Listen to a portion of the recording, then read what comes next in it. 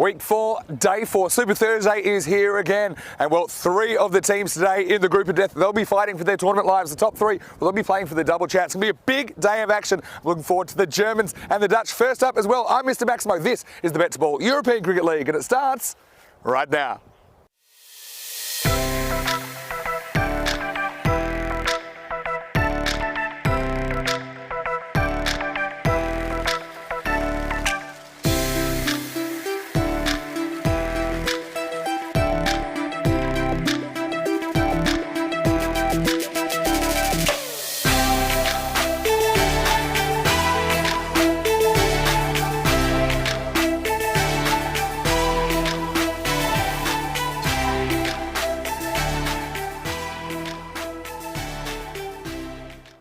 Good morning to you wherever you're watching from around the world, and welcome to a huge day in European cricket. Well, it is Super Thursday in Group D, the group of death we've been calling it. We certainly have had some very, very interesting matchups so far this week, but really it's sudden death today for three teams that will be playing for their tournament lives. The top three, well, they've got an important day as well. They're playing for a position and that crucial double chance tomorrow on Finals Friday. Let's go now to the toss for the first match of the day. Is match 16 of the week. Playoff number one between the team that finished first after the round-robin stage, MSC Frankfurt of Germany. They're taking on the defending kings of European cricket, VOC Rotterdam from the Netherlands. And I know that Rob Kemming is ready for the giant coin toss.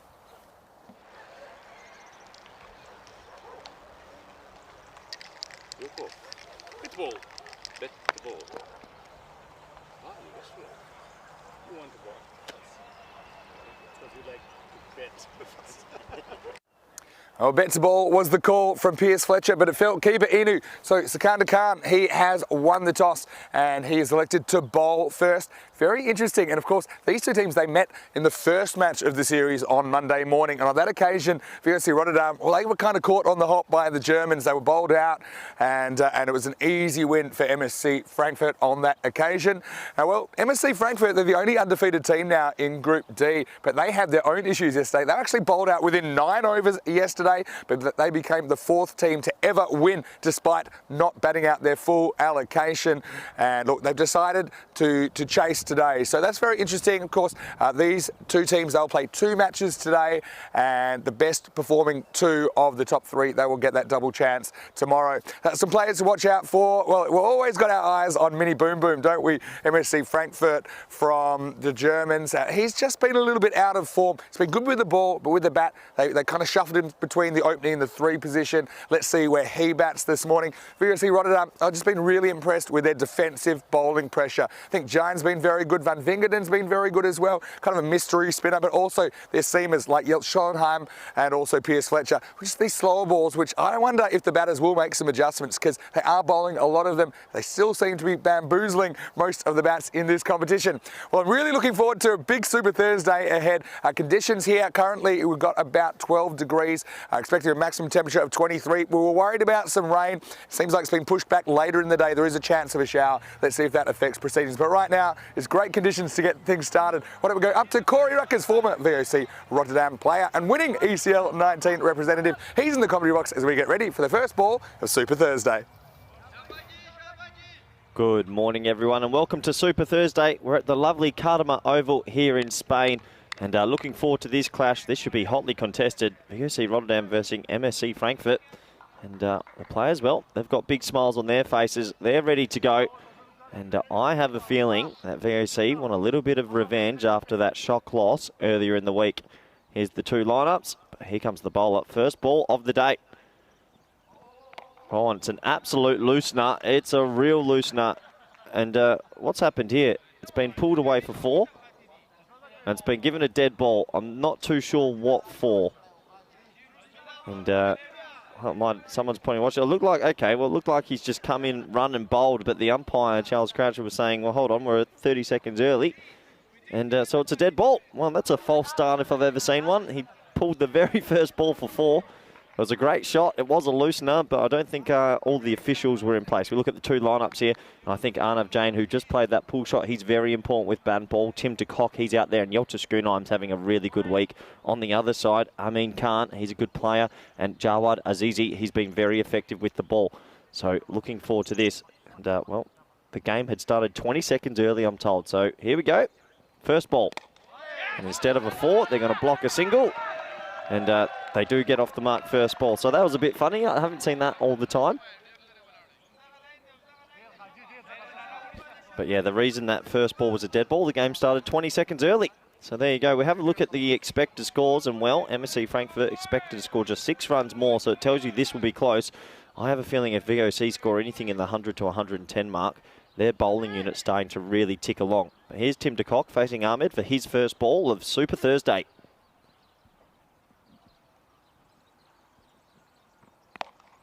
Pushed into the offside and good running again. So that's always a nice feeling as an opening batsman. Both batsmen off the mark. And that gives me a good opportunity to welcome back all our viewers in India via fan code. And all our viewers on YouTube and the YouTube chat, welcome back. Always fun to interact with you all. Have a look at the keeper here. Getting right in the way of Arnav Jain, and a little hug to start the day. Hey, it is Super Thursday. It's Cuddly Thursday as well. Looking forward to Vinny Sandhu joining me shortly. In comes Ahmed again.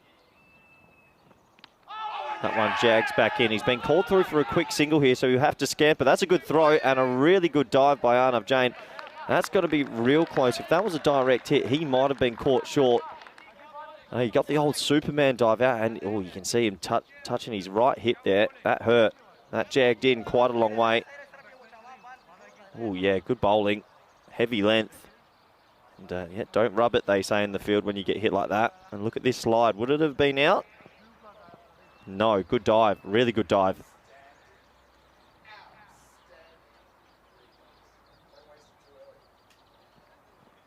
Tim de Kock. Oh, that's a nice shot straight to the fielder this time. So a dot ball. So good start this by MSC Frankfurt, sorry. And really good start from them. Not giving too many loose balls away. These two teams finished 1 and 3rd. First and third, sorry. So Super Thursday, all the points reset, the net run rate resets, and it's all to play for. It's a nice shot from Tim de Kock, straight to the fielder. They'll jog through for a single. So good running from these two at the moment. Neither of them finding the boundary just yet, though. Speaking to some of the VOC players, they did say that they find this Frankfurt team very difficult to line up. Their bowlers really do bowl a good length and a good line. But good running so far between these two. I think Arnav Jain, he'll want a boundary off this last ball in the first over, though.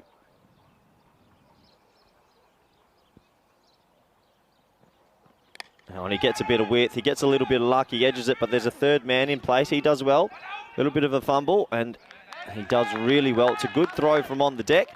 And, well, that'll be another single. No boundaries in the first over besides the dead ball that was hit for 4.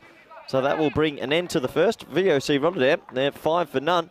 Have a look at this little bit of fielding here. Moves really well to his left, gets down, taps it in front of himself, and it's a good throw from on the deck. He doesn't get back up. He just throws it from a kneeling position, and that's good fielding. Keeps it to 1.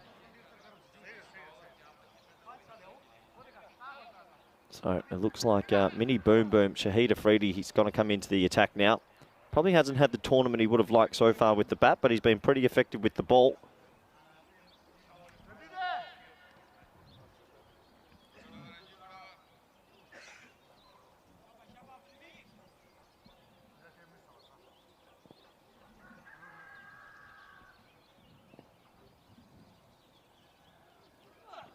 Oh, that's a loosener, but that's a pretty loose shot as well. Could be out. No, it's just going to clear mid off. Well, it was sort of a swat sort of shot. He just gets enough bat on it. It clears mid off and it goes for 4. And that's the first boundary of Super Thursday. And it goes to Arnav Jain. At first, when he first hit it, I thought, oh no, he skied this. But he just got enough bat on it and gets it over mid off. So 4 runs. The 2 boundary riders are deep mid on and third man. That's a better shot. Oh, that's a glorious shot. So he gets a little bit of width on the offside, and that's a great cut shot. Another 4 back-to-back boundaries. That's a nice steadier after not finding a boundary in the first over. And that's glorious batsmanship. You can play that in any format. Just a little bit of width here, and a late cut. Big cut shot through the gap, 4 runs. So back-to-back boundaries to start the second. Sort of feel if the VOC batting group start to get into this tournament as well, I still think they're favourites to win this group. Oh, that's a good response. A little bit of symbols from the keeper. Good response. Afridi just getting it a little bit fuller that time. The first 2 balls were short.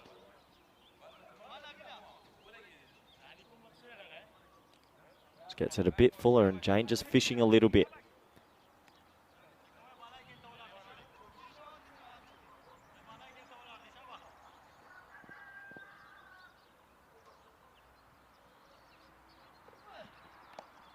And he gets respectfully played for a single. So that's going to bring on Tim de Kock back to strike. So sort of feel Tim de Kock, if he stays in for any length of time with Jelter Schoonheim, those two are probably the most dangerous batsmen in the VOC Rotterdam lineup. He really does hit a hard ball. He can mistime it for 6 as well. He's very, very strong. Just get the feeling that he might try to take this on.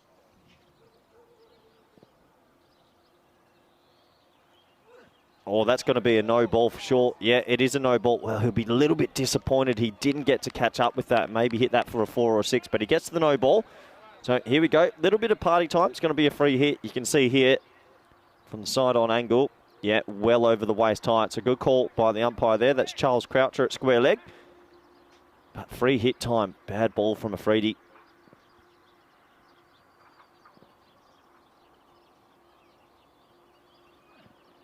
Oh, it's good bowling. Well, it's a free hit and he misses out completely. It's a slower ball into the pitch and he's too early on the stroke, so he gets away with it. That no ball over the waist could have easily been hit for 4 or 6, and then the free hit gets missed. So opportunity missed for VOC Rotterdam.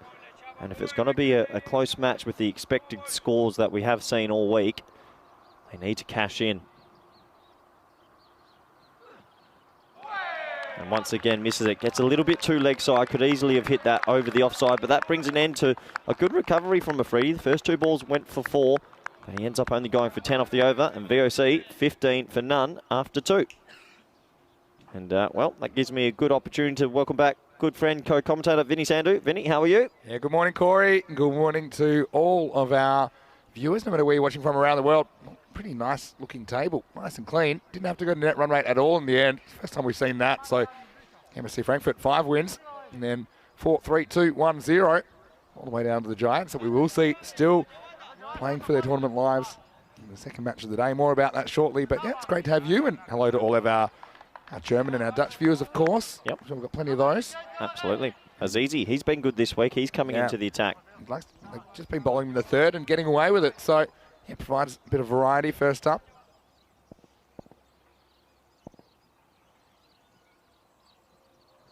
It's a good look at this one, doesn't it? Yeah, it's a big appeal because he's actually batting on off stump. That's not the worst appeal, but I think it was just sliding down the leg side. He does get a decent stride in. Yeah, I think that's just coming on with the arm and going down leg. It's not a bad shout. It's not a bad shout. I think I agree. I think just that natural angle and the distance between the point of impact and the stumps, pretty significant there. Nice, and goes through everyone. This is lazy keeping. Well, it's bonus runs for VOC, Vinny. It is lazy keeping, goes straight. It's just an arm ball again, coming in with the arm. You gotta pretend the batter's not there, pretend the stump's not there if you're keeping. And look at this. He's just a spectator here, isn't he? And while he's done some good things, that wasn't the moment he'll want to remember for buys. And he's just getting a bit of assistance. I'm not sure what that is. Or is Khan going to take over here? What's going on? Maybe he didn't want to stop it. Might have flicked his fingers there. Or flicked his pinky on the way through. Oh, no. It wasn't great. Man, if that's just flicked his pinky, that's one of the more unlucky finger injuries I've seen, because it looked pretty innocuous, didn't it? I'm surprised he got near it, to be honest, just based on what I was seeing. It's a coach killer, as you'd say. I've had a pretty bad history myself. Oh, here she comes. There's that magic spray bottle. You're a big fan of the I'm a huge magic fan. spray lady. Yeah, there she goes. She gives it a wave and she's off. Now, if she gets this on the hand, I reckon he'll recover here. Well, actually, I wanted to see the magic spray lady for more on our one of the house to our viewers. I want to see more of that. Anyway, look. Good morning. Good morning. Good morning to you. And it's great to have your company no matter where you're watching from around the world. Special good morning as Tim DeCock's out there to Sonia DeCock, Tim's mum, hello, mother. Is having a birthday today. So, Sonia, good morning to you. Hopefully you're well. And how are you this morning, Corey? Yeah, I'm good. I'm excited. Looking forward to this clash. I know the Dutch supporters are over there. I know Meryl Farson's flown in today. You've got Crystal and you've got Eddie there. They all come from Rotterdam. So here to support the boys. So that's exciting. And I'm looking forward to this Super Thursday. Now, I know you tipped VOC Rotterdam, your old club, to have a pretty good Super Thursday, right? And so, you just think that they're improving. Things are starting to click for them. Yeah, I think they are improving, Vinny, and I think they're sort of finding their way. But it does look like we're going to have a change of keeper, and it's going to be Amin Khan's going to keep. Yeah. So that's a bit of pressure, isn't it? Yeah, well, it sure is. I mean, it's one of the most bizarre injuries that I can remember because it doesn't really go at the ball, and but this is what can happen. Is he staying on the field? Yeah. Well, hold on. Yeah, well, I'm a little surprised. I mean, they've got Wasim Khan So has he just let her 4 byes and then they've said, well, you can't keep? No. The thing is, that's flicked his pinky just slightly and it would have snapped it back. Okay, right? but why is he in the field now? Mate, well, he will bat, right? So I think they want to say, look, if he goes off the field... No, but if you go off the field for a real injury, you can bat anywhere. Well, external. It depends whether it's external or internal. Well, he's gone to cover. I would have thought that's external and then that's okay. Yeah. I mean, yeah. Well, that's One of those interesting. ones in the grey zone. Anyway, Azizi, breaking fingers. Next one's cut away. Well, you would just think if it was a serious injury and you couldn't keep, you then wouldn't go field at cover. You'd field at maybe 45 or you'd let the 12th man field. Doesn't have the protection of the gloves. All I can think is it's got to be about they want to make sure that he can bat. He'll bat at 4 or 5. So they don't want him off the field for 3/4 of the innings. That's good timing from Tim de Kock. He hasn't got a boundary just yet, but another single to him. So VOC, good start here. They've got wickets in hand, which is going to be important with Yelter Schoonheim and Pierce Fletcher coming in at 3 and 4, I imagine. Well, they probably want another boundary or 2 just to get them a little bit ahead of the game. Good over this from Azizi. That's the arm ball, and that is absolutely clattered, but it's straight to the fielder, and it's a great catch. Well, that's a brilliant moment, and that's a sensational catch out there, and that's Dawood Mohammed. Really good take, and I thought when he first hit it that was going for 6, but straight to the man, and that's the first wicket of Super Thursday. Yeah, it's a big wicket, isn't it, Giant? He's been really good at the top of the order, and yeah, off the bat, I felt this had what it took, but maybe morning. Ball slightly heavier potentially because of some of the morning dew that we get, but it's the longest boundary on the ground from the crease as well. And Mohammed gets it and launches it back up where it came from. First wicket of Super Thursday. And his disappointment, the Giant, as he falls, score is 21 for 1. Yeah, big wicket. They needed that for sure, and they'll be happy with that. Will the MSC Frankfurt team. It is a big wicket because he's been in pretty good form. I think when he first hit it, he thought it was going for 6 as well. But unfortunately for him, it wasn't. It brings a pretty important player to this team. Yelter Schoonheim now. He's had a pretty good week with the bat. And he's going to need to continue that good week. Yeah, he's had a really good week, Yelt. He's been good with the ball as well. He's been a very important player. So, change keeper, change of luck. Yep. Yeah, it's easy. Speaking of good weeks, he's had a very good week, hasn't he, for MSC Frankfurt? Yeah, he has. He's really been an efficient bowler, and good to see a spinner doing so well in the power play. Last ball of this power play. It's blocked just into the offside, and well, after the first 3 overs, it's 21 for 1, and I think MSC Frankfurt, if you said that would have been the power play score, they would have taken it with both hands. Yeah, no doubt about it. A question in the chat from Arthur. I'm saying that's the longest boundary on the ground. Well, the reason I say that is these boundaries, they're 50 metres all around, but that's from the middle of the pitch. So those pockets at kind of deep mid-wicket and deep cover, they're just a bit longer than if you hit it dead sideways. And so, yeah, it was I just find like sometimes catch. players, like there's no deep mid-off or deep cover there, and they still try and clear mid-on. I always think they can go a bit straighter, because if you don't time it perfectly, you do run the risk of being caught. But if he's hitting that over mid-off, who's in the ring, well, it's a safe, it's a 6, it's a 4. Yeah, that's exactly right. Is that your alarm clock in the background, Vinny? Good morning. Do you want to know what that was? That was just, so I made sure, I've already done, but to make sure that, give Sonia a happy birthday. Oh, good. There we go, Tim de Kock. Well, I don't think he's got that out the middle, or has he? Oh, he has. I think the fielder slightly misjudged it. And that's the first boundary for Tim de Kock. And, well, much needed boundary for VOC Rotterdam. Goes all the way for 6. Yeah, I mean, this is the slightly shorter boundary. And that's why I think this covers. I don't think he gets this as well as Jan gets his. And bang. Relieves the pressure. Back to live action. Khan, he's having a pretty good week himself. Yeah, I mean, MSC Frankfurt undefeated through the group stage. We have not seen a team go undefeated all the way through a group week. We got pretty close last week when Carlton, the Scottish champions, made it all the way to the final. They won 8 in a row, but then lost the one that mattered to Brescia CC of Italy.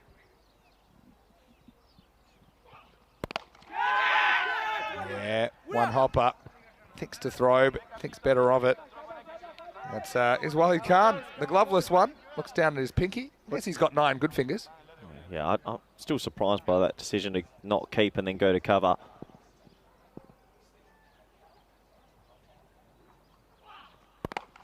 Schoenheim. Well, this time we do have a chance. It goes the underarm. I still think this would have been out, Corey. Yeah, I think direct hit, he's gone there, and he sort of dropped the bat. It's one of those pluggers. You got a slider on the wicket here. It's very soft right next to it, and I reckon a direct hit, he was in a lot of trouble. Yeah, I think so. I think you called the plug up. Where does it plug? Just past the line. It's a safe plug. If you're going to plug safely. Yeah, always plug safely out there. Run in a straight line as well.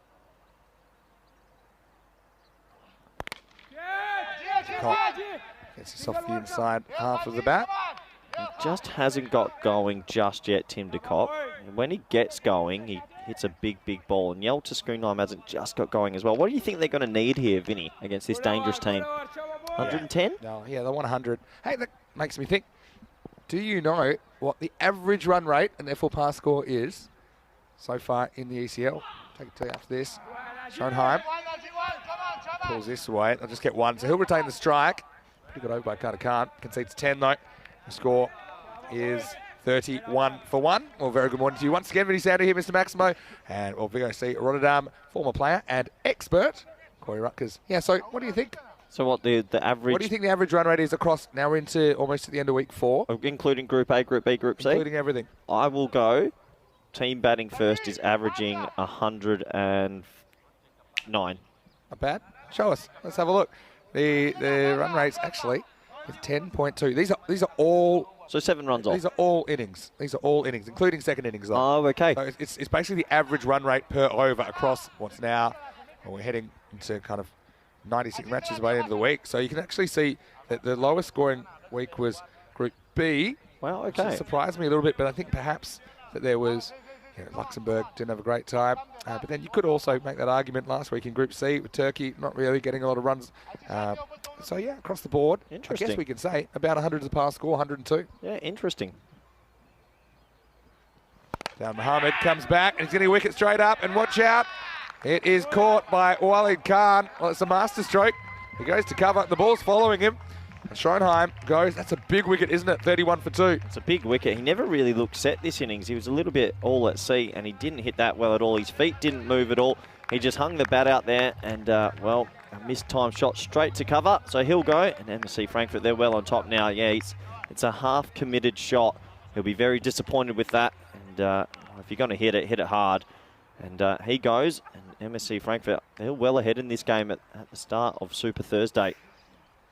Yeah, disappointment for Schoenheim. Tries to elevate, just doesn't get the contact that he wants. Surprised to doing business in T10 cricket. And Eric Watkins in the chat. Hello, Eric. Saying not surprised at the pass score, really. And so if VSC does hit that 110 or maybe 115, they can take it. Yeah, for sure. Well, if they're going to do that, Vinny, one of these two has to go big because they've been pretty heavily reliant on that top order. Pierce Fletcher's promoted himself to number 4 now. And Tim de Kock's still there, but 2 big wickets in Arnav Jain and Yelta Schoonheim gone. A lot of pressure on these two. Good start for Dawud Mohammed. Yeah. Fletcher's off straight away. Yeah, big want to give a big thank you as well for compiling all the daily run rate statistics to Ravi, our media department, our graphics department. Thanks for putting that together, Ravi. Yeah, that's good. You could actually see a few little... Surprised it's 100. Yeah, what do you think more? I think, well, I said 109, so yeah, I thought 110. I would have thought 105 to 110. But I guess, yeah, there has been some low-scoring matches and some... And then counterpoint, there's been some high-scoring matches against those low-scoring teams. Yep. You know, so... Okay, worked away by de Kock. Just get one here. You feel with de Kock in, there's still a good chance to get that 100 plus and maybe even more, right? Oh, I don't know. I think they're in a bit of trouble here. I mean, they're only going at 7s, and the batting to come hasn't hit form. So because you've got Burhan, Ayaz, Durrani coming, there's a lot of pressure on one of these two to have a really good innings. De Kock did struggle on Monday morning, didn't he, against Frankfurt? Any game he really looked a bit out of sorts. Get one here. So they're ticking it, but they're not really booming it at the moment, VOC. I think they're sort of caught in that in-between stage where they don't want to lose another wicket, but they need to find a boundary. So they're just trying to play the percentages because the projected score at the moment is 72. They're going to need a lot more than that. 12 and over will get them to 96.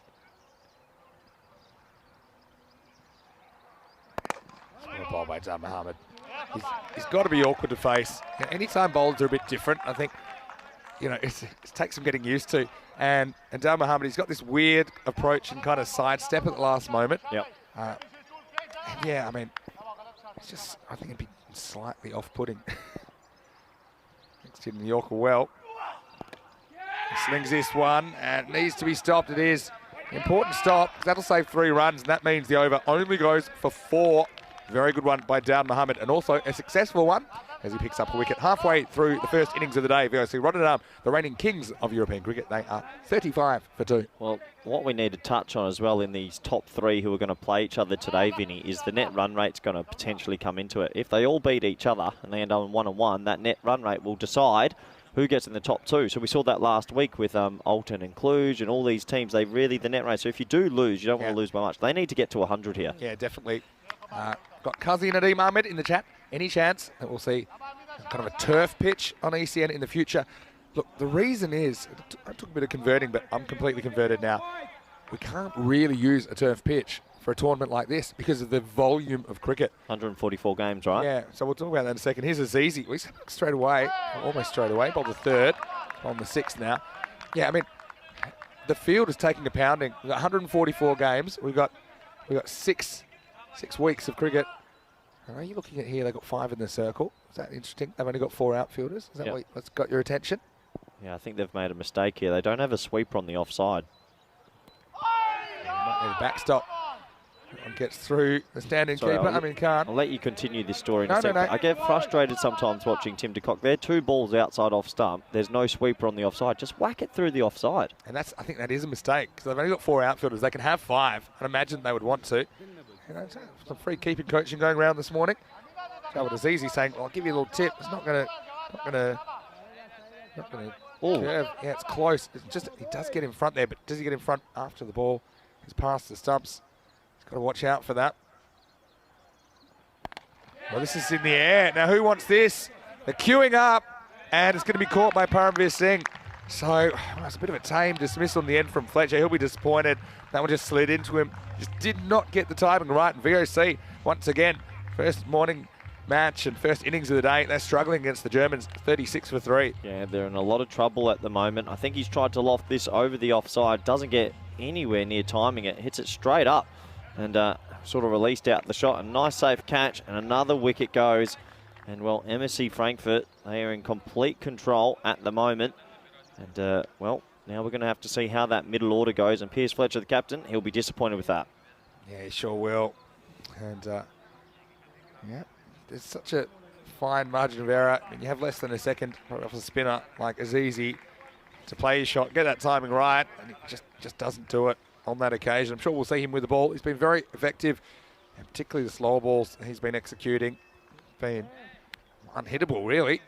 So this brings a good young player to the crease in Berhan Niaz, the Belgian. Hasn't had the greatest tournament with the bat just yet. They need him to come good as soon as possible. Yeah, Azizi just keeps on taking wickets. He's got 2 for 2 off 1.5.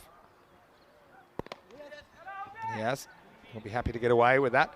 Say hello to Maya, who's probably over there in the fan zone as well. I can spot the red coat from here. And a bit of chat about Maya in the live chat at the moment. ECN European Cricket Network. And she said that first one was elegantly caught. Well put. Goes after this. It hits it over the infield. That's normally a pretty good sign. And this one will get to the boundary. Because often, yeah, if you aim kind of straight over the infielder's head, there's normally a gap behind him. There was, and de Kock, he gets 4. Yeah, nice shot. That one's a little bit straighter, and he gets it over that mid-wicket in the ring. A much-needed boundary. And, well, he becomes so important in this match. The whole context of the match, if they get him out pretty soon, MSC Frankfurt, well, they'll be in complete and utter control. But while he's there, VOC still have the chance to get up to something quite competitive.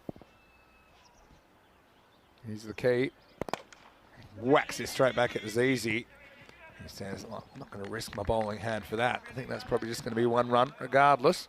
That's the end of his spell. What a very, very good spell from Jawad Azizi. And I'm going to pick up his bean for MSC Frankfurt. He finishes 2 for 8 of his 2. VOC 6 over mark, 42 for 3.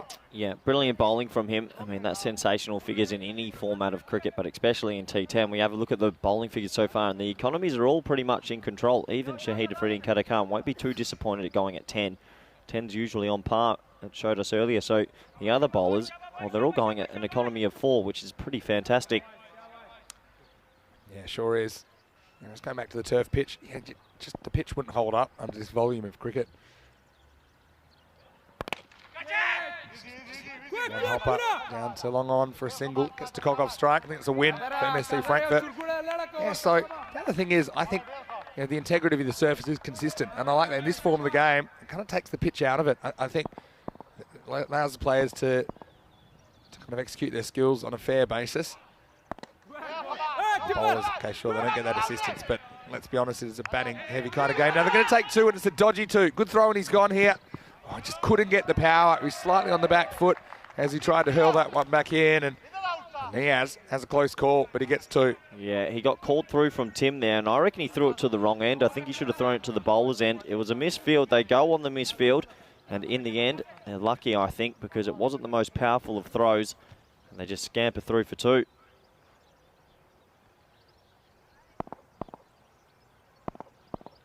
Need to get a move on. Yes, Stumby will just get 1. I know it's good to hustle through for 2 there, and I know De Kock hasn't gotten going, but he's the man you'd expect to dominate this partnership. So I think actually if you're MSC Frankfurt in a funny way, you don't mind kind of spending a run to keep him off the strike at the moment, because he's one guy that can launch them, and launch them pretty frequently. Here's Cartama. It's a little dainty leg glance here, and this is going to be a lot of work for the man on the boundary. He goes with the foot fielding, doesn't work out. Zabiul Ayubi down at fine leg. He made the ground, but he couldn't get down to make the stop. 4 runs, that brings up the 50 for VOC Rotterdam. Yeah, it's taken a while to get there. 6.4 overs, but they're there. That's a nice shot. A little bit of Whippington in that. And, well, kids, use your hands at home. You should have stopped that. Gives them a few free runs. Said it a few times. While Tim De Kock's there, VOC will still believe.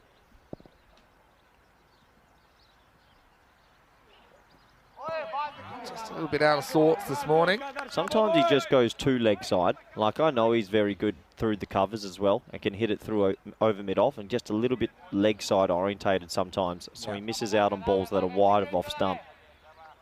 Yeah, very good observation. And they've normally had very little protection in the offside. Last ball of the over. Like that again, that's wide outside off stump. So if you stand in your natural position, just whack it through the offside, you can get value, and that brings an end to the 7th, 50 for 3. Yeah, 50 for 3. Very good observation. It's always easy when you have a look at the video. I'm sure he'll do that as well, and maybe make a subtle adjustment. So 7 overs down, just 3 to go. VOC struggling to get the car moving this morning. And this is the program for Super Thursday. We've got these green matches, they're playoff matches. They're playoff matches between the top 3 teams after the round robin. And the 2 matches in red, they're eliminators. So coming up next, we'll have Malta Super Kings versus Culpe Giants. We finish 5th and 6th. Only one of them will survive. And whoever that is, they'll play Albies Army later in the day.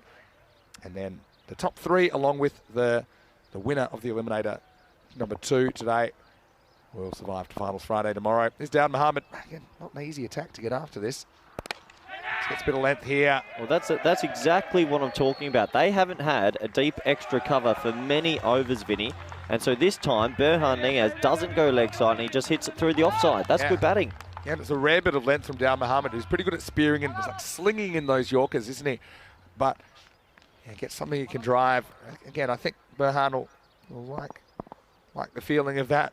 And yeah, now they do push back the deep point. Overcompensation, but I think this one's okay. Yeah, I think that's just below waist height. They would have loved a no ball there, but he gets away with that. Yeah, I mean, yeah, that's fine. Probably just above the top of the pads, so not a delivery you're expecting either. Good stuff by the umpires. Looks like we're at the check connection out there this morning to Sheriff Charles Crouch and Joe Foster. It's a really good shot, good bit of timing, but he's going to be out. He's hit it straight down the throat of Ayubi. He's had a bit of a hit and miss time in the field. I just thought he timed that so well, but the problem was the directionality As down Mohammed, probably not his best ball, but does bring a wicket. No luck for Niaz as he has to go. The score now 54 for 4. Yeah, that's one of those ones. He's hit that pretty well, and he caught up with it down the leg side, but he couldn't have picked out the man any better, and that's a little bit unfortunate for the young man. Left or right of him by a couple of metres was probably a 6, and that's just the way it's going for VOC Rotterdam this morning. They can't get any momentum or rhythm into this batting innings, and MSC Frankfurt, well, they're well on top now. Berhane, as he goes for 8 off 6 with 1 boundary. And VOC, they need a strong finish here. Otherwise, this game, it's getting away from them.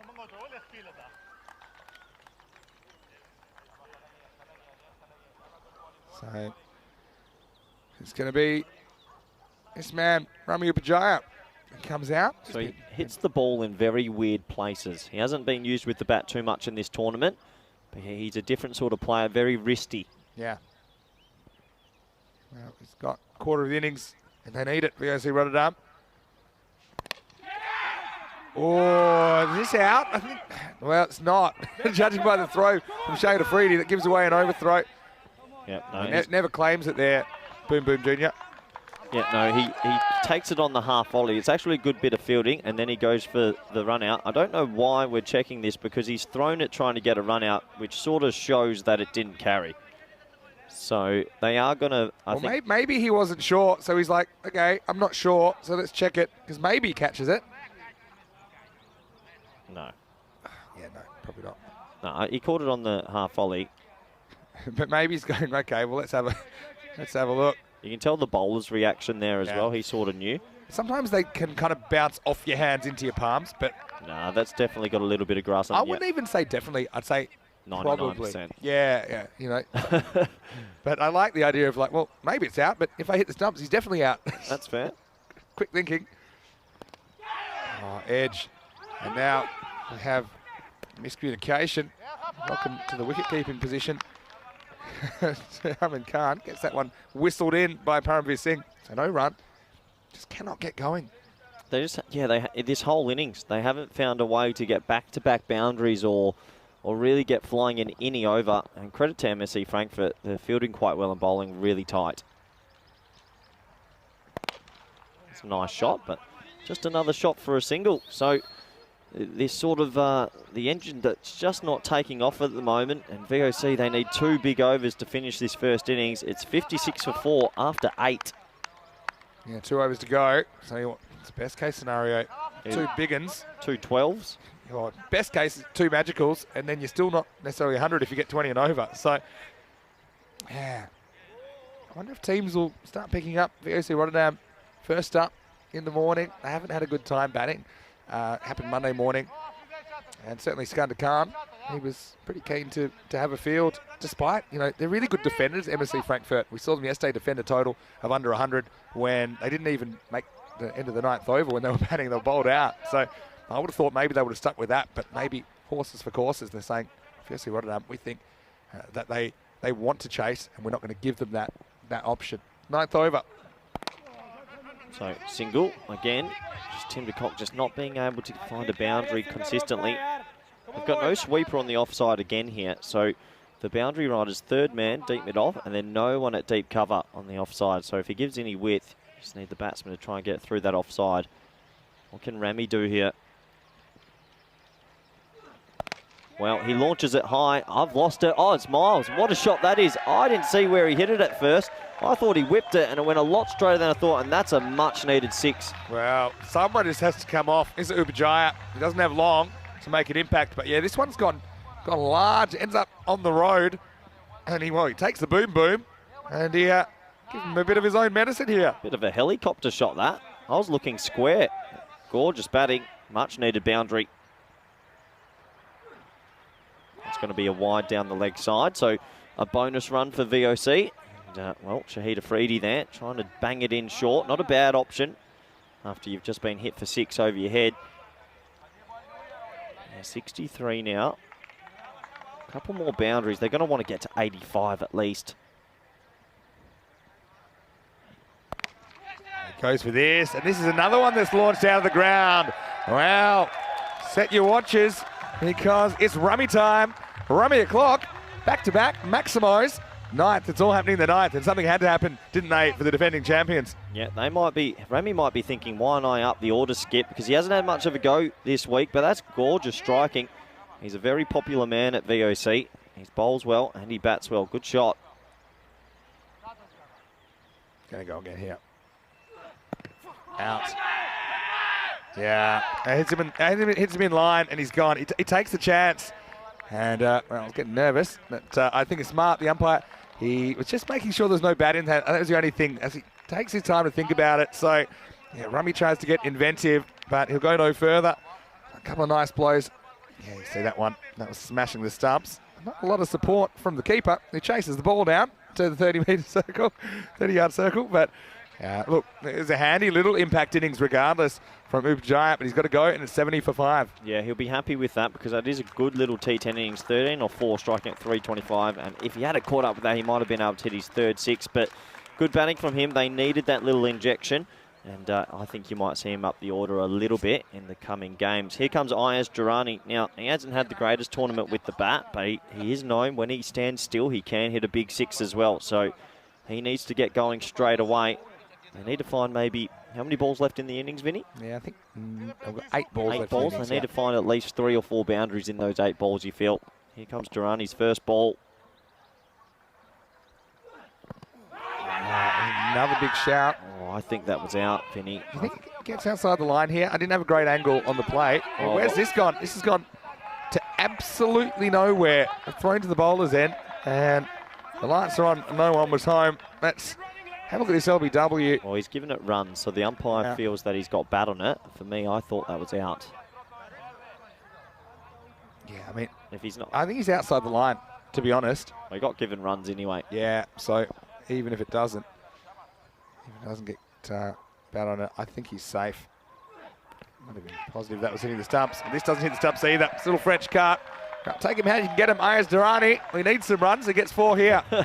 Yeah, well, on the first day, he only made 1 run from 2 innings, and so far this day, he's got a 2 and a 4, little inside edge, much needed boundary, and that's a pretty good over for VOC Rotterdam in the end. Yeah, it is, despite losing a BET2BALL, but yeah, they just kind of beg, borrow, or stealing as many runs as they can, and that is that kind of a magical over, is How it? many off it, Vinny? 20 off the over from Boom Boom. I said 20 and 20 gets them to 96. Well, they're at 76 now. 76 for 5. And look, and even a score like this, kind of maybe in the 80s, they do have the bowling attack. You'd think the way they have been defending to maybe pull this off. Remember Frankfurt, they've had a few struggles with the bat. They were bowled out yesterday, still won the match, but they're a combustible kind of batting lineup. They're not the type to bat steady and just trying to chase 90 down at 9 and over. They'll be trying to go at 19 and over. Yeah. They need Tim de Kock to click this over. Yeah. He's faced 24 balls. He needs to get going this over. Can he get it away? He's laboured, hasn't he? Got a really good death bowling option here in Wahid Ahmed. Bowls the first, bowls the last, executes this death bowling. Bang, hits that block hole. It's his first over though, Vinny. I think did he not bowl the first? He normally does. He's definitely bowled the first over, which went for 5. Oh, yeah, there we go. There we go. It's updated now. So it went for 5, including a leg bye. So sometimes the graphics just follow what I say. It's the kind of power of it is a Thursday morning. Yeah, Super Thursday. Okay, yeah, that's a smart shot, I think, because you know what he's trying to bowl, thinks about throwing, and I think lucky for Durrani doesn't, because he might have had that one just impact his spine.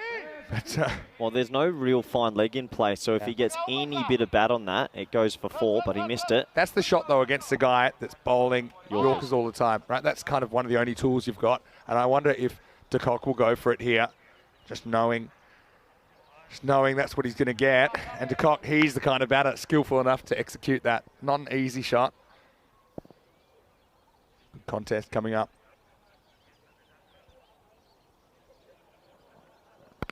Misses his length, and he pays the penalty. Maximo! I need de Kock to kick, and there's a bit of a kick along happening at the end of this innings for VOC Rotterdam.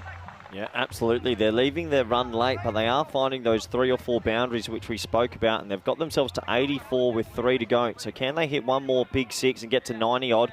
That one was in his wheelhouse. When it's under his eye line, he's actually quite good at clearing the pickets, but when it's just a bit wider, he's got to still hit it the offside. But that's good batting. Will he get another one? Don't think so. There you go.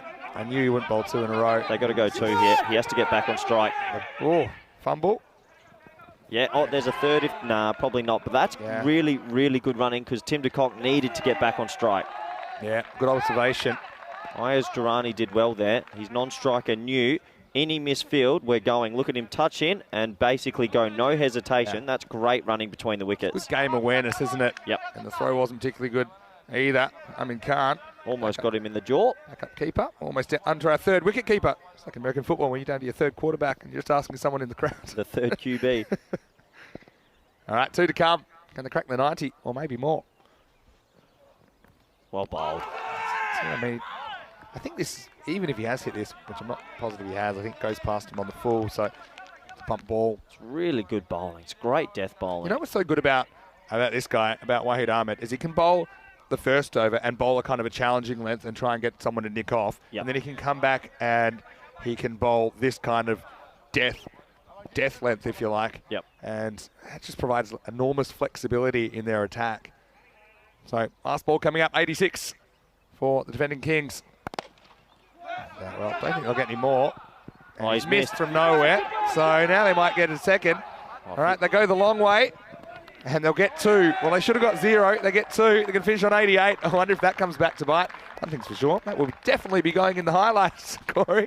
Yeah, he's missed a simple run out there, but an extra 2 runs for VOC. And later in the game, that could be really, really crucial. They had a good last sort of 10 balls in that match, 20, in this innings. Yeah, 20 and 12. They get off the last 2 overs. There we go. Should have All been. you got to do. Oh, no. Well, I tell you what, David Mullet will be saying, now he doesn't have the worst bit of 10-pin bowling this week. Got to say, wait on it. And I like the commitment too from de Kock, who had to work hard. He laboured, didn't he? But he gets there in the end, 36 not out of 29 balls. It'll cost them 2, but I think for sure the Germans, if you said, look, how about taking 88, they would say, I'm pretty happy about that. But still, VOC Rotterdam, they are the defending ECL champions. And it's going to be a good test of their bowling, I think. They have been good. They've been good in the power play, using some spin options. They've got kind of wild cards like Steve Van Wingerden, who I think's been an excellent bowler. It could be a bit tough for Frankfurt to handle. They've got a good balanced attack. Well, it was Super Thursday. Time to bring the boom boom back on the park. And MSC Frankfurt, let's just say they had VOC Rotterdam on the back foot for most of this innings. And this is a crucial encounter. Could decide the double chance. And right now, you'd say it's advantage to the Germans. Yeah, you would say just a slight advantage to the Germans. Probably kept them about 12 under par. And that was the first wicket. Arnav Jain caught right on the rope. That was a really good catch. And after that, Tim de Kock got a couple of boundaries away earlier in his innings and then sort of struggled in the middle part. But that was a nice shot over mid-on. Yelter Schoonheim, well, unfortunately for him, wasn't his best innings. A simple catch to the fielder there at cover. And it was all MSC Frankfurt at the start. They just kept picking wickets up at the right time. Piers Fletcher couldn't get a hold of that one. And Azizi, he bowled a really good spell of left arm off spin. And the odd boundary came along, but really it was a good defensive bowling from the German team. They just kept it difficult for them. That was a little bit unlucky for Berhan Niaz. It was a good shot, but he couldn't have picked out the fielder any better. And at this stage, we thought, well, VOC might be in a lot of trouble and only make 70 odd.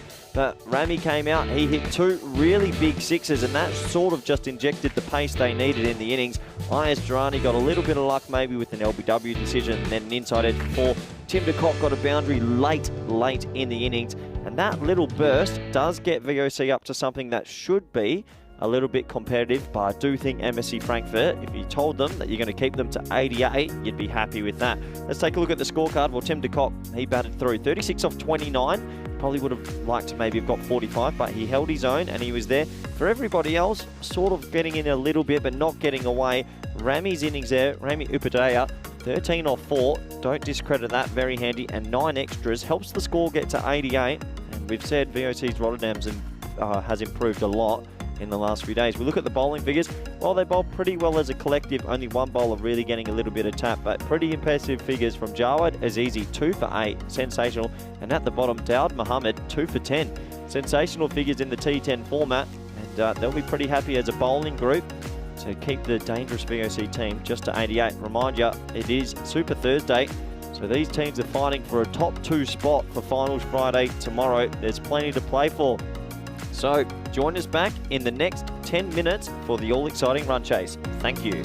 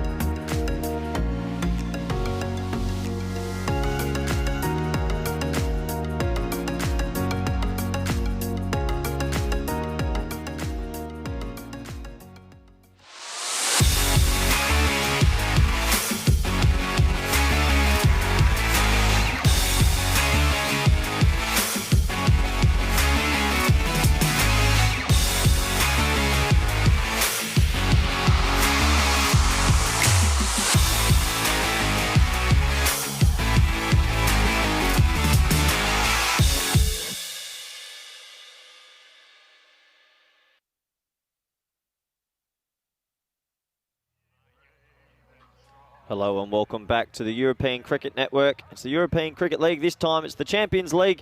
And we're at the halfway stage between this clash, MSC Frankfurt versus VOC Rotterdam. And, well, it's been an enthralling clash so far. MSC Frankfurt, they were restricting VOC to 88 for 5. So you think they'll be the happier of the two sides. And we want to welcome back all our friends and viewers on YouTube and via YouTube chat and in India via fan code. I hope you're all well and I hope you're all enjoying the live T10 cricket. It's been a very exciting few weeks. This is Group D, the Group of Death, and it's Super Thursday. So plenty to play for at the moment. And these two teams vying to get a double chance tomorrow for finals Friday. Could go either way. You sort of feel if MSC Frankfurt get a good power play though, they might run away with this. VOC, they're going to need to get some early wickets. And that's Piers Fletcher, the captain. He's at the top of his mark. He's going to be bowling to Shahid Afridi, aka Mini Boom Boom. There's a couple of the VOC fielders that have just been popping up. And well, they look pumped. They look ready. There's young man Roman Harangi. He's at short fine leg, the 15-year-old. And Ayaz Jarani at backward point. Well, looking forward to seeing how he goes in the field. He's a live wire there. And Tim de Kock at deep mid-wicket. The boundary rise, a deep square leg, deep mid-wicket. 89 for victory. Piers Fletcher with the new ball. Here we go.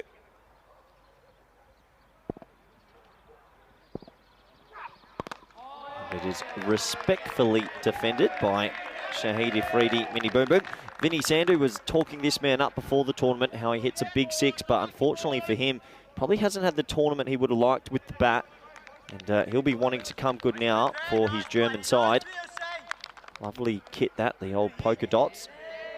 And VOC sporting the red with the little medallion on the collar, as they are the reigning champions.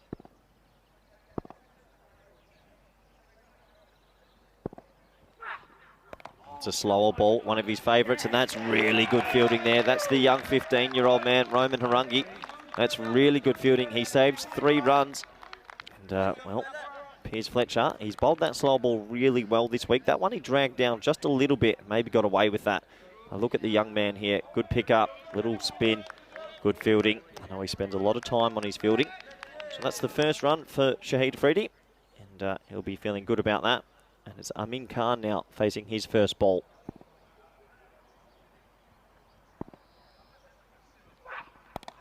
Oh, it's a nice shot, straight to the fielder, who has a ping at the stumps, and good movement from the VOC Rotterdam mid-on. That's Arnab Jain backing it up, so no extra run.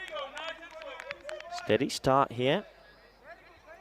MSC Frankfurt undefeated so far in the Group of Death. They can hold their heads up high, but you imagine they're going to be put under a little bit of pressure here. VOC Rotterdam have gotten better with the ball as the tournament's gone on. They bowl a lot of slower balls and a lot of off-speed deliveries. And how will MSC Frankfurt try and overcome that? There it is again, another slower ball. Straight to the fielder, and he has a ping, but good fielding from young Roman Harangi there again. And just a 1. So the 2 slower balls, a little bit shorter today from Piers Fletcher, but they haven't been cashed in on. And this is a good start for VOC. I mean, if they're going to restrict them below the 89 run target, you sort of feel they have to have a good power play. And they definitely have to remove Shahid Afridi.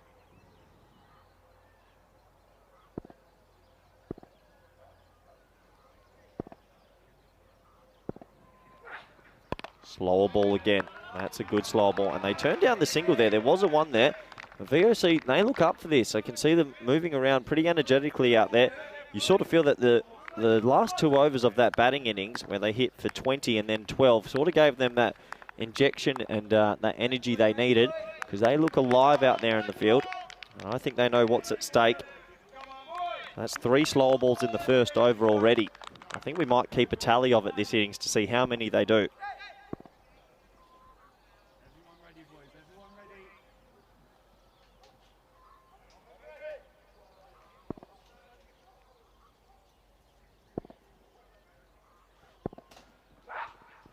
That's another slower ball, and oh well, this time Roman Harangi can't stop it. It beats him on the inside.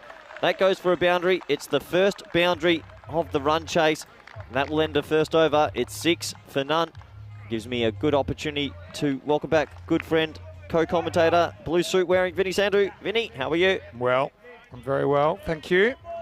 And MSC Frankfurt just getting that one away. I thought they might have missed out on one of those earlier in the over. Just a little bit short. Just they kept finding the fielder in the circle at the 45. But end of the over, 6-0 loss. Pretty good first over for VOC, really. I think we know that MSC Frankfurt, they love to attack. If you try and take that away from them, get them frustrated, they can lose wickets in clumps. I mean, they lost all 10 wickets yesterday in 47 deliveries. Okay? Yeah, wow. So they were bowled out. Sorry, pardon me, 53 deliveries, but 47 when you include when the first one fell. Here's Giant in the second over. Good sweep shot, good shot for 4. And Amin Khan, I called him the pocket rocket yesterday. He's not too much of him, but this is well timed. That's the tall of the short of it out in the middle. The result, 4 runs for the Germans. Bit of a freebie that. It's a half volley outside the line of leg stump, so he only has to catch up with it. He does exactly that, and he splits the gap. 4 runs, back-to-back boundaries now.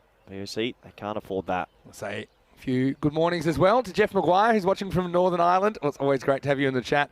There's VW Coco watching from the UK. And anyone else, why don't you let us know where you're watching from? We'd love to know. Liam Day watching from New Zealand.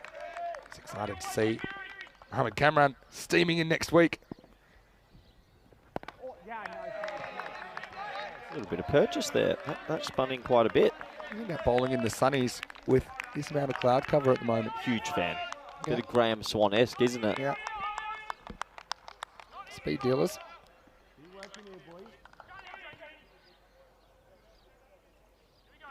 Not really built for speed though. More of a slow bowling option. Trouble. Yeah, this is going to be a simple catch, and it's held on to. And it's the youngster. Oh, he's going to have leather poisoning because he's in the game. Roman Harangi takes the catch.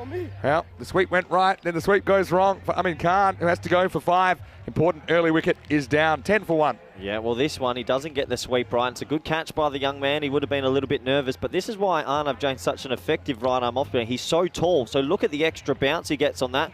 It's the top edge, and, well, he would have been nervous, the young man, 15 years young. He takes the catch, and look how pumped up he is.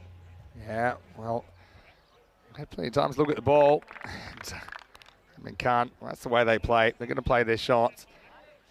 I think they're going to attack this like they're batting first. I don't see them batting more conservatively just because the target is in double digits. But, I mean, had to do a makeshift job with the gloves. And now, with the bat, that's the end of his performance in playoff 1, match 16 in Group D. And bring to the crease Zabiola Ayubi at number 3. So, yeah, a bit of a wild card.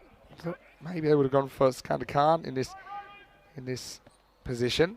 But, yeah, I think this might be to do just with a decision to attack the spin and kind of be a bit hyper-aggressive, throw a couple of wild cards up there, knowing you've still got your kind of regular top order to come. So, interesting captaincy by Skandar Khan. Yeah, so are they just doing that this game? Have they been messing with their order quite a lot? Well, I wouldn't say messing, tinkering. Okay. This is more messing. So why, if you've got a winning formula, you're 5-0, I don't think that's the right way. I don't think you should be tinkering in such an important day. I think it's strategic, and I think what it's about is, okay, go out there and just be hyper-aggressive. Okay? Giant's hard to get away. He said that he's prodded at the first 2 and he hasn't scored. Yeah, okay. Interesting. Yeah, interesting. Oh, you know, for me, Arnav Jain, I think he's been the most valuable player in Group D so far. He is such an important player with his off-spin, with his batting, and he seems to keep taking wickets. And for a right-arm off-spinner bowling in this T10 format, he's doing a really good job here for VOC. Yeah, agree. 3 dot balls. End of the over. 10 for 1. All right, Corey, you're the coach. Explain that to me. Well, so you think that he got sent up the order to get on with it? Well, two things. He hasn't had much of a bat, so maybe it's an opportunity to give him a bat. Well, you're not doing that today. I don't think so. My other thing is, okay, we'll keep Sikandar bat. We don't really want to risk Sikandar this over because Sikandar's going to come out and be a bit more conservative. So send out someone just to have a go. And if he gets out, he gets out. This was the situation after the round robin stage. You can see VOC 3-2. They didn't have a very good start on Monday morning when they went down to MSC Frankfurt, and then yeah, well, this is a rematch of that, isn't it? That's for the MSC Frankfurt team. They were undefeated, but certainly were pushed. Schonheim will be the new bowler. don't think the field was quite set there. It's good to see people trying to get on with the game, though. We've seen that a couple of times. Yeah, people trying to get on with it. This is a really important over in the context of this match. It's the third over of the power play, and MSC Frankfurt haven't gotten away yet. So you imagine Afridi, he's taking this on. Being a bit more conservative. And my question was going to be to you, Corey. How many slow balls is Yelt's going to bowl? Seeing it is still so early in the power play. That seemed like one first up. Well, we're going to keep track of it this inning. So far, 7 seam deliveries. There's been 5 slow balls. Yeah. He's got a couple of good ones as well, Schoenheim. Yeah, He's tall. Gets that bounce with the slow ball as well, doesn't he? Because of his height. Enough's enough, says boom, boom. It goes up, up and away. And this is the first one of the innings. Maximo really getting some hang time. He picks it and he smacks it. Yeah, absolutely. He does pick it. He stays really still in the crease. And Vinny, you said when he hits it, it stays here. There's Maya in the crowd chat. Whoa, she's enjoying herself, isn't she? Yeah, she must be a morning person. That's good to see, though. Oh, why wouldn't you love it? That's a lot of pent up kind of emotion, because we haven't really had a big one from the boom boom. I knew it was going to come sooner or later. Well, now what do you do? Do you stick with the slow ball? I don't think he is. Double down, or do you go? You go pace on. Pace on. Yeah. Good comeback. Yeah, good comeback. If VOC go on to pull this win off, they need to get Afridi out within his first 10 balls, don't they? Because if he bats any length of time, Vinny, he hits a big, big ball. Yeah, well, that's right. I mean, but imagine if VOC Rotterdam can pull this off, how good they're going to feel about things. She's in the air. It's not going to carry. A bit of luck for Afridi. Hasn't had a lot of luck this week, to be fair. He's gotten out early. A lot of the time he goes for his shots. He survived to almost the end of the power play. I can't remember too many times where he hasn't. Or where he survived to the end of the power play. So now, let's see what the approach is from Ayubi. The same up. He's come out pretty defensive, Vinny. He's had 4 balls so far, and I don't think I've seen a really aggressive stroke. Interesting. Or maybe it's the other way. Maybe it's okay. We're all won't be able to help ourselves. We'll be going crazy. Maybe a bit more conservative. Just kind of play a bit more of an anchor role and get there. But it's not normally what we associate with MSC Frankfurt. You got to be brave. Schoenheim's gone for 7. Last ball the over. And he'll get 4 here. He went after the wide one. So Schoenheim just trying to sneak a dot. He made the batter reach for it, but Ayubi eventually he gets off the mark. That's 4 to finish the power play. 21 for 1. Yeah, they needed that boundary just to finish the power play. Gives them a little bit of a boost. You're right. 21 for 1. VOC, I think they'll be happy with their efforts so far this morning as well in this power play. But I think MSC Frankfurt getting those 2 boundaries in the over just helps them relax just a little bit. And well, game on still. 21 for 1. Identical power play to the first innings, where VOC were 21 for 1 after 3 overs. I saw that's Neil's in the chat. Hello, Neil. Hope you're well. And saying that it looks like we've got a bit of a cheerleading section. Well, the Germans certainly do. That's following their moves intently. Got a question come through from Stitching Sparta about the wicket-keeping choice and if De Kock should have been the keeper. Well, Tim's actually asked not to keep too much. He wants to focus on his batting and fielding, and that is why David Mullett was called out of retirement to help us out with the gloves. Yeah. Otherwise, Scotty Edwards is the normal keeper, obviously. So, yeah, credit to David Mullett for stepping up and helping the team. It's a big workload. That's full toss, and it's going to be 6. Maximo! And well, boom, boom. Gets something that he does, boom, off Upajaya. He's bowled pretty well this week, but not a good first delivery. Knee-high full toss, and it gets the treatment. Yeah, knee-high full toss, and Rami hasn't missed his length much in this game, in this tournament so far, but he does that time, and well, Shahid Afridi, he's coming good at the right time. Back to live action. This next one gets through him, so Afridi's just getting his slice of luck now, isn't he? Because he's had a few outs earlier this week. He looked good on Monday morning, but apart from that, he's had a miserable run with the bat. He's on 18. Now he gets another full toss. It's middle stump, so he didn't want to miss it, but he doesn't. Gets enough bat on this. Just the one. Was that a slow ball, you think? Yeah, I think so. Toying with the idea of a suicidal second, but they won't. I think that was one. It was more of a leg cutter, so not a full back in the hand, but I think that was slightly off speed. Gee, Afridi really is the key, isn't he? I mean, if he keeps going, he just goes at such a rate.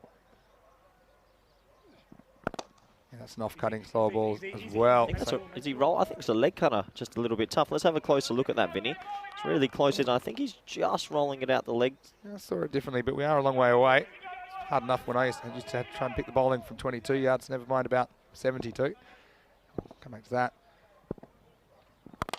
It goes straight, and this is high, and it's going to fly once again. Maximo! Boom, boom time.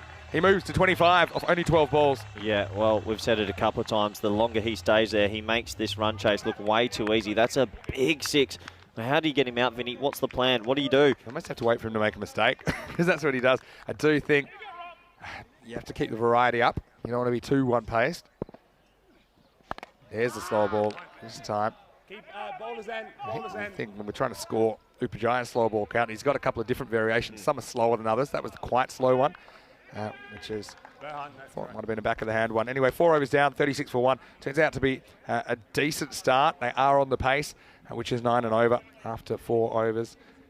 And, well, gives us a chance to say good morning to you, all of our fans. I know that a lot of you have been watching this, and viewer numbers are going up and up and up. You would expect it to go that way as well, as people find out what's going on here in Cartama. We are pretty much at the front end of the season here in the European cricket season. But, yeah, tell your family, tell your friends. If you think they'll enjoy it, they can watch anywhere on the world. And, of course, you watch on our YouTube channel, ECN European Cricket Network. You can watch on Fangird in the subcontinent. But, yeah, it's a unique tournament. We were talking about it on the way here today, weren't we? How, yeah, we just don't think there would be a bigger tournament in the world as far as the amount of matches, the amount of teams. Now, this one is going to be more pain for the bowlers. Niaz, he comes out. Just looked like a little off-cutter as well. But this one is smacked out of the ground. Afridi looking dangerous. Well, it's the worst possible result for VOC Rotterdam. This man finding form right now. He is just clubbing 6s. This is violent hitting, and these are going miles over the boarding. I feel like he's not even swinging that hard yet either. If they don't get him out now, this game's over. No ball, and it would have been no way. It would have been absolutely plumb, and it's a no ball. Well, you can't do that. We just said it. They got to get him out. That was plumb. That was gone. It was halfway up middle stump, wasn't it? And this is the LBW. Well, let's have a look at the no ball. Yeah, well, see if we get a look at this. It's yeah, I mean, it's close from that angle. Oh, now it's a free hit as well. Free hit. Hey, goes short. It gets under it and doesn't really get it, but he gets enough. He had the immunity cloak, so he knew he could just hit that as high as he wanted and see if it would go the journey. It does. Disastrous start, really, this now for Niaz. He's gone for 13 off his first 2 balls. Well, that's going to be a huge moment in this game. He was plumb off a no ball, and then he catches in with the free hit 6. They've got to be careful their net run rate's going to get blown out here as well, because Afridi, he's playing a majestic T10 innings. Counterpoint, Germans almost lock up a spot in the top 2 with a smashing here. Yep. If they can do that, because even if they were to lose later in the day to the Exiles narrowly, then you would imagine they wouldn't drop out of the top 2. Niaz is a real test for the young man. Talked about mental resilience. I like the way he came back yesterday, but right now he's being tested, which is really what the ECL is all about. Now, what do you do here? Man's 38 off 16.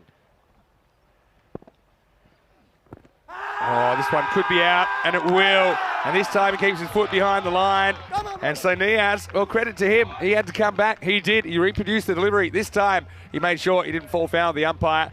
And Afridi, he's got to go, but not before he's done some significant damage on the scoreboard. He falls for 38, and it's 49 for the loss of 2. Well, it's almost a carving copy of the ball from 2 balls ago, but he didn't bowl the no ball this time. That was absolutely plumb. Easy decision for the umpire. That is smashing middle and leg. And, well, big wicket. They needed that. Could that be a turning point? Because at the moment, it's all MSC Frankfurt. And there goes Shahid Afridi. Mini boom, boom. He hit some booms then, Vinny. Good innings. Yeah, it's got to give him some confidence, I suppose. He's 5 big 6s and a 4. So 34 out of 38. He's got a smile on his face. Oh, when you're striking at 223, I'd have a smile as well. That's pretty good. You can't have any excuses. He's LBW twice in that over. Only the second one would count. And Niaz, is that going to spark something? Have a look at this rate required. I mean, it's down to 7.3, so that's like 73 pace. Look, from here, MSC Frankfurt should win this game. He's done the damage. 38 off 16 when you're chasing 88 isn't much, but we've seen enough T10 cricket to know it's a funny old game. It is. Oh, look, it is, and we've seen chases go wrong. VOC almost messed up a chase the other night against Albi Zalmi. So here for me, I want point and cover tight. because I'm trying to get a dot ball somewhere, because otherwise they're just going to get to this total too easily. Yeah, true. But I mean, they're not the type to nudge it around. Easy gets a bat here. See, there's a great example. That is hit straight to point, not timed, and you let him off the mark. Yeah. You have to squeeze dot balls. I mean, they only need 40-odd. Interesting. Very interesting game at the moment. I mean, it's easy in at 4.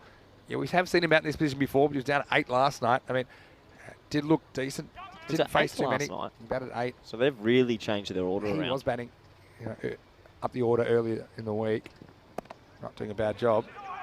Another one. Another one. See, don't you think that there's that because you've got the deep cover in place, there's a spot there that you might be able to squeeze a couple of dots?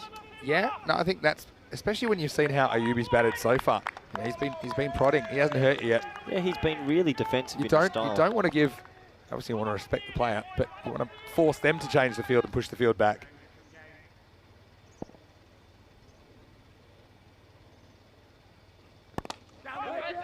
Another dot ball.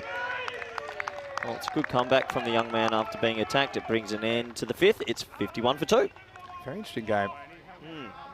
Sneak a few dots. Well, you're going to get a good over at the back end from Piers Fletcher, Arnav Jain. They're very difficult to go. Yelter Schoonheim's got one. Yeah. I'm not too sure we'll see the mystery spin. And have a look at the scorecard. Who in that lineup's the key now for Sekanda's, they've got resources still up their sleeve. Sekanda is one. Carter, Paramveer, and Dal Muhammad. They can all whack the ball. And look, not even mentioning Wally Khan and even Atik. And Wally Khan had that slight finger injury, but they've got, I think, in their mind, they've got 8 or 9 guys that you can shuffle anywhere and you almost draw them out of a hat. But I'm a bit surprised we haven't seen the captain as yet. This is a big over, isn't it? Yeah, Giants coming back for his second. Well, I think, I thought he was batting outside his crease then. Maybe I'm just seeing things. Maybe you are. I didn't spot it, but yeah, I mean, Giants just got to look at him. He's batting out of his crease to a spinner. He's batting outside and then stepping back straight away. You don't want to miss it. True. Tell you what, why have they put this man up the order? He's not really getting... The longer he stays there, I think it's a bonus for VOC because he's not looking too aggressive. He's got to pull the trigger now. He has to go. Considering the batting they've got to come. He does, and he's going to be getting 6 here. And I think, yeah, you called it. That's De Kock out there. That's his patch. He's taking some good catches out there. He thinks that the contact off the bat isn't going to take it all the way. He came in just a little bit too far. Maximal, and that relieves the pressure for MSC Frankfurt. Yeah, as soon as it was hit, he actually started running in, and in the end had to backtrack. And I think that's an opportunity. If he's on the rope there, that's out. Chest high. Yep. Mistake. Sneaks away with a 1. So... These are the little things. When you're defending 88, you can't afford that mistake. Almost everything's got to go right, especially from this point. Yep. You've got to try and keep that runs required above the balls remaining for just as long as you can. Currently, there's a gap of 5 between them. 32 off. Now it's 31 off 26. Quicker one. And they'll get one here. Again, maybe a case. No, it's not easy. You don't have that many fielders. You've got 11. But, yeah, maybe someone in the circle just cutting off that single, trying to prevent it. Yeah, you could maybe bring out one of your 2 backward points into that mid-wicket hole. You have to find some dot balls here. You can't just let them get the minimum of 1. Otherwise, this is game over. Exactly. What do they need, Vinny? You need 25. Oh, sorry, they need 30 off 25 balls. Yep. Last ball of the over. Last ball for Jane. Quicker one. It's good batting. I mean, yeah, smart. They're giving you the one. You take it at this stage, I think, especially off Jane has been really good. 1 for 13. Good spell from the youngster again. 6 overs down. 60 for 2. Yeah, well, VOC, they're just holding on from through the skin of their teeth here. And this game is only 1 or 2 hits away from being almost MSC Frankfurt's. And you just sort of feel they need a couple of wickets in succession here. Arnav Jain, good figures. Yeah, really good. Niaz is going to come back. Look, got a bit of tap, but came back well, didn't he, the youngster? They're all important overs from here. I mean, if there's one kind of big over, you'd almost say it's curtains, isn't it? Yeah, if they can have one, you sort of feel they need that double wicket 3-run over for VOC on the other side of it. But if there's one over of 10 or 12 runs, you feel like that's going to be game. Yeah. Huge over, huge pressure on the young Berhan Niaz. Ubi. Taking his time to get his iron. Hits this one decently, but he just gets a single. The longer you can go with only conceding ones, then you kind of slowly, but very slowly working yourself back into the game here. Absolutely. If you get it down to like something like 17 off 12, but that's 2 overs away. So I feel like a lot's going to happen between now and then. But you think of some of the good bowling they've got to come. You've got Fletcher still to come. Yep. You got to pick up the odd wicket here and there as well, and then get the dot ball on the new batsman. It's easy. Drives. So that's one for me. That cannot be a one. Cover has to be tight here. Yeah, I mean, it does reduce his range though, doesn't it, as far as cutting off the boundary? I mean, you've got Boris Hose out there at deep cover, and I think that looks like that's Pierce Fletcher at deep mid-off. I mean, they're going to be able to get round to it anyway. We'll start for Berhan this over. Just a couple of singles.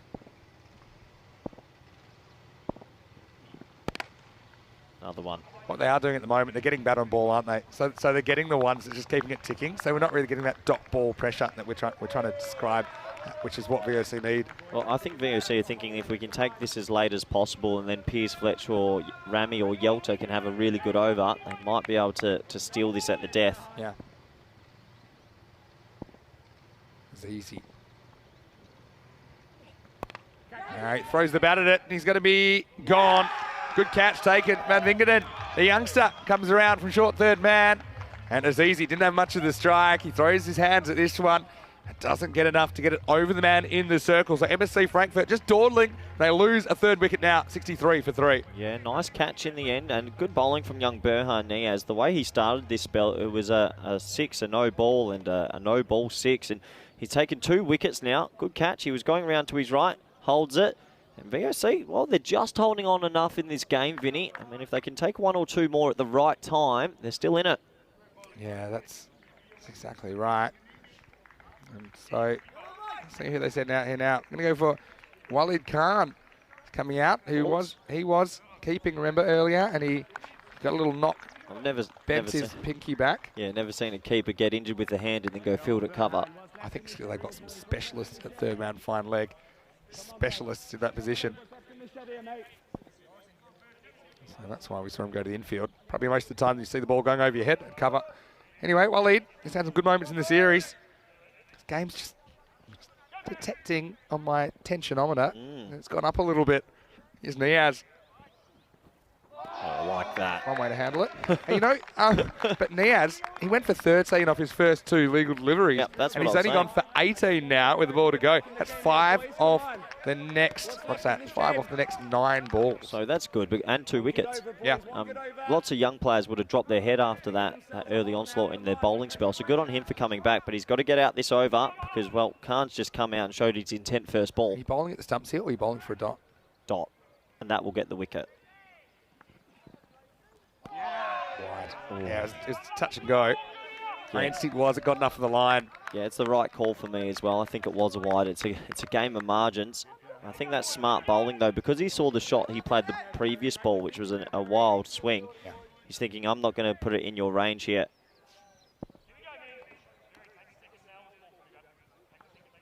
Yeah, you can see just touching the line. Marginal, but the right call. Yeah, so one thing they've done well, they worked their way back into this contest VOC, so it's not a spanking anymore. No, you're right. Net run rate. We were talking about that earlier. After. Well, doesn't seem like it will be. Last ball for Niaz. No. It goes to the stumps, and he's going to pay the price. Maximo. So bookended with punishment for Niaz. He ends up going for 25, and that's the end of the 7th over. 70 for 3. And while he can't, he's come out, and he's got Maximo's on his mind.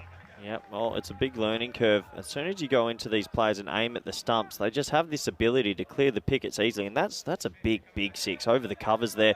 So that 6 sort of takes out the air a little bit, and MSC Frankfurt back in complete control, you would imagine. We look at the sides coming up for this one. Yeah, Vinny, you said to me in the car, you're thinking Giants. Well, they're going to have a bit of an upset. You were calling it in the car. What do you think? Yeah, no, I think got a feeling the Giants. It's just that they brought some players back. You got Kieran Ferrari in for the first one, Richard Lake in for his first game. Ferrari? Yeah, that's like a Ferrari. The bigger the grunt, the slower the ball from Fletcher. That was slow. It's off the end of the bat, but they do get one. I think this is the right option to bring him back now as well before this game might be dead. So you want to bring him on. And he needs to have a really good over here. That's that back of the hand slow ball that he's bowled a lot in this tournament. Yeah. They're going to keep coming, aren't they? Yeah, I think so. This is probably the right sort of batsman you want to bowl that to. This might go straight up in the air. Oh, well, that's respectfully played. Yeah. Think of a second. It's definitely not there. Yeah, just have a look at Fletcher's hand here. This is what he does. This is what he's doing consistently in this series. It just turns the hand the other way, and you don't get a great shot of it there, but he kind of comes over. It's like an overspin. So that can also bounce a bit on you, especially on this surface. So The bounce is what makes it difficult to put away. 17 off 16. There it is again. This time, is it a chance? It is, and it's taken. So Ayubi, he labours for 17, but he holds out. This time, Tim de Kock does hold onto the catch. And look, I don't know if that's maybe a blessing in disguise for Frankfurt, but did get some batting, which is probably why he was sent up there. But he does fall. And so a wicket for Fletcher. It's 72 for 4. Yeah, and that's why the slow ball can be so effective, because you have to generate all the pace on it. And you see here he tries to. He puts his hands through it, but he can't get enough club. Tim de Kock, nice safe catch out there. Yeah, judges that one right. Yeah, well, VOC, they're holding on in this game, aren't they? Just. Yeah, so Ayubi took a good catch earlier today as well. He scores 17. And undone by a bit of a clever piece of bowling by Pierce Fletcher. And so let's see who we get now. Atik Awan coming out. Are they just pulling from the hat today? Well, I was to say it's more than tinkering, but I guess it comes back to this thing that MSC Frankfurt, they consider that their batting unit's very even, and then come the end of the week, they don't want necessarily to have people that haven't had enough batting, because then you are having a mismatch and inconsistency in your batting unit, if you like. Yep. Here's Fletcher. Slow ball. Well bowled. Well kept as well, because when it lands in that patch in front of you and it's slow and spinning, it can always spit at you. I will say something. If I was Mullet, if I'm not up to stumps, I'm a lot closer, actually. I'm seeing him sneak up a bit closer, because you should be keeping. You're batting, you're playing for a slow ball. When you're keeping, I'd be keeping for a slow ball. So if that gets a nick, that last ball, there's no way you can catch it. Right? So I would actually. What happens if you go close though, and then he bowls a speed on one and it flies past you for 4 byes? You're just backing yourself to stop it. I think it's a lot easier to get one on the full than to get one on the second bounce. Yeah. Even if it's faster. There we go. Great bowling. Think about it once again. Well, it's a good stop by Mullet, but mate, this is something. What you're saying is also true. If it's going to fly, but yeah, you still are getting it on the full. I got one for you. Yeah. Is Pierce Fletcher a leg spin bowler? In all seriousness, he bowled 4 slow balls in his first over. He's bowled 5 this over. Is he basically bowling leg spin off a long run? He's a top spin bowler. They're not really breaking right. They are going a bit. That one was a little bit, yeah. Well, there's a bit of the Shane Warne about him, isn't there? A bit of Warney about him, About just the way he carries himself, Pierce Fletcher. He's basically a spinner right now, just off the long run spin. This is another slow ball, guaranteed. 200%. Yep, and missed again. I mean, you got to adjust to it, don't you? So they burgle some dots here in the 8th, and now, to me, it's game on, because that rate's now almost back to where it started as Fletcher delivers in the 8th. The captain, he only concedes 8. He's been almost unhittable in this group of death. The score now is 72 for 4. No, I'm calling it. I think that you could make a petition to say that he's a leg spin bowler. But we look at the worm here, and this is where VOC had that big boost, that 20 run over. Yeah, true. So it just gets them up where they wanted to be. I mean, they would have loved about 10 more runs. 10 more runs would have been very valuable. 17 or 12 game on. I like this for Reynolds Polate. He says, well, the bowler and wicketkeeper should have signals. I've got to say, I agree. It's something that I would do, particularly in indoor cricket. I would have signals, and it's something that I picked up from baseball, because in baseball it's very, very important that the catcher knows what the pitcher's throwing. Yep. And the whole game's based around that, and the catcher will actually suggest, okay, why don't you throw this, why don't you throw this? And I'm surprised in cricket it hasn't happened, because if you know, okay, this is going to be a slow ball, then you can stand at a depth that you're comfortable with. Schonheim in the 9th. Got to get scoring. Well, it's got to be a dot, or just a single, sorry, and it is just a single. So that's very, very helpful because you're bringing R1 on strike who hasn't hit the ball yet, and he'll be nervous. Yeah, sure will. And he's going to get more of the same from Schoenheim, isn't he? He's going to get these slow balls, and he hasn't laid bat on one yet. Have you got the tingle here, golden ball? Ooh. Oh, no. It's wrong. Yeah. Hope not. Yeah. You just made me think of it. I mean, it hasn't felt like that. If they don't get in the last this over, game on. I mean, it seemed highly likely we're going to the last over, wouldn't it, at this stage, based on what we're seeing out there? Well, he won't want to do that. He's going to try and clear the pickets this ball. There it is. Well, it gets something on it. But now, remember when I talked about keeping that gap consistent? They've kind of done it now in the last over. I mean, we're at 4, at +4. So Khan's the key here, isn't he? I mean, yeah. R1 hasn't really looked like he's got that ability to clear the pickets that Khan has. Big ball. This is a huge ball. They'll take a 1 here, VOC. Yeah, picks the slow ball, but he can't find the placement. He just gets 1. So now 1s, for me, they're a win for VOC because they just fractionally push up that rate required. You need to get 2 boundaries, I think, in the last 10 balls. I think you got to get 2 boundaries just to bring it down. That's an over and a half, and at the moment there's been a dearth of them. We haven't had a boundary in an over and a half. Now he gets funky, and he's going to be gone. So there is a wicket. A 1's going to go. It's probably a good thing. Well, I mean, yeah, let's see who they send in now. I mean, no disrespect to a 1 who's been a little bit starved of opportunities. But Schoenheim, he does get the wicket. You can only kind of bowl to who's at the other end. And yeah, nice catch taken as well. So 76 for 5. This game's tightened up. 8 balls remaining and 13 required. Yeah, it has timed up. A good catch again from the young man, Roman Harangi. 15 years young. We've mentioned it a few times. You still got to hold him. And he takes a catch. You see the batsman there. Well, a little bit disappointed.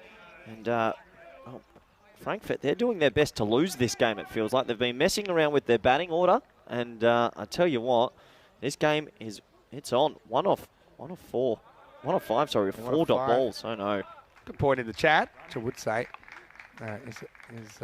From Moisey. Says if the keeper knows what's coming, the batter gets a hint too. Yeah, that's true. I mean, but you got to sneak up, light feet. Yeah, it's not so much sneaking. You're not allowed to sneak, but you. Yeah. Anyway, who we got now? Is this Carter? Is this the skip? Carter can't. It's Skipper's brother. So when you don't want to send the skipper in, you send in your bloke. But he can whack it. Okay. He can whack it, and I think he will try and whack it. 2 hits away from tying this game. 13 required. It's a slow ball. Oh, they might think 2. Nah, I think they'll just be happy with 1. What an over this is by Yelta Schoenheim as well.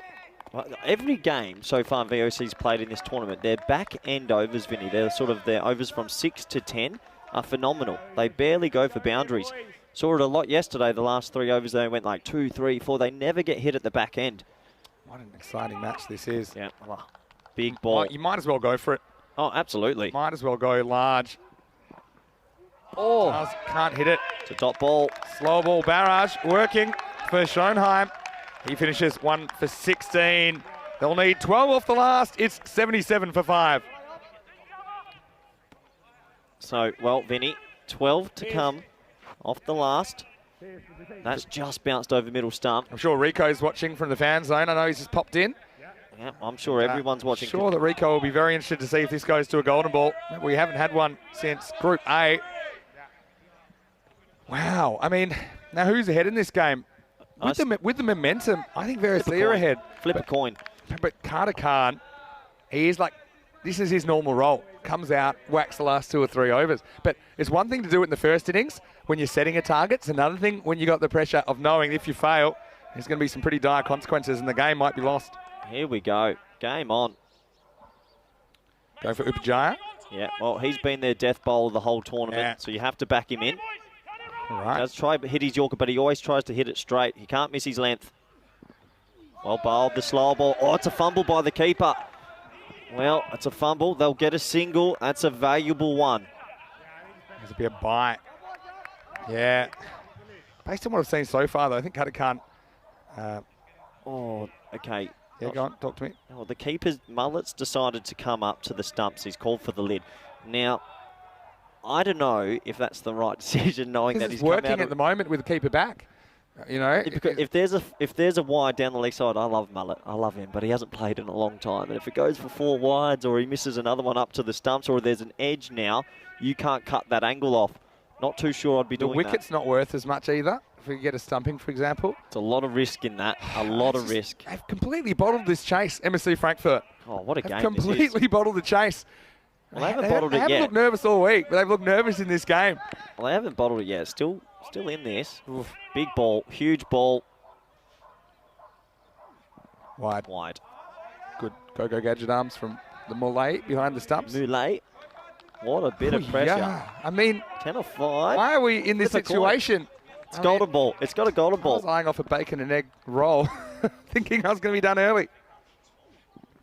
Goes for it. Doesn't really get it, but does get it into the gap. And, well, they're going to come back for 2. It's a long chase for the man down there, and I think he might be run out here. Well, this is huge. If this is run out, it's going to save them 1 run. It's great work by Tim de Kock. He got it in 1 foul swoop, 1 bounce throw to Rami. Rami did good at the bowler's end. This is a big moment because it could save 1 run. Just got a feeling he's out here. I don't know. I think it's close. And Carter's a big player to lose. Oh, no, he's all right. So he's safe. He's definitely safe. So that's 2 runs. Well. Good running. So they get 2. Wow. This is going to a golden ball. This has a golden ball written all over it. What a game to start Super Thursday. It is. Well, they can't. He craned his neck around. He's got whiplash just to see if Carter had made it back. Good running though. He had to take it on. Here we go. Every run is so crucial now. Yeah, got to go here.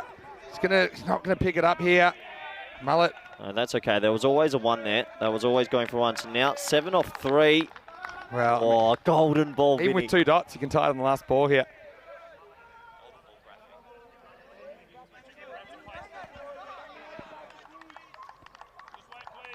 So 7 off 3.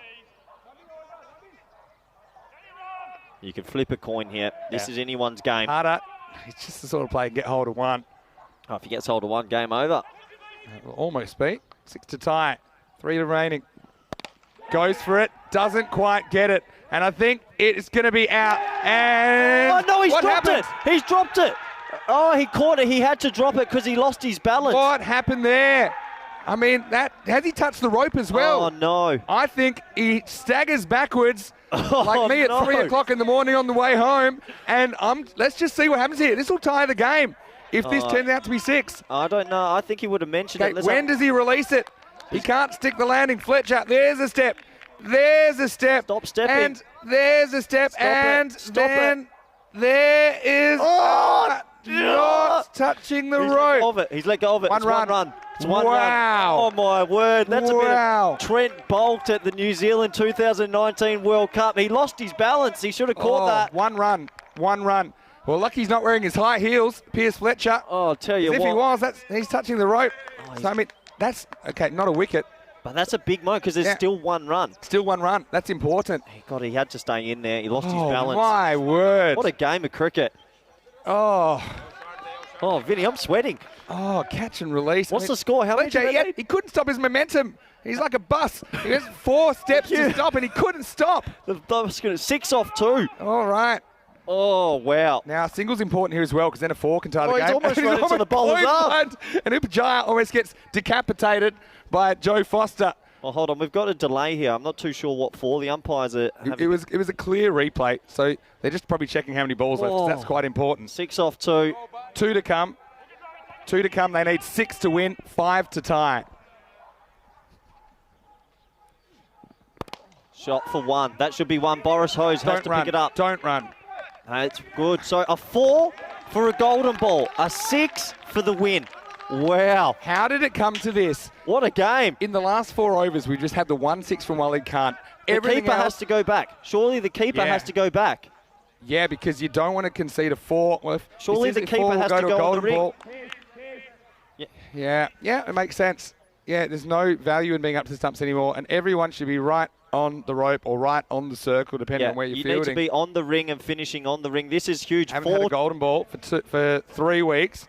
Wow. Now, Carter can't. He'll be thinking 6. He won't be thinking 4. He's going for the win. He'll be thinking, I need to send this out of the ground. And Upajaya, what's he going to bowl? And can VOC Rotterdam defend this total? What a They game. have no right to get to 84. 4 for a To golden 88, ball. I should say. Okay, 4 for a golden ball, 6 for the win.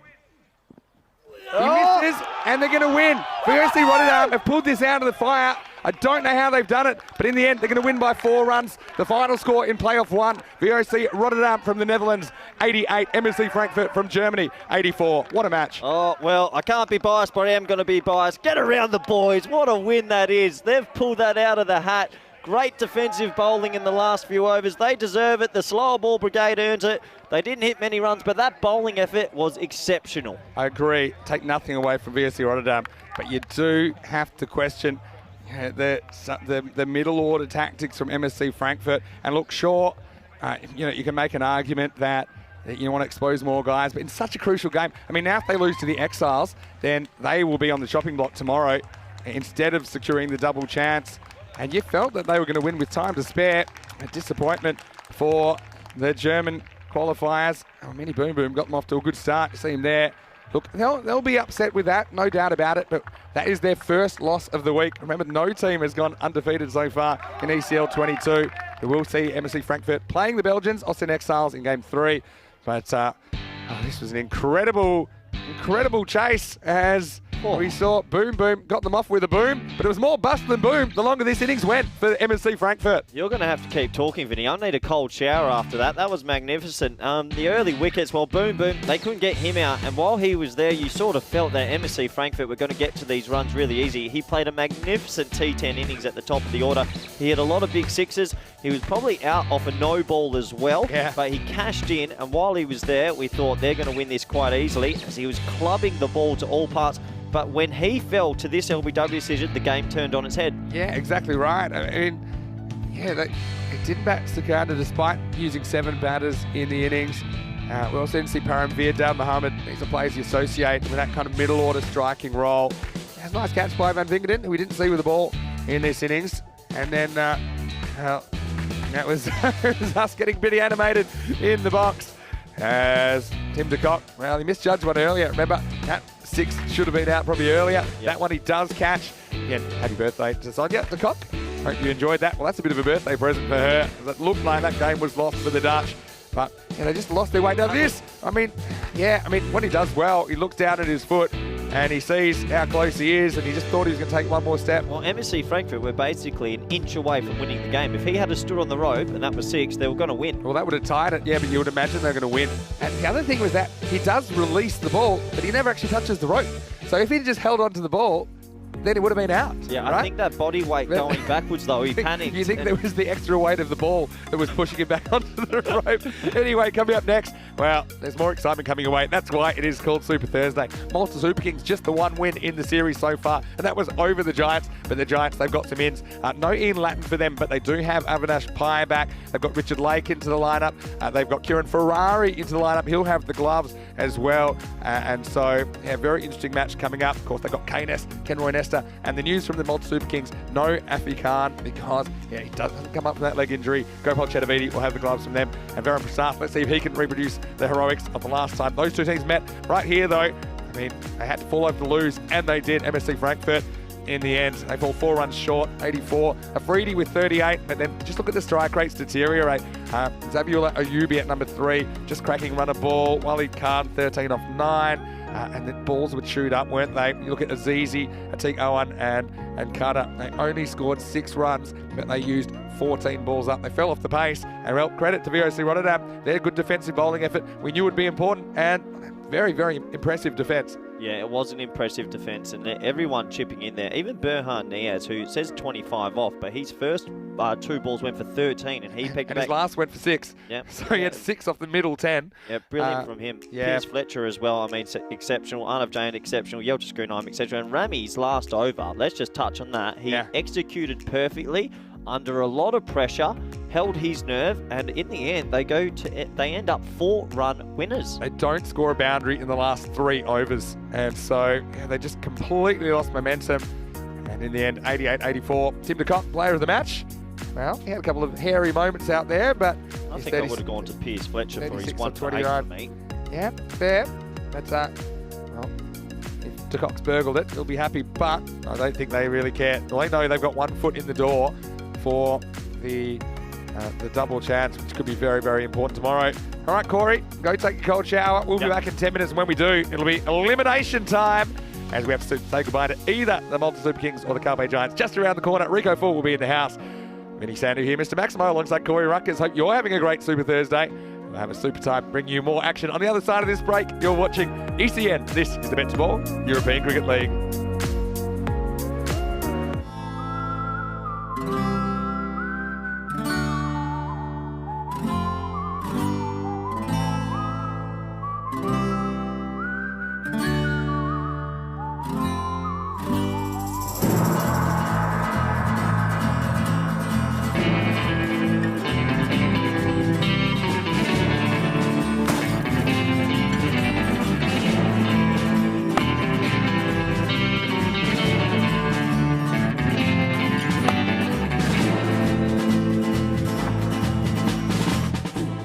This is how we play cricket. On the cost of our soul.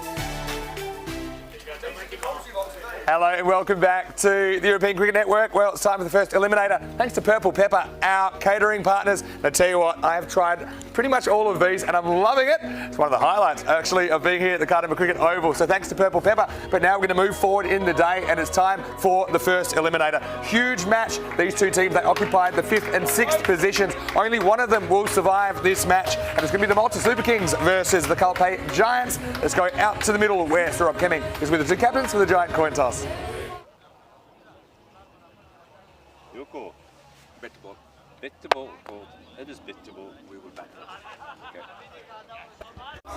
So Avinash Pai, he's back as skipper for the Calpe Giants. He calls it BET2BALL, and that's the way it falls. And the Giants, they do want to bat first. Look, interesting for me, I thought that maybe they would go the other way, but I know last time they were hurt by the Malta Super Kings, particularly 98 from Varun Prasad when these two teams last met. And look, that was a bit of a blowout, but without that Prasad innings, I think these two teams are pretty close together. And Calpe Giants, well, they're playing to win today. They brought a few players back. Louis Bruce, he's back into the lineup. We'll see him opening up, probably with Avinash Pai, who is back himself from a bit of a knee injury. Richard Lake into the side. Kieran Ferrari as well, a player we saw in the night series at the start of this month. They'll probably float through that middle order. And look, I think it's a big opportunity for the Giants to become giant killers. Malta Super Kings slightly on the back foot. They didn't have a good night last night. They're going to rely a lot on Varun Prasad. Chatavidi at the top of the order. He will have the gloves because Afi Khan, after that leg injury last night, he's out of the side. So they're kind of licking their wounds at the moment. That Malta Super Kings. Bikram Arora, their captain, he's a very class player. He just has not gotten going this week. So I'm really looking forward to this. Two teams will show. One will stay, one will go. And let's go over to the commentary box now to Rico Full with the news that the Giants, they've won the toss in the first Eliminator and they'll be batting first.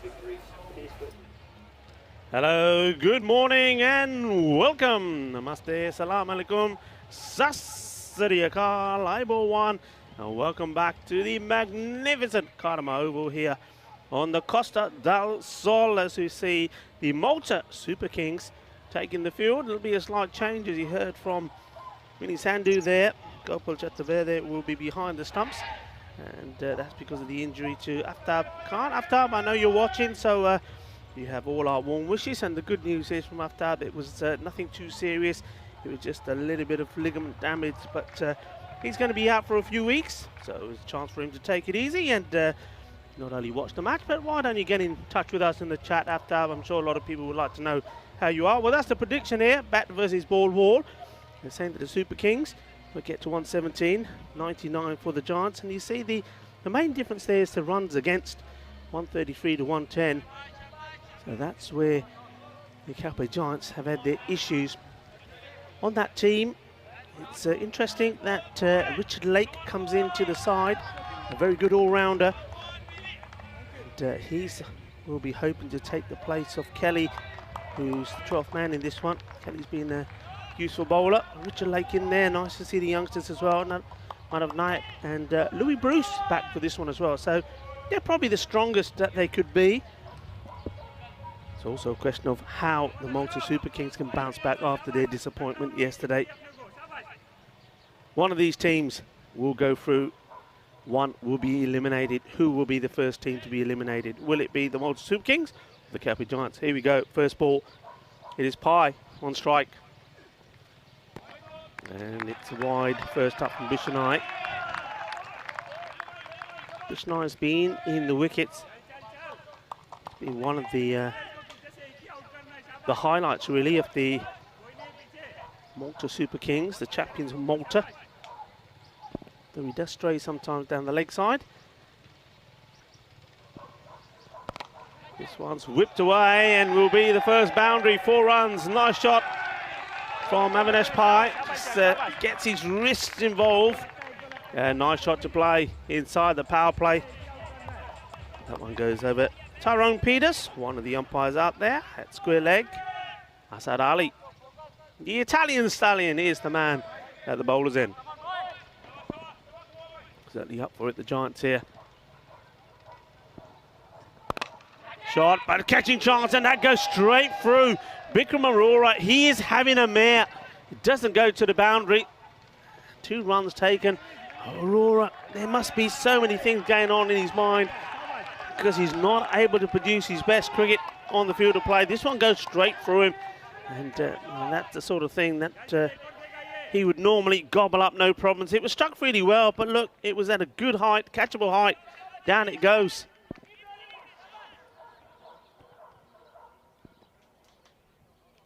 Bishanai backs this one in, but I think he's going down the leg side again. Yes, he has.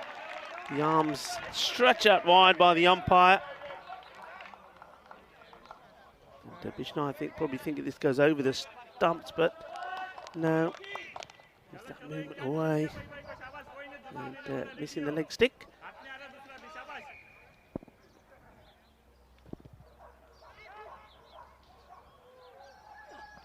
Fuller delivery again, called wide. He's just getting too much swing. And you can see that pie there. He's coming to this one, trying to meet it on the full, but it swung too much for him as well. So he's just got to try and get these directed, sort of aim a little bit outside the off and get them to come in. That's what he's got to do. That's where he can be so dangerous. Slower, and he gets this one in the right areas though. So dot ball. A very good morning to everybody on the chat. How about that last game? Well, I was watching that from the fan zone, and well, it got to a point where it was the German champions, MSC Frankfurt's, to lose. They had it in the bag, but they just couldn't finish it off. Nicely played. A single there, but credit to VOC Rotterdam. They did what they had to do. They bowled well, bowled a good line. I just think, obviously, Frankfurt, their batters just remained rooted to the crease. And they never used their feet. It was just swing and hope. And the hope ran out. They end up losing their first. I'll tell you Myers' thoughts on that. And looking to take him on. This time, well, goes for the direct hit, throws it pretty hard. I'm just wondering here if he gets the throw to Bishanai, whether that would have been the better option. Hard throw. That may have been the skipper once more. Here's the throw. I think he does get there. Well, direct hit would have been close.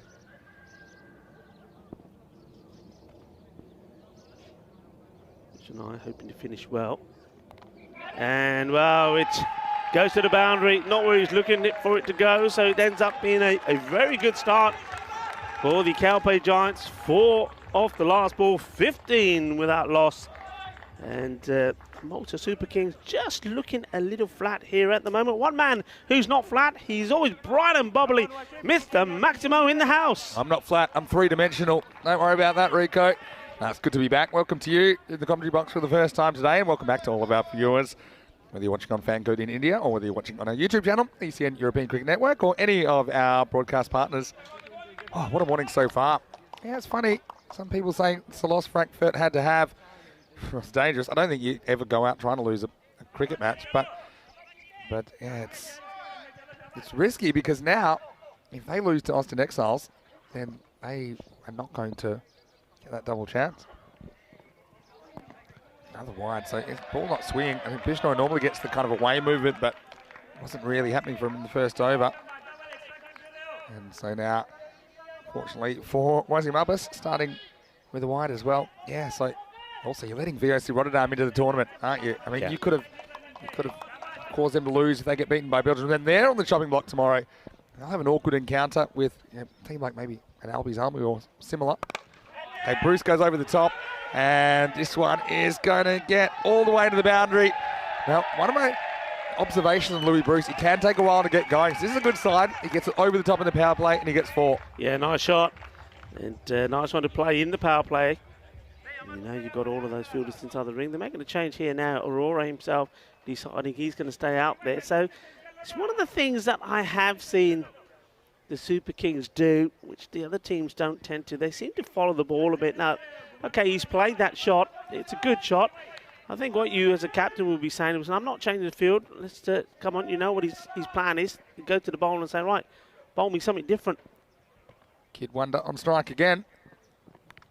And this time he's going to be gone. Chatavati, little bobble from him, but it just hangs in the webbing. So Wazim Abbas, he's able to remove Bruce from the equation. He goes early First wicket down in eliminator number 1 is 20 for 1. Yeah, well done there to Abbas. He comes back just slightly shorter. Bruce wants to go after him, gets a snick, and well done to Gopa Chadaverdi. He's taking the gloves here because of the injured Aftab Khan. Takes a good catch. But yeah, this also goes back to what I'm talking about. This one, it really goes pretty quickly, doesn't it? Have a look at this. He always takes his hands away from it. But look, here's what I say. You don't follow the ball. You just, as a captain, say to the bowler, look, you know what he's going to do? Bowl something different. Abbas does, gets the wicket. First strike. Yeah, it's unlucky for Bruce. There's a bit more bat on that. Probably flies away for 4, but unfortunately, have to do it without him. He goes for 3. He's 20 for 1. Yep. That was Chadaverdi taking the catch behind the stumps. Aftab Khan, of course, we know that he suffered that injury last night. Hopefully he's all right. Echo your sentiments there for all of our viewers as well. That we certainly hope he has a speedy recovery. We may even see him, you know, maybe later today or tomorrow. We'll have to see. So here's a man coming out who we haven't seen yet for the Giants, Kieran Ferrari. We did see him in the night series earlier this month. Does like to give it a crack. He'll also do the wicket keeping. He's on to their 3rd wicket keeper this week. Galpay, first one. Through him before he realises. So the Malta just needed something to steady them, didn't they? And that wicket of Bruce will do just that. Yeah, and it's also something that will help Wasim Abbas because he's not been at his best, but getting a wicket here maybe just inspire him to get better. Bowled, he'll have to feel this himself, and he does.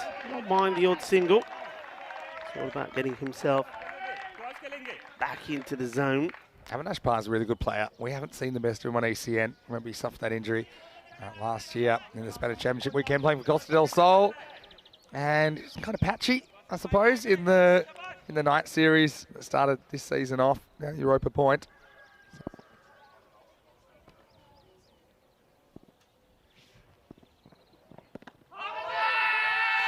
Probably a little bit too high this, and once again good running from the batters. That's the important thing to do, just keep taking those singles. That's one thing that again, going back to that first match, MSC Frankfurt weren't able to do. Yeah, I mean, my theory on it is, she's of course supporting MSC Frankfurt, the German champions. Her theory, she's glad they lost because she didn't want to repeat what Carlton did. She said, I'm glad they lost this one. Now they win all the others. Well, we'll see if that's right. This is played out to the man at 3rd. It's the rock star, Samir Khan. That's the fielding. 2 overs down. The score is 23 for 1. Independent events, though, I mean, it gives you a false sense of security. I mean, losing one doesn't mean you're any less or more likely to win another. Yeah. I just think you've let, well, results-based, you've let VOC Rotterdam potentially into the double chance. You've made their life easier, and they're a danger team. Yep. Okay, they started the week horrendously, no doubt about that. And yeah, sure, we all saw what happened last week. You see MSC Frankfurt, as you can see there, didn't lose a game in the round-robin stage. But VOC Rotterdam, that kind of adds to their aura, adds to their kind of intimidation factor, the fact that they could pull off a defence like that. Yeah, I still think, I mean, we know what they can do in the field. I mean, all the teams are struggling to pick those slower deliveries, especially from Piers Fletcher. But we haven't seen the best of them with the bat, you know. And they will be there, I think, playing their part in the final. This one, it's a wide. Samir has to do the chasing. He does. So that's 2, and it's another. Keep an eye on the ball. That's what I'd say to everybody, including the fielders. And the batter there, the batter's got his big stop sign up. This one could have come back and hit him. Yeah, well, he hasn't been swinging it, and then this over he does get some swing. Surprises everyone, including Chadaverdi behind the stumps. Filling in for Afi Khan, the regular keeper.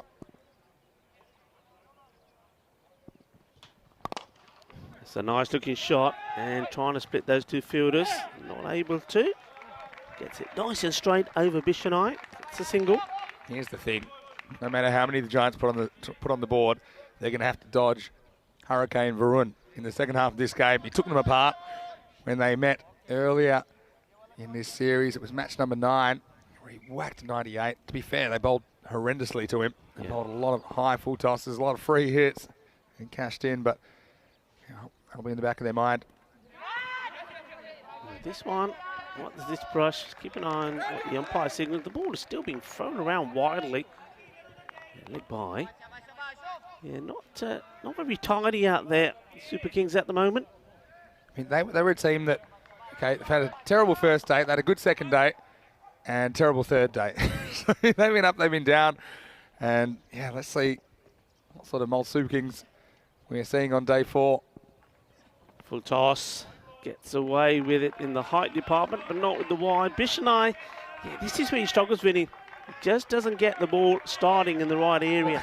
I think it starts in the area where he wants it, but the reason is he normally gets this outswing, and he gets it fairly consistently, and he'll swing it down the line. But so many balls haven't swung in this spell so far, and they're just carrying on down the leg side for wides, so he's just not quite confident of what the ball's going to do when it leaves his hand. This one out into the covers, work to be done by the fielder, nicely done.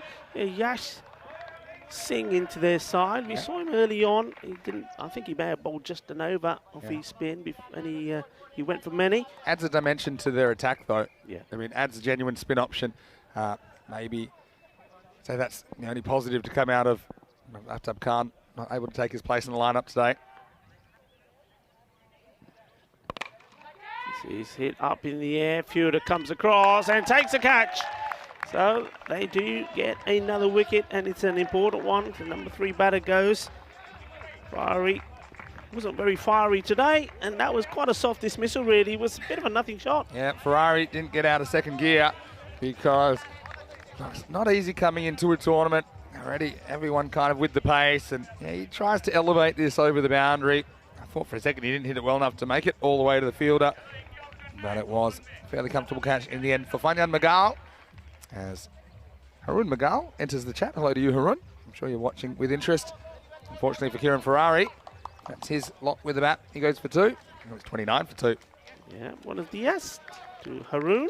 Hope you're well, and well, I'm pretty sure he's been in touch with the boys as well, trying to G them up and get them positive coming into this match. They do need something. They were really flat yesterday, and of course, seeing an injury to one of your players doesn't help. But they were well beaten. They've only got the 1 victory to their name, and that was against their opponents in this Eliminator, the Kappa Giants. The Giants haven't registered a win. Wouldn't they love to have one here? Well, they go from one ECL rookie to another, with Richard Lake coming out at number 4. And these kind of middle order floaters was how it was described to me.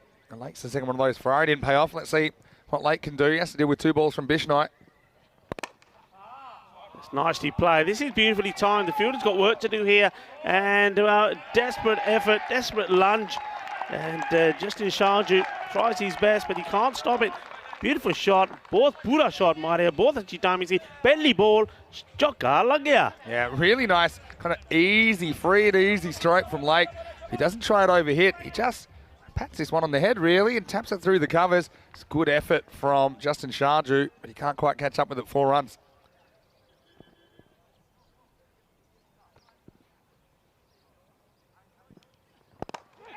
This time just gives this a gentle punch out on the onside. Takes a single. Richard Lake, look, I know him very well.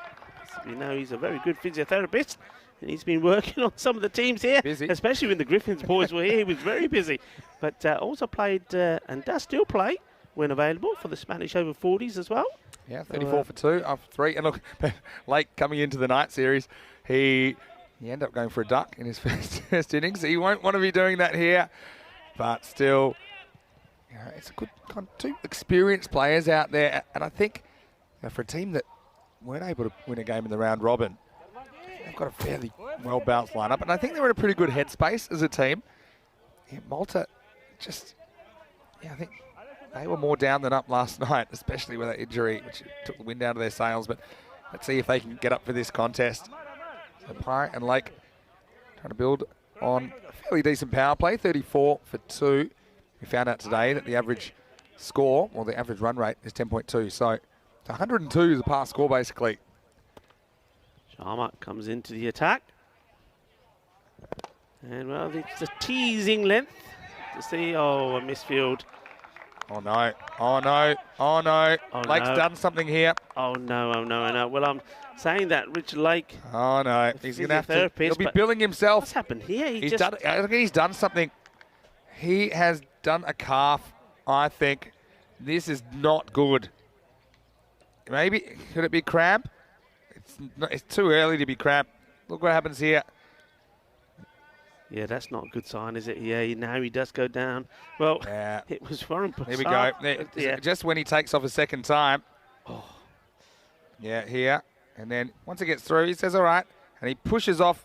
Yep, there it goes. Pushes off that left foot. And he would have been a run out.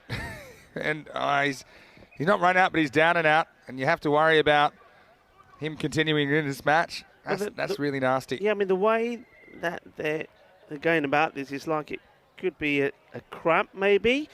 I mean, that does happen sometimes. It looks worse than what it is, but... Normally cramp is after a while, though, you know, when you're fatigued. He's only just come out there. I don't know what he's been doing all night. Fair point. But, yeah, I think this is something more serious. Having said that, most of the time when I think it's not serious, it is. So maybe the opposite applies. But what do you do now? Do you get him there to try and hit balls? I don't even think it's worth it. I think he's going to have to go off. I mean, he looks in a really bad way. Yeah, he is going off. Oh, this is really disappointing. And well, it's the second time in the space of several hours, or match play hours, that we've seen a player that's going to have to be taken off the field of play. At least he's hobbling off. Doesn't want the stretcher, but I mean, a few people asking why we haven't seen Kenroy yet, but I think they didn't really want Kenroy batting too early. They see him as a bit of a finisher, maybe coming in after the power play is done, which is, I suppose, where he'll come in now.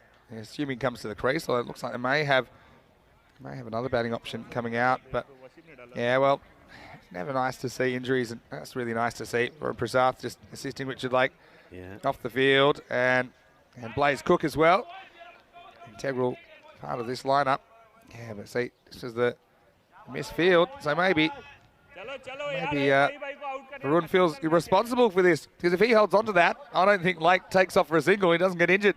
Yeah, sliding doors. I think it may have actually happened before he takes off, because you know when he plays the shot, he's stationary for a while. I think that's when the pain, he feels it, and then he goes to go and he says, nah, this ain't right. So he's gone off. Let's hope that a bit of treatment there from the medics, a bit of massage, a bit of that magic spray may help him, but it looks like it's more than just a cramp issue. Doesn't look like a guy that's going to come out within 7 overs, does he, to bat again. So Carls is the man they're going to put in at number 5, essentially. So still not going for Nesta. They're thinking it's too early for Ness. I disagree. You think you should go in? That was the tactics. He should open. That's what they said to me. He's got to open. For me, he's got to open. If he gets going in the power play, he'll get himself in. And we've saw when he scored the 60 the other day, he can then go on. Yeah, he's got to open. When you've got that in your squad, he's got to be right up there. I just think they think he's a get-out risk, and you lose him down the stretch. I think they think he's a bit susceptible against the new ball. And you've got Carls, who's a regular opener himself. But we're in over 4 now. Huh? We're in over 4. It's not. You're not so much. I don't mind the idea of him coming in, but you still want him to come in. That's the thing. Yeah. Around over 4 or 5. So let's see. I thought that would have been a good opportunity actually to get him out there. And it gets the license then for Gals, who gets 4. And yeah, it's good batting. And, the Giants, well, despite losing Lake in unorthodox fashion, they keep on scoring. Gals off mark first ball. Yeah, nice shot. It's just rocks back, helps this on its way. 4 more, and that's what they've got to keep doing here. But if they can pick up a boundary 2 every over, keep running those singles. So Sharma, that was a short one. He did this yesterday, didn't he? He bowled some really short deliveries. This is where he needs to be. This is wicket taking. And it's taken. And that's more like it. You see, you just got to bowl the ball right up there, keep the pace of it. That's what worked. You bowl it short. The batter's got all the time in the world. Bishnoi there takes another catch. He's been really good out there, Bishnoi, hasn't he? Yeah, and he has. Well, he eventually broke through the wicket. Carls, well, correct shot. I think it just doesn't quite hit it out of the middle of the bat. He does get a boundary, but he goes next ball. So, I mean, the wickets in the retired hurt situation, and that's the concern for the Giants at the moment. Yes, we will see K'Ness coming in, but Bishnoi has a good catch taken by him. And so, well, I will say this about Amar Sharma. He's bowled some trash this week, but he's bowled well as well. So, I mean, that was a pretty good delivery. It was kind of a challenge ball from Amar. And it's enough to deceive Carls into a false stroke. He goes for 4, and it's 40 for 3. Yeah, it's his first ball for a lovely boundary, doesn't he? And then trying to hit straight down the ground. to that fuller delivery. Doesn't really pick it well enough. And doesn't get any power behind a ball which had very little pace on it. This man, you're talking about power, he certainly can deliver the power. Always takes a little while to get going. And he may offer you a chance early on. So the Super Kings, if they do get a chance, they need to snap it up quickly. Otherwise, he can hurt you. It'll be so interesting now. Anyway, chops down on one. Yeah, we'll just get a single here. See what Kenway's approach and see how aggressive he is early in his innings. Yeah, that was a good delivery though. It's right up there. He just drops the bat on it. And he comes again. Short this time. Trying to get it past the fielder. Not able to. Good pick up there. Mohamed Abjal. We're certainly going to see a bit of him as well, I'm sure, as this match progresses.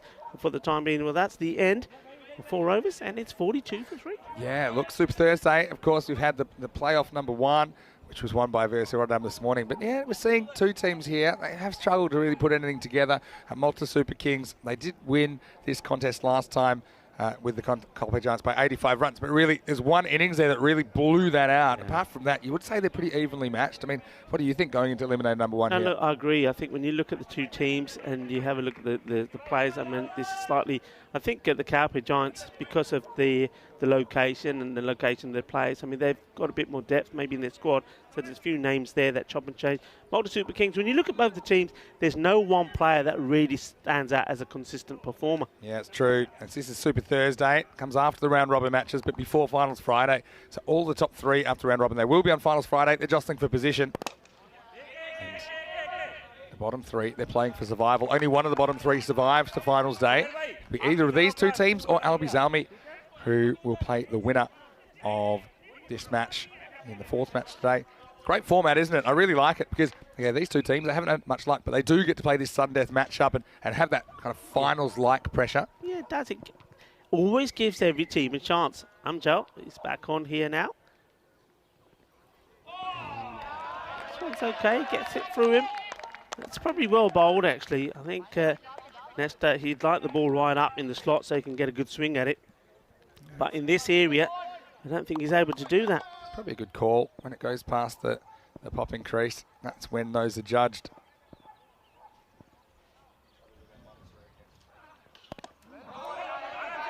And again, gets it right up there. Nice delivery. It's not your game. It's not your game. Go bang, bang, bang, bang. It's not your game. Another dot. So just think this one is, he's going to wind himself up with this one. Don't think he's going to like 2 dots. That's really well bowled. Good variations, a little bit quicker, a bit fuller. This is better. This is what we haven't seen enough of this from the Super Kings. We haven't seen the fight. We haven't seen the desire.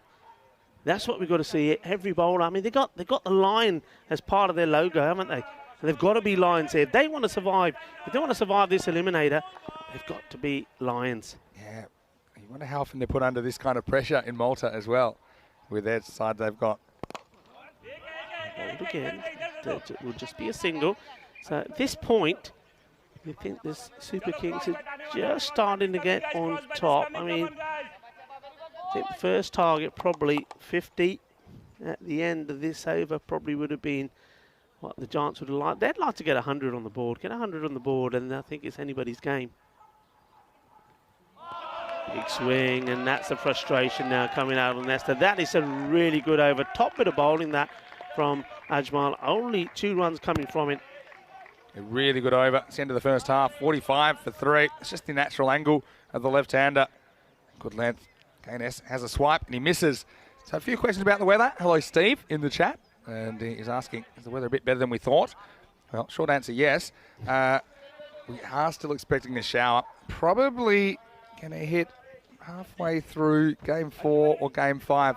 So we'll keep an eye on that. It was actually last Thursday where that playoff 3, the last game of Super Thursday, was washed out. Nice to be shot. Nesta's gone early. And, oh, well, I think if he lets this go, it would have been interesting. Ajmal gets the radar right on the throw. And Sharma says, nah, he's in, and just catches it. It's almost a disaster. Kind of slipped when he turned around. We won't have time for a replay. Move on. Goes for the shorter one again, and now there's work to be done on the field. Not going to get there. 4 runs, nice shot.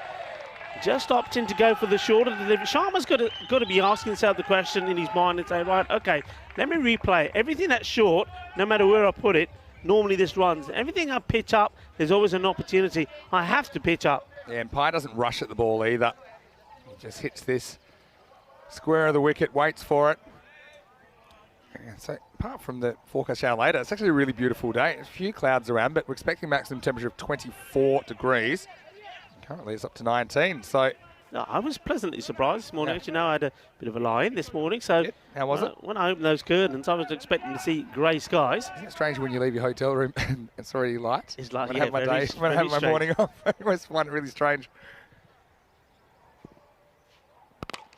Goes for this shot, uses his feet well, gets to the pitch of it and puts it away. That is a lovely looking shot from Avinash Pye, the El Capitan. That's what I like to see, and that's what I was saying in that match this morning. There was too much staying rooted to the crease and just swinging. He knows he's got to get to the pitch of this, and that's what he does, and he absolutely punishes it. 6 runs.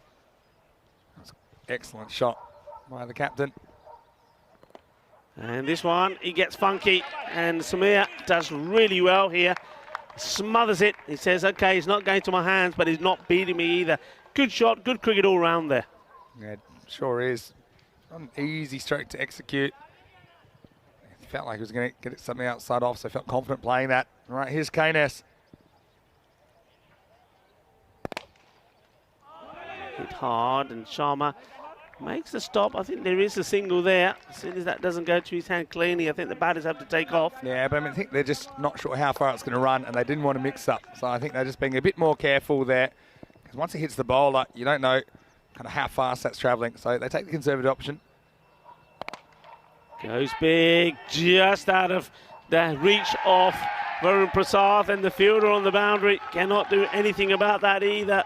And that's Fahim Mughal for 4 runs. So Nesta gets going as well with a boundary. Yeah, 4 runs. And Mughal doesn't leave his feet out there at deep mid-wicket. I thought for a second the man in the circle might have a play at this. And you can see kind of forlorn attempt, one hand. And yeah, this one, at this level, you got to stop that. You got to at least kind of get off your feet and try and get down. Anyway, a few sore bodies out there, I'm sure. That's 6 overs down, 60 for 3. And so Pye has batted through the innings. He's been the engineer so far, 28 not out of 16. With the bowling figures, you can see there, Mohammad Ajmal's been very, very good. But they're not going to go back to him straight away. Yeah, instead, looks like this is Fahim Mughal, who is going to bowl over number 7. He's pretty whippy. He's an unusual character. Let's see how he's handled by Avi. Oh, Well. full toss, no ball, 4 runs, 5 of nothing. That's what you got to say here. And also, this will be your first and final, surely. Yeah, well, it's, There you this go. sort of action lends itself to unpredictability. So, yeah, this is shoulder high full toss. See just the speed at which he kind of whips that bowling arm around. I just think it's hard for him to bowl consistently. That can be an advantage sometimes if you're unpredictable, but I mean, this time it costs him, and it's going to be a free hit coming up for Avinash Pye. Mughal needs to get it right. It does. And this one goes through pretty quickly. That's better. What I've found Mughal now, whether he's just adjusting because of the pitch, the surface. Normally he's got a bit more of a run up than this. It's not Yeah, I've noticed it's shorter, isn't it? much shorter. And that last attempt, last over, do you reckon he's carrying a little something? Well, but it's very possible. I mean, hard to say. See, it's better. That's the areas he wants to be in. They try want to take him on. But How many times have I said, oh no, today? We've had all sorts of craziness already. Well, it's typical ECN day. Avi does not want to run himself out for just 1 run at the moment, especially with a player like Nesta there, who you feel is just biding his time. edge and goes down. And that's why, if you haven't got your #1 keeper, it's always hard. He has taken one behind the stumps. This one just doesn't stick in. He's just probably off balance here and not able to smother this. Flies hard, to be fair. Afi Khan dropped something pretty similar yesterday. Look at this on the way up. And yeah, he's just late to get in the right spot. knocks it up. Next one will just be a single. But he actually almost knocked it up so well that it either was going to carry to Sumer Khan, the Rockstar, a short third man, or maybe it was going to hang in the air so that he could get another opportunity. So he almost had 2 bites of the cherry there, Chedavati. This one is disappearing. Ball, volley, volley, Ginna, Sona, Shaka, Lagya. Not an easy ball to hit. It's a low full toss. And Keynes, I told you, he was biding his time. He was up to something. And eventually, when he got that one, he was able to hit it out of the ground. And that's important. 6 runs. Gets him going. Oh, he's thrown everything at this. I suppose the thing with Nestor is, if he does get an edge, well, at least he knows it's not going to be an easy catch for anybody beyond the stumps. It's going to, because they're going to be going pretty quickly. And, that over from Mughal comes to an end, and he goes for just 14. Yeah, just. So they're around about just creeping up over that 10 and over. Maybe they can go on to put 110, 115. But look, one good big over from Nestor or any of these two, and that 120, 120 plus is on here. Yeah, that's right. You can see where we are now. It's eliminator number 1. 2 teams are here, but only one will survive, and the winner will play Albi's Army later in the day. The Swedish champions, the loser, they'll be out of the tournament. So stick with us. Lots more action on Super Thursday coming your way. Nice looking shot, and the fielder's going to get to it. No, they're not. This is a glorious shot. For me, this is the shot of the day so far. Absolutely beautiful. Hits this dead straight. They don't come any better than this one. It's all about the placement, and again, he's not over-hitting the ball. Pye is just a guy that looks like he can bat so well, but we haven't seen enough of him, really. Look at how well balanced he is at that impact point. Superb.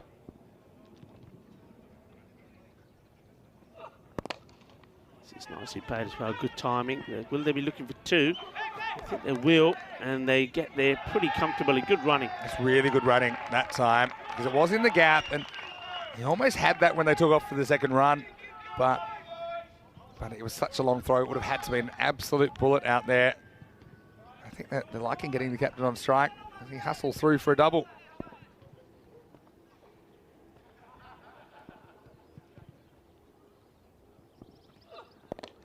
Flicks this one away. Work to be done by the fielder, and he does pretty well, actually. I'm thinking he's got to go down. For me, he does have to go down, but what he does do, he does manage to get a hand to it very close to that boundary rope. Yeah, does he stay in? I feel like it's probably okay, but yeah, Prasath is the man in that position. Let's just make sure that he doesn't touch it. Yeah, he's okay there. And he's ejected it there. Yeah, no problem. No problem. Good bit of fielding. Saves a couple of runs. He does well. I suppose it's a long way for him to go down, isn't it? Pye's hitting his straps, isn't he? Batting beautifully. He really is.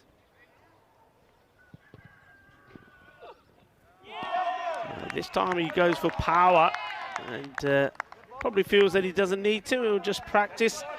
And well, there you go. He's just trying to compose himself there, saying, okay, I don't need to do that yet. There's still plenty of balls left in this innings to go after. They're going at a good rate. It's a healthy rate. Yeah. He's got Nestor at the other end as well, so he can take the singles as well if he has to. Nestor certainly hasn't got going big yet. Justin Sharju with the ball. Catching chance, and that is a really good chance. Really, really good catch, that is. That's absolutely fantastic. Well, there he is. There's a smiler. He's going to give us a smile. And Justin Sharju, well, he goes up to the field. I think that's probably Yash Singh. I can't see the back of his shirt at the moment, but that is a really good catch. And you can see Sharju, he's running up to him, and he's putting his hands together saying, thank you, Paji, thank you. It certainly was. This is a really good catch. Yeah, look at that. Important catch. That saves you maybe 20, 30 runs down the stretch as well. What a good catch. I mean, that ball, I thought it was going to be hit for 4. Honestly, you just play that shot on instinct, don't you? And Yash, he had to come forward. He had to go to his left.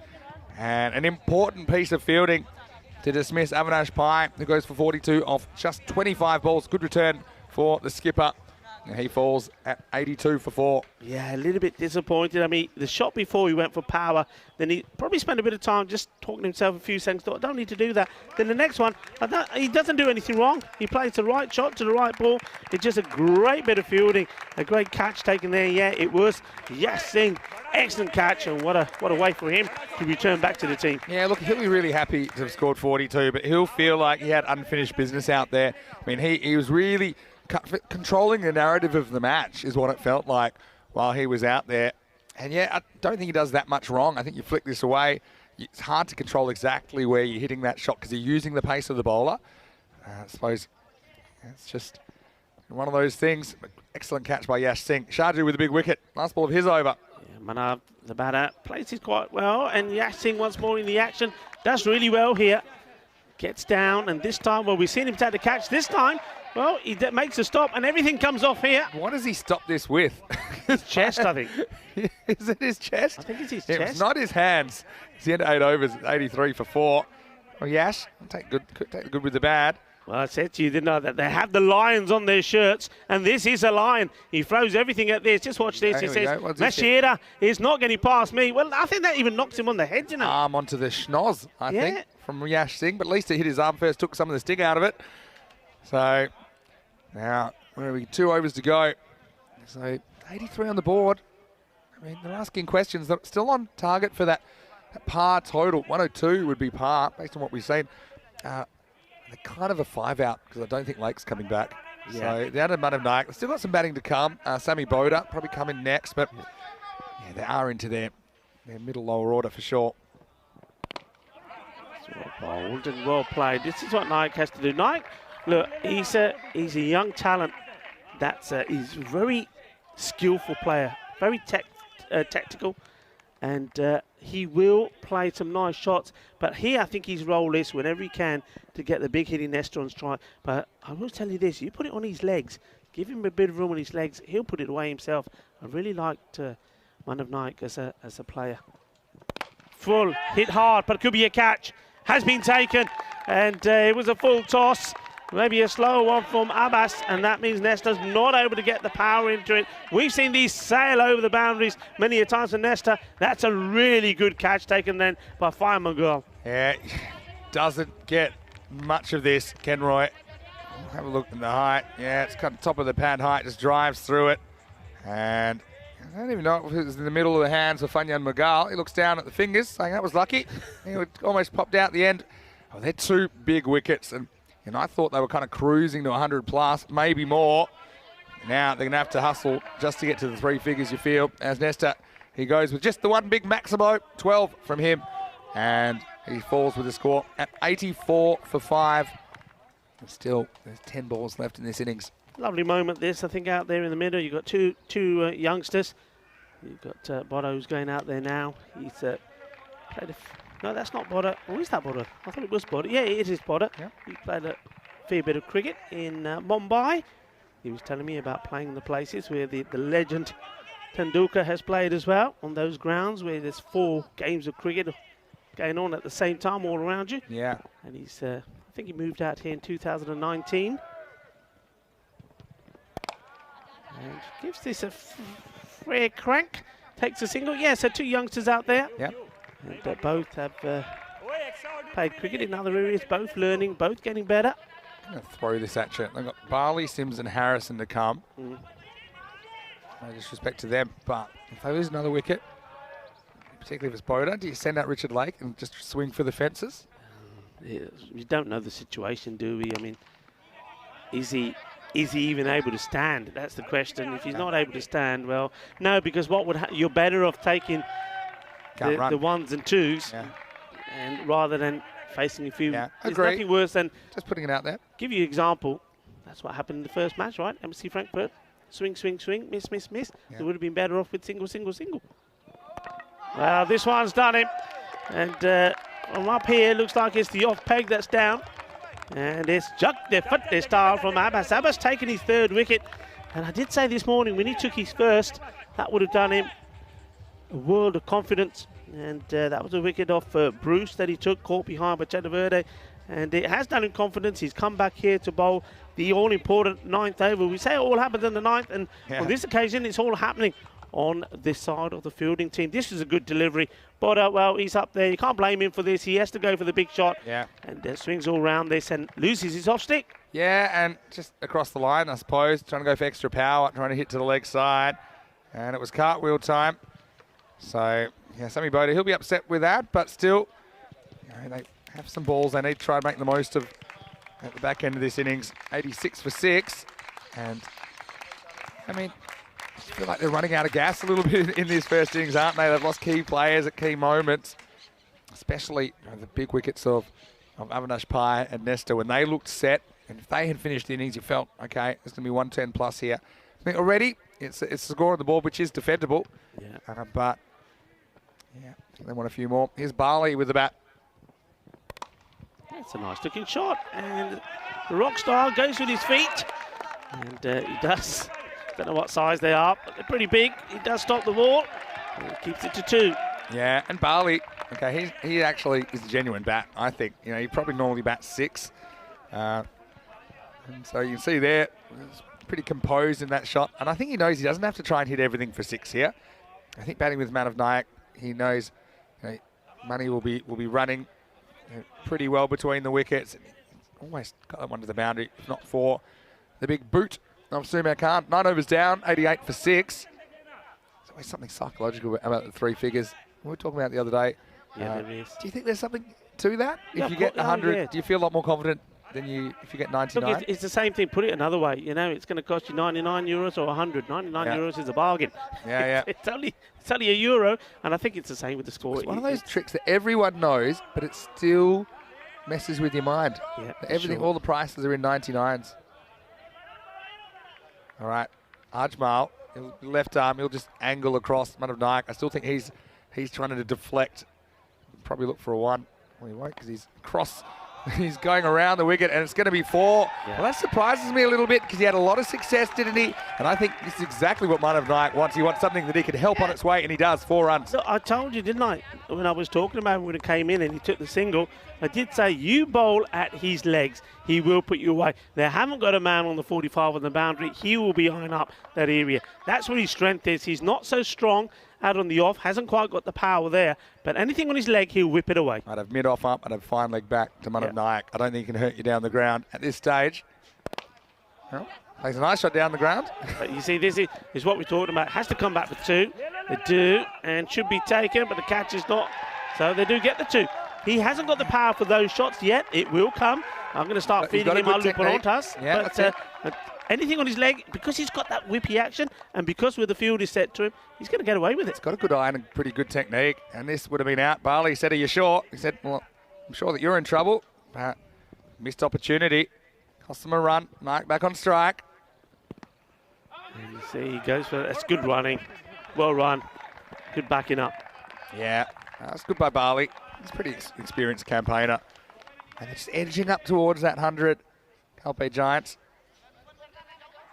Of course, Giants were our last second edition due to the unfortunate circumstances which resulted in the withdrawal of Petersburg Sporting from this group. But the Giants seem like a team that's too good not to walk away with the win at some point.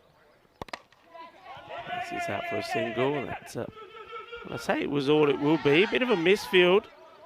And I think a few struggles there from Wasim Abbas. It's like he got dizzy when he bent down for that one. Barley looks like he's halfway through a beat test at the moment.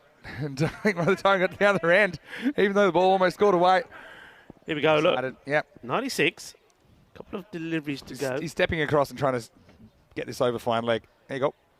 Oh, fake. He wants to go. No, Barley's saying, all right, youngster, you don't look like you're going to hit a Maximo because I'm going to stay right here. And I've cut a few away nicely, but this is going to be one of the all-time big swings from Dave Barley. I think he's going to try and get the Giants up over 100. And Rico's Max is motioning like I'm going to be wrong again for about the 17th time this innings. But let's go. Last ball. Strap yourself in. Well, what's the target thing like? I think he's going to get here, you know. Oh, the gain upstairs. I think he may have just made it. He's pretty... Hang on, what's that? So bye's been signalled, so we know it's a bye. So Look, what do you reckon, in or out? The keeper, Chatavidi, In holds or on. out? He double clutches it is what we call. So he goes to throw and then he doesn't throw straight away, sneaks an extra step. So does that allow Manav Nayak in? I've got an instinct he's just out. Which probably means he's in.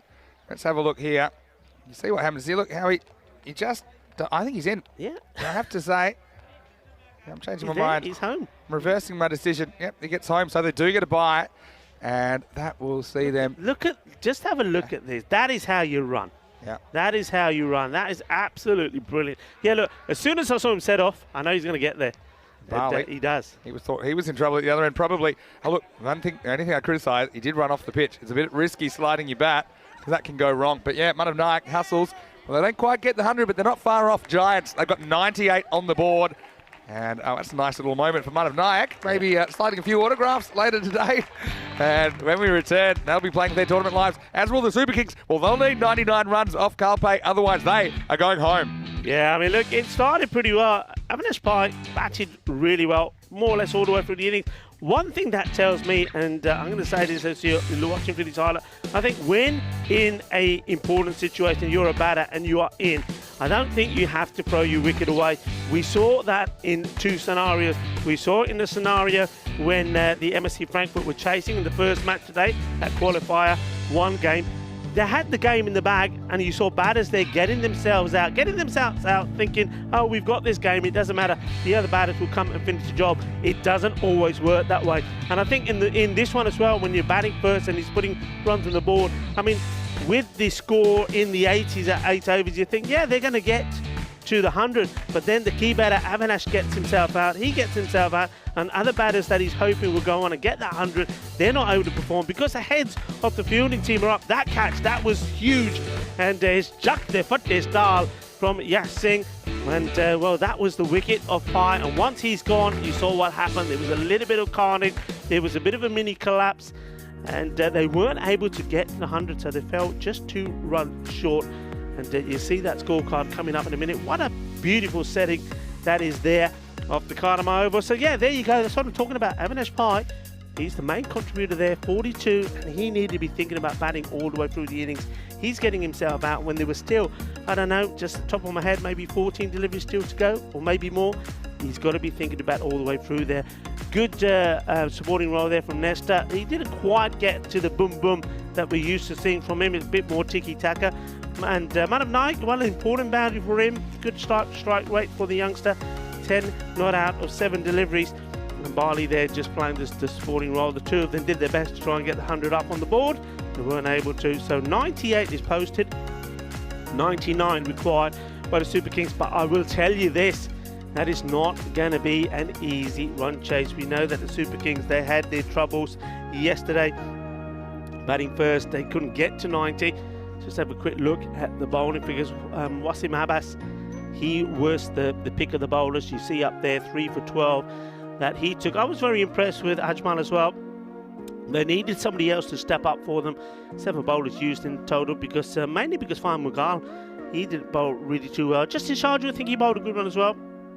But my pick certainly would be Abbas Ajmal. Bishanai, he needs to stop bowling those extras, needs to stop bowling those wides. So evenly poised, this is another match just like the first one that I think is going to have us sitting on the edges of our seat. So get yourself a very quick break, get yourself something nice and strong and stiff to drink, because this is going to be an exciting one. It will go down to the wire. Join me, Rico Full, back here in the commentary box, and alongside me will be, of course, Mr. Maximo himself, Vinny Sandhu. We've got an interesting match on our hands. The Malta Super Kings need 99 to stay in the competition, and one of these two teams, the Carpe Giants or the Malta Super Kings, will be eliminated. Who will it be? Who will be out?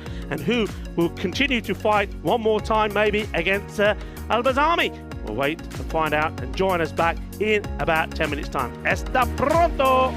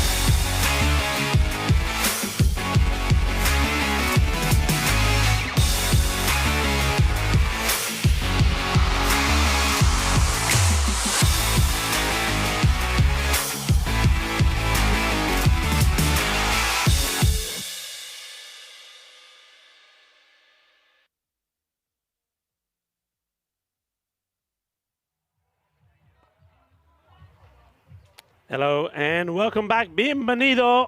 Welcome back to the host region of Malaga of this, the BET2BALL European Cricket League. It's the Champions League of cricket, and it's happening at the most beautiful ground, I think, in Europe. One of the top grounds that you'll ever see. The location is absolutely stunning. Great landscape around us. We're sort of nestled in between the Sierra de Cartama, the mountains that surround us. Some lovely agriculture as well. You see the blossom of the almond trees are out, and you can see there to the right, and that's where all the action is. We've got the team marquees there as well. We've got the food hut, the bar, and thanks to, well, some of our partners. We already mentioned Purple Pepper doing the catering. Also Cervezas Victoria, they're providing the refreshments. They do sin alcohol as well, so don't worry, we're not all getting a little tipsy here. And also a nice area for our fans there to enjoy around the ground. And one or two of them up there, the top of the hill as well. And that's why that end, the end we were from last week, and will be next week, the hillside, if you like. It's always a beautiful view from up there, and a lot of people have taken that opportunity to be up there to watch the cricket as we get ready for the start of this very important match indeed. And you saw there, you can see the Carpe Giants, they're getting ready to take the field of play. They put 98 on the board. Now look, I will say this, I mean, that 100 would have been the key mark. We're only talking about a couple of runs, but it is runs on the board of a very important match. We're not talking, I mean, the Malta Super Kings, they can't be looking at this match saying, well, okay, fine, look, you know, we're getting better, we are getting there, we're finding our touch. If we don't quite win this, we'll get another chance. You won't. This is it. One of these two teams will not be coming back. One of these two teams will be making their way home. Who will it be? Well, the Malta Super Kings, they'll be hoping it's not them, because they're desperate to try and find their touch. They're desperate to show the world just what they can do, to show the world just why they are the Super Kings, because they are a lot better than what we've seen from them so far. They have that slight disadvantage, I think, in this match and the matches coming forward today. And, well, that's if they have any more matches after this one. They've got to win this one first. And if they do play a part at all tomorrow, because the winners of this match have got a very, very difficult match up against the Swedish champions, Albizalmi. That won't be easy. Albizalmi, of course, because they finished in 4th position, they've got the luxury of having a nice line this morning and a leisurely warm-up. And you can see them actually warming up the far side of the ground there at the moment, getting themselves nice and stretched, ready for, well, another eliminator that will be coming up later on. So the winner of this match will be playing match number 19 against Albizalmi, so they'll have a bit of time to recover. But going back to the key point I was making about the Malta Super Kings, Aftab Khan, he was the only batter, I believe, yesterday that was able to show that he was getting into some sort of form when he scored 32 of 21 deliveries against Albizalmi. And but Albizalmi were able to beat them, but it was his injury. He's not going to play any more part in not only this match, but this group. So that's going to be disappointing, of course, for them. But somebody has to take his spot now. Yash Singh has come into the side. He's already shown his worth in the field. He took an exceptional catch to get rid of Avinash Pai, and that made the difference, I think, of around about, well, it could have been 20 runs there towards the end. So that is vital. So he may have already played his part in this match, but is he, or is somebody there able to take over the role of Aftab with the bat? Aftab, of course, came up the order as well yesterday when he made that 32. I think he came in at number 3. So it's going to be an interesting one. Everything to play for. I think the team, the Carpe Giants, they will probably feel that they're in front in this game so far because it's a pressure game and they have got the runs on the board. The umpires make their way out. Asad Ali from Italy. So we said goodbye to Suleiman Saeed. He was from Italy as well, but he's been replaced by another Italian stallion, Asad Ali. And also we have Tyrone Peters as well. That comes as part of the new umpires for this week. And the two of them, along with Joe Foster, the other new umpire, have done a fantastic job this week. The umpires, I mean, I always say they have a very difficult task. And it's not just what they have to do on the field or at the bowler's end, it's also at square leg. It's also the third umpire as well. Third umpire for this match is Stephen Gooch. All have a big role to play, and they've been very professional and professionally led, of course, by a good friend of mine and the tournament referee, Sir Robert Kemmett, who look like we're getting ready for the start of this innings, and an important one as well. Both teams will want a good start. Giants, they'll want wickets early, because one thing they will know from what they've seen already, and I'm pretty sure they would have done their homework, is that the Super Kings do not have the depth in their batting, and certainly haven't shown it as yet. Get the early wickets, don't let the captain get going, and the only man that's probably shown some signs of what he's able to do is Gopal Chaturvedi. They know they want to get him out early as well. So early wickets required for the Giants. The Super Kings, well, in their mind, they'll be saying 10 and over, 10 and over, that's all we need, 10 and over. A boundary, let's run our singles. Vikram Arora will certainly do that. These two, they have batted well together, but they've had some hiccups as well with the running. First ball, it's a full toss. And played out, he gets past the fielder, chase on. Oh, that's the slowest dive I've ever seen. You're not seeing that in slow motion. That was actual real speed. And Bodda, the youngster, just cannot get to it. 4 runs on the first ball. Well, how about this? And everybody's saying, dive, dive, dive. And Bodda does eventually go for it, but not before the ball goes to. You've got to get down early. If you don't get down early, you're not going to catch it. Look, he gives it everything. And then, well, he sort of sets himself to go, doesn't he? It's almost like he's waiting for a spring in his step. It doesn't come. 4 runs. And this one will be a wide. Just that little bit of swing from goals. No wide ball signal. So the umpire, we're talking about Hazard. Goes wants a wicket and wants one quick.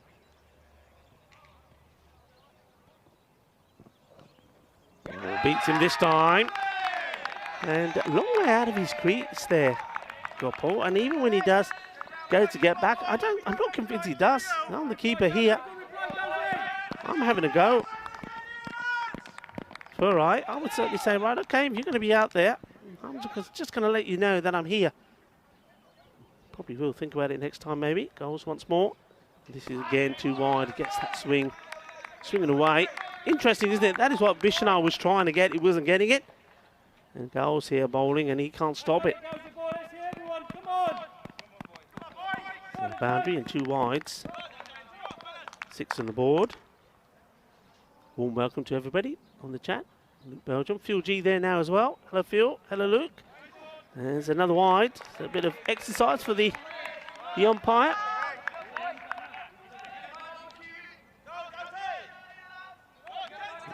Also, a very good morning to Jeffrey Maguire and Grizzly Sports. He'll be back for finals week, and he reckons the youngster Manav Nayak is going to be the key here. Maybe pick up a few wickets. 3 he reckons, and it could be. Maybe it's the pace off that will work for them. They do have options with the ball. Maybe someone out Nesta. We haven't seen the best of him with the ball. We've seen what he can do with the bat, but not with the ball. He could be the surprise package.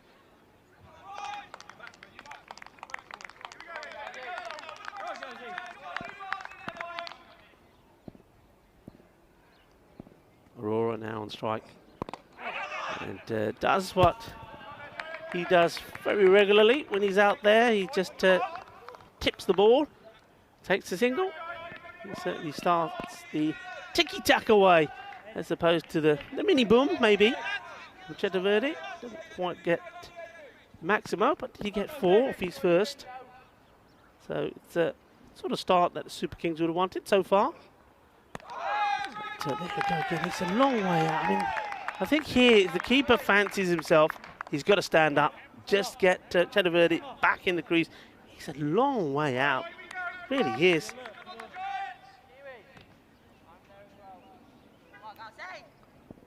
Goes looking to finish.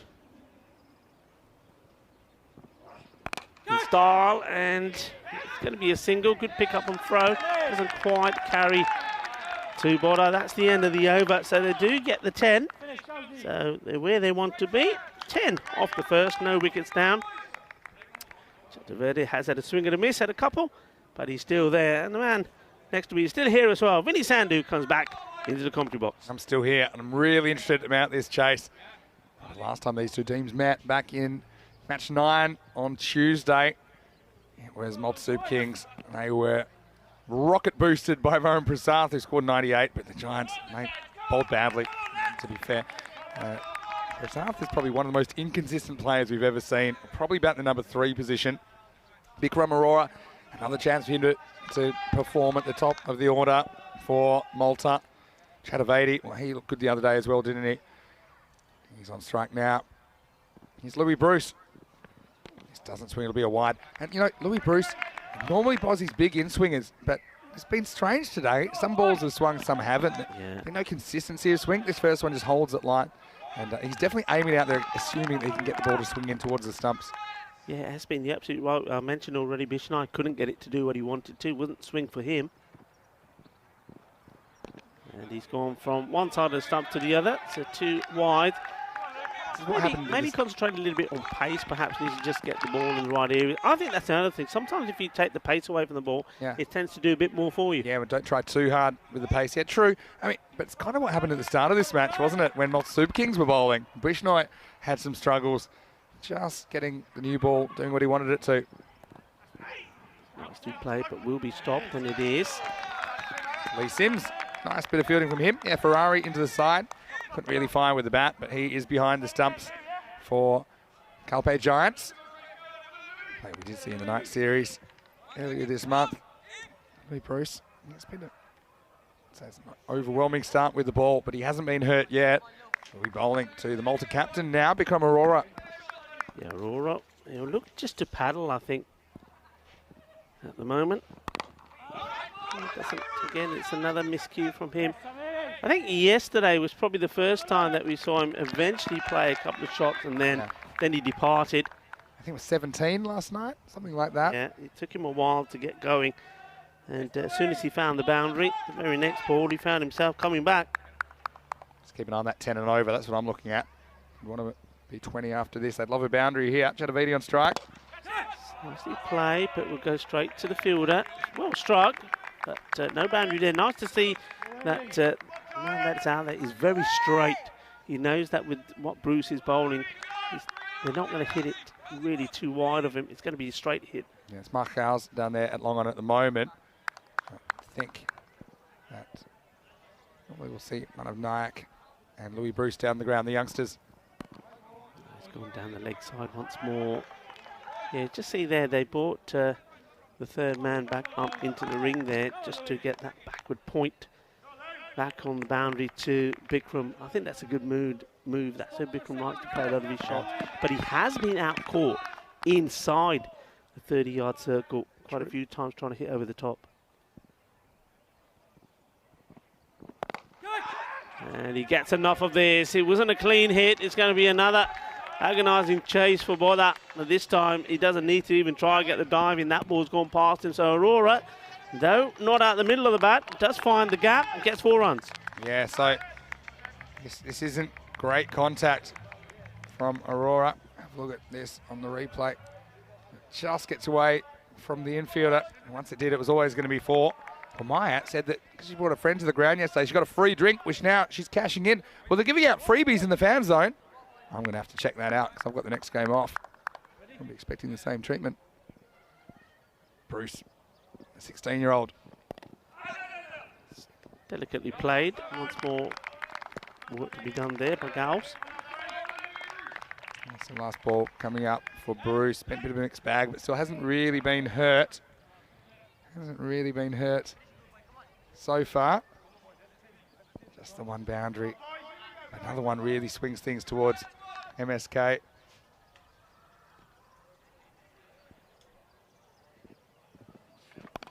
Oh, this is in the air and it's going to fly away. And I think this is going to get to the rope. So a bit of a lucky one for Chatavati, but he does get that boundary. Gets Malta Kings up. They're a quarter of the way there now. 25 for no loss. That's the end of 2 overs. Yeah, well, you said they wanted to be on 20. Well, they're slightly ahead there. That'll help. Seen that a few times. That's always a risk, isn't it? Once you get that fielder inside the circle, any swing, any edge at the bat there, it's going to go all the way. Avi, have a think about your fielder. That's 2 overs down. As I'd like to give a bit of a birthday shout out. We've got a few big birthdays coming up. The man I want to talk about is Phil G in the chat. And I won't say how old you are because he wouldn't tell me, but he did say he's having a great birthday. He's got some birthday cake coming up at lunchtime. So, Phil G, thanks for all your work in moderating the chat and he's assisted with some guidelines, which are still in use. So, thank you to you, Phil. He's watching from Prague in the Czech Republic. Has actually commentated for us occasionally. Filled in for me for one day, pretty wet day, as I recall, in Prague last year. It was the famous backwards 4 overthrows that weren't overthrows. That was one of our viral videos last year that Phil was on the mic for. Well, Phil, wishing you all the best. Hope you have a happy and safe year ahead. And now they're going for Pi. And I thought they might go spin first up. Pi likes to do that. But now he's going to have over number 3. Man, missed a couple of days with that leg injury, but now he's back. And let's see if he can pick up an early wicket. Try and keep MSK down. Yeah. Take a bit of time getting the field right. Got to keep an eye on the clock.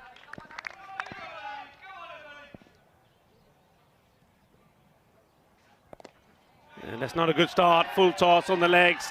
And Bikram Arora, the captain of the Maltese champions, the Malta Super Kings, just helps this along its way. You don't want to bowl bad to him. You don't want to give him the opportunity to hit himself into form. Yeah, exactly right. It's not a good lift from Pi. He probably hasn't bowled a lot this week. He's been nursing that injury. Didn't see him for a couple of days. It's an easy put away. Kicks the ground in frustration. Avinash Pi has to come back and come back quickly. And this is hit very well, but oh, well, what's this hit? Is his hands or head?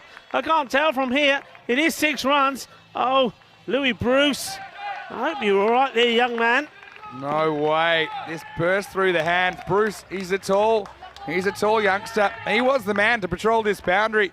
But I think this is off the cranium. Oh, bang. That's off his head. Jose Canseco special from Louis Bruce. He says I'm all right. He headbutts this for 6. It's gone a long way. I could have been out. Bikram Arora, he's had a few close calls since he's been out there. He's never really made the opposition pay yet. Well, Louis Bruce does seem like he's fine. I think he's more concerned with the drop catch at the moment. Next ball coming up. This is a nicer shot along the ground. Well, you know, they say sometimes you got to get your head in the game. I don't think like that. Well, Louis Bruce, I tell you what, he's a hard nut to crack, isn't he? Because he's still standing. He just says to everybody, "Yeah, don't worry, I'm fine, I'm fine." Well, this one is another opportunity, is it, Bruce? And oh, he does really well. I think he's worried that he's close to the boundary stop there. If the fielder that's coming in here, I think that's Gowes. If Gowes reads this better, yeah. I think he could have taken this. And it was more at Bruce. That's the thing. And so, Bruce, let's just check this doesn't go for a boundary. Again, he doesn't really try and stop it now. Does he touch it here? Does he touch it there? Let's go back again. I think he may just get a touch on this. Does he touch it? I'm not super sure. And then the next. Oh, I think he's touched that. I don't think you can say he does. And then when he comes back, then he's inside. I think it's okay. If it's inconclusive, it goes to the fielding side. I don't think that's a boundary. I think you can see it. We're going to disagree here. Let's see what they decide. I think there's probably enough on there. Probably was fingertips from Gowes on this. But look, you know what I'm saying. When he gets to touch onto it, I think if Gowes stays inside, he maybe got a chance to catch it. Yeah, I honestly, if it's inconclusive, it goes to the fielding side. You didn't really see a finger bend back or anything, right? This time he's back out. Well, he's playing. He's not going to go back for 2 here, but he's sort of 1 out in the off, 1 straight with 2 opportunities, 2 in 2 there for that man Louis Bruce. The second one was a lot harder, maybe. It would have been 6 if he did touch it. Yeah. I think it's a good decision. I mean, we can't tell there. It could have just missed his fingers. It would have looked like that, right? Yeah. And also, I think Gowes, if he does touch it, I think he would say. Yeah, true. Having said that, he probably had no idea what happened, right? He doesn't know where he's standing. They say, did you touch the first time? He probably, in his mind, was like, what are you talking about? Right? It all happens very quickly. I actually think it's a correct decision, honestly. Given on what we saw there. Anyway, that's the end of the power play. Pretty good one for MSK, the 39 for no loss. Yeah, 39 for no loss. Yeah, I want to say Feliz cumpleaños to Phil G. And yeah, we had a good time in Germany, Phil, as well. But I think you're going to be known as the Rainmaster as well, because whenever you turn up to do a little bit in the box, you always bring the rain with you. Might have been a bit strategic, though. They spotted the rain clouds, and Mr. Maximo slept in and out of breakfast. All right, Phil, he's a great guy. Big fan of the European cricket. We're a big fan of you, Phil. Happy birthday. Here's Manav Nayak. I like this move. Coming on to bowl over number 4. Well, I'll tell you something. Pie's already bowled, but now this is Manav Nayak's turn to bowl a pie. That is a real... It doesn't even pitch on the pitch, Completely gets away from him. Now, where does this bounce? Because my thing is... Maybe that's bounces after, wide, if right? it bounces after the stumps, we couldn't really tell from that. No ball. And it will be another no ball. Oh, well, what's going on here? Bikram Arora, he has this rush of blood every so often when he's out there. What's he doing? He's punching himself in the helmet right now. Because he's saying, look, I know you're immune to dismissal on a free hit, but not like this. And that is just on the pitch, otherwise it would have been another one. Back to live action now, and the next ball is hit down to deep mid-wicket for just a single. So it's a bit of an anxious start for Manav Nayak, but he gets away with it. And let's see if he can work himself into the over. He's trying to float them through, and I think he's probably better off just getting them in there to start off with. Just start a few in, get into your rhythm. You see what I mean? He's just trying to get the float. This one's okay, though. That's what he's trying to do. He's trying to get it just inside the wide line. I've seen him do this quite a few times. He doesn't want to get too straight, doesn't want to really attack stumps too much, because he doesn't want to get hurt. So he's too wide. And maybe he's going to follow the same pattern. I didn't actually see it, but I heard you and Corey talking about one of the bowlers of Burhan Niaz. UFC. Yeah, Burhan Niaz. Started badly, but then finished Burhan well. had already conceded 13 by now. That's the quicker one. Yeah. And he's got some good variations. You see that one of those ones actually turned a fair bit, actually can put some sides on the ball. That one just kind of slides on. He can also bowl an off spinner. And he's prepared to give away a wide or two, but doesn't want to get too straight and get banged. But also, they've got to keep their eye on the clock here. They're being pretty slow. And there's the slice that I'm talking about, but this time it's not from Aurora. It comes from Gopal. It's a very, very tense atmosphere at the moment. I think for both teams out in the middle. They know that one of them is 6 overs away from being out of the tournament. It's perfect, but it actually gets through Ferrari, so that'll be a bye. Be a bit disappointed he wasn't able to stop that. It's a pretty good wicketkeeper, Ferrari, actually. I was impressed with his work in the night series. It's lucky. Maybe got a little something on it. It was only just the 1 run conceded. Bit short, wasn't able to capitalise on it, and that's good from the youngster.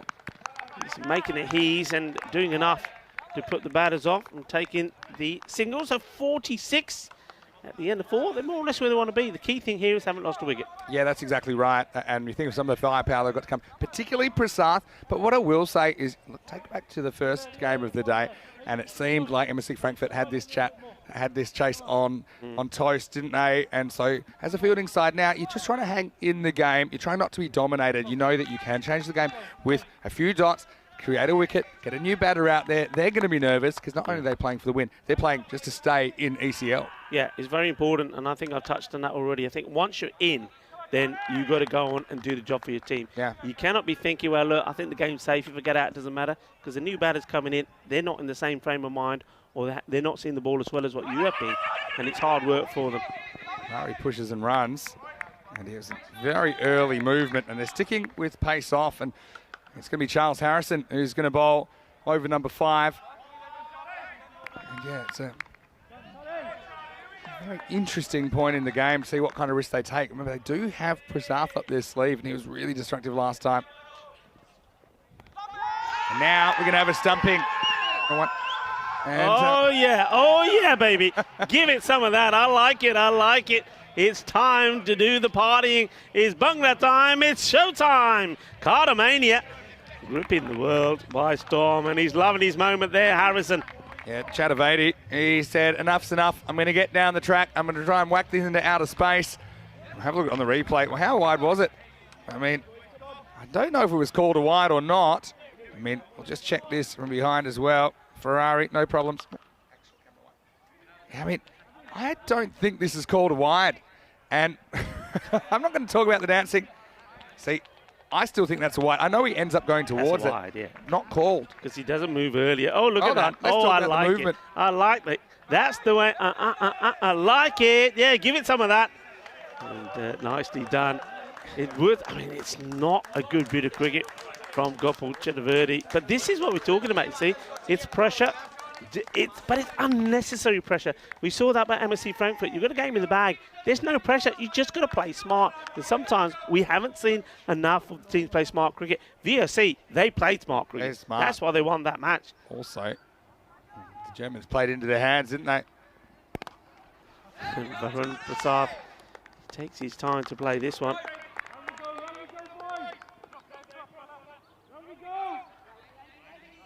Yeah, I mean, I'm just thinking about that wide call. I'm kind of hung up on it there because, yeah, he goes at the balls. Does he bring it in his zone? Maybe.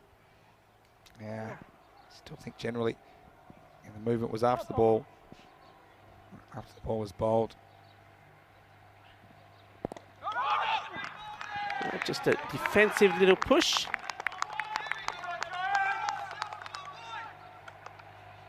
To Harrison.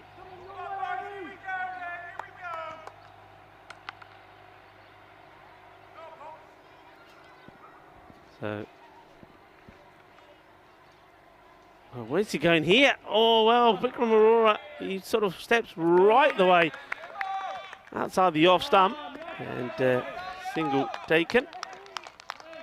Well, this one wouldn't have been called a wide if it doesn't, even if it didn't pitch on, it didn't even go onto the pitch because he's moved so early. Varun Prasad, you saw he was very, very cagey when he played his first ball. He just watched it onto the bat, just wanted to get off the mark. Maxi Hornveg in the chat. Hello to you, Max. Hope you're well. Missing you here. Harrison, left-handed, left-hander. This is down. We'll take a single to Nesta. Nesta gets the throw in. It's the end of the over. Brings up the 50. So they're right on track at the moment, Rico. MSK, they are 50 for 1 at the halfway point. Yeah, right on track, but what a good over from Harrison. I mean, a bit of everything in there, and he does get the wicket. He gets the wicket of Gopal Chakravarti as well. And you see there that a lot now has to depend on Bikram Arora. He's got to see that he must see their team at home. He's got to play the captain's innings, and he'll be hoping that his batting partner, Varun Prasad, can stay there with him.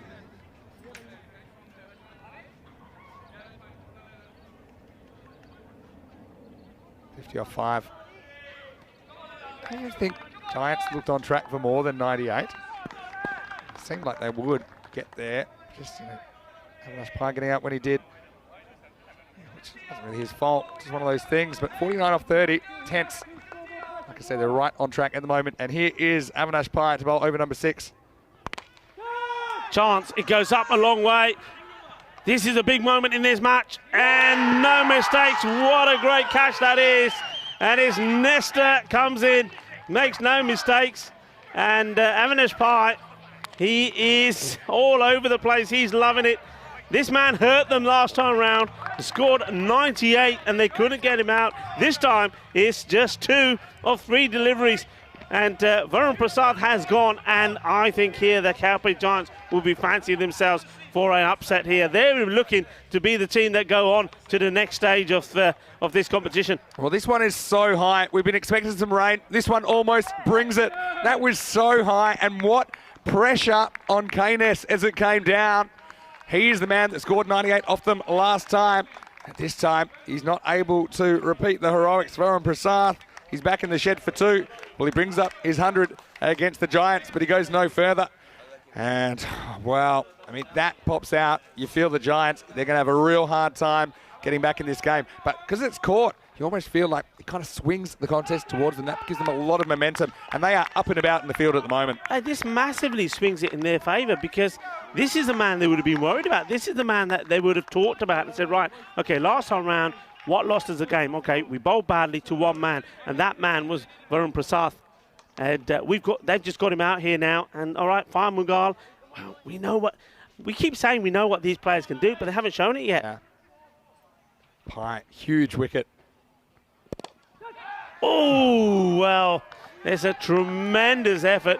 I think he would have had to been Superman to get to this. He doesn't get to it. Farmagal gets a run on the ball.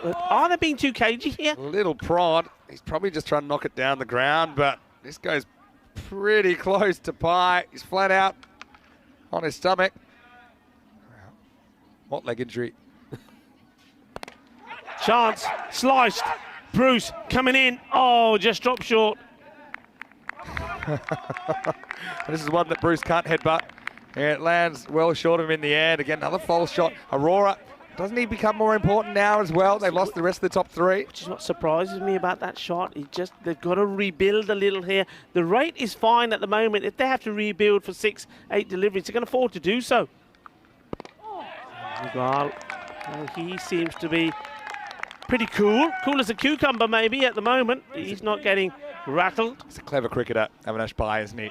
That one he fires in, just keeps the batter guessing about what speed it will be. Two to come. The dots up here now. Here's the thing, Malta Super Kings, they've been great domestically. Okay, they went 10-0 in the European Cricket Series last year when we were there in June.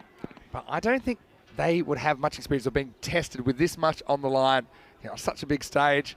To be fair, either of the Giants probably, but it's just one of those things that it's one thing to do it in your own backyard. This is a great test, a great opportunity for them to try and knock these runs off and progress in this competition. The Giants, we knew they'd be plucky, and now one ball to go in the 6th. It's a very good over from Avinash Pye. Only 2 off it so far, and picking up the wicket of Prasad. So 3 dots to finish. Now look, I'm not going to criticise Mughal here because I know he wants to be just a little bit safe because he knows that those 2 wickets are going pretty quickly. But this is where the good teams under good management of coaches will say, yeah, you can be cautious, but every one of those that you played should be a single. Yeah, true. You know, you can play the same shot, but play it with soft hands, particularly around something, get the single, not the dot ball. Pye finishes conceding 16, but what an excellent second over. His first one went for 14. Started with a 4 and a 6 of his bowling. Remember that? Yeah. And since then, he only conceded 6 singles off the next 10 deliveries, picking up a huge wicket of Prasad. They're going to go after Harrison here. I can tell you this now. They're going to go after him. Here he is, left arm spin. This is a Gundy ball. Yeah, very Gundy. Good call, no ball. Bounces twice before it gets to the batter's crease. Harrison, well, he's not dancing after this one. This one does bounce twice. Wow. That's a rule that got changed a couple of years ago. He used to be able to bounce twice. All right, free hit. Oh, and he's completely lost the plot. Harrison has put this one off the pitch. Well, if you're going to bowl a one, bowl a very big one. Come on, Harrison. Warm up. Do the jiggle. Do the jiggle. Warm up and fire it in. Come on, you can do it. Here we go. Still a free hit. Aurora waits.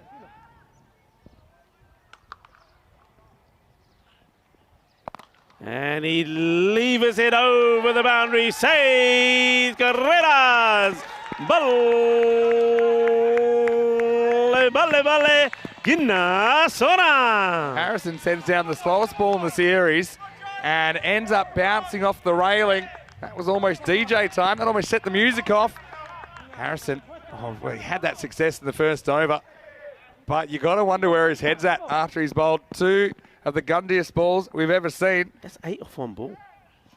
And this time, look, see, that I don't mind. That is because he's seen that boat, well, certainly seen Bikram Arora go after that sort of delivery. He's hoping that he lifts his head, skies it in the air. That's what he's hoping. Still 6 to come when he's sending that stuff down. So he's got a long way to go on this over.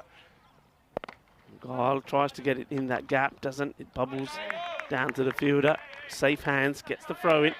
I know Harrison's got a wicket, but if you can get out of this over without getting hurt now, you're happy. You've got 3 to come. Just inconsistency makes you nervous because a couple of 6s changes the face of the game at the moment. Rates up under 10.6 mark. Oh, well, this is Gandhi as well. Go, ball, Siggy, Gandhi. And that one goes arriba, arriba, arriba, all the way to the fence. This one could be magical. Well, it is magical already. It could be supersonic. That's 20 off off this over. Is it 20 of the yeah. over or he's spelled? Yeah, but this is the thing. It was going to be a wide. I often say don't hit a wide unless you're sure you can hit it for 4 or 6. And this one does sail over the ropes. Oh, yeah. It's a big test now for Harrison. He's going to go back over the wicket. He's just giving about a lot of time to get in whatever position they want. Any bowls one is fine. What sort of an over is this? Isn't that good? Look, that's also, I have to say, that's also good from Aurora. He knows what's happening in the over already, and he just decides, even though he moved pretty early, getting ready for the big hit, he wasn't there and he thought, I don't need to do it. Sensible.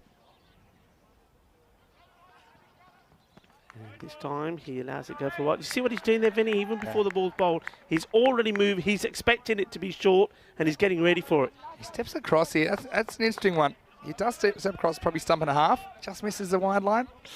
I guess. Try and ball a bit straighter. Last ball for Harrison.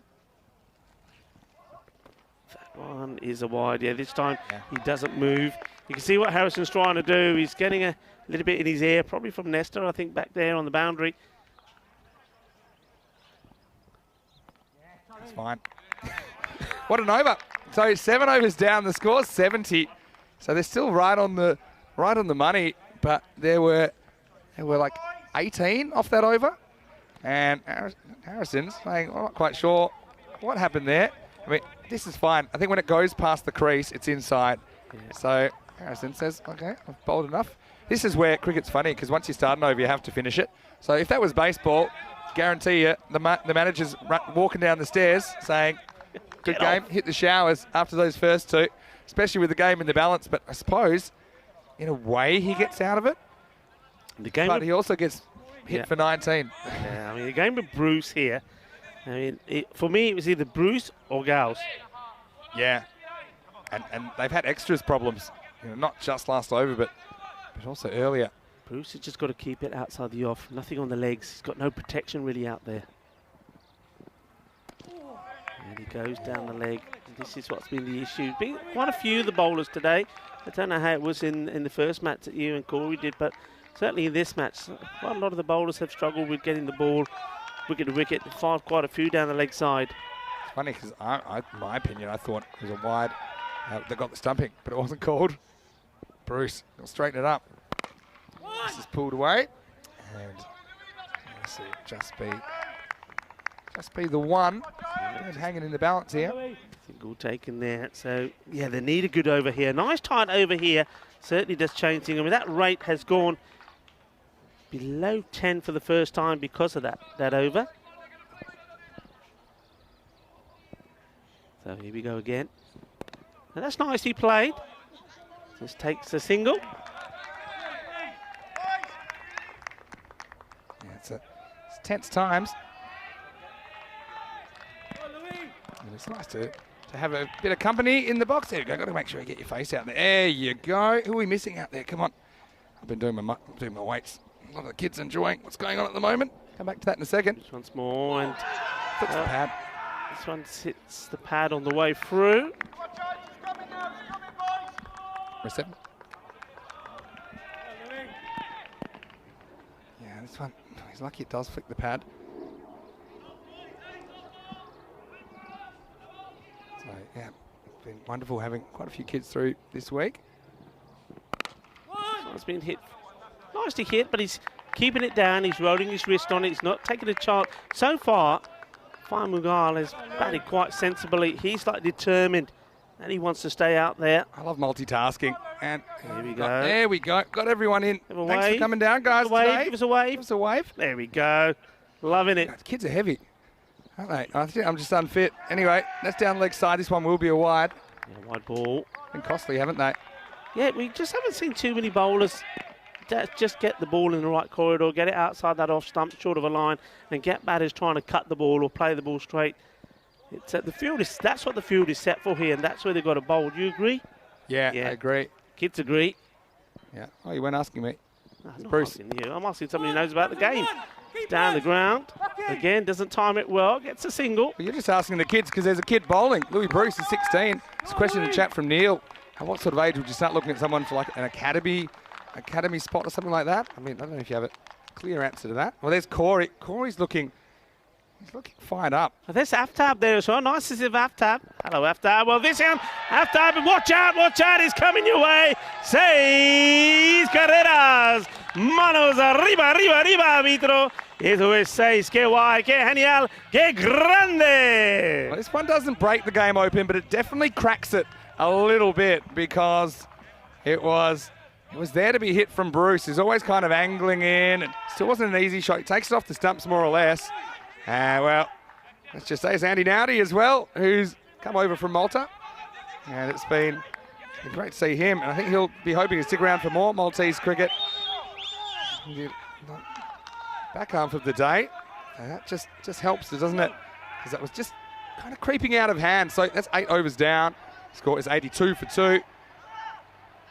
And, well, another thrilling finish. 2 games, One 2 big good finishes. over. That's what you need. One good over here. Is Harrison bowled out? Here's one of Nayak. Oh, he's gone wide again. That's hurting them, the extras. I mean, that is hurting them for sure. I mean, that now the wide. That's the 13th wide. Takes the extras to 17. And, well, you can see the difference it would have been to this match if they could have kept that tidy. This one's right up there. And he does entice Bikram Arora to go for the big shot. Aurora's got to be careful here. He has to see this through. He will not be wanting to get himself out here. He's 1 for 2 now. Shorter, he goes big, and he's up in the air a long time. Fielder's coming across. What a moment this is. And it's been taken. What a great catch that is. Oh, game is back on, and there's only one man that's going to do that. Avinash Pai. Well, he is having a humdinger of a match. Great catch. Bikram Arora, I said he's got to see it through. He is out. The captain goes, caught by the captain of the Cowboy Giants. Game on. It was pushed through by Nayak, and yeah, it was high. He had to make a lot of ground there. That's a lot of steps for a man. That's about knee-high to a grasshopper, but Pai, he does it no problem at all. Big moment in the game as Aurora has to depart. He wanted to go there and finish the job, but he leaves in the 9th. All happening in the 9th. One of Nayak.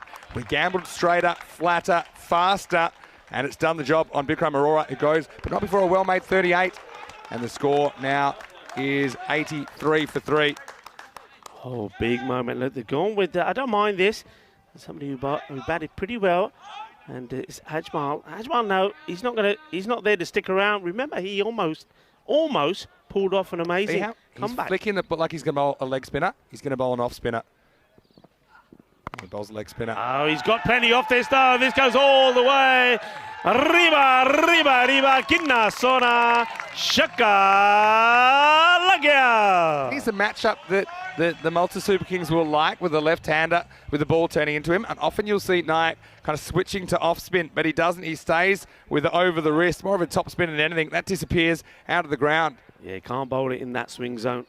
What a game. Floats it up, and this could be 2 in 2. It is. It's another one. This one goes all the way as well, and they're almost home now. Seis carreras más. And Lee Tuck there. Well, give us a smile, Lee. Come on, you're almost there. Lee Tuck, I've never seen him smile. Shibas Roy, the coach, he'll be happy. Everything was on stake here. You either go through or you get eliminated. Yeah. And, well, a couple of big hits, and all of a sudden, the Super Kings are in the driving seat. And, oh, well, he's going to be in trouble if he can recover. And a direct hit, he still would have been in a bit of spot of bother there, but he gets himself home. You got to just try and... Oh, there's the leg going from Pai, but you just got to try and get to the last over now and bring the field in and just hope that Malta Super Kings panic. Last ball of the over coming up. Firmly struck, and this is going to be 4 runs, and that is it. It's game over, and it's happened so quickly, hasn't it? It was all tiki-taka, and it was nervy all the way through. And then right at the end, well, I think everything happened very quickly. Manav came in. He did get the key wicket of Bikram, and we thought maybe there, game on, that perhaps the Super Kings are going to go into self-destruct mode, but they didn't. They went into overdrive, they hit the ball big, and they finished this early. So the Super Kings will go on, and they will have to prepare themselves for a tough encounter against the champions of Sweden, Albi Zalmi. Yeah. But we're going to have to say farewell to the Cowboy Giants, but haven't they been good? They've been amazing. Ever since I met these guys, it was just over a month ago, down at Europa Point. And look, that's a really tough one for them. They really gave everything that game. And look, they're taking a moment on the ground just to come in. And look, it's it's a bitter pill to swallow, but when you think about it, 1 week ago, they did not even know they would be taking part in this ECL. So what a big effort. They go away winless, but I think they've won a few hearts along the way. I've really been inspired watching their cricket go up a notch over the last month. So wishing the Carpe Giants all the best. Hopefully we see them again at an ECL. But right now, it's about Malta. They survive, but not without a scare. And they will go through to that must-win clash once again against Albi's Army in match 4. Well, cue the circus music because there's plenty going on in this chase, Rico. Yeah, there certainly is. Well, there was that slow motion effort there. Yeah, plenty going on. But look, the Super Kings, they did hold their nerve, didn't they? I did say that they needed somebody to bat more or less all the way through. Vikram Arora, look, he did give a chance early, didn't he? He was dropped on 11 by Bruce. Remember that? There was those couple of chances back-to-back. One hit him on the head and went for 6. He's hit him all right. Well, I've never seen that before. That was right on the top of the nut. And over it went. And then this one, well, could have been closer. Maybe Gauls there. I think if Gauls had just stopped himself and held his position, could have taken the rebound. Well, then it was time to do the balles from the bowler Harrison. But though he did get a wicket, and that was a big one there as well, High the bowler. What a game the captain had. How important it was to have him back in the game. And you can see that they did miss him being available for a lot of the games. If he was around for 1 or 2 more, it could have been a different story. But it was Harrison when he came back. He was doing all the damage early on, but his over went big, and that's when the Super Kings come back into the game. With this aftab, it's nice to see him still standing, but well, he won't play any further part though in this competition. It was a really good game, but Captain Bai, what a game he had. Yeah, it did. I mean, blink and you'll miss it. Again, when they look back, they'll wonder, was it a dream? They were back in the game there at that point, and then bang, bang, bang, 6-6.4. Ajmal says, I'll finish it. And that just shows you he handled that pressure in that moment. Nayak, he'll be so disappointed. He's such a good young cricketer, but you know, I suppose he challenged the left-hander to hit him out of the ground, and he was able to get hold of him a couple of times, which just kind of broke the game back just when they snatched ascendancy. Before you knew it, blink, and it was gone. And it is the Malta Super Kings that get through to that essentially 4 versus 5 matchup. Again, that's for the final spot on finals day tomorrow morning. And so, yeah, with a bit of rain around, they'll be hoping the rain stays away, because if for whatever reason that isn't completed at Eliminator 2, then it will be Albi's Army that will get through. So it was anything but ordinary in the chase. 99 for 3. They did it with an over to spare. 17 extras. I mean, that's certainly something they'd want to look at. 13 wides, 3 no balls, and a bye, so all avoidables. And Bikram Arora, 38 off 26. Look, he didn't get him all the way there, but he got him most of the way there. It was important that he stuck around, especially after they lost Chatavedi, after they lost Varan Prasad early as well. And Magal, well, he just did enough as well when it came down to it. Yeah, probably Carpe Giants, they'll be a little bit upset in the first half of the game. They weren't able to push to a 120 kind of a score, because I think if they had, it probably would have held up. Yeah, I mean, it certainly would have been. I mean, they've got to, I think they will look at that, but those sort of things do happen, you know. But I think the thing that will hurt them more is the number of extras they gave away. That's what hurt them. And when you think about, 17 extras, I mean, even if you take 10 away from that, 10 more needed. I mean, they only do that in the end thanks to some awesome hitting from Ajman. I mean, that was tremendous. 16 of just 4 balls, but they did it with an over to go. So those 10 runs could have made all the difference, Vinny. Yeah.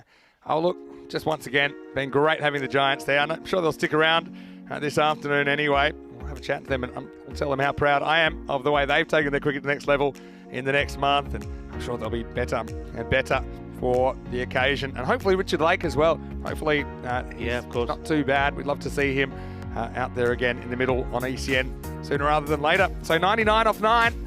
Malta Super Kings through to Eliminator 2. That's the end of the road for the Giants, who scored 98 off their 10 overs. Still big effort from their captain, Avinash Pai. I think you could make a case actually for him to be player of the match, although I think probably it would go to one of the Malta players. But anyway, we'll be back, and I'm going to leave you with Corey and Rico to take you into the third match of the day. We're going to get to see the 2 teams that formed the best in the round robin stage. It will be the Austin Exiles, who will be challenging the MSC Frankfurt guys. When we come back in around about 15 minutes, there'll be more ECN action on Super Thursday. You're watching the BET2BALL European Cricket League.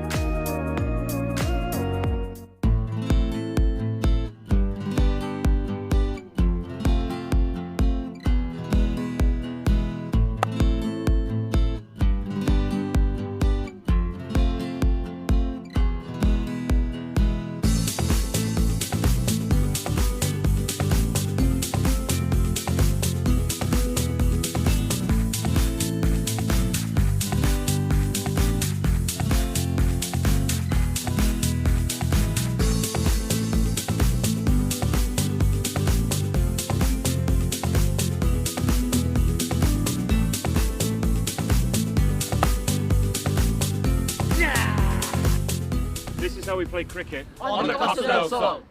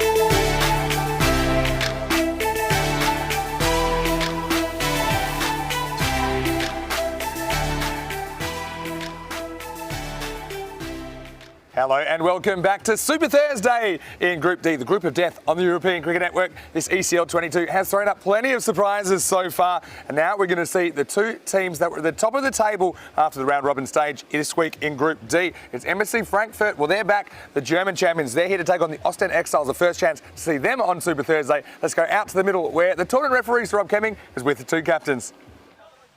Yeah. Verno. Again. Yeah. Third one, please, last one. Well, keeper Inu has been lucky for Faisal Mahmood, and again, it comes up trumps for him as he wins the toss. He elects to bat. I think it's a good toss to win against the Frankfurt side we saw just get their staggers chasing earlier today. So Ostend Exiles, they will get the chance to bat first. Don't they have some firepower in their lineup? Probably see the captain himself, Faisal Mahmood, at the top of the order, Wakas Ali as well. And Mohamed Suleiman, well, he makes up a very strong top three for the Belgians, who did lose narrowly in this corresponding fixture during the round-robin stage. But MSC Frankfurt, they'll be a bit disappointed that they weren't able to put away VOC Rotterdam in the first match of the day, despite getting in a pretty good position to win that match. I do think we'll see them revert to a bit more of their regular batting order. It felt that just cost them a few runs in the end, and it was the difference. And look, we'll have to see who wins this game, but ultimately this could decide who gets that crucial double chance tomorrow on Finals Friday. Why don't we go up to the box, and I'm going to leave Corey Rutgers in charge, which is a bit dangerous. He's there with Rico Full as we get ready for playoff number 2, match 18, the third match here on Super Thursday, with the news that the Ostend Exiles of Belgium, they've won the toss and they're going to have the bat. Hello and welcome back everyone around the world. We're here for some live T10 action at the beautiful Cartama Oval here in Spain. The weather conditions are perfect. The sun's out. It's a little bit breezy, which is perfect as well. And I'm looking forward to this clash. MSC Frankfurt, well, they had a bit of a shock loss this morning. VOC Rotterdam, they snuck over the line. And now the German team's going to be playing Ostend Exiles from Belgium. And there's a lot on the line here. These two teams finished 1 and 2 in the group stages, and now they're fighting for a double chance. And it gives me a good opportunity to welcome back all our viewers around the world, especially those in India via fan code, and everyone on YouTube via the YouTube chat. And if we have a look at the comparative expected scores, my word, if this happens, we are in for a game. 98 plays 96. That's what the supercomputer's telling us. And if we have a bit of that, we're on for another close finish. The games today have been rather enthralling. And MSC Frankfurt, well, they missed a trick this morning. They relaxed a little bit and they had a loss. So if they lose this one, well, then they're going to be third place. And that means Ostend Exiles and VOC Rotterdam will get the double chance. So they have everything on the line. But let's focus on this Belgian team now. They've been very, very good. And they're going to want to get the win here. And it looks like there's been a change to the batting lineup for the Ostend Exiles. I'm surprised to see this. It looks like the captain, Faisal Mahmood, hasn't walked out to open the batting. Well, I'm in shock because he's been sensational at the top. And that's Wakas Ali. He's going to be there. And I'm just trying to think. I think that's Suleiman. Mohamed Suleiman's walked out to open. Well, not too sure why you would change a good thing if it's working. Faisal Mahmood's been sensational opening the batting. But he's not there, and it looks like deep mid on, deep third man are in place. We're almost set to go.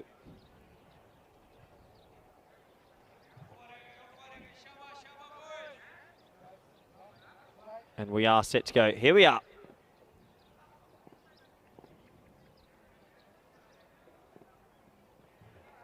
Oh, he's absolutely smoked that. Wowee, what a way to start a T10 match. Well, I said, where's Faisal Mahmood? Doesn't matter when Suleiman hammers it like that. Short back of a length, and he has laced that. And that's a peacock-style shot. When I say peacocking, it means flair. There's a lot of flair about it. He's moosed that mile, 6 runs. And, geez, look at them. They're pretty happy. So 6 off the first. And I will mention this again. If MSC Frankfurt don't win this, well, they've played their 2 games today. That means they'll finish third, and that means the Belgian side and the Dutch side will get the double chance. So VOC Rotterdam, they'll be watching from the sidelines because they want Ostend Exiles to win. Oh, it's a big appeal, but that's sliding down the leg side. It's good umpiring, and they'll scamper through for a leg bye, but that angled in too much, and definitely missing the leg stump. You see here on your replay, a bit of in-swing. He tries to repeat the dose. And just the leg bite, and they'll bring Wakas Ali on strike. He's had a good tournament so far with the bat and the ball. He'll be wanting to continue that on Super Thursday.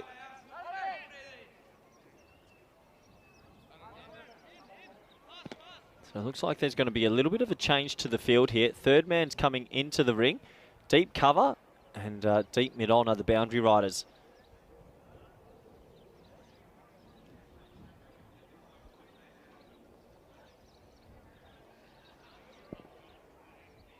So, Wahid Ahmed, what's he going to do here?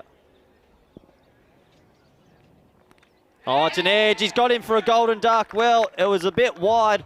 It was pretty loose shot. He sort of reached at it. It was a bit of a swat. Not much technique about it. Feather edge, and he's gone for a golden.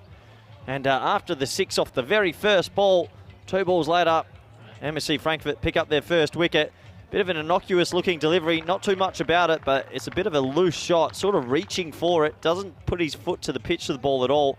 And, well, the keeper snaffles it. That's the first wicket in this really important clash. And unfortunately for Wackers, he'll have to go for a golden. And he'll be wanting to put more runs on the board later today.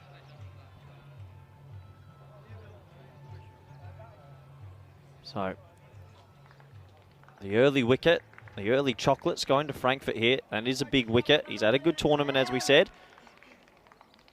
And well, I'm still in a little bit of shock here. That's not Fazal Mahmood coming out either now. So, the captain who's made all the runs, there he is still in the dugout. So he's open the whole week. He's dominated at the top. He's not in the top 3. I don't know what they're doing yet. I always find it weird that teams change their lineups on such an important day. The group stage is finished. And we saw MSC Frankfurt play with their batting lineup against VOC, and it cost them the win. And, well, they're playing around a little bit here. And, yeah, I am right. This is Adil Diwan Ali. He's promoted to 3. So no Fazal Mahmood just yet. Some different tactics from the Ocean Exiles. Looks like Ahmed's going to come around the wicket here.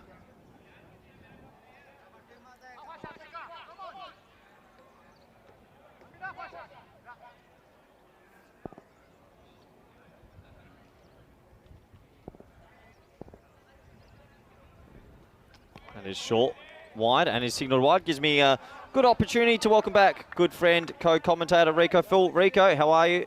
I'm very well. I'm a bit like you. I heard you mentioning as I was coming into the box that Fazal Mahmood, he's not coming in. Yeah, it's interesting. They're doing very similar to what MSC Frankfurt did, and to be honest, I think that's what cost them the match. Yeah, it's a strange decision to change the order when he was doing so well at the top. Anyway, Ahmed continuing. Oh, that's straight up in the air. Well, this should be the second wicket. The keeper's going to drive it. No, the fielder's calling for it, and he spills it. Well, it should have been 2 down early.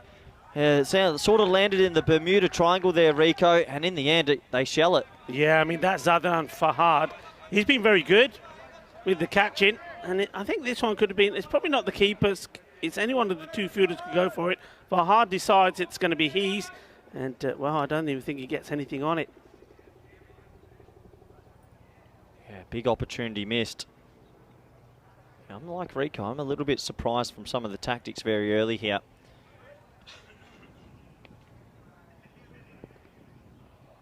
Well, that's a fuller ball, and Suleiman just leans on that. That's a gorgeous shot, just a Chippington for 6. What a shot, Rico.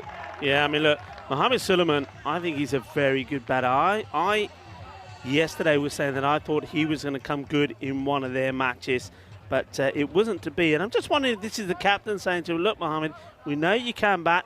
Well, I'm going to send you up there, so you can't argue and say you're not getting time out there. You got the time. Show me what you can do.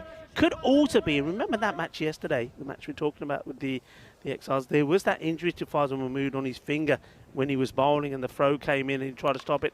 This one's edge, his 4 runs. Well, he got a nice shot off his day, said he hit for 6, and this one, well, poquito de suerte, 4 more. Yeah, what a crazy start to this one. It's 19 for 1 off the first. We've had a wicket, a dropped catch, 2 6s and a 4. That basically sums up T10 cricket for you. It's licorice all sorts. Doesn't it just? I mean, this is the way it goes. And sometimes fortune favours the brave. And yeah, you're right. He did have a little flick on his finger. So maybe that's hampering him holding the bat and he'll just play as a bowler. I'm not too sure. Yeah, it could be. I think maybe. I mean, it's one of those, isn't it? Look, for me, I think to have the opportunity of having that bite of the cherry to try and win the first match and go automatically into the final, and then also if you don't win it, getting the double chance, that is massive. I don't think you want to play about with that opportunity. Absolutely. Shahid Afridi's going to come in now, and that's pushed in the gap for a single. Well, As we mentioned, there's a lot riding on this, Rico, because, yeah, if MSC Frankfurt, who really made some errors this morning, don't win this, they're guaranteed third spot then, meaning that Oostin Exiles and VSC Rotterdam get the double chance. Yeah, that's exactly what I mean. So, you know, you've got to be at your best here. Yeah, there's not much time in this tournament. You need to time your run, and you need to make the right decisions at the right time as Afridi comes in again. And short, wide, and absolutely thumped. He is timing the pants off the ball. That's his third 6, Rico. Oh, this is just power. I mean, have a look at this, Corey. Look at the position he's in. There's no way he should be hitting this for 6. There's no way. He's sort of, this is just all upper body power. Oh, yeah, that's a great shot. I don't know what he had for lunch, but I'll have some of that. It's an incredible hit. Oh, that's a really good response. Well, when someone's batting so well, it's always good to go back to the Yorker. Yeah, I mean, it's one of the best deliveries that you can bowl as a bowler, right up there in the block hole. But credit to Suleiman as well. He doesn't get carried away. He's hit a few good shots, but he's not thinking that he's invincible. Plays that one on merit. How good's Super Thursday been so far? We've had some real tight. That's what the only thing that was missing from Group D so far was some tight matches. Yeah, we started off with 2 beauties today. Goes for it. Gone. Well, he's caught. It was hanging in the air for a long time. That's a big wicket. Well, you live and die by the sword, and he goes this time. 3 big 6s for Suleiman, and this time caught right on the rope. Yeah, he's shaking his head, and he's just going for the motion, saying, should have hit that cleaner. But he bided his time, didn't he? But he fancied himself. He probably thinks he couldn't have hit this one any better. But that's a really good catch. Look at the technique there. Keeps his head perfectly still. And then he's all fired up when he takes the catch. So Mohammed Suleiman, he looks to the heavens as he walks back. He's going to be disappointed because he looked in such good nick.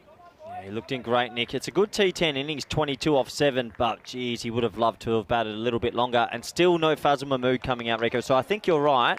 Yeah. There must be that finger injury yesterday. Must be hampering him holding the bat. It's got to be that. I can't think of any other reason why he wouldn't go out there at the moment. He just doesn't want to risk. I mean, I can see him there. He's got the gloves on now, so he is getting himself ready. So maybe he's going to be next one down. I think he would probably prefer not to have to come in. He'd probably like it if the batter's out there can get the job done.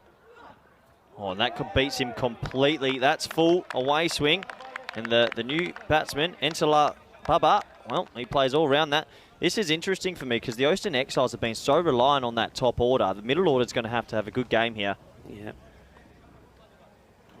What about this man? Well, what can you say about Afridi? It was good to see that he did get some runs in that earlier game.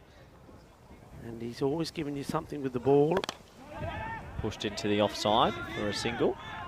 And, at the end of the second, it's 27 for 2.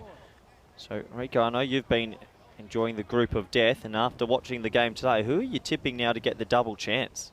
Yeah, if you had to pick 2. Interesting, very interesting. I mean, VOC, I think I said to you when we were on air last, I still believe that we'll see them in the final because I don't think we've seen the best of their batting. I'm surprised today. They had the opportunity. Don't normally see them bat first, but they had the opportunity to put a big score on the board. Didn't do so, but they still won the match. And I think when you're not playing at your best, when your key players aren't clicking and you're still winning, I think that's a dangerous sign. I think they will make their way into the final. And then, of course, out of these two, who do you pick? Well, Afridi's finding his form. I think maybe Frankfurt. And Frankfurt, maybe they needed that defeat to really get them pumped up again. It was easy into the attack, and that's cut behind point just for the 1. And this man's had a really good week. It's easy, hasn't he? With his arm balls and his clever variation, he's bowled really well. Yeah, he has. Look, remember, when these two teams met yesterday, it wasn't a high-scoring match. MSC Frankfurt got to 97, but they were all out with 7 balls to go. Wow. And I know you were spitting feathers. You must have been spitting feathers when that happened, but they were able to keep the Oxford Exiles just to 69, so they won by 28 runs. Yeah, wow, that was a crazy game of cricket. All 20 wickets falling in the T10. You don't see that every day. So Azizi to the left-handed alley now. It's good bowling, slides it across him. Oh, and he's lucky. Sort of the sand wedge. And I guess lucky he doesn't find the fielder there, Rico. Yeah, I think the fielder probably doesn't pick this straight away. And that's Secunda Khan, the captain. He's normally pretty good out there. He seems to be just a little bit late moving to it, and by the time I think he's seeing it, it's already on its way down. And, has a shy. So I think that's probably more out of frustration that he wasn't able to get there. Oh, he's hit that hard, and he's hit it dead straight. Well, that's safe batting, and I reckon it's gone. Oh, no, it's gone for 4, so 1 bounce 4. Yeah, it was almost there, but what a lovely shot there from Babar. And he's getting his opportunity and looking to make the most of it. His first boundary, he moves on to 6 of 4 deliveries. Yeah, it's a safe shot, isn't it? Not many people put someone right behind the bowler's arm, and good umpiring there by the on-field umpire, signalling 4 straight away. I thought it had gone for the maximum, but no, 1 bounce. And good start this by Eastern Exiles. They might have lost 2 wickets, but the rate's really good. Slides in and hits him on the pad. So we showed character, isn't he, Azizi? Yeah, he's bowled well. We showed a graphic earlier with the pass score over the whole tournament. It's only 102. I was surprised. 102 for the whole tournament. So anything in that 3-figure region, you've got a chance. It's easy, bit short. Oh, he's top edged it. It's going to be the 3rd wicket, and he's gone. Well, that's soft. That wasn't the best of Azizi's balls, Rico. He gets a top edge, and another wicket falls. Yeah, no mistakes there from Paramveer Singh, taking the catch, and yeah, they do get off to a flyer. Like you said, the rate is not an issue, but they just keep losing these wickets. And Babar, after playing a lovely shot down the ground, this is really soft. Yeah, it's a nothing delivery, really. It's short. Probably should have got the treatment, but he's just a bit early on the shot. He gets a top edge, and he has to go now. So, yeah, we're saying the rate's okay, but the wickets column is also starting to creep up. Already 3. And Bubba, he goes for 6 off 6, and it's 33 for 3. Yeah, I mean, the Exiles here, they're in danger of doing what they did yesterday, which is get off to a good start, and then a clutter of wickets falling. And it's not Hussain who's come out, though. We did see Hussain with the pads on, and he was getting the gloves on. It gives somebody else an opportunity, so not really sure what the thinking is. It's got to be an injury for me. And it's Sultan Diwan Ali that comes out. Cut hard, good fielding, really good fielding. Saves a couple, and that brings an end to this interesting power play. And it's all the 3s, 33 for 3 off 3. Yeah, so I mean, 3 wickets down in the power play, and even though you're in the 30s, you're going at you're going at 11 and over there at the moment. But those 3 wickets, we always say, don't we, me and you get 3 in the power play, then as a fielding unit, you're going to be pretty pleased, and you're looking here now to try and starve the batters from getting too many runs. So it's 33 for 3 off 3 with the 2 Diwan Ali's batting. So there you go, for all you scoreboard heroes out there. But yeah, a wicket in every over so far. Have you ever seen a game where you've seen a wicket in every over, all 10, 1 each over? All 10? No. Imagine that. Closest I've got to is where there was 9, and then a couple in 1. But yeah, look, that's quite interesting. Oh, all the 3s. There's the fan zone, Rico. Well, the sun's out. People enjoying a little brew. Good on them. They're lining them up there, aren't they, gentlemen? We'll start the snake. Couple of pots there in the outfield. Good on them. Enjoy the cricket. Here we go. Mohammed coming in. Oh, he's hammered that. Well, that's a glorious shot. Interesting tactics, not having anyone out there. Will it go for 4? No. He risks his ankle for the team. And they get 2. I don't like it when people... I can't believe more people don't break their ankle doing this. There's been an awful lot of foot fielding today. The match before between the Kappa Giants and the Malta Super Kings was the same. He's hit this pretty well. I'm surprised it doesn't go to the boundary. But yeah, I mean, look, I think he's just lucky that this is soft ground.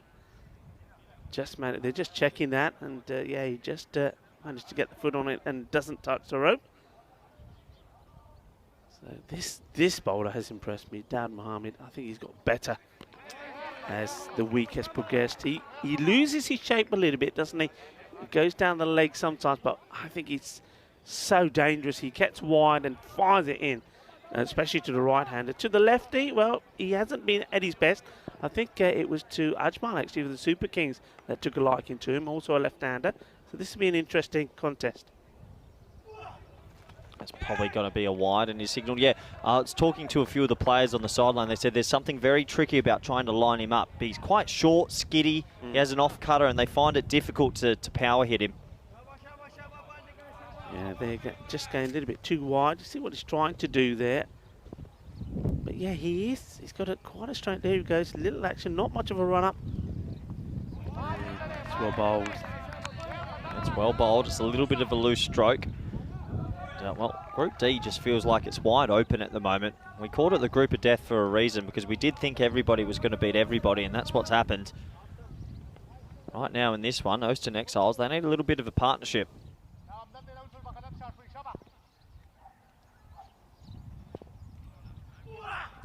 Oh, inside edge into the leg while they scamper through for a single. Good movement from the keeper. He dropped his bat. If he had got a thrown away, you never know.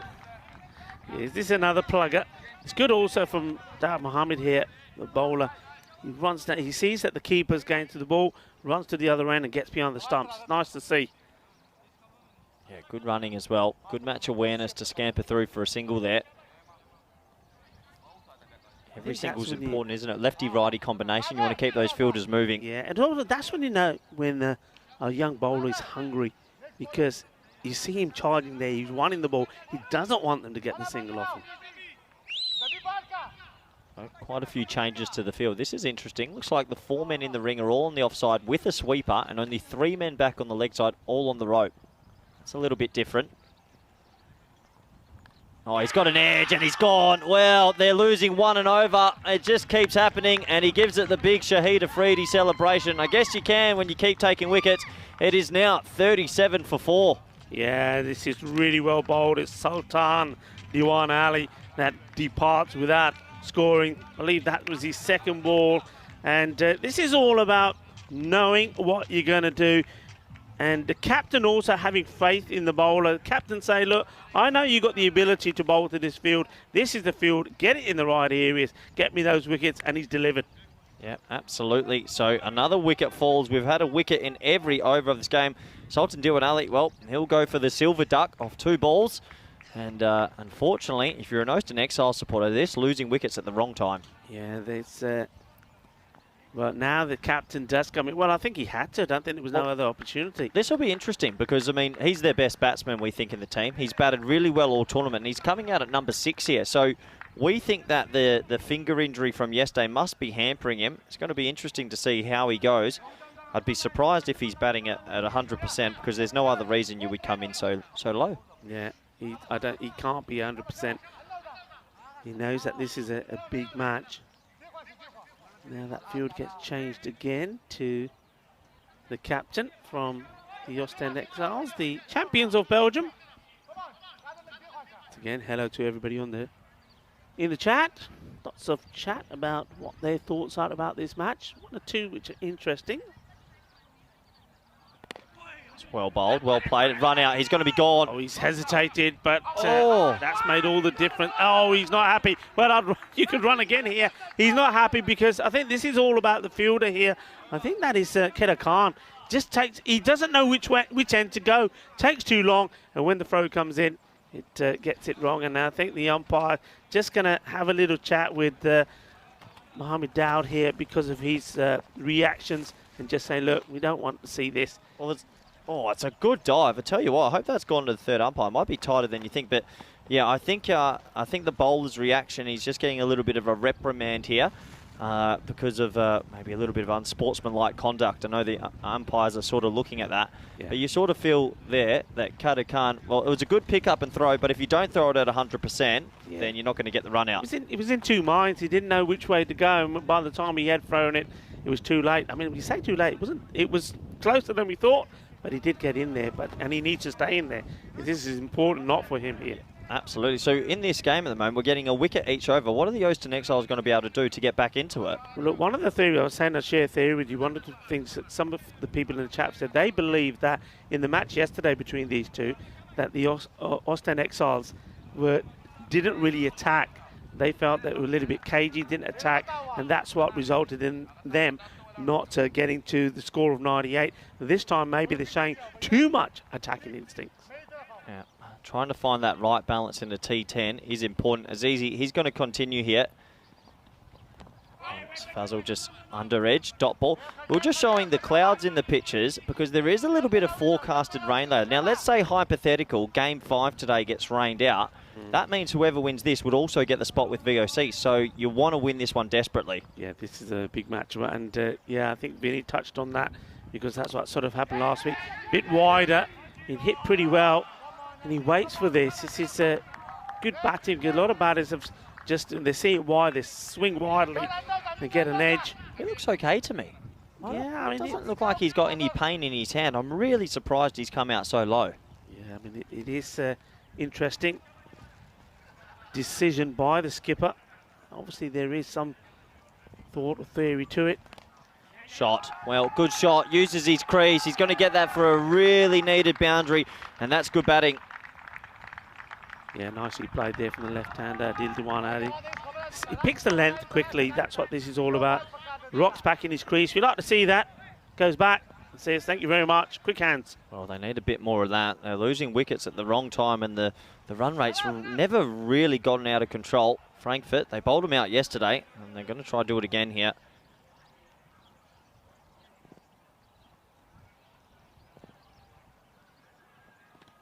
This will be a wide. Yeah, overcorrection. So you can see that sometimes with bowlers, when they get pulled down the leg side, they overcorrect and then try to push it wide outside off stump. But good umpiring, definitely outside the tram line there.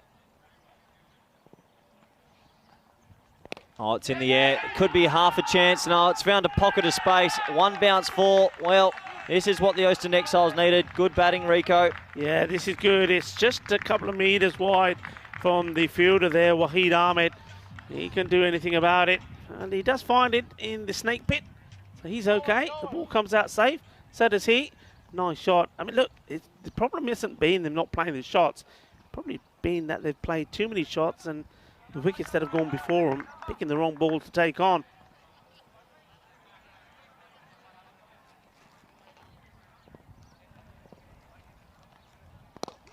Good batting. Just pushing it into the leg side. They'll think about it too. It's probably not on, but it's always good to see them push the first one hard, because if there is a misfield, you can go. Yeah, this is better. It's a combination now at the moment, isn't it, of good powerful shots and also good running. 49 for 4 at the halfway stage. Remember we were saying 102's par. So they are on track for in that region. Last ball of Aziz's spell. Pushed into the offside for a single. So bit of intelligent cricket here to end the 5th over. And the score, it's 50 for 4. Yeah, I mean, like you said, the actual rate, they won't be too disappointed with that. It's looking like it's going to be a par score. But any of these two get going. I mean, I've liked what the Dilduan Ali has done so far, the left-hander. And if you can be supported by his captain, Faisal Mohammed, they're more than capable of getting good partnership in here and get a good score on the ball. That left and right combination is always going to cause some issues. Yeah, that's why I know a lot of players don't like it when they see a left-hander walking out, because it means when you're in the field, you have to do about 10 times the amount of running. Yeah, you've got to be alert. Full straight, clobbered, but one bounce. Just for a single. It's a wild throw, though. They could look at a second. No, really wild throw, and the fielder puts his hands up. So, yep, my bad. That is Dad Mohammed out there. I think he's been sent out there by his captain just to cool off a little bit. And this is Qatar Khan that's come into the attack here. Steady medium pace bowler.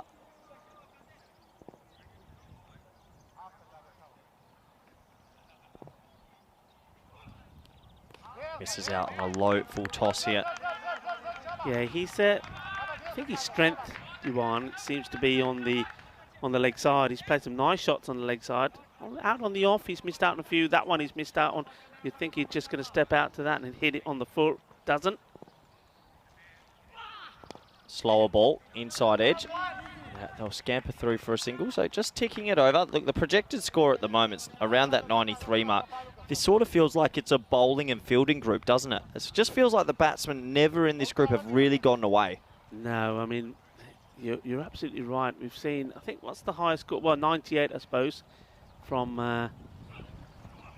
Varun Prasad. This one will be a wide. Again, it's just getting the line back right to the right-hander with the batters crossing on that single. Yeah, I think apart from that, we haven't seen too many big scores. And yeah, 117 was the most and a 115, but we haven't cracked 120 this week, I don't think. Maybe once. Yeah, we did. I mean, the Super Kings obviously did. Oh, well, that's a big no ball. That is one thing we have seen, is that was a huge no ball, and he misses out on the no ball 6 for sure. That was high, Rico. Yeah, it's going to be. You can see, I mean, maybe there is some sort of injury concern. He sort of arced over there, wasn't he? He sort of hit it into himself. Oh, might have hit him in a very dangerous area for any man watching. Oh, yeah. I think they're the umpire just saying, hey, Faisal, are you all right to continue? He said, yeah, get on with it. So free hit time. Well bowled. Katakan, perfect ball. Yeah. Have you found, I mean, observation, I found that too many batters on a free hit have been afraid to leave their crease. They've just played, they haven't, I think they forget the fact that it can't be stumped, or if it's a spinner, for example, they haven't really attacked the free hit. Well, low full toss this time and sort of mistimes it out to deep square leg. Yeah, sometimes I think with a free hit, batsman could actually be more inventive. That's where it's probably a good time to pull out the ramp or something like that, because you can get an easy 4 without losing your wicket. But yeah, a lot of batsmen do miss free hits as well because they overswing. They get the invisible cloak, or immunity cloak, sorry, not the invisible cloak. Immunity, yeah. But yeah, they do overswing sometimes. Last ball of the 6th here. Well, half volley, puts it away. That's going to be 1 bounce 4. Good batting. And, well, they will check it to see if it went all the way, but it's an important boundary. Yeah, I think it's going to be very close, this. It may have gone all the way. Oh, well, somebody who's almost gone all the way is one of our umpires. I think that's Joe Foster. Joe Foster nearly goes down there. They're just going to check this. Yeah, they'll check it from my view, which is about 80 metres. Well, I called 1 bounce 4. Let's see how good my eyes are here. And, yeah, spot on. Yeah, well done. It's not a bad shout from 80 metres away. That's not bad. You ever thought of umpiring? Absolutely not. I'd be a terrible umpire. I'd be thinking how many decisions I can give out so we can go and enjoy the fan zone later in the day. Well, yeah, there is a bit of that about, yeah. There's quite a few fans rolled into Super Thursday as well. It's getting quite busy up there. We'll have a look at the bowling figures. Well, they've got their 5 bowlers all bowled. Only Wahid Ahmed will be disappointed going for 18 off the first, but everyone else not too bad. Looks like Shahid Afridi. Mini boom boom. He's going to come back. They want a wicket here. Big appeal. Not given out. Now let's take a look at this. For me, there's a couple of things wrong with it. One of them was the height, and also where it pitched, just outside leg. Outside leg. That's a good decision, good umpiring. Afridi, he's always been the one that the captain turns to when you want something to happen. He's their main player, isn't he? Bat and ball. Big time, isn't he? This innings just needing a little bit of a spark. Consolidated a little bit. Fazal Mahmood on strike. Good bowling. I mean, this is what MSC Frankfurt have done all tournament, haven't they? They've never let a team really dominate them. Even this morning, they kept that VOC batting lineup pretty restricted. I mean, Ostend, they did win the toss, wanted to bat. I think that was all about what happened yesterday. I think they thought, well, okay, it wasn't a good run chase, so let's try and put the runs on the board. Hammered. Certainly trying, and this one that has been hammered. MC Hammer style, that is big. Manos arriba, Vitro. Eso es 6 carreras. This is just, he stand all about the way he just stood still here, stood still and delivered. Yeah, I'm still confused why he came out at 6. He's absolutely hammered that. There's nothing wrong with his finger here. Good batting. Oh, he's missed out there. 3rd man and point were in the ring. He just had to catch up with it. Yeah. I think he shakes his head. He knows he has. And, why have we seen a few teams who played a really good group stage, barely lost a game, change their batting orders? What do you think? What's the reasoning, Rico? I don't know. I mean, if it was like the last game of the round robin or something, I could give you an answer. But in a game like this, it's this one, fielder should stop it and doesn't. A game like this, where so much is dependent on it, it doesn't make any sense to me, Corey. It really doesn't. Do you think that they've relaxed, thinking it's Super Thursday, we're already guaranteed finals Friday, but that we know the double chance, besides what Brescia did, which was remarkable, winning 3 on the trot on Friday, a double chance means everything. Yeah, it does.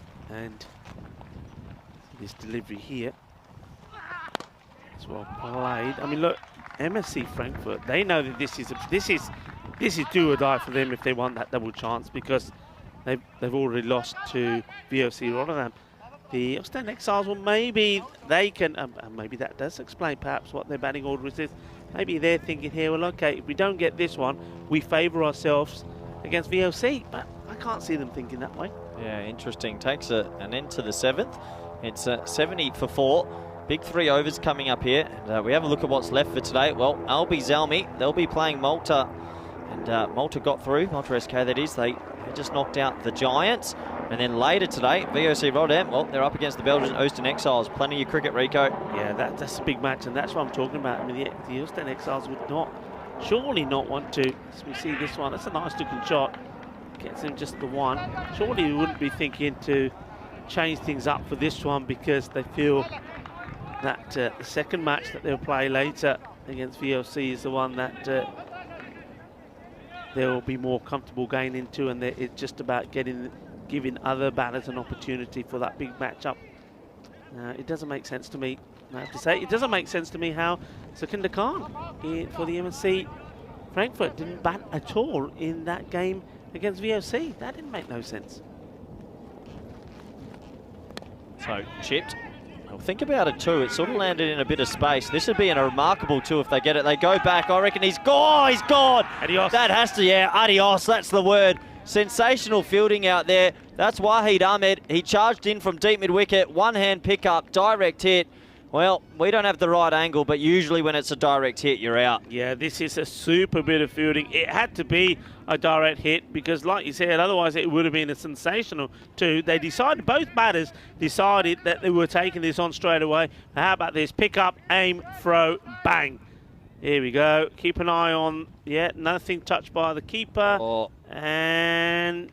oh, hang adios. On. Oh, that's out, Rico. Yeah. I think that's going to be gone by the barest of margins. One more time here. Yeah, I think that bat for me is on the line, Yeah, and the he's line gone. belongs to the fielding team. Yeah, I think he's going to go here. He's going to get closer, but once again, excellent work from Spring Productions there, giving you that. Well, so not just giving us, but giving the third umpire, in this case, Tyrone Peters, that shot. Yeah, and he's been given. I reckon that's the right decision. It was by the barest of margins. It had to be a direct hit, and it was. Yeah, that was really, really good bit of fielding.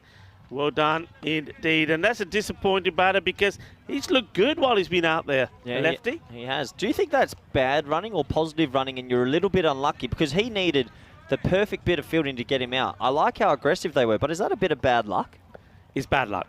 I think it's bad luck. I don't think it's bad running because I think really you're saying, you're basically saying, what's the chances of the odds of him picking this up cleanly and getting that direct hit in? Because as you saw there, only the direct hit was going to get him out. Bit of bad luck. The question is, do they need to be chancing that at this point when you've still got, plenty of deliveries to come, and maybe you haven't got any a good strong batters to come in now? That's the question you'd ask. It's a game of small margins, and well, that small margin went to MSC Frankfurt, so another wicket falls. As I mentioned before, they seem to pick up wickets at the right time. It's always hard for the new batsman to get set. So 4 left in the 8th.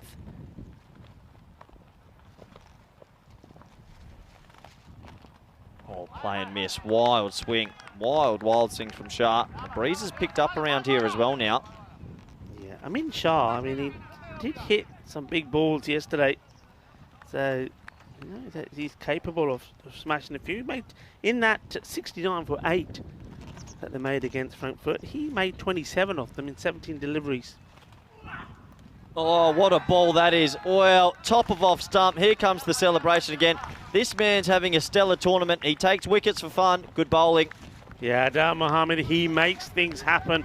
And when I saw him bowl the very first time, and though he was a little bit erratic then, I said, I'm liking what he does, and he's going to get better as this week progresses. And he's shown that this is an absolute beaut. What a delivery this is. And I was just saying how Amin Shah scored quick runs yesterday, 27-17, but not today. Today's a different game, and the radar of that man there, Mohammed, has been spot on. Well bowled by Dar Mohammed. Yeah, brilliant bowling. Well, they tell kids back home, hit the top of off. That was the top of off. And that's another wicket. I think that's the 3rd duck of the innings. Amin Shah, he's gone now. And, well, MSC Frankfurt doing what they do, doing it well. And well, it's gotten really blustery, hasn't it? We've seen this a few times throughout the tournament. At this random time in the afternoon, it gets very, very windy. And it's coming right into where the commentary box is. So if anyone's trying to hit straight here now, might get held up in the breeze a bit. Yeah, we can hear that above us. I think that's our total that's playing around, thumping around at the top of our commentator's box. Oh, well bowled again. Inside edge for one for Chowdhury. Yeah, Chowdhury now in. He's got to try and play a sporting role for the captain. That's what Mahmood would be saying to him, to say, look, stick around with me, see out this over, and then 12 deliveries to go, or 13 it stands at the moment. 12 deliveries to go. Let's try and get this score to that 100, which they'll probably feel confident that they can try and defend. Goes for the big shot, asking the question, and Mohammed will get himself back on strike. Yeah, it does bring an end to the over. 74 for 6, but what a brilliant spell that is from Daud Mohammed. He's going to finish with remarkable figures of 2 for 8. He does it again. And with 12 balls left in this innings, Houston Exiles, well, they desperately need, well, they probably want another 26 runs. Yeah, for sure. 26 runs. Where they're going to get them from, just having a look and see who they will go for. I mean, Afridi's been called upon already, and Daud Mohammed has bowled his 2. And Azizi also, so it looks like it could be Waheed Ahmed would bowl one of them. Who the other will be, we'll have to wait and see.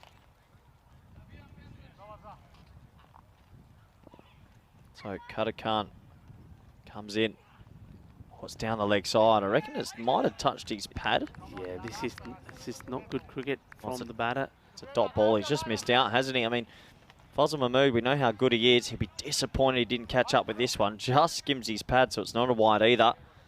And MSC Frankfurt, they're just restricting this Belgian side at the moment. Oh, he catches up this time. A valuable 4 runs, Rico. Poor ball. Yeah, Paul, he tries to get the slower ball in, but it's badly directed once more. It's on the legs, and well, Fazal Mahmood, he missed out on the one before, but he doesn't miss out on this one. And that does goes to the boundary. Yeah, it was a short ball, and he had to put it away, and he does exactly that. Still not sure why he came out at 6. He's looked good again. He's definitely their best batsman. Yeah. He will want as much of the strike as he can get here at the moment.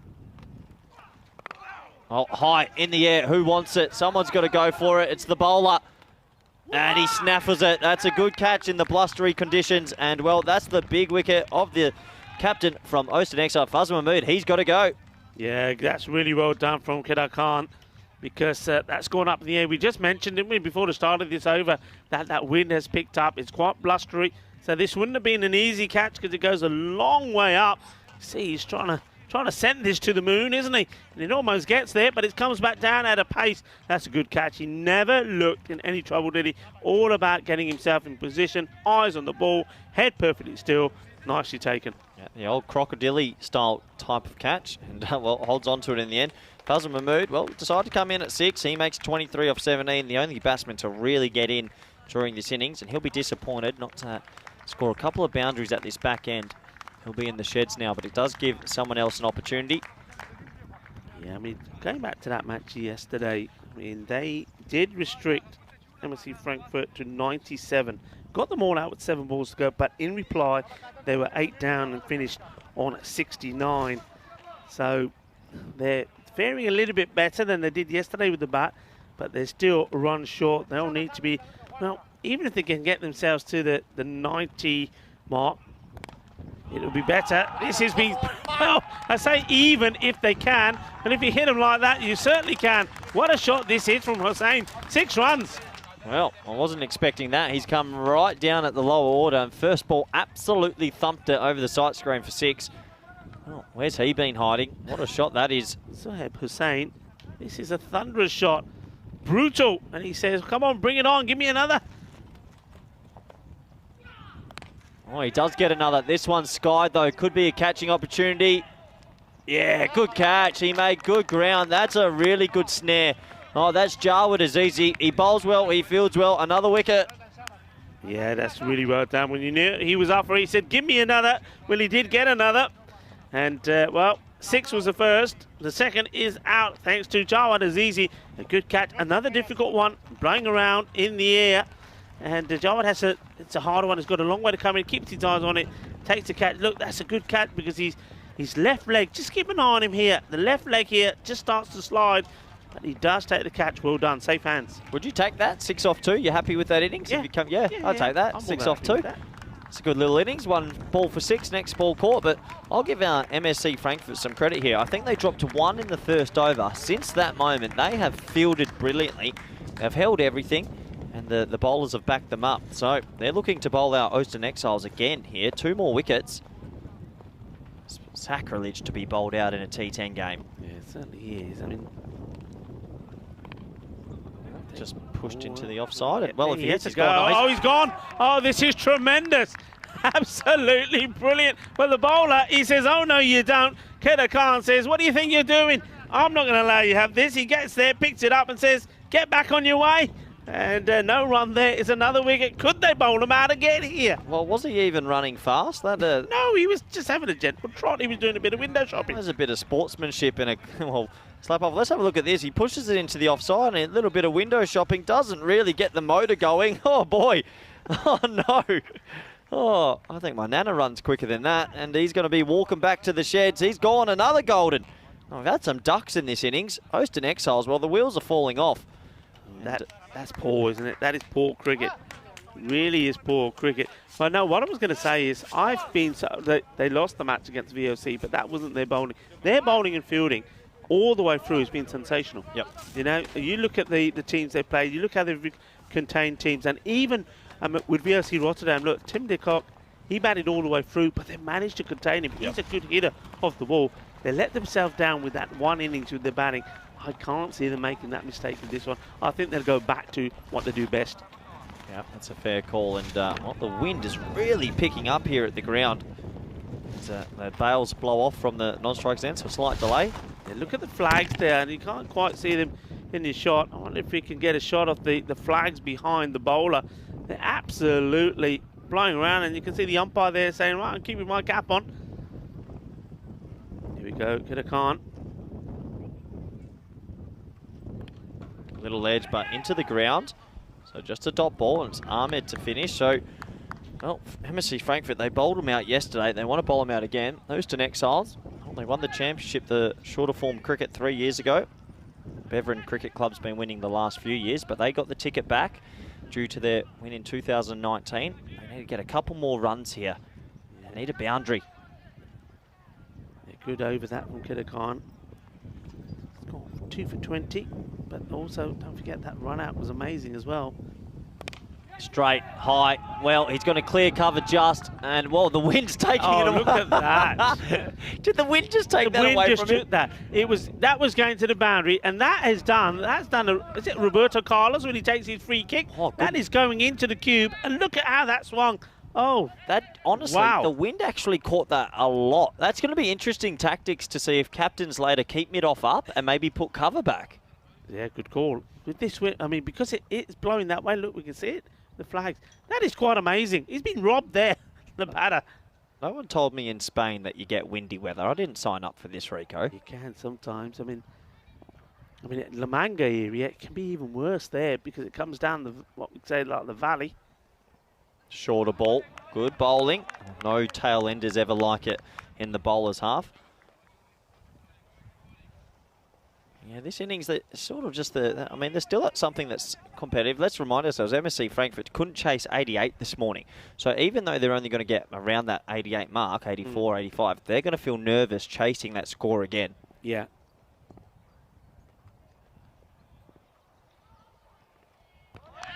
Goes through again, just a dot ball. Yeah, I think though they're going to relish the opportunity to do so because I think good teams, when things like that happen to them, they want to have the opportunity to bounce back.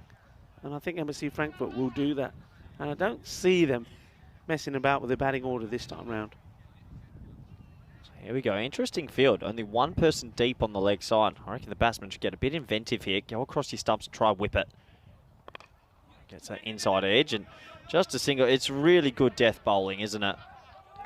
Bowling has been, I've been very impressed, in fact, with some of the line of the bowling. I mean, Dad Mohammed has been good. I think Jawad Azizi has been one of the pick of the slower bowlers.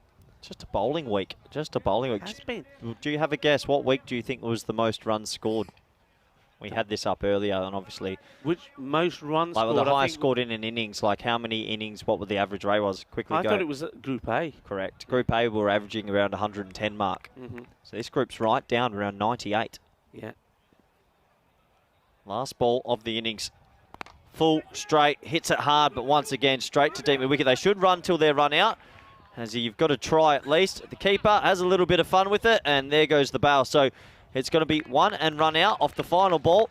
MSC Frankfurt, well, once again, they're a strangling sort of lineup. They've bowled well, they've fielded well, and they've done a good job here because Ocean Exiles, well, they changed their batting order a little bit. They hit 2 big sixes in the very first over, but in the end, they will be bowled out once again. And you sort of feel the Germans, they'll be the happier of the two sides. Yeah, they will be. It's been a good, polished performance from them. Good word, polished. Yeah, yeah, I like that. Yeah, and you said there was that one blip, wasn't there, early on, the catch going down. But since then, they've been good. They're ruthless. They want to come back with a bang. Look, they wouldn't have liked to have lost that game against VOC. I think they were a little bit shocked for it to happen. It was. I think I heard you say in the commentary, this is MSC Frankfurt's to lose, and they did go on and lose it. I mean, I don't think it was very smart cricket from them. I don't think the batters did themselves any justice, but they're looking to prove that right. And I think teams like this, they will get those blips, and maybe they won't mind that they got that blip, because of course in the back of their mind they'll be thinking, if you're unbeaten all the way through, you're thinking, look, what happened to Carlton? They went all the way and lost in the final. Maybe getting that defeat is going to make them stronger and better. Yeah, absolutely. So at the moment, MSC Frankfurt, they've got their noses in front. Let's look at the highlights. Well, look at this, Rico. A little bit of shadow boxing. I was pumped up. What's going on there? I was a little bit pumped up for this, and so was Suleiman. He went bang in the first big 6. That was to start the game. Wakas Ali, he went for a golden duck, little feather, and this was the only mistake in the field, the dropped catch. Yeah, that was the only mistake early on, and we thought, well, how important could that be? Because Mohammed Suleiman, he was timing the ball beautifully. And this one was an incredible hit. That was on the back foot, hitting it all the way to the boundary. I thought, wow. And this one, he gave it everything, but it went straight to the hands of the fielder. And you can see Mohammed Daud, he was absolutely over the moon with that one. And, well, I think he's quite a feisty character, because he had a few words said to him when he was bowling as well. Just a little bit overexcited, taking the wicket, but they took the catches and they fielded really well. Yeah, absolutely. There were some nice shots in between and a bit of fancy foot fielding, but this is where, in the middle, MSC Frankfurt just kept picking up wickets. And it was that man, Daud Mohammed. Yeah. His 2 overs in the middle, no one can hit him in this Group D so far. No one can hit him. I mean, he's sometimes his own worst enemy. But this was the run out, the direct hit. Well, the bat had a mind of its own as well. The bat was gone, and so was the batsman. Yeah, and this was that Daud Mohammed. This is the perfect ball for all you kids out there. Hit the top of off stump, and he's done a really good job. Fazal Mahmood came out late. He did bat okay, but unfortunately he was dismissed just before they tried to explode. Yeah, I think he's the sort of batter, as we know. He needs to be up there in the beginning part of the innings. That was a good catch there from Azizi. And once again here, but this was an interesting one. The batter seemed to make no acceleration. He just couldn't get going. He said, jal. He couldn't go anywhere. And, well, the only way he had to go was back into the dugout. Wasn't the best bit of running from him. And then here, right at the end, we saw the run out, and the wicketkeeper just having a little bit of fun. 88 on the board, 89 required for victory. Again, like we said, we like that word, polished. A good polished performance. Yeah, very good polished performance. Let's take a look at the batting scorecard here. And, well, Suleiman threatened at the top with 22 of 7, Diwan Ali 18 of 6, and Fazal Mahmood, well, we touched on it, 23 of 17 coming in at 6. I don't think we'll see that again. No, I don't think you will. I think they've got some thinking to do here. I'd like to find out the reasoning for the change up there in the back. I can understand Mohammed Suleiman for sure. That makes sense to me. I think he's a good, clean striker of the ball. Have him up in the power play makes sense. But at the expense of your captain going down to number 6, nah, not for me. No, not for you. Let's take a quick look at the bowling scorecard. And, well, you said the word polished, Rico. Who were the most polished of the bowlers that you were really impressed by? I think Azizi was good, but, well, Daud Mohammed, he was sensational. I really do like what he's doing, and we see that coming up. That should be reflected really in those analyses. So Daud Mohammed, 2 for 8, that is incredible. And then Jawad Azizi, he took 1 for 18, but good figures there from Afridi as well. Afridi would just always give you something, and that's what he's shown. Well, they'll want him to give them something with the bat as well, and then no doubt he'll be opening once more. He did get into the 30s in the last match, so maybe now he's up and running. Yeah, absolutely. And Oostin Exiles, well, they ended up on 88 bowled out, but I'll remind you this morning, VOC Rotterdam, they hit 88 as well, Rico, so this game's not over just yet. Yeah, it's not over just yet, and we've seen already the 2 matches that we've had today. They've been close ones. They've gone down to the wire. They've gone up and down like a roller coaster. This one could be the same. Absolutely. So join us back in the next 10 minutes for the all-exciting run chase. Thank you.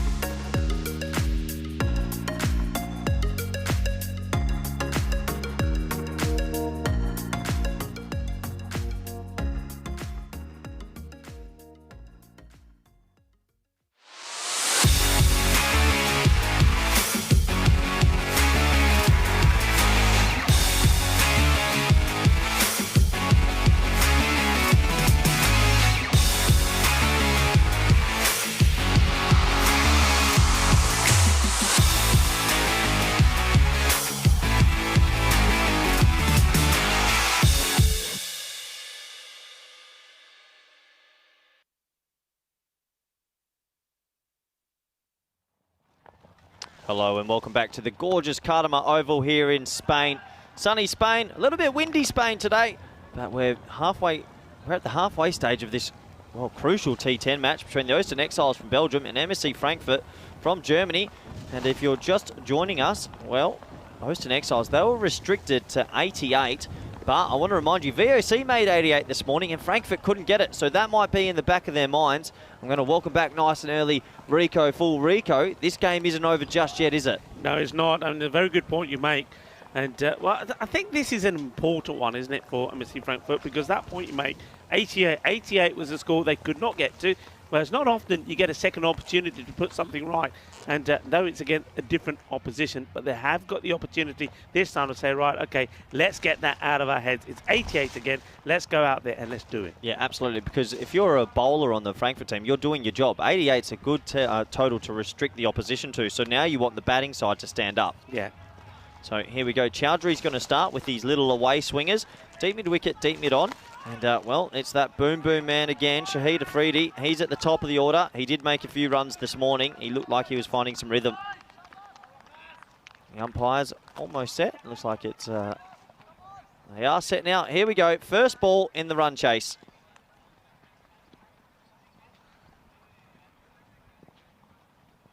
Oh, and he absolutely laces that well. What a shot that is, first ball. Hey, this game, both first balls of the innings, 6 runs.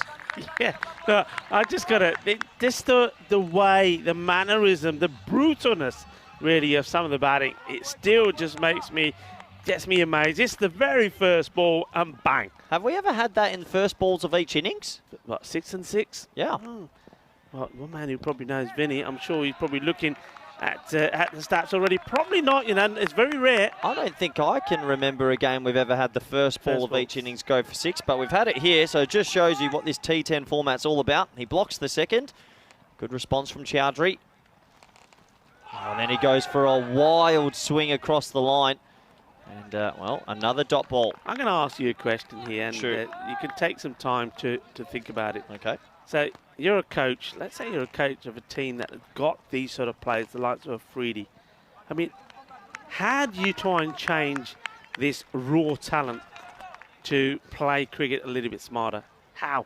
How'd you go about it? Yeah, you want them to keep that raw talent, but you've got to teach them the touch game. You've got to teach them how to work ones, because if players like this can work ones in between the big hits, as you see here. See, that's a great example of that ball. That ball there is so easy to get in behind and tuck it for one, but they don't really practice it. They usually practice nothing or 6. So it's getting in the nets. It's throwing millions of balls and having the right coaching. That's right. That's right. But how do you change the mindset? Because this is the thing. That's more tough, Rico. That is clobbered. Well, I don't care about mindset anymore. That is, whoa, that is massive. 6 runs. That has gone a long way. Now, maybe this one has got a bit of wind behind it as well. But that is going. Well, forget about it. This one is on the way to Marbella. Look out in Marbella. It's coming your way. It's high. It's up in the air. It's a white thing. And it's coming down on you hard. What a hit this is. And he absolutely crunches that. And that is the best shot of the first over. That's a half volley. Bang. Through the offside. 4 runs. Hey, look. You don't need to work ones when you hit boundaries like that. The little and large. But this is the thing I'm saying to you. Can you imagine being his coach and you're talking to him about singles, and he's just looking at you saying, why are you talking to me about singles? I don't need to hit. I don't hit singles. I just hit boundaries. Yeah, absolutely. So 16 for none off the first. 6 and a 4. Do you think that from everyone we've seen Group A, Group B, Group C, Group D, I've got my alphabet then, is he the biggest hitter? I mean, we've got Nabby and we have some of the likes. Got the Beast as well, haven't you? You've got the Beast. He's up there. He's right up there. Yeah, I mean, he's Nabby, the Beast, and then it's probably himself. I'm trying to think if there is anybody else. I don't think so. Not as brutal as this. Yeah, top 3. Yeah. Top 3 for us. Yeah. All right, so back to the action. Fuzzy Mahmood, the captain. Well, he didn't open the batting, which surprised us, but he's going to open the bowling, which he has been doing. So good to see that. They need a wicket here after that early onslaught. And, well, it's Amin Khan. He's on strike. Oh, that's a decent size appeal. It was angled in. And, decent appeal. Maybe a little bit high, maybe sliding down the leg side. Yeah, that wind has really picked up here now. It's got a little bit darker here as well. have a look at this. It's yeah, it's probably on the way up for me. Yeah, looked high, didn't it? Maybe going over that leg stumpish area. You know, I mean, we're talking about the power of Afridi, but this little man, I mean, you've got the little and large out there. You've got the big and the little. I mean, he has really impressed me with his batting. Some of the strokes that he's played, when he's flowing, he is such a good hitter of the ball, Amin Khan, and he hits it sweet. His timing and placement is really good as well. Yeah, absolutely. He's a really good, sort of like Beauty and the Beast. He's a good partner for the big boom boom. You like that, don't you? I like it because, yeah, partnership. Sometimes it could be real mismatches, as in that they look, but their performance is sensational. And these two, well, they are really. See what I mean? It's just nice, gets elegant, gets himself in position, and he's thinking at the moment that, okay, the way that Afridi has started, I just want to get him back on strike. Absolutely, that's good batting. And, well, Afridi hit 37 off about 15 balls against VOC this morning. So he's in a bit of touch here, Rico. He's already 16 off 6. Yeah. He only knows one way. He only knows one way, and he'll be happy for the pace to be coming on. This is... he's laid an egg, as you say. Yeah, it's sort of gone, obviously gone through him. No signal. Yeah, I think umpires. I think it skimmed the pad of Afridi, and well, in the end, the keeper actually did all right, and it's T10 Ali just flicked his pad, and then there laid an egg. I thought he stopped that in between his legs. Should be 2, but there was 3. Oh, that's a bigger appeal. Well, shake of the head. Oh, we'll have a closer look at this one. I think that one was a bit tighter than the first one. That was a big appeal, Rico. What do you think? Well, I mean, I'd like to see it again. I mean, Faisal Mahmood, he's convinced this one was closer. Let's see where it pitches.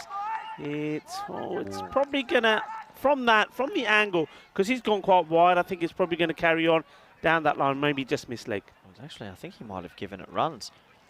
Maybe it was leg byes. Anyway, it was pulled into the gap now. They'll think about 2 because this is into a gap. Just a single. Yeah, it was given runs because he's moved on to 17. So maybe they thought there was a feather edge on it. Big appeal, though. So 19 for none. Freddie on strike. I have a feeling he's going to get this one. I want you to give me a big balle because I have a feeling. I think this is going, Rico. Yeah, he's got to be careful, though, about the winner. Now he's a power. Let's see. This time it's just a classy shot.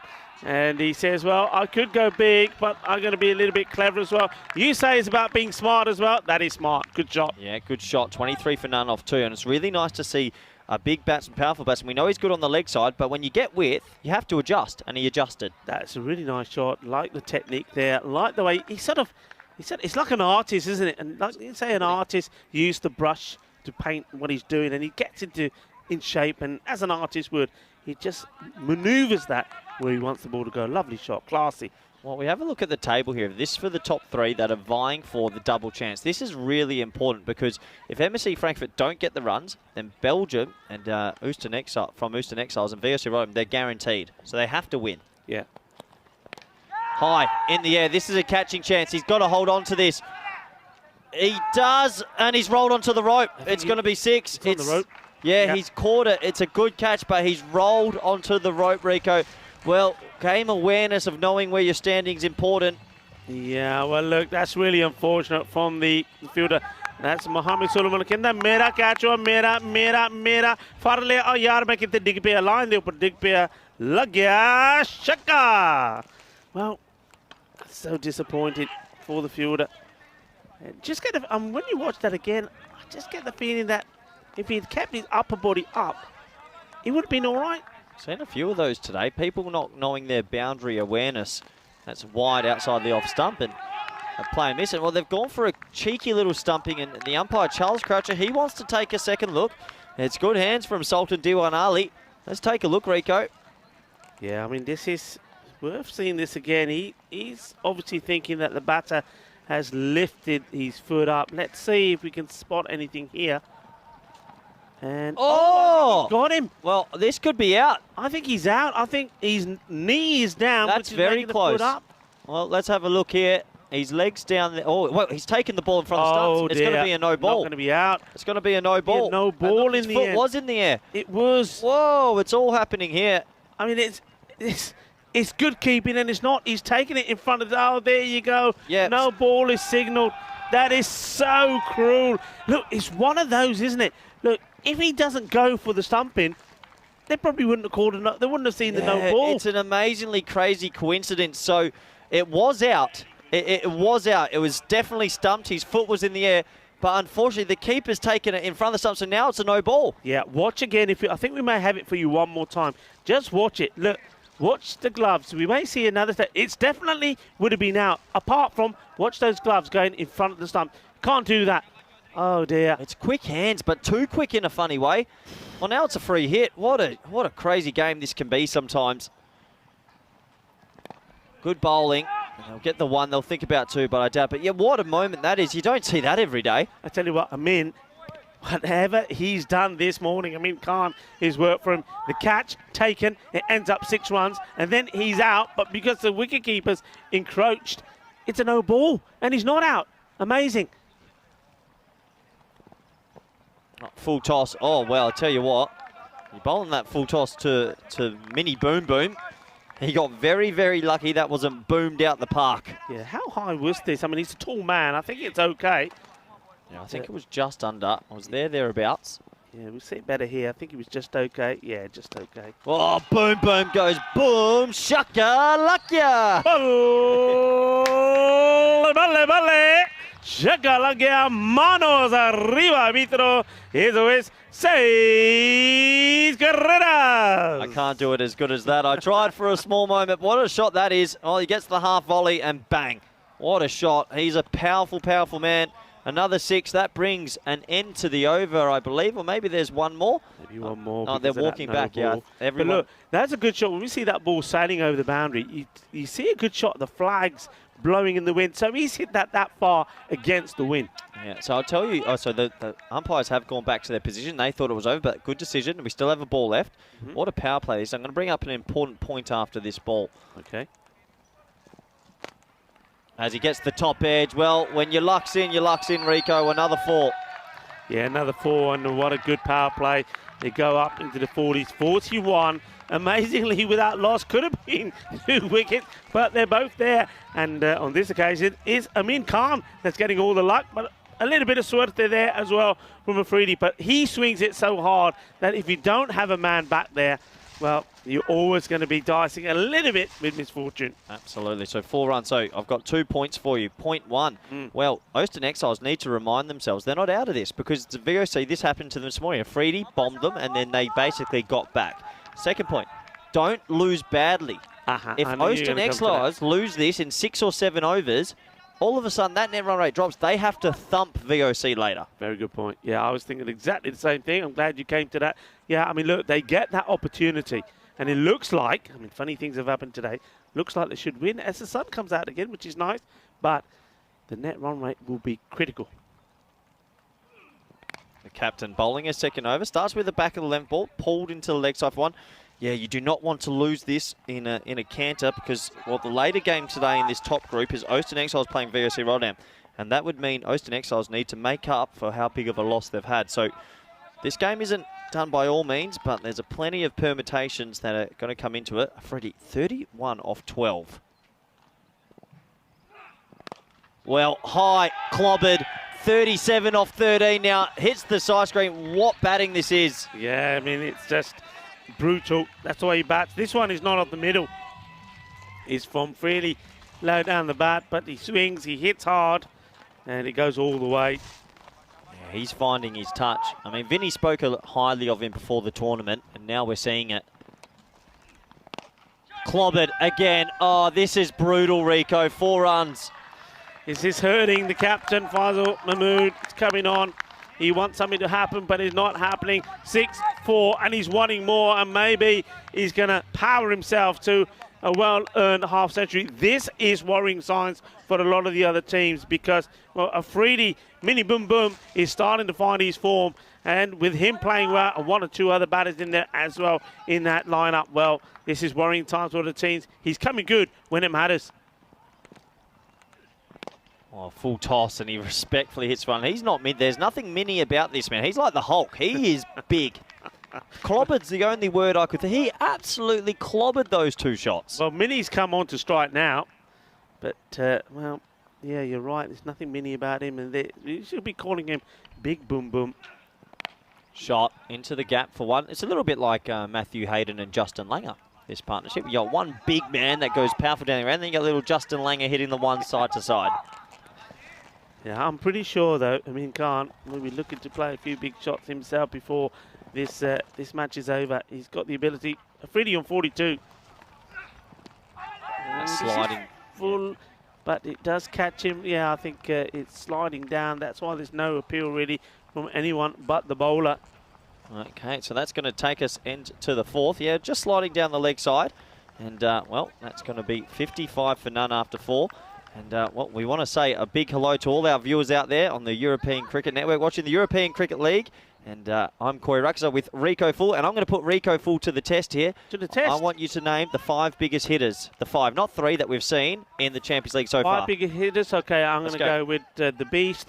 I'm going to go with Afridi here. I think Taranjeet as well. Taranjeet? Yeah, Nabi. Taranjeet, yeah, I think he's hit it pretty big. Nabi, one and more. And then there's going to be Williams from Tunbridge Wells. There we go. The 5 biggest we've seen so far from Rico Full. Here we go. Back to the live action. And it's not clobbered this time. It's going to be caught, and it is caught. Well, big wicket. Hussain comes on. It's a good catch. We just said this man's in the top 5 hitters. He's played a remarkable innings, but he's going to go for 42 off 17. Yeah, it doesn't get to his 50, but what a good knock it is as well. Good catch. They had to take that catch. Will it make any difference to the outcome of this match? Well, I tell you what, it probably will, because they've been in this situation before. It was earlier today. Yeah, absolutely. It does maybe help their net run rate. They didn't want to lose this in a canter, we said, and it's an important wicket. But, I mean, he's going to get a big round of applause here. That is a sensational T10 innings. Mini boom boom. Shahid Afridi raises the bat to the fan zone, and why not? I think you can raise your bat after 42 runs off 17 with striking at 247. Yeah, I mean, that absolutely. Come on, and what about you? I mean, you've heard what I had to say. You were surprised with Taranjeet, so who would you look at? For biggest? Yeah, I like that you put Williams in. Yeah. Who was the other opener from Drew that opened with Nabi? I always forget his... Oh, no. Ahmedzai from number 4 from the French. He gave it a whack. Ahmedzai, yeah, he did. Ahmedzai, good all-rounder as well. And somebody we haven't mentioned who's probably thinking, what about me? And look, we have to give him a mention in that final for Brescia, Dulu. Oh, Dulu. He'll never play an innings like that again, I swear. Really. Okay, Khan's at the crease now. And, well, respectfully played, and that's what usually happens after a wicket. Yeah, I mean, we've seen some crazy power hitting, and it's been impressive. How about, go on, give me, while we're on this little topic, can you give me 3 of the best sort of defensive bowlers you think you've seen? Okay. Some time, no rush. Marcus O'Riordan was good. Yeah, he's very good. Who else? For me, it's going to be the slower bowlers. I think the slower bowlers have been key. I think Barr from Brigade, David Barr. Yeah, he was very good as well, as that's a wild play and miss. Yeah, and who else comes to mind? Anybody else comes to mind? We've been here for a while, haven't we? Yeah, there's a lot of good crickets that we have seen. Yeah, I'll think about the other one. Think about the other one. Take your time. Maybe have a look at some of the sheets. I know you've got your notes. Give me one more bowler you've been really impressed with. Hussain, though, doing a job here at the moment. 33 required off 33. Hammered into the gap, but should be stopped, and it is stopped. And it's a good bit of fielding. He throws it back in. Well, they should get to... Oh, run-outs on here. It's poor running. Oh, he's got to be gone. Well, it's crazy poor running. He watched the ball, and we've got one short signalled as well from the square leg umpire. It's all happening, so this is going to be run-out for no runs. Oh, it's shocking running. He watched the ball. Wakas Ali does well. Stops the 4. They've got to check if it goes for 4 first, though. Yeah. And then, well, let's take a look here. Wakas Ali ran around to his right. If this is 4, it's not going to be out. Does he release it? He does, I think. Does he release it? Let go of the ball. Release it. Release it. Yeah. Releases it. So he saves 4 runs. So that saves it, and that means now we're looking at the run out. So he throws it to his partner. His partner comes running in. Great throw over the stumps, and gone. Well, what a mistake that is. And I tell you what, when you look at the running between the wickets here, you will be surprised. It's 2 wickets. Oaston Exiles are back into this game, and it's 1 short. Oh, geez, I've got to get my breath. Rico saved me. So we're saying that there's no run there at all. They're No after 4. There's no 4. 1's short. And then, I mean, how do you not get 2 there? Oh, wait till you see the running between the wickets, Rico. It was shocking. Oh, well, it's another wicket. Bang, bang. And Oostin Exiles, well, they're fighting hard. They've got 2 in 2. And Waleed Khan, he's going to come to the crease. And, well, that is really disappointing. Yeah.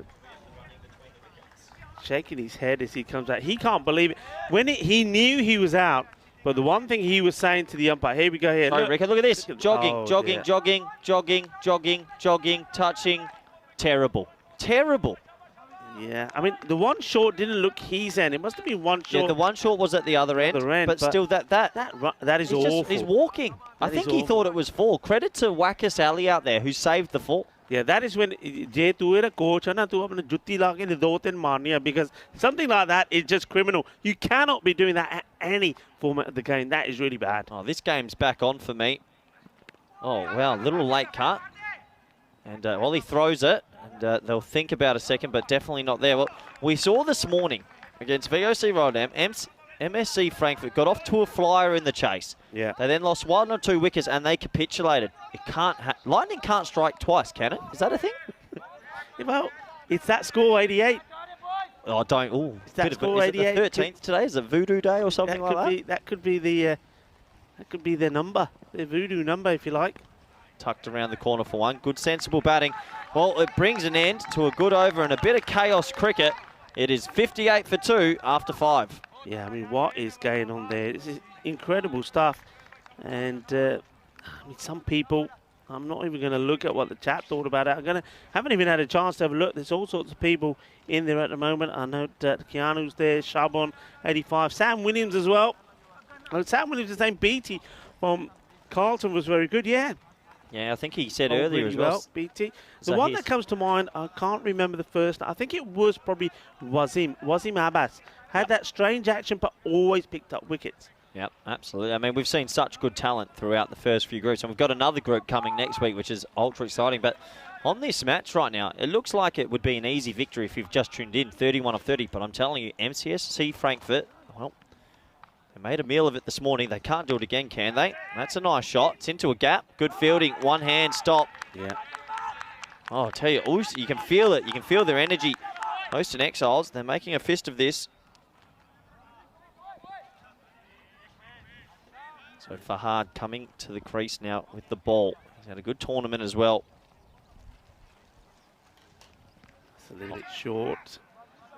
So Hussein, he's that last over. I mean, it's incredible. It only went for 3 runs. He did pick up a wicket. Then he had that crazy run out as well. And it just puts a bit of pressure on MSC Frankfurt. But it's nice to see that the captain, Sikander Khan, has come out. He's on strike here now. Shot straight into the gap. Clever batting, calm batting, 4 runs. Yeah, I mean, that's why I was surprised in that match against MSC Frankfurt. We just didn't see him. And I'm thinking, what is he doing? He was there and he just wasn't coming out.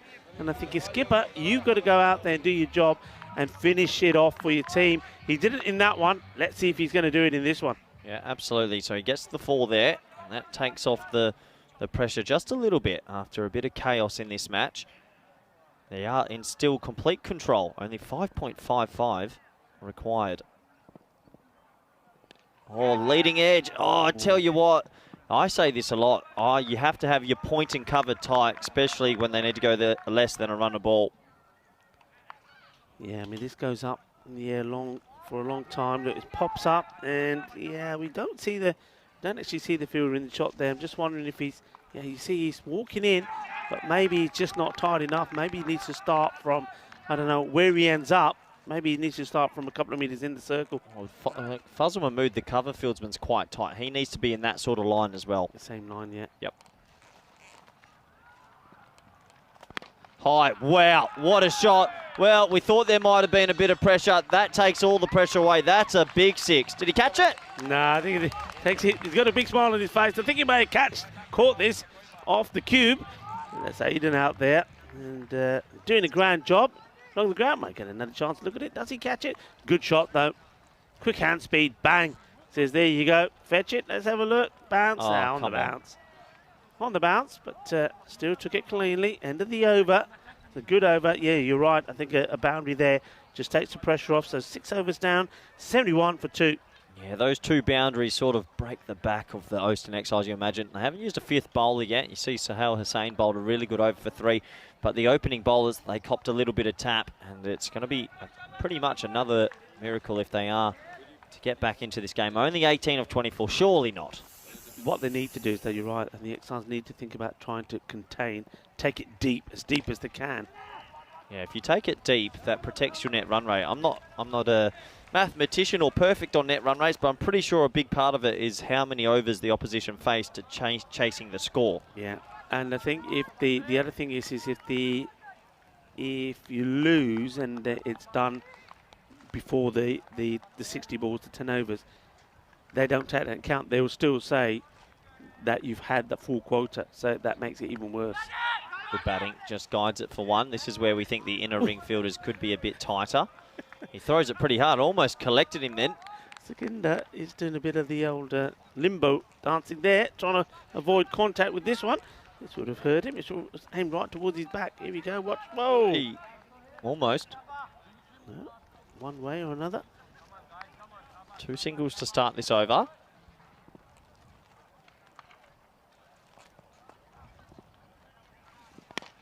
Crunch, but straight to Wakasali out there. Oh, no. No. Well, I was just about to say he won't miss that. He's missed it. 4 runs. And, well, that really, really hurts. Yeah, sometimes things like this sum it up. He's not going to be happy about that at all. And he's just totally taken his eye off it here. He should have no issues without it. There's no problems with the bounce. Lazy. But maybe, yeah, lazy, and maybe it's the shades. Maybe without the sun, it's a little bit dark in there. Well, he wants to go to a dark place and hide for a little. He won't like to see that again. Comes walking down. Well, that's one of the shots for a single. I got a little bit You excited. thought he was going all the way, didn't you? I thought he smoked that. Are they going to sneak through for a second? Hang on, they're getting 2 from it. Oh, they could go be 3. They want to take 3. We're going to see 3. Oh, would you believe it? Look, this is incredible. We saw 2, and it was nothing. And now we've seen what should be 1, and it ends up being 3. It's all happening out there. Well, I was right in the end. I knew it would have been a couple of runs. It's thrown in from the deep. It deflects off the stump. They steal a 2nd run. It gets thrown again, and they steal a 3rd run. So have a look here. It gets thrown in. Slide your bat. Yeah, they go bang again, get the 2nd run. And then this gets thrown in wildly, and they get the 3rd run. Chaos. Adil Diwan Ali, what he was doing there, I don't know, but well, big swing here, trying to finish this in style.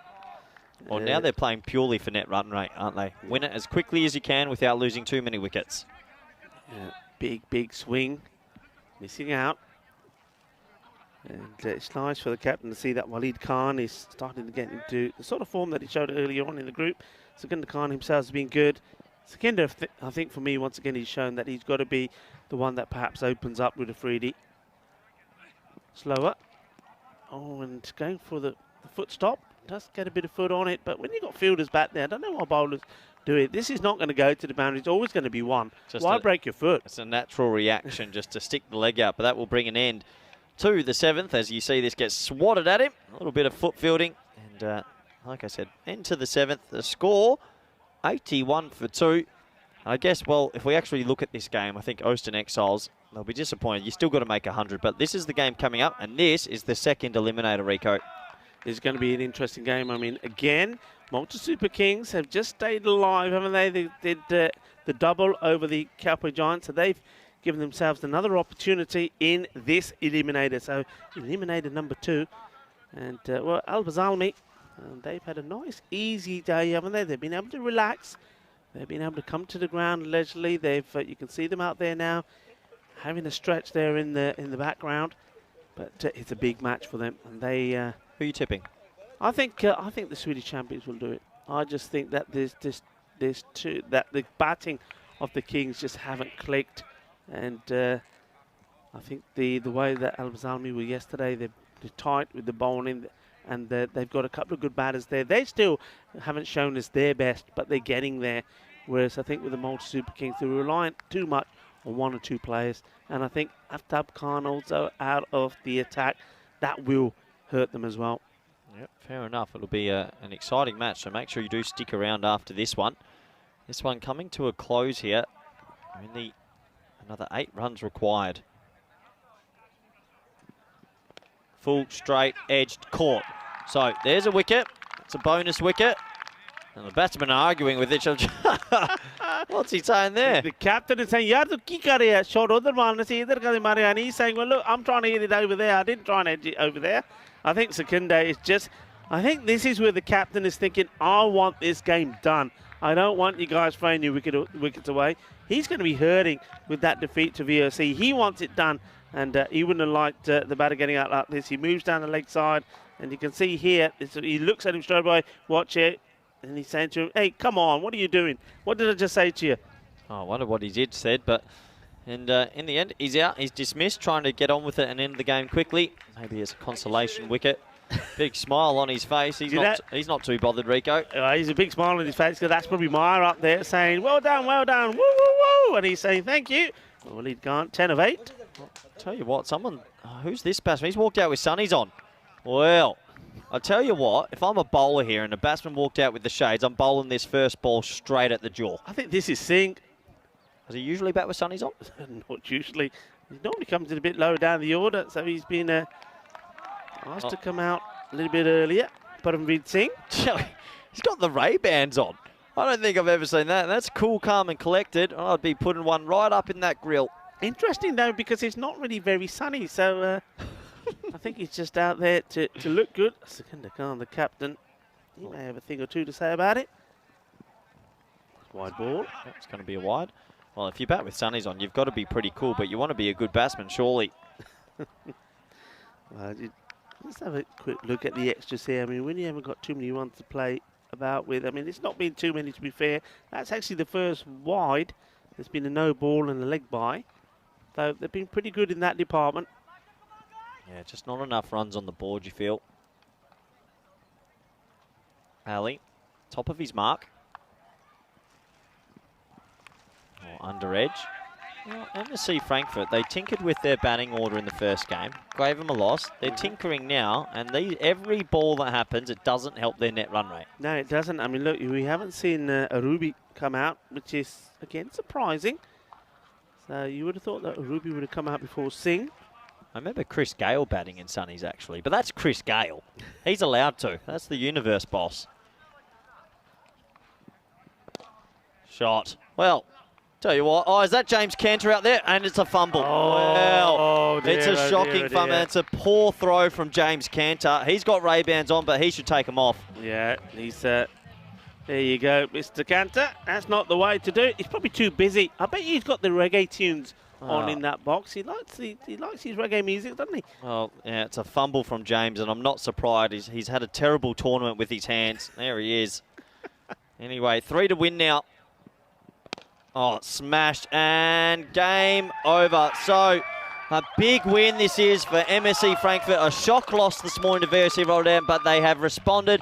And the man with the Ray-Bans, he hits the winning runs, Rico. Yeah, he does. And he's going to get a couple of words here from the umpire. I think in the jubilation of playing that shot, there's a bit of an apology back to the bowler. I think he was just in his own moment. He's come out with the shades. He's acting cool, but he wasn't very cool when he hit the 4 runs. He got a bit hot-headed. He screamed something, and you can see the bowler looking back and say, what's that all about? And then the sheriff there, it had to be the sheriff, just calming things down and saying, hey, come on, we don't need that. And then it's nice to see Paramveer Singh there saying, apologising straight away. And now he's, well, that's what we like to see. This is what this tournament has been all about. These European cricketers coming together, not just being competitive on the field of play, but being the best of friends and buddies off the field as well. But a good victory there. It's one that MSC Frankfurt needed. They needed to bounce back. They needed a victory. And finally, the captain, Secunda, he has something to smile about. Princess Leia. Princess Leia, yes. Well, there's a bit of Avatar about that as well. Wasn't that what did they call the... You know, the flying birds in Avatar. What were they called? I don't know, but I don't know. It was the Phoenix. Was that the Phoenix there as well? I don't know anymore, Rico. Oh, bring us home. Take us to the highlights. Oh, the highlights coming up there. But their job well done, MSC Frankfurt. They've registered their first victory here in this the group of the top 3, if you like, but there's some work to be done for the Exiles. But of course, I think their net run rate is going to be crucial now. It started well, didn't it? Afridi was in his rhythm again. He just fell 8 runs short of his half century. But while those two were out there, it looked like they were going to do it comfortably. Shah just kept on, Khan, apologies, just kept on giving the strike to Afridi. And Afridi kept hitting it. This one was luck. It would have been out, but then it said no, it's a no ball because you got your gloves too far in front of the stumps. That's a good pickup there from the third umpire, which was Tyrone Peters. And we saw a few of these sailing, and he was hitting against the wind as well, Corey. Yeah, absolutely. And that was when the big wicket did fall after some lusty blows. And, well, Mini Boom Boom had a little bit of a day out, and he'll be happy with his work. This was a great bit of fielding from Houston Exiles. It was a bit of a team combo, thrown in from Waxeley, then thrown to the keeper and just out. Great stuff. You could see the smiles on his face. And at this stage, they still believe they might be able to get back in the game, but these boundaries have sort of killed it. Yeah, look, they got the 2 openers out and thought, yeah, okay, we're back in. But then Waleed Khan, he played his part, played a couple of nice shots when it mattered, but then he went as well, and he was all smiles. Maya was giving him a good cheer. Well, the captain, Sikinder, was not. He wanted the job finished, and Paramveer Singh said, I'll finish it for you. And look, he was pretty happy about it as well. But they were happy. Paramveer out there was, look, there he is, say yes, duck of the butt there. And just got a little bit too exciting. And then our Phoenix, Maya the Phoenix, she was happy as well. Everybody's happy. Well, who's going to be happy between one of these two teams? One is not going to be happy because this is an elimination battle coming up. It's going to be Al-Bazalmi, the Swedish champions, up against the champions from Malta, the Malta Super Kings. They've survived one elimination match against the Kauai Giants and Super Kings. Can they do it again, Corey? Yeah, well, it's all on the line. It's always sad to say goodbye to a team, but we will be saying goodbye to another team shortly. Let's have a look at the scorecards to wrap up this match. And, well, Shahid Afridi coming out and hitting 42 off 17. That basically took it away, and everyone else sort of chipping in just enough. Only 3 extras, but you got to think they just didn't hit enough runs, did they? No, they didn't hit enough runs. And I think, I'll be seeing the Houston Exiles as one of those teams a bit like Drew from the French champions, where they can hit the ball very well. When it's their day, they will score big runs. They will get to the 120 or 130s, but they're not able to adjust and change their match to suit the needs of the match situation. And in those occasions, like in this one, that means that they're not going to get the sort of runs on the ball that are going to win your matches. Yeah, they need to find a way to play with a little bit better balance, because if you lose wickets early all the time, it's hard to post a score. Looking at the bowling figures, well, it was pretty tough. Sahil Hussain, he did a good job, 1 for 13, 6.5 economy, and everyone else tried their best, but it was MSC Frankfurt. They won this comfortably, and I'm going to be interested to see the net run rates now, because later today, VOC play Ostend. They're not out of it just yet. If Ostend do win, well, then there's a chance that they'll go above VOC or above them. We could have every team on 1 win each, and then it's net run rate time. Yeah, you're absolutely right. It all depends on how they win. They have to win well. So the Ostend Exiles, you see there, they, lost this. So basically, both those teams there have lost 1 apiece. VOC Rotterdam have got 1 to play as the top 3 do battle. And that is going to be against the Ostend Exiles. It's going to be an all-important game. If the Exiles do win it, it's going to be down to the net run rate to see which 2 will go through. Here we go. Have a look. Yeah, so basically that loss, negative 2.6 is quite a lot. They play VOC, so they need to make a 3-point swing, because if you add 2.6 and you add 0.4, so that equals 3. And then you have to win, say, by 1.6. They lose then by 1.6, and that would make the swap. There's a lot going on. Yeah, it's probably due to a lot of people. And, well, we probably, I'm sure one man who's very good at looking at these things, Vinny Sandhu, he may have looked at it already, and he'll be probably telling you some scenarios. They have to win by so many runs, or not lose by so many runs, or vice versa. But we'll have more on that later. But at the moment, all that means is that MSC Frankfurt have done themselves a big favour, because they lost the first, but they won the second, and they won it well. Yeah, I think, just looking at that, I think MSC Frankfurt will almost likely go through now, because these 2, one of them has to lose, right? Yeah. And so that means VOC Rotterdam can't get that net run rate more up. So a good win by MSC Frankfurt, that might have given them the golden ticket. But anyway, 23 minutes to come. You're going to have Rico Full-Drooned with Vinny Sandhu again to bring you the Eliminator between Al-Bazalmi and the Malta Super Kings. Please join us back for the live T10 cricket action. Thank you.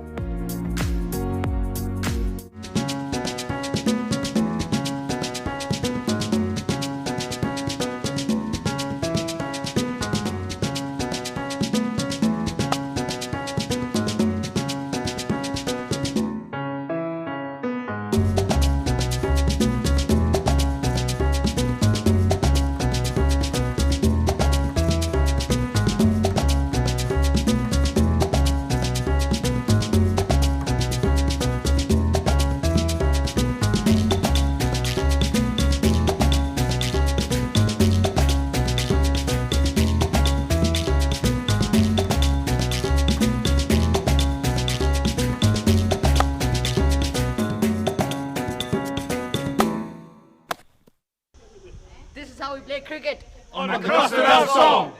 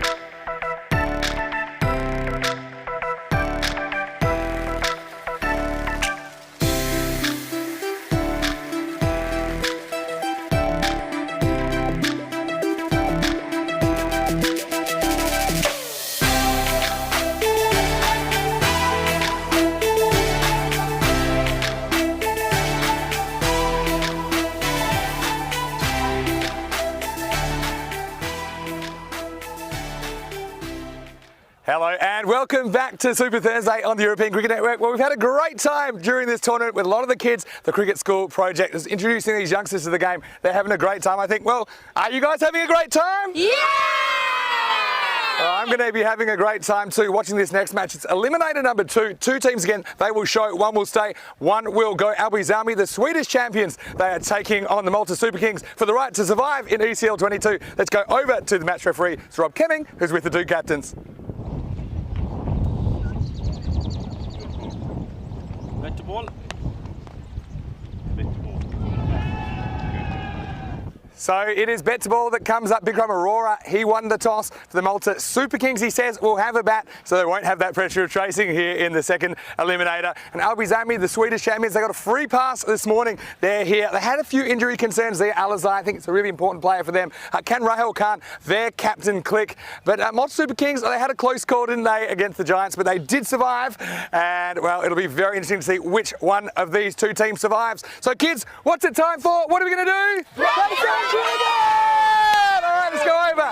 As we see, Ringo Full is in the comedy box. Let's get ready for the first ball. Loving that. I can see the stumps have been broken there as well. Watch out, watch out. Those kids are running wild. Well, look, I think we had a young Aftab Khan look-alike there in the back as well with that hairstyle.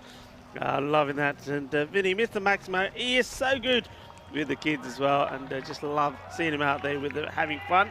The umpires, Asad Ali and Tyrone Peters make their way out, and a smiling Rahul Khan, the captain of Albizami. Had a nice chat with him and his team. That's Taj Hussain there as well. Lovely bunch of lads, and well, they're really looking very nice in their kits. And that's Azam Khalil. What an important player he is for them.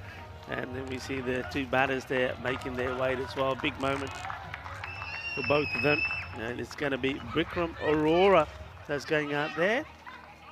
And it's going to be, of course, Gopal Chaturvedi. And those 2 have to give them a good start. Both have scored runs now in this series. Bikram Aurora is just starting to find his touch. And, of course, Fire Mughal and Varun Prasad are going to be key there for them as well. Well, this is what we're seeing. Well, our bat versus ball wall is saying that the Super Kings are just going to pip it. And runs average, well, there's not too much in it. Runs against either 103 to 108. But the runs for, well, Malta Super Kings, they've got a few more on the wall. But look, that's based on one big innings, isn't it? That's based on the highest score scored in the tournament, or scored in this week anyway. 172 for 2, and that was against the Calper Giants. So that's probably where those statistics are coming from. Pleased to report, though, we have a bit of blustery wind coming now and again along the ground. It's still staying pretty sunny. The formation of the clouds is incredible. These clouds look absolutely, I mean, look at it. It could be an artist's painting. I've never seen a sky like it, really. It's quite incredible. It's almost like the clouds are making upside down mountains. But maybe we'll get that on the screen for you at some point. But at the moment, all eyes are on the middle as we get ready for the start of this one. Everything to play for. A reminder, this is another eliminator. It's eliminator number 2. One of these 2 teams. There you go. Thanks, guys. Yeah, isn't that quite spectacular? What we're seeing out there at the moment with these cars. Look at that. That's amazing. Thanks, guys and girls. Spring Productions, you're simply the best. And here we go. Which of these 2 teams will be the best? Place it down the ground and take a single. Well, look at the way that Gopal Chaturvedi runs here. I mean, rather than run in a straight line, I mean, he's run a long way around to get to the other end. And sometimes if it's a shot at the stumps, you can find yourself undone there. He just wanted to go round. First he goes round his batter, then he goes round the bowler. And, well, there yeah, you look lovely there, Samir. Don't worry. Doing his hair there. We see you, we see you. Nothing gets past us. There they are sitting there behind the Malta flag. And Aja, says Bikram Aurora. Both the batters take singles to get themselves off the mark. So, Swedish champions Albizami versus the champions of Malta Super Kings. 1 team will progress, and we will see them in tomorrow's finals day.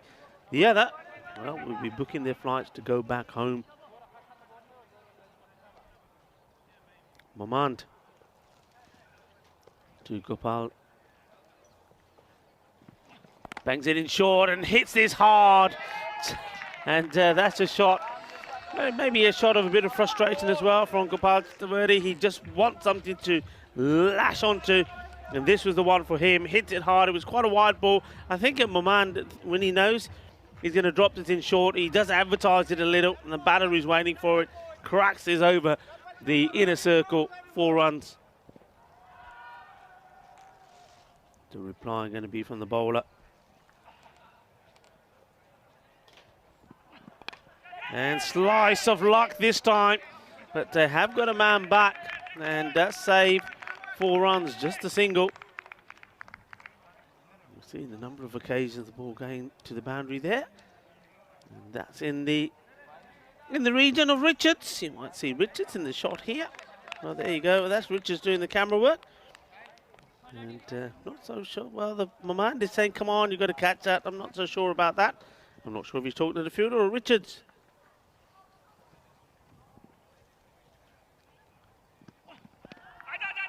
It's nicely played. Chase on for the fielder. He's got to get down, and he doesn't.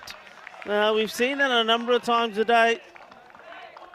And that's a chase there by Afzal. You've got, as soon as you see this ball here, you've got to get that slide in.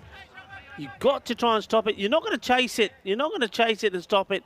And then he tries to use his foot, and you can see there he ends up almost getting trapped under the boundary boards there. So disappointment again from Momand.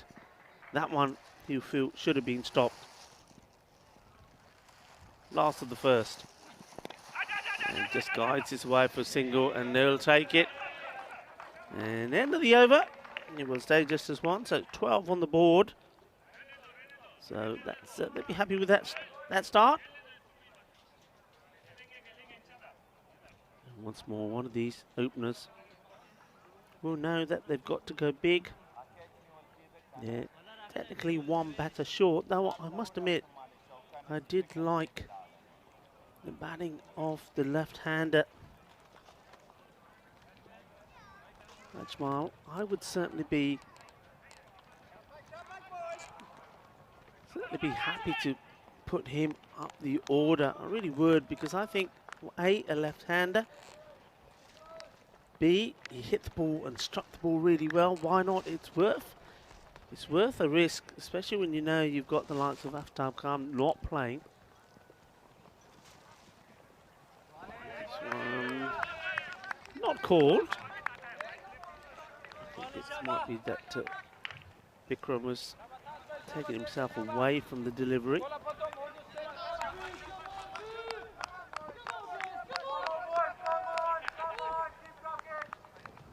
Sneaks it in. Tas Qureshi. Oh, he's asking the question, and they're looking at each other. Both the bowler and the keeper were quick to go up here. But the umpire, Asad Ali, was quick to signal the wide as well. And a little conversation. Yeah, I don't really think there's anything here. A bit of a conversation between the batter and the bowler as well. The non-striker, that is. Just trying to convince him, nah, it doesn't touch anything. Would you believe him? Oh, this one, that's well bowled. Tas Qureshi. I heard Vinny say the other day, we've been impressed with him. Does get the ball in the right areas, and this one, I think, yeah, I mean, you see it touching the line, maybe further down, the back part of the line, but as it goes past the batter, I think that's inside. I think that's a good call. Once more from Asad.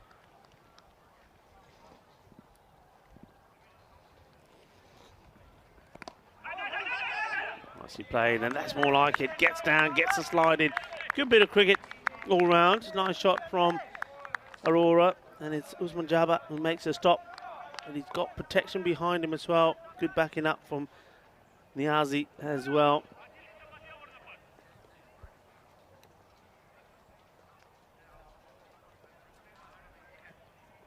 Just the one boundary so far, and that was to Chaturvedi. And he goes for a second, and this one just bounces before the line. 4 more. It's a clever shot, actually, because to Bikram Aurora, they've got that fielder back, you saw.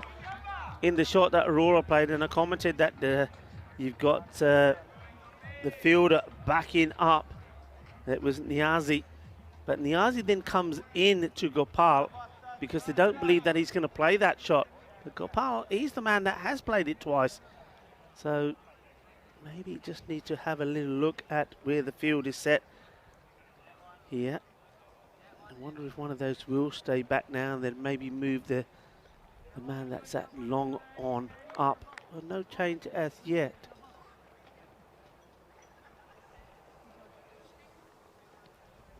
Yes, we'll be looking to maybe pitch this up a little bit further or be more into the body of Chaturvedi. A little bit of discussion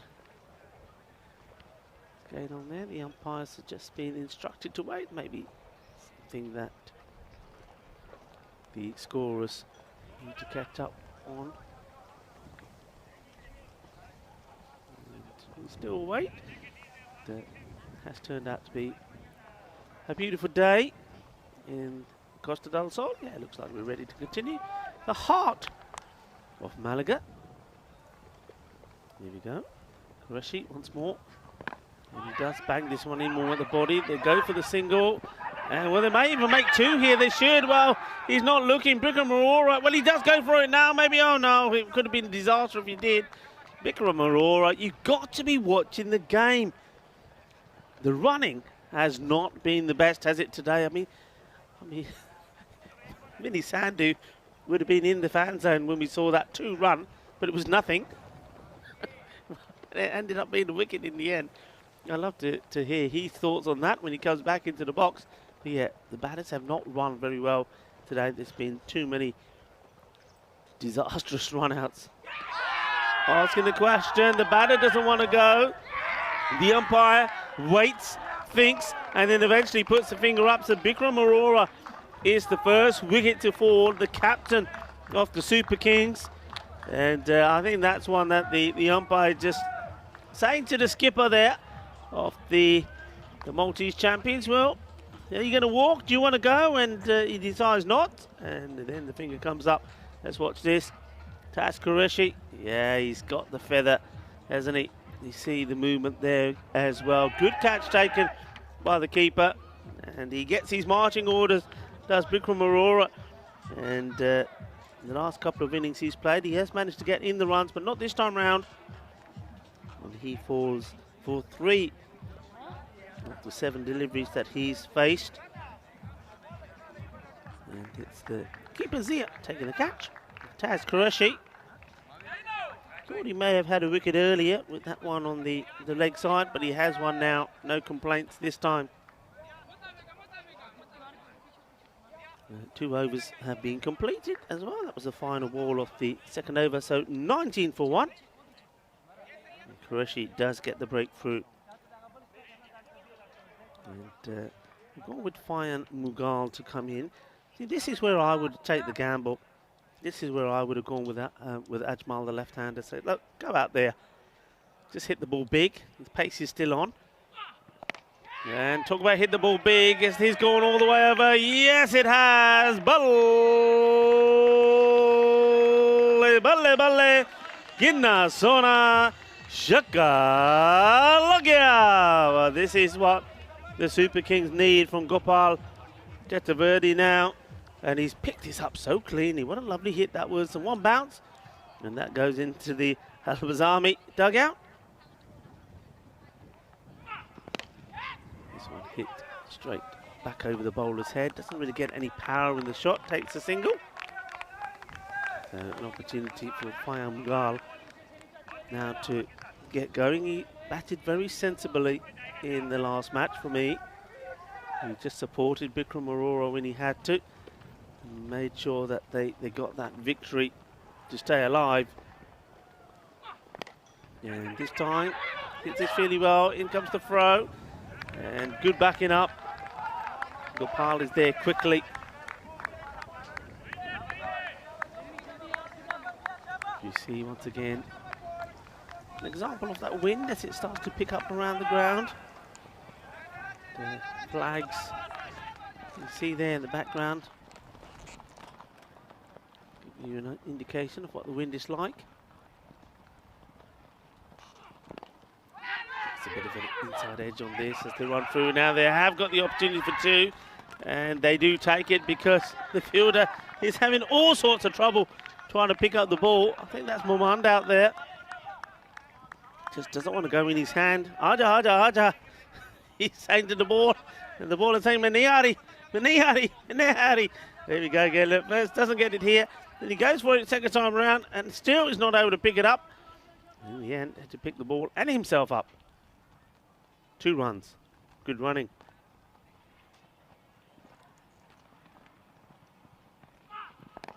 Slow delivery. Doesn't quite get... Oh, no, he's done it again. Well, he's having issues. Him and that ball. Well, you're going to have to get them together. Get them together and have a talk. Become friends again. He's totally missed this. Well, he's trying to say, look, it deviated away from me. I don't know if it did. Nice shot there. There's Bish and I with the lucky charm of the Maltese team. Look, he loses his footing, doesn't he? And then, well, there you go. He's not a happy man.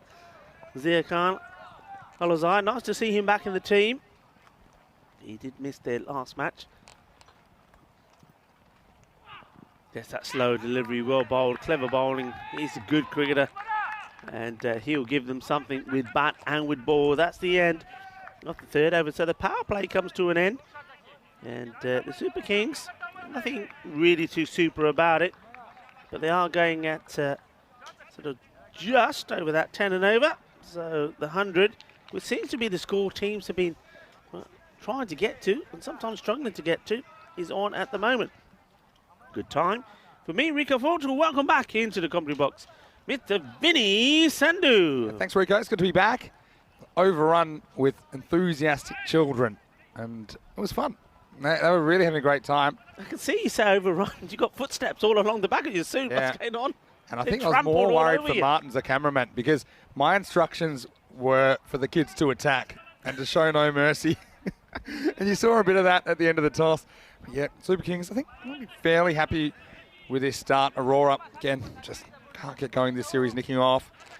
Magal at 3. Yeah, don't mind that. Prasad still to come, of course. But this should be a really interesting point in the game because Azam Khalil, he's going to come on with his spin. You mentioned that 100. Does seem to be the par, doesn't it? Just at 100. We've seen some low scoring ones today. Here's Azam. He goes after him straight away, and that's well stopped. Good fielding. Picks it up cleanly, but not able to beat the fielder. Yeah. And this time, Mohan does stop the ball. Oh, my man, he was walking the tightrope, wasn't he? But he was fairly confident he was going to stay inside. He goes for this, and I think he's got a fair piece of it. But the fielder is almost going to get there. Well, clangs out of the hands of Taz Qureshi. But what he does do is he saves 6. Yeah, I mean, Taz Qureshi does well. I mean, at the moment, it's very, you can see what he's saying there. I think he said, that's a win, it's a win. Yeah, it's very difficult to see this. We've seen the wind pick up some of these deliveries. I think well, what do you think there? You think he could have caught that? He could have, but he didn't. Yeah, I don't think he wasn't going to get carried over the rope. Well, I think this one's fine.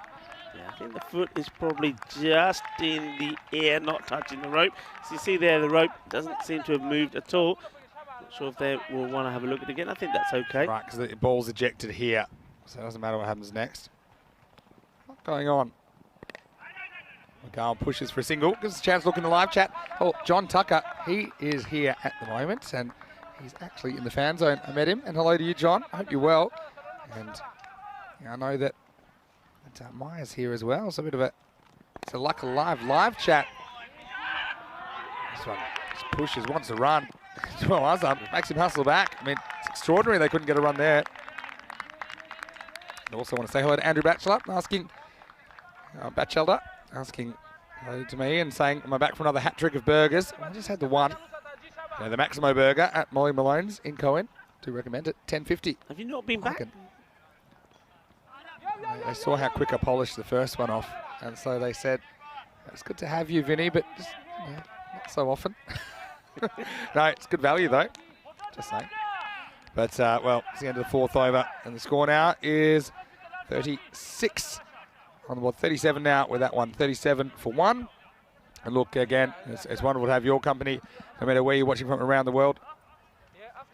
And, well, Rico, you're here. And you mentioned that wind picking up. And yeah, pretty much those straight shots, isn't it? It's those straight shots where it's kind of blowing back in. So, yeah, we'll change the game. And, yeah, the weather was a concern.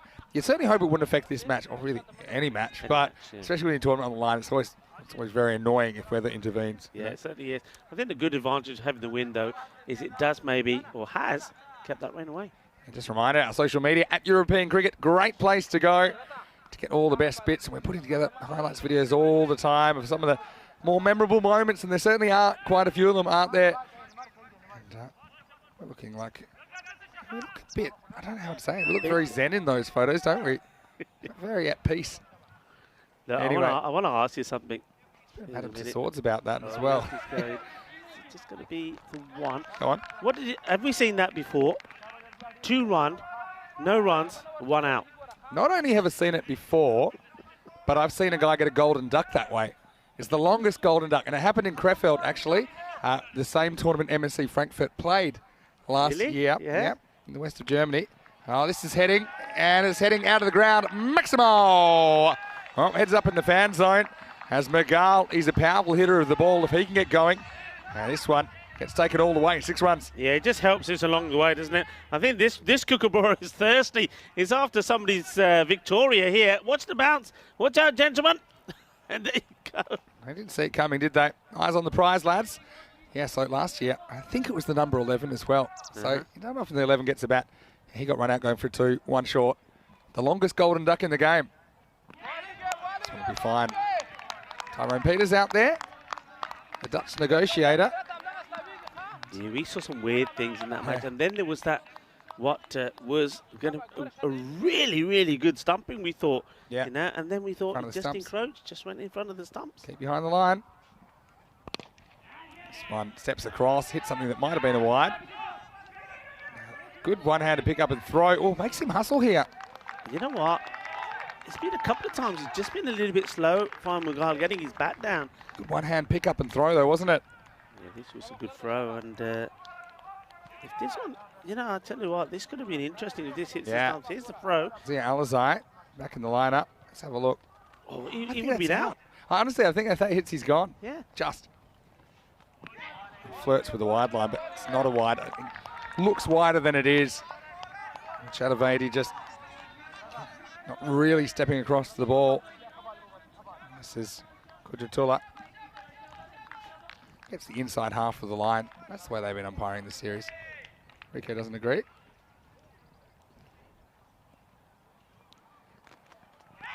This time steps across, and I think he does actually step across pretty early here. So yeah, Chatavadi, it's a little frustrating phase for him. Yeah, frustrating phase there for Lee Tuck as well, the manager of the side. And, well, Shubhas Roy, he's always writing something down. Maybe I can borrow his notepad at the end of the match just to The see secret diary. what he's put down there. 5 overs down, 45 for 1. It's been the name of the game today. Just haven't seen teams stringing together 10 overs and getting those 100-plus scores as easily as we have seen early in this tournament. That might be all about the finals pressure. Chatavadi is still there, though, 25 off 16. Just the captain falling in the first half of this. Azam Khalil's going to come back. That was a pretty good over from Kudratula Mirafsal, I have to say. Azam is charged, but just pulls this in a little bit shorter, I think. So just the single. We'll say hello to Johnny Grimmer as well. He's saying hello to us in the chat, and hello to Kitty as well, who said she loved seeing the kids. And Kisma saying good umpiring. Well, it's nice to see some good umpiring comments in the chat. Oh, this is pretty close. He's going, he's walking, he's actually walking. Well, how about this? He believes he's already gone. They're going upstairs for this. I think he knows that he doesn't get his foot passed down the line. And let's see if the gloves are behind the stumps. Ismail Zia is back behind the stumps today for Albi Zalmi. He's the keeper they started with, the youngster. And well, we'll get a look at this. Certainly nothing wrong with the take. The money shot's coming up. This is the one right here. Check the gloves, check everything. Yeah, no problem. And he's gone. Yeah. And he just knew he never got that heel down, didn't he? Yep. And so, that's a wicket for Azam Khalil. It's a good confidence build-up for Ismail Zia, who's been a little bit hit and miss with the gloves, but he does have the job today. And so, that creates another wicket, and that's a danger man that's gone. Chatavadi, he's got to go for 25, and it's 46 for 2. Yeah, you just get a feeling, don't you, with the Malta Super Kings, that even when the batters do get going, they find a way of getting themselves out, which will be disappointing because you've got another batter there. He hasn't really looked in any trouble, Chatavadi, but then gets out when he's in his 20s. He's got to go on to score a bigger score here. They know that they've struggled with the bat. You know, it's only on one occasion they've really batted well. But when you're in, you've got to go big. And Chatavadi, to get out like that, softly like that, that's going to be very disappointing. What it does do, it brings Varun Prasad out. He didn't really perform in the earlier match today. He certainly will be looking to do so in this one. And he's still got a good partner out there with him, Mughal. But he's got to deal with the spin. And that's probably not his strength. Tries to take him on. It's in the air. Gets lucky. That could have easily gone to a fielder. He's got half the innings to do his business. Varun Prasad. And yeah, I think it's a lot riding on his innings. Just feel that way. Even, you know, with Mughal, you have some recognised batters, but Prasad can just be so explosive. Khalil, he's delivering, isn't he? Less than run a ball pace, picking up a wicket.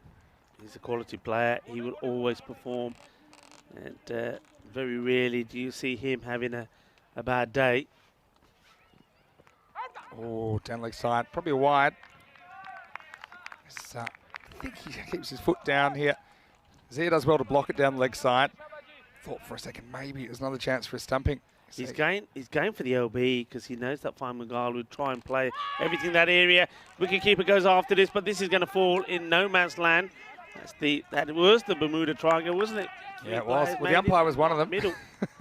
Yeah, you're right. Well, the keeper starts going, and then the wind's kind of just blowing it away from him. The wind, if you're looking at that angle there, it's going from about like 8 o'clock to 2 o'clock. So it's kind of going from the left to the right, and also it's behind the bowler. Varun Slow to gets go, grabbed. Varun, and it's thrown at his hand, and good backing up by Varun. yeah, Becomes the backup as it hits him. He's all right. Hey, Khalil's a really smart bowler. I think he's watched a lot of Prasad. He would have watched a lot of the footage. He knows Prasad can get a bit tangled up, right? Gets a bit kind of cramped for him. And well, when you don't have a backup fielder, use the batter. Nice to Azam there saying, "You okay?" He says no, but last ball of the over. This has been one. So, well, hats off to Khalil, Azam Khalil. 50 does come up during the over, but Khalil only concedes a dozen off his spell. And Malta Super Kings, 6 overs down. They are 51 for 2. Yeah, well bowled. Intelligent bowling from Khalil, but he's 2 overs out the way. 12 runs from it, the 1 wicket. So this is where I think the Malta Super Kings now have to, those 2 batters, what they just get together. You see a lot of talking going on there.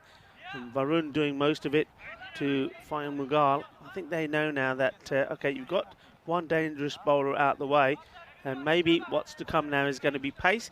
I think they'll prefer, both these batters would prefer the pace on the ball. So it's going to be an interesting spell here. They're looking to maybe just get one good over in to get back on the target, to get to that sort of between the 100, 110 mark. They're going at around 8.5, so a little bit below where they need to be. They need a bit of acceleration to come somewhere. Here's the Alizai. Little off cutter, bites back at the batter. The chase is on. And predictably, we see some bootage from Taj Hussain. And question about how many teams will make it to finals day. So the answer is, well, we know 3 of the 4 teams. So the answer is 4. There's 4 teams. The top 3 from the round robin being MSC Frankfurt, Austin Exiles, and VOC Rotterdam. They will for sure feature tomorrow. They'll be joined by the winner of this match. Goes for it, hits across the line, but picks out the fielder. Just going okay, aren't they? But it'll all be about if the Super Kings can launch in this final 3.5 overs or so, whether they can kind of touch that 100, or if they get at this pace, they're kind of heading for 85 or so, which, yeah, you can defend, but I think it'll be pretty tough going. Hello to Tarek in the chat. Zishan Khan. Probably watching from Malta, I imagine. Hope you're going well. Met so many friends around Europe, haven't we? And, it's always nice to see them coming together in the chat. See Alizite having a very good week. Again, bowls his good off cutter. Now this one gets in the gap, and once again, we see some foot fielding. So that was smart running because they knew, okay, using your foot, that means it's not going to be in your hand very quickly. Yeah, I think if you pick that up with your hand, then you're not allowing it to, but it also means Prasath is back on strike.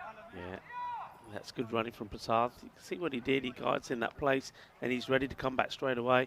He knows he's running to the danger end as well.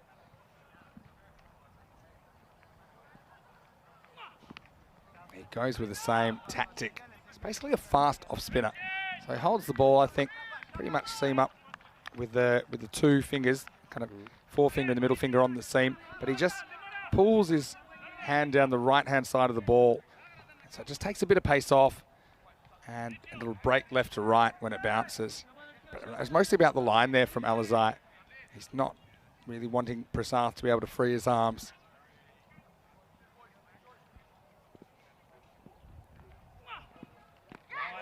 Miguel goes for this, doesn't contact. Yeah, that's the quicker delivery. Gets it right in the slot zone, doesn't he? I'm still surprised here, Vinny. I was saying before you came on here, I would have liked to see something like Ajmal, the left-hander, elevated up the order. I think he could give you quick runs. We've seen what he can do on 2 occasions now. I think they're missing that trick. Yeah, fair point. Well, this is miscued. And I wonder if it'll carry it to the man. Azam Khalil, he was herring in. And again, the wind's blowing that back towards the infield. He's turning around saying, well, did the best I could. So even though that hung in the air a long time, I don't think Azam was going to get there. And if he wasn't going to get there, I think that's fair enough. So it's 58 for 2 off 7 overs. And yeah, just touching on the format. And today is Super Thursday. See those green matches? Those teams are safe going into finals Friday. But the eliminators, you see, they are elimination matches, sudden death matches. Coppe Giants, they were knocked out in match 17. And here we are in match 19, eliminator number 2. It'll be the winner of Albi Zalmi and Malta Super Kings that will join the teams you see in green. MSC Frankfurt, VOC Rotterdam and Austin Exiles. They will be featuring in finals Friday for sure. But then, yeah, interesting match coming up. Last match of the day, because the Exiles and VOC Rotterdam, that will decide who gets the double chance and who doesn't. At the moment, we actually don't know. No one's guaranteed it at the moment, basically. We want you to do a bit of homework on that one, actually, with the your net run. Already on it. You already on it? Already on it. You would be. I said to Corey you'd be on it. Well, this is nobody's on this one. Yeah, it's another one that's going to end up over the backward square leg fence. Miguel, we get something he likes here, something he can turn on. And Jabbar comes in immediately, gets hit for a maximo. Yeah, this is his shot. This is in the area where Fine Miguel likes it. You can see most of the shots he's played is in that zone. I don't think he's played anything out on the offside. I'm pretty sure that there hasn't been a single run he scored on the offside. So you know where your field has to be. It's a pretty good shot, actually, because it wasn't really there for that shot. He wants it again. That's a similar kind of ball. But I think the reason he's leaning a bit more leg side than usual is because of that wind. That wind is assisting it. Nah. I think he does it anyway. Shot. Well, I think more than straight usual. away. Man on the boundary on the offside. Bring him in the circle. Put one more out there. You already got. Yeah, put one more in the middle of the two. Might need a He helicopter. could surprise us. They're going a long way. He wants it again, but this time it's in the air. I think this one is going to fall safely. Again, it's another teaser. The outfielders. That might be Qureshi, who was probably giving Azam Khalil heaps for not reaching one. And he finds himself in the same position. That's incredible, isn't it? I mean, the wind here is holding these cucumbers. Did you see the one earlier that was hit out there? It was going to the long off boundary, and it swirled all the way around, and then it going to extra cover. It was amazing. There's one that went straight over the fence, almost hit the back of the fence because it blew back by the time it came. But hopefully, let's just but this sunshine holes. Doesn't this wind suit the left-hander? If he can get hold of any of these, they're just going. The wind is going to get hold of these. They're coming our way. We can feel that wind is literally blowing through in here at the moment. If they get it behind square, yes. But if they go straight, there's going to be a chance. And this is a chance because it's not going to get to the rope. And it's caught.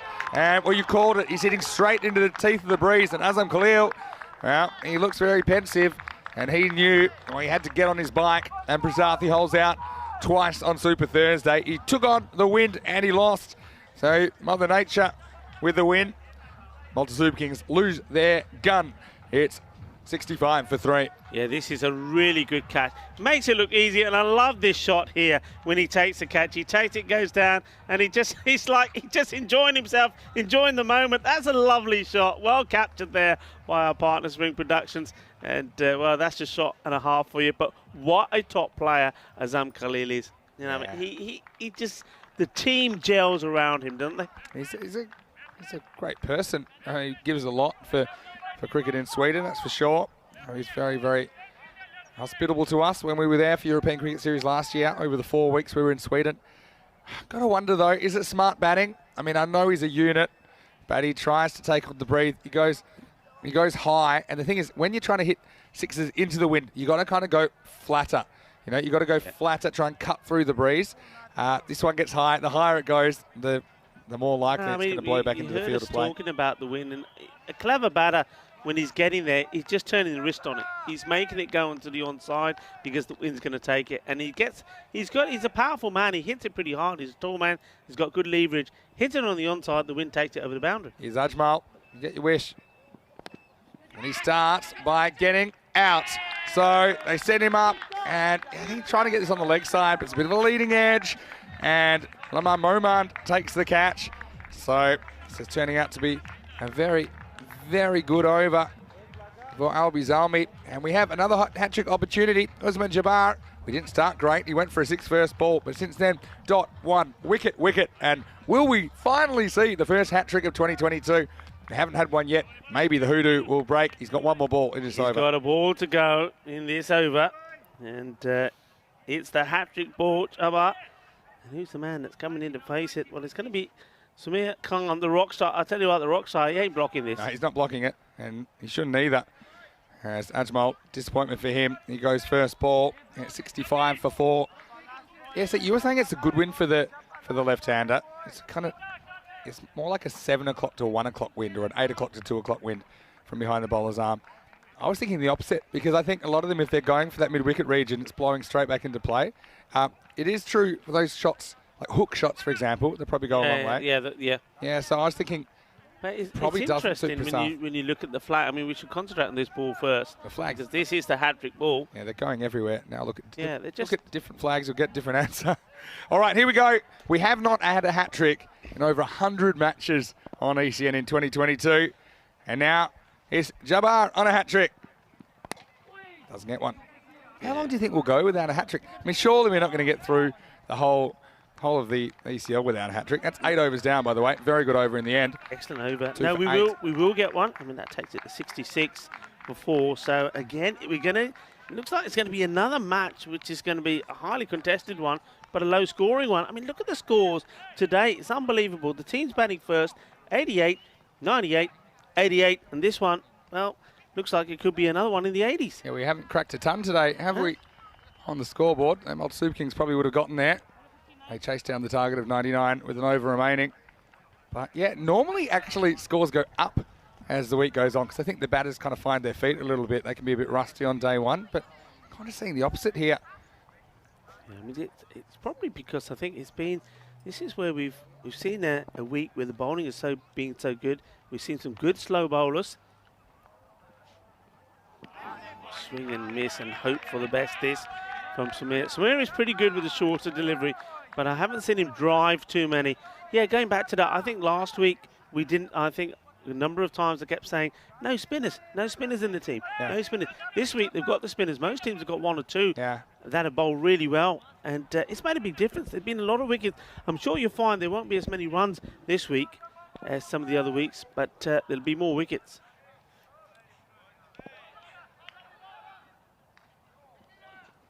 Swing and a miss. Yeah, it's a strange one with the kind of average run rate this week. And we've got this graph here. And today, it's been fairly consistent, I suppose. But day 4, I just feel like it's going to come down a bit, like significantly below 10. You see, the finals days, if you look A, B, and C, they've actually been the highest scoring days typically. So will we see that? Overall, 10.2. So it's Group D. It's right on the money, according to the average across all of those matches so far. Almost 4 weeks. Strike 3 for Sumer. who gets out of jail. It seems Malzia won't be able to hold on to this. It's a bit of a costly one, isn't it? Because, you know, you've got a new guy, he's struggling. There's still 4 to come in the over.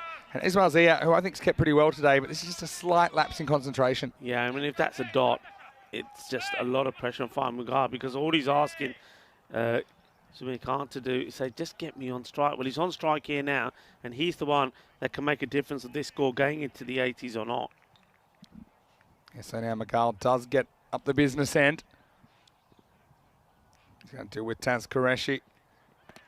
And he gets knocked over. He tries to go across the line. He's tried that a few times. This one just wasn't quite short enough to play that shot comfortably. So Miguel, well, turns out to be a curse. And maybe Ismail Zia is a genius conceding a bye because it's removed the danger man, Fanya Miguel, who goes for 26. And the wickets are flowing now.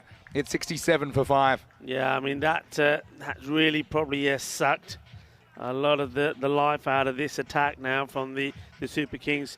Once again, we see, as we said before, that they need somebody in the top order to get in the runs and then go on to make big runs. It's just not happening. I mean, Gopal Chakravarti, he got to 25 and then, I think, disappointingly gave his wicket away with that stumping. And Fire Mughal there. Well, you can't blame Mughal now. I mean, when the ball's running out, he's the only one that had runs on the board. He had to take the bowler on, but it's the earlier batters. The earlier batters are just not clicking or haven't clicked. And, well, if they are to survive this eliminator, it looks like it's going to be all down to how well they bowl. Yeah, I agree completely. Taz Qureshi. He gambled with a bit of length, but he knew Miguel wasn't really trying to take him down the ground. Cuts away, straight to the fielder, just make sure he stops it.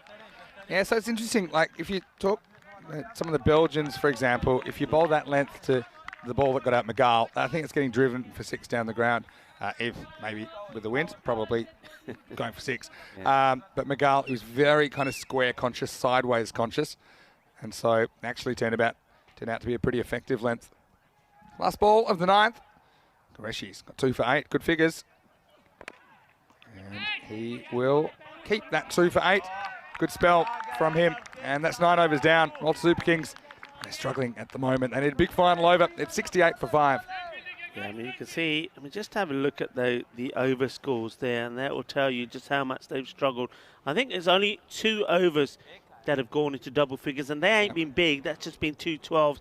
And then they've had a 7, 6, 8, 6, 7, 8. And with that one only going just for a couple. And the other thing is, out of the 9 overs, there's been 4 overs where they haven't hit a boundary. And that's probably why they've been bogged down in single digits. Okay, you can just kick up to 80 here. If you get another dozen here, 80 plus, something like that. And you feel you've got something to bowl at. Pretty good looking shot first up. This is Usman Jabbar. He comes back in. The only problem here, Sharma, you've got to take these. Of course you do. He gets a single. But it just means that you got Sulaiman Khan now who goes back on strike. And I think he's played his last 4 balls have been dots. Yeah, but he's there to play shots. He scored some runs earlier in the week. You can't hide him. You got to hope that he can come good. He's got 5 to play with. And this is a wide delivery. They may think it's 2 here. Got to go 2. Pretty long Come boundary. on, stretch those legs. Come on, Rockstar. Little steps. Don't get you man going very fast. Sharma was in more trouble at the bowler's end, but they get there. That's good running. But look at the little step away from the ball though from the Rockstar. He's got to hold his ground. Gets a bit of wood on this. Well, now they're going to go for 2, and it's the longest throw in the game, and he's going to be run out here, I think. Well, that was funny. I tell you what, I actually think Shahid Ali tried to make it seem like he slipped more than he did to try and induce a second run. Yeah. But then he throws the long way. I think this is out. Yeah, I think there was a little nod from the umpire to say, yeah, I think it is, but I'll still go upstairs. Yep, and he's out. Yeah.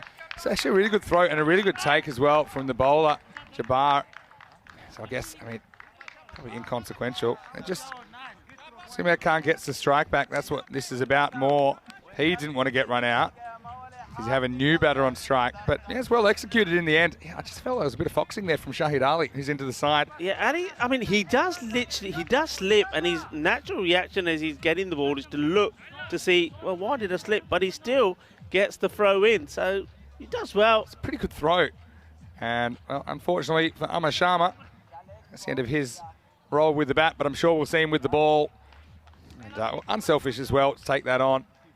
But the Rockstar, he's going to be able to stay there. And with 3 balls remaining at 72 for 6. So yeah, just a boundary here. I feel like they could nudge up to that 80, something to bowl at. I mean, we have seen scores in the 70s defended, but just not that often. The Tigers did it in week 1, Australian Cricket Tigers. Okay, and he just slices this one. It's probably be another 2. Again, good throw, might have him in trouble. They don't go for it. I'm a little bit surprised there. Bish and I had the stop sign up, and he said no. And he said, is he holding his leg or just Maybe. adjusting his pad? Also, maybe just thinks Samir Khan's had enough chances to hit a boundary. He says, well, I haven't faced the ball, but I'm gonna have a go. So, 2 balls remaining. He tries. Now, what's the deal? I'll just go for 1 and keep Samir Khan on strike. You see there, it's always worth trying, isn't it? I mean, look, you're not going to be all out. Just try. Yeah, because that one there, they would have got the 2. And it's not like any one batter is murdering them at the moment. So Matt, can he get 1 out of the screws? He won't need to because it's a wide. So they'll get. It's a no ball actually. Number 1.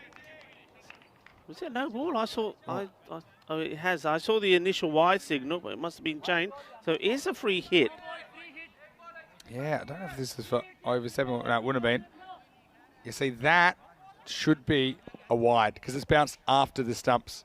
Right, so free hit. See if it makes a difference. Well, he hits it anyway. And, well, it wouldn't have mattered because this one's bounced off the ice cube. Maximo! 6 runs, and the Super Kings, they're going to finish with that 80. I don't know how they got there in the end, but Jabbar had a real mixed bag. Now, I suppose you would say free hit or no free hit on the last ball, you're going for it anyway, so it doesn't really make a difference. But what he does do is he connects and he gets Multisu Kings past that 80 mark, and they're going to finish 81 for 6.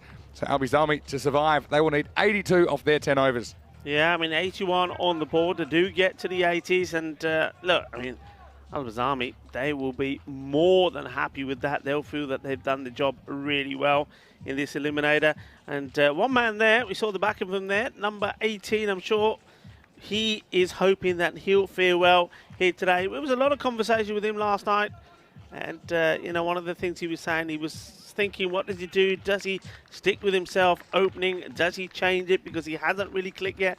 And, well, a lot of people were giving him their thoughts on it.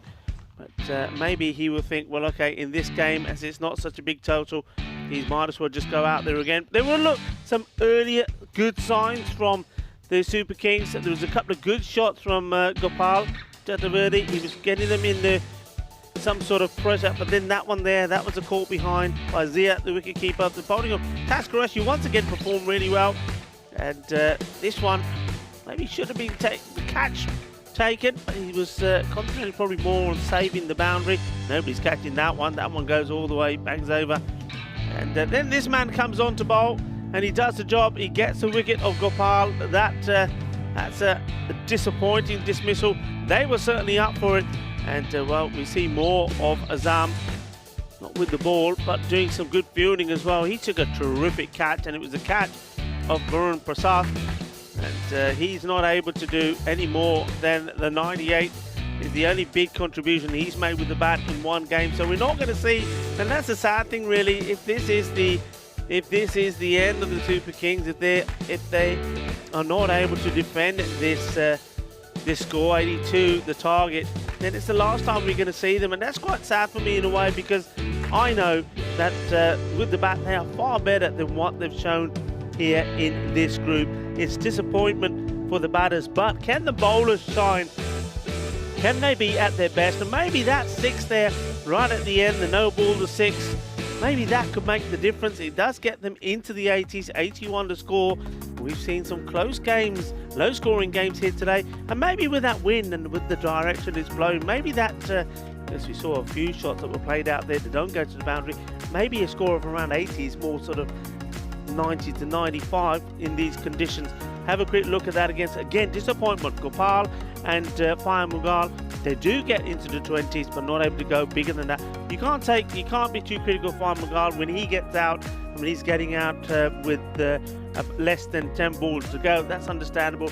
He's trying to up the tempo, but I think further up the order, and with the likes of Kapal Chaturvedi, when he sees how he gets out, it's a schoolboy mistake. You can't be doing that. And he put pressure on his side, and really he should have been the one getting runs on the board. 6 bowlers used, and once more there was good contributions, but all round. Taz Qureshi, though, I mean, he was the pick of the bowlers for me. Picked up 2, just conceded 8 runs, and then again good bowling from Azam Khalil. You just can't keep him out of the game. He picked up 1 for 12. No real bowler had too many problems. I mean, Java, he went for 21, but that's still good bowling figures, because he did also pick up 2 wickets along with Taz Qureshi. So that is the summary. The Malta Super Kings are still continuing to have issues with the bat. 81, they really struggled to get to that 81, and were probably assisted there at the end with that the no ball that was then the resulting delivery going for 6 runs. That's how they got there. Is it enough? Well, if it is, they have to bowl out of their skins, and they've got to take every chance that comes their way. Well, let's find out. Join me, Rico Full and Mr. Maximo, as we return in around 10 minutes time. Hasta pronto!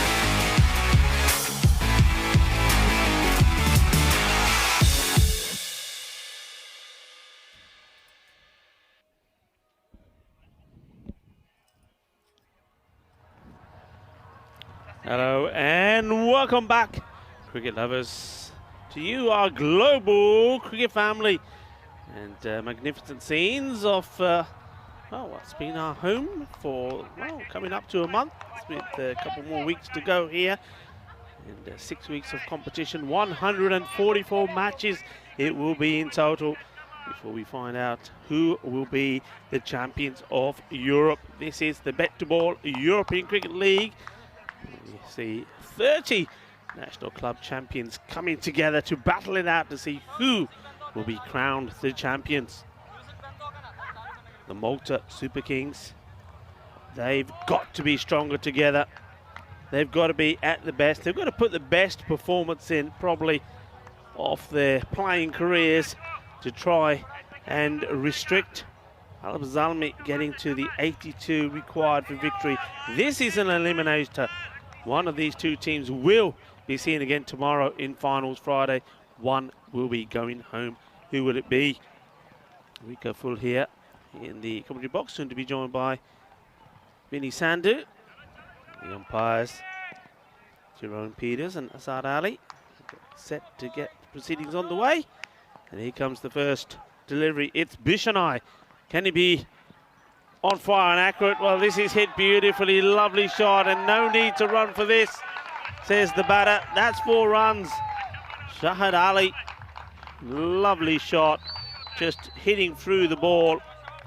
And that's the perfect start for Al-Bazami. And the heat joined out there by Taj Hussain.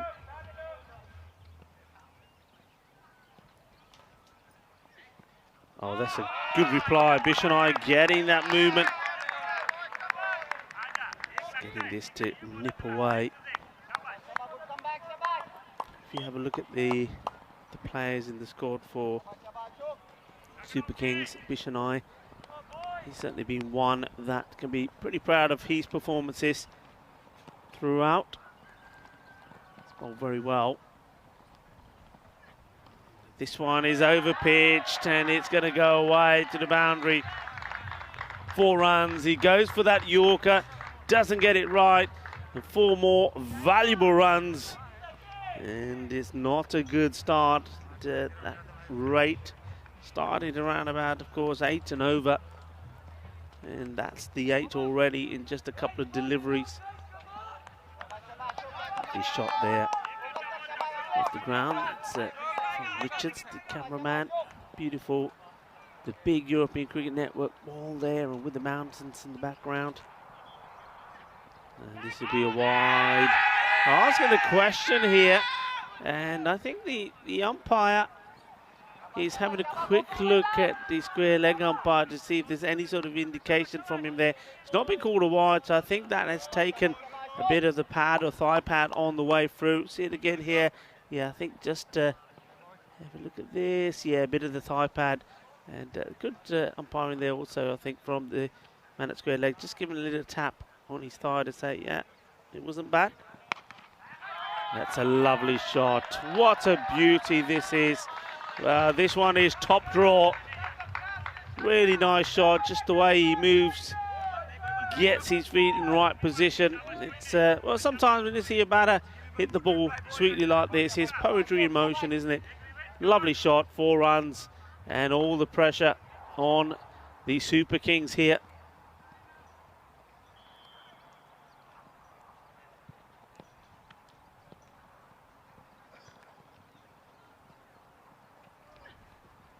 It's going to be another wide. They're just not getting it right, and that's an interesting signal. Wide, and then not quite sure what the spin of the arm was there. That was a new one. Interesting.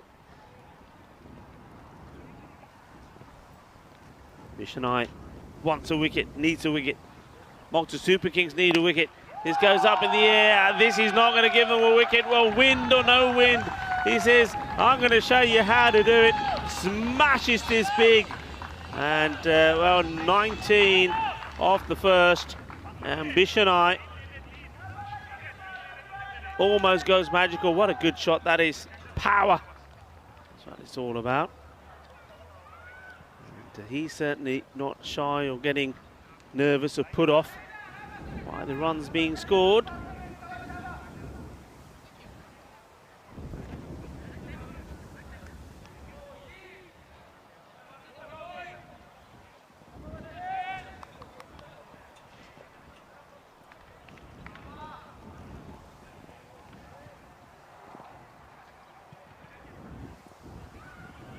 Oh, he's got him!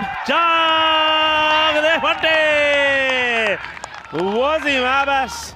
Well, he needed something special, needed somebody to stand up, and Wasim Abbas gets this in the right place at the right time. And it's a first baller for Taj Hussain. He can't believe it. And he's probably thinking, Shahid Ali made it look so easy. I think he's walked all round this. Have a look. Oh, he's left the gap, and in it goes. Well, I tell you what, if it doesn't go through and hit the stumps, you're going up for the LBW for sure. It was full, it was straight, it's jucked there for their time. So after that very expensive first over, they get their first wicket. They desperately needed it. And a lot of talk up there, and a good time to welcome back into the commentary box Mr. Maximo Vinny Sandhu. How about that? Yeah, it was good delivery, wasn't it? Just did enough. Straight down the line. And, yeah, disappointment. So, keeping Rahel Khan back, the captain. Interesting one for me, that. Not a bad idea, I suppose. Hasn't been working at the top of the order. Yeah. Gets to come in and kind of read the situation. They've had a few guys that have been hitting the ball well, so giving them an opportunity to get them a bit closer to this target. Wind swirling around all over the place. Hazem Khalil, he is the man with the bat in his hand, number 3. Pretty good ball first up. It's testing. Yeah, this wind, you know, where I said it was going before, well now it's going all over the place. I don't know if that's a good sign. I know it's a rain forecast, but at the moment it's still very bright and sunny, just a few clouds in the sky. But they're unusual formations, aren't they? Certainly are unusual formations, you're absolutely right.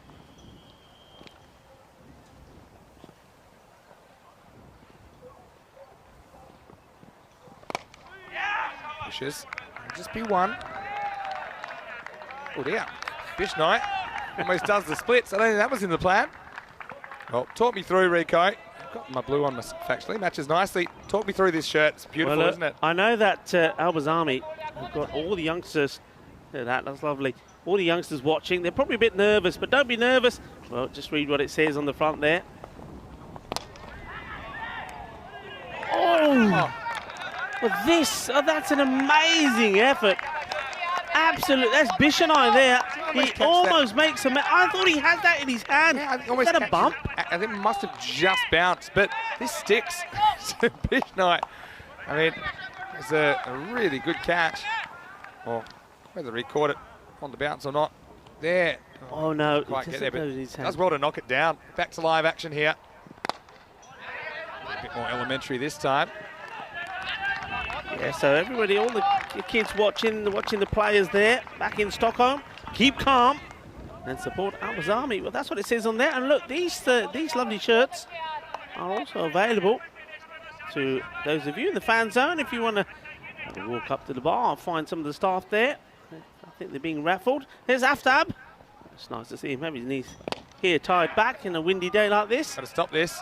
Yeah, does. Might get. Oh, it's not good by Azam Khalil. They're still running a good throw. They could be in trouble. Oh, they just don't get the ball in here. They had a debate, the batters, about do we take it or not. They may have had a cup of tea as well, but decided to come and get there easy in the end.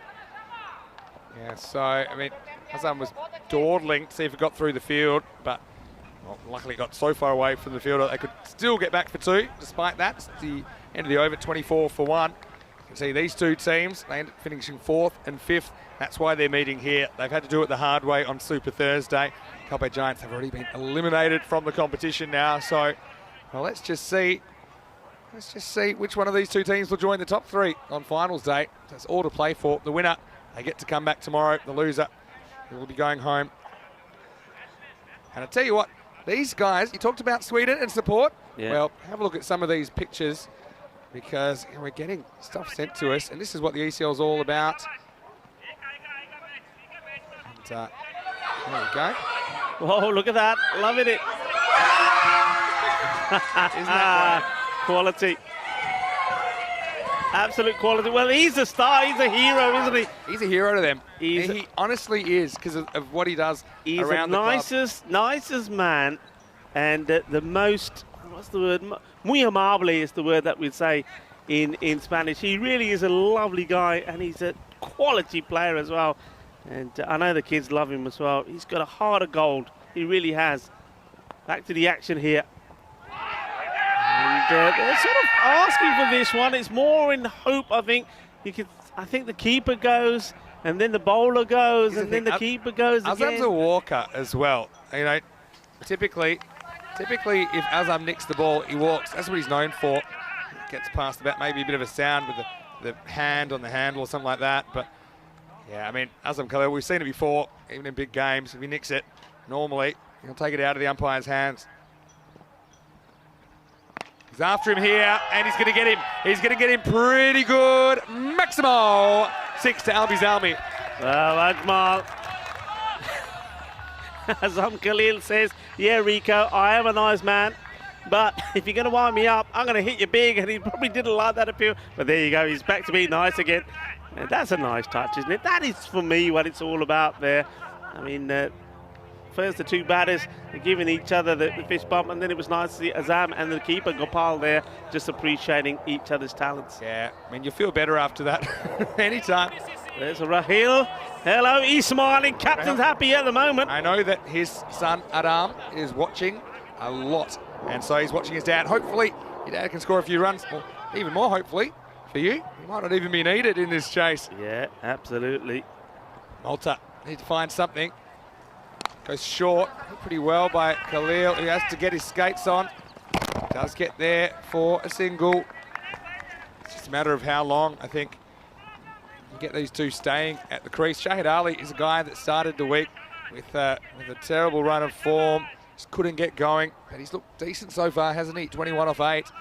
They've still got some firepower to come in. The captain, Rahul Khan. Zia Alizai, of course. Niazi, well, he's turned things around, hasn't he? And Kudratullah. Cross and flicks the pad. This will be a leg by. And what's the path back into this game for Malta Super Kings? I guess taking wickets is super important. If it's not happening with the pace, I think they're going to have to turn to some spin. And to some spinners who, look, they have been effective at times, but they've also been pretty inconsistent, I think. Yeah, you're absolutely right. You need the consistency. And if that isn't there, then your game isn't there. Loved seeing those kids enjoying the ECN. It really makes it all worthwhile. A lot of people put in a lot of work for this to happen. Slow ball. Now, well, non-striker was keen. I think it's one of those ones that does go behind point, but I think it still could be the striker's call because he's actually got the angle of exactly where it's gone in relation to the fielder. So I don't mind that. And because it's on the offside, his eyes are still kind of on from where the ball's gone. Last ball, it's been a pretty good over from Ajmal. Azam will just take one here. So he's taking responsibility. He wants to be on strike. That's the end of the power play. And given the context of this match, it's probably a good power play for Albi Zalmi. The Swedish champions, they're 33 for 1 after 3. Yeah, I mean, they're where they want to be at the moment. They're just trying to do this nice and coolly. We saw a blistering start from Shahid Ali to Khalid now, just keeping him off strike a little. I don't know if that's a good thing. Shahid, he's hit the ball so well on his way to 21, just 9 deliveries. And you saw that the two sort of skylines there, Manhattans and the Malta Super Kings, were never really got started. There was no real point in the innings where they accelerated. It was always up and down. It was a bit like a heartbeat, wasn't it? So now we see the field get spread. Third man, Samir Khan goes on the boundary. They've got point, sort of extra cover back. 2 men straight, only one on the leg side. Nasty play, gets fingers to it. This is the big over, isn't it? I mean, if Atlas can just get another one here. I had down to 7s, so it's a bit like chasing 70. So I've shaved a dozen off the target in a sense of of the feel of the game just by this good start, Noel Bizalmi. The way that Shahid Ali is going to go about it. I don't mind this pairing because I think that Shahid Ali, he can afford to throw the bat and be quite aggressive. And Azam Khalil, he can be a bit more selective. He'll still go for the big hits if it's there, but I think that he'll feel, look, I'm going to be here at the end. And you go, don't worry, we've got some firepower in case you do fall on your sword. Speaking of that, he's going to be gone. He's picked out the fielder down there. That looks like Varun Prasad that takes the catch. Pardon me. It is. Sharma, I think. Sharma. It's a long way away from us. But yeah, no, it is. Sharma in that position. So Shahid Ali, he decided to have a go. I think it was his role, but he does lose his wicket. He goes for 21. And the score now is 34 for 2. Yeah, I mean, I was saying that Abbas, could he get another wicket? He does. This is a slower delivery, cleverly disguised. And I think that was, he realised he'd been done with the slow ball, but he wasn't able to stop himself playing the shot. He probably would have been better off just continuing with it big. He may have been able to clear Sharma, but Sharma again, he's done well, isn't he? I've mentioned how Bishanai has performed regularly for the Malta Kings. Well, Sharma as well with his bowling and particularly his fielding, he's been pretty good for them as well. But Shahid Ali, he goes for 21 of 11. Yeah, I mean, did his job really. Got them off to a good start. And yeah, so it's an interesting time of the game. And now we are going to see Rahel Khan coming out at number 4. So they've dropped him down the order a little bit. And yeah, I'm sure I mentioned his son Adam is watching. And I know that all of the kids in Stockholm, Sweden are watching. Lovely part of the world. And now we're going to see if their captain, probably two most experienced players in this scenario, can get them home. It's facing up now. Just blocked down a wicket for no run. So yeah, I mean, you can be experienced, but if there's got to be a few nerves there. If you're Rahel Khan, like Bikram Arora, his opposite number. He's such a good player, but hasn't got going so far in this series. 48 off 38. He's off the mark, or is he? Little fumble, so just one. Yeah, does well. And Rahil was telling me yesterday of injury to his leg. It's a reoccurring injury which is niggling him a bit. He's saying it's causing him a fair bit of pain. So maybe that's another reason why he just opted to come lower down the order. Oh, this is a nasty one. Oh no, dear. Double or no, triple or no.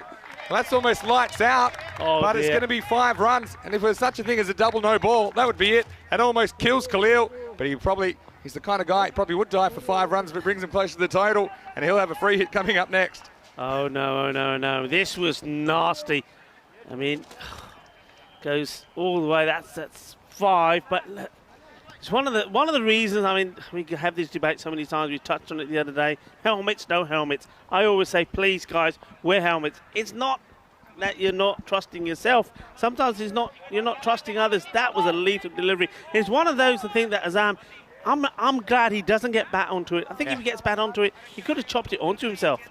Yeah, I mean, it's to do with, some people haven't grown up wearing helmets. They find it a bit uncomfortable, feel like it affects their vision. So I do understand that. But yeah, that could have been a nasty situation. Free hit coming up. And he hits it so well. He hits it really well. And he's going to hit it over the fence. Maximal, disastrous end to the over for Wasim Abbas, who almost has a 3rd-degree manslaughter charge. Instead, he goes for a Maximo, and that's the end of 4 overs. It's 41 for 2. Shapkiza says Guerreras. Shapkiza's out. It's one of our favourites as well. Hello to all of our viewers in that part of the world. Big hit, and that's well, a nasty way to end the spell for Abbas. Now, Abbas, I think, is in trouble. Look at him. He's limping quite badly here. I think going to see the 12th man come on. Yeah, I wonder what happened there to Abbas. So, I mean, injuries, they're always going to play a part. Injuries/soreness at this point in the tournament. I know you might say they're only 10-over games, but they are so intense. Soreness or soreness? Soreness could be pretty good for some of these players at the moment. They might need it. But, yeah, we can see Abbas going off the field here. I'm not sure if he is, but man, it could have been a nasty moment. But at the moment, Albi Zalmi, we always expected a run from them. They've had the morning off to think about it. Here they are, and I mean, looking pretty good in this chase. But as we've seen today, when chases have seemed on target, anything can happen.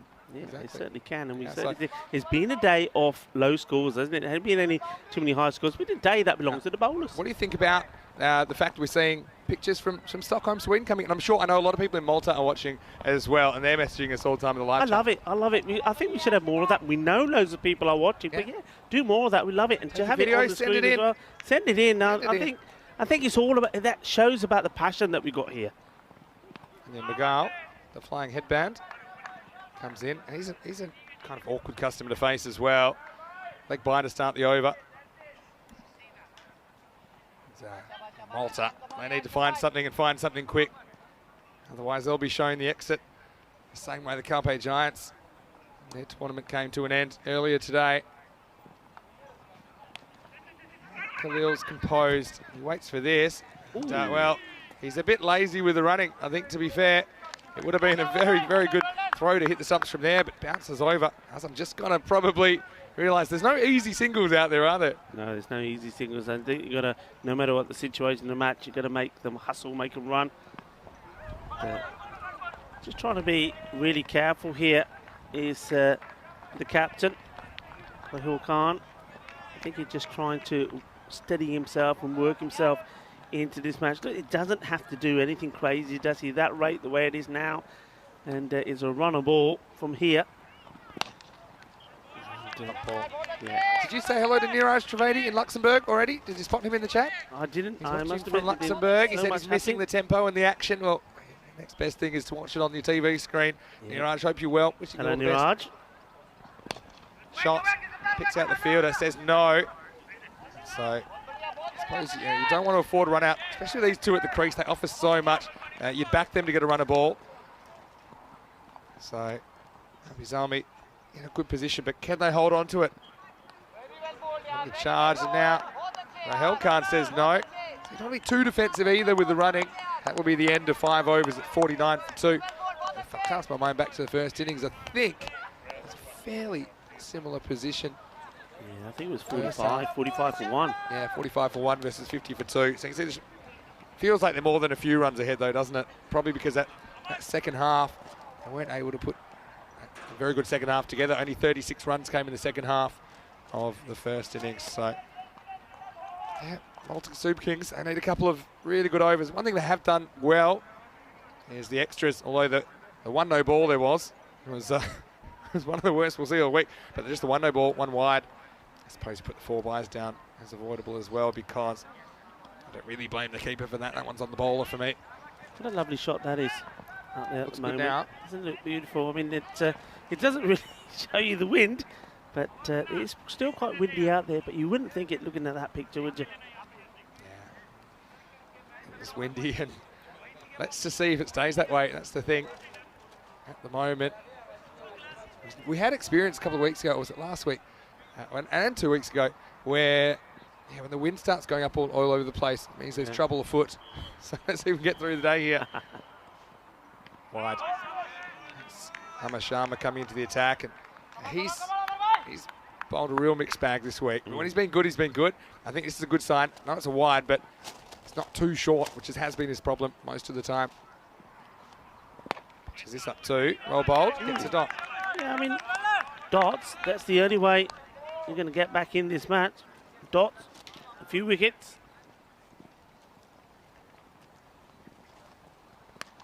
Goes back and cuts. Rahul Khan is going to spin away from the fielder, but does well to get there. That's the 12th man, Surid Roy, who's on the ground, so all I can assume is Abbas has gone off. Now, Aslam Khalil, really important. When you think about the fact he didn't actually get hit for a boundary in his 2 overs, and now he's coming in here, anchoring the chase. You think he's fielding as well. He's a big game player.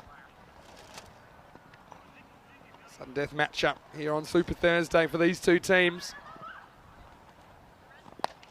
And he just throws his hands at this one. More work for Surid Roy. He's getting some camera time despite not being in the 11, but he does well. He keeps that to a single as well. He does well. Well done, Roy. And he's saying, why don't you just keep me there? And the captain says, no, get back over there. Yeah, I think most of these, Hassan would be trying to hit in front of square, you'd imagine. And now, well, it's actually well fielded there by Ajmal.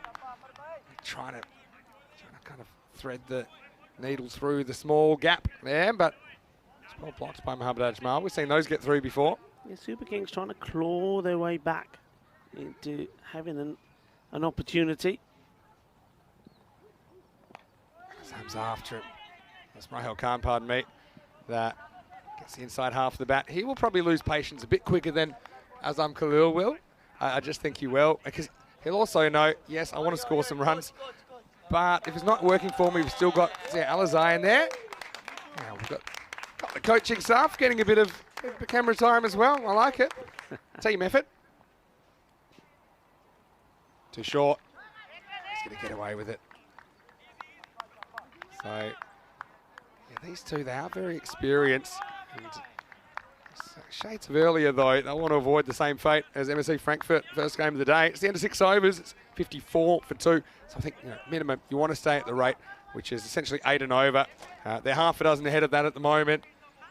It's Malta Super Kings who are just desperately trying to hang on. They're going to have to avoid boundaries over the next couple of overs if they're going to kind of get this match back in the balance. Yeah, absolutely. And you're looking at who. It's got to be very careful about which bowlers you're using as well. You saw Vikram Arora there, just having a chat with one or two of his more senior players and thinking, okay, who do we go with here? And I wonder. Knocked over. He's knocked over. And Khalil's got to go. Funya Magal comes back. Yeah, Khalil just kind of loses patience a little bit, I think. And, well, it's good sportsmanship in the end from the keeper, Chatavati, who goes and says, well batted to Khalil. I think he was doing that sincerely, but Magal gets a good ball to Khalil, who I think will be a little bit disappointed with his choice of stroke. Given the match situation, he ends up having to go for 24. It's just a kind of walking waft. The score now is 54 for 3. Yeah, I think here, a bit of misjudgment from Azam Khalil. I think he's decided that this ball is the one to go after because he doesn't think he's in danger of anything. He knows he doesn't think he can be LB from it, and he doesn't think the ball is straight enough to go hit the stumps. And he missed judgment. It does go through him, hits the stumps. This could be a big moment here. He scored 24 off 18 deliveries, but just have a look. I mean, before that delivery was bowled, I said, you've got to go back to Fahim Mughal because only one run came off his first over, and now it's 1 for 1 after 7 deliveries. Yeah. I mean, yeah, it's a big moment, but it's also a big man that comes to the crease there, Alizai. What's his approach going to be? Well, there's your answer. Tries to hit this one over the clubhouse. Instead, he just gets one. So very quickly, we saw the sun go behind a cloud. Was it you or was it Corey who was calling 4:30 for the weather? It's 4:20. Goes for this. Now, which way is this going? The fielder's going back, and he is going to throw it away. And I think he does it in time. He touched really well here. Well, this is a big moment in the game, and it's almost like he's blown over by the wind here. How about this? Oh, Bish and I, class act. It's almost like he's doing the limbo backwards. And I think, does he throw it away in time? That'll be the question. Is he on the rope? Where's that foot? Where's that foot? I can tell you that the umpires will have a very good look at this, but they had a good look at it. Does it start on the right? I mean, look at that. I mean, that is just incredible. Incredible. The thing is, where was his foot at this point? I don't see any rope movement. No, he's all right. That is amazing. I mean, and the camera can lie to you. That is... Oh, they've given it 6. Oh, they're giving it 6. Oh, that's... So are they saying that the foot was on the line when he made the score? I wonder if you can just... 6. I mean, to me... Look, all I will say is the officials, they are right behind that spot. So they might have had a better look than the camera gets. Yeah. That's all I can think, because I reckon otherwise that's inconclusive. That's a big call. Rahel Khan ends up getting 6 and then nothing in the next ball. And look, that's the thing. The umpire's there to help each other out. If they pick up something from off the field, and they are literally behind the fielder there. And remember, the benefit of the doubt on fielding decisions goes to the fielder. So, yeah, interesting one. Bad one if you're a Malta Super Kings fan. You could watch that over and over again, and I think it will be 50-50. Some people would say yeah, some would say no. Right here, now, there, is it touching the rope? See how the foot kind of jumps forward a bit? For me, I mean... I'll give you my version. Go on. Well, it's his way again. This time, there's no rope issues. And this time he does take the catch. And, well, there he goes. He holds his position. Bishanai has been absolutely fantastic out there in the field. I reckon between him and maybe somebody like, I don't know, maybe Piers Fletcher, they've got to be the leading catchers in this group. Bishanai has had safe hands. This time it is a catch. And it's Alizai that has to go. And he just holds the post there. A bit of the chuck of the hot there. He gets his man. Good wicket to get. Just keeping the pressure on. But yeah, go back to the one before. My version is, I think when he's getting in line, he feels the rope with his foot. But he moves it in before he's taking the catch. Do you think it's before, though? I think it's before. Do you think it's before? I think it's before. I don't think, this is just my personal opinion, I don't think he is touching the rope when the ball makes contact with his hand. I think he's very clever to feel where he is, get that foot back. I feel the little skip step came after he was already holding the ball. But what I would say is, we've got all these cameras, we've got the officials in line. You know, it slows down as much as we can. See there. Okay, go back there. You see? Some people are saying they see rope movement. I never saw any rope movement. I've got to be honest. If there were sits before he took the catch. But, I mean, it's, like I say, it'll be debated and debated and debated. But what a catch and what a release. That could be important. Amashama, this is too short, and this is away from the fielder. And this one, well, has this gone all the way? I think this just bounces. Saluriza, I think that one is. And that's the 4. I think it just bounces before. Yeah, I mean, check this one out as well. It's faster than a speeding bullet. And it is, it's 4. I think just because of the just puff. Before, yeah. Because of the puff of dirt. I'll say that again. They're still checking. That's 4. I think that's 4. Yeah, I think it just bounces before. There. Great camera work. What excellent camera work that is. Yeah, for me, I've been wrong 38 times today. But this is how difficult it is, Vinny. And like you say, even though the officials are over there, you're going to have half the team obviously saying 6, 6, 6. You're going to have the other half saying 4. Well, they're giving it 6. Well, there you go. You're kidding. I mean, I told you. I mean, yeah. Don't know about that one. Just handing out Maximos for anything now, I reckon. All right. And this one is in the air. Well, how's this one going? Well, it's going to be out. So, well, I mean, every time there is one of these calls that goes against Super Kings, they pick up a wicket. Now it's just in charge of getting in the catching. Yeah, so that one will make it 68 for 5 and 7.2 overs. So, still a few to get. There seems to be a controversial 6 and a boundary. That's the way it's going. Well caught. The thing is, at the moment, trading a 6 for a boundary, trading a 6 for a wicket isn't a good trade with the Malta Super Kings because they're running out of runs at the moment.